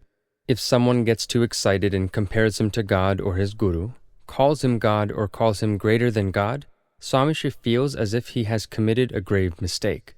He instantly replies and says, I am nowhere near God. I am his servant. The BAPS Youth Activity Coordinator in London, Krishnamurti Patni, decided to get some edible treats for the youths. He asked Swami Shri, What should I get for everyone? Ice cream or Indian sweets? Swami Shri replied, Whatever you want to offer to Hare Krishna Maharaj. Krishnamurti Patni said, You are our God. God works through you. Swami Shri stopped him and clarified, Bhagwan Swaminarayan is God and I am his servant. I am a devotee. But doesn't God reside in you? Krishnamurti asked. God resides in one who becomes his servant, Swami Shri replied. Manubhai Madhvani, an industrialist in England, had organized a spiritual discourse. BAPS volunteers helped organize the event. He thanked Swami Shri and said, You deserve the credit for this event. We offer our merits from this katha at your feet. Swami Shri immediately said, Offer the merits at the feet of God. Impressed by Swami Narayan Akshardham, the chairman of Stockholding India, R.J. Ramanji, told Swami Shri, Akshardham is beyond my imagination. You have to be God to create such a monument. No, I am his servant. Man can never be God. On the 8th of January 2006, Arvind Bhai had come from Nairobi for Swami Shri's darshan in Surat. He then said, Just as the soul breathes life into our body, you breathe life into satsang. Swami Shri disagreed and said, God breathes life into everything. Shanit Bhai, an established businessman from Jamnagar, had brought special garments for Hare Krishna Maharaj. The day he offered the garments, sales in his company started booming. He fell at Swami Shri's feet and said, Everything comes from your feet. Swami Shri stopped him from bending down and said, Everything comes from God's feet. I am his servant. Swami Shri arrived in London after his bypass surgery. He spoke to the youths. We are God's servants, and that's the way it should be. Becoming God's servants is the greatest accomplishment. If you can't be a true servant and become arrogant, then you are bound to face miseries. Yogiji Maharaj was an ideal servant. He was never arrogant. He never said things like, This is mine, or I did this. He encouraged people to pray. He was always humble. An American youth came to meet Swami Shri in Dallas, Texas. He said, I was born a Christian. We believe that God was present through Jesus. If that is true, who are you? Are you God or human? There is only one God, Swami Shri replied. I am God's servant. A sadhu helps spread God's message. No one can become God. There is only one God, and I am his servant. Swami Shri has never passed the chance to mention that he is the servant of God. Another aspect of Swami Shri's humility is his bhakti for his gurus. On the 12th of October 1993, Swami Shri met Muni Chandrasekhar Vijayaji in Surendranagar. When Swami Shri was talking to him, Muniji mentioned, You have surpassed all of the previous gurus. Swami Shri looked down as if he had insulted or offended his gurus, and he said, There is no way I can surpass them. I cannot surpass my gurus. If they hadn't laid the foundations, I wouldn't have been able to do anything. They have done all of this. Muniji realized that in Pramukh Swami Maharaj's eyes, Guru Bhakti was his greatest accomplishment. Many people wonder what goes on in Swami Shri's mind when he is honored and facilitated in the presence of thousands. A youth in London spoke his mind and asked Swami Shri, What are you thinking when they honor you in front of thousands of people? Swami Shri replied, They are honoring God. I am not capable of anything. They honor us because of God. They honor and worship the God in us. Why would they honor or worship me? I am a servant. We must remember to follow Bhagwan Swami Narayan's wishes and commands and try to please him. That is our true honor. In Houston, Praveen Bhai asked Swami Shri a question and said, "All these sadhus praise you in your presence, yet you remain humble. How is it so?" Swami Shri replied, "They are praising us because of God. If we don't remember that, then we would become arrogant." Praveen Bhai then asked, "How often do you think that?" "That thought never goes away," Swami Shri replied. If the first person singular, I, doesn't exist in his vocabulary, how can the possessive pronoun, mine, exist? Swami Shri is never jealous or competitive. He never tries to surpass others or try to stay in the lead. Swami Shri is always content. He is always at ease with himself and with others. That is why he can bow to everyone, even his disciples. That is why he can respect others, even those that hate him. That is why he can care for everyone, children, teenagers, youths, and elders. That is why he can laugh at himself, even in public. That is why he can comply and apologize even to a toddler. That is why he is always happy, even amidst insults and stressful circumstances. That is why he can be humble, even though he possesses God's liberating qualities. That is his anaham kruti. That is his humility. Sadguru Muktanand Swami says in a bhajan, "Hu tade hari dukhara, te tadaya dasere, Muktananda mahasantane, Prabhu pragat pasere." This means, God resides in the great sadhu who is humble. These words by Muktanand Swami evidently refer to a sadhu like Swami Shri. Swami Shri has no ego. He derives his strength from his faith in God.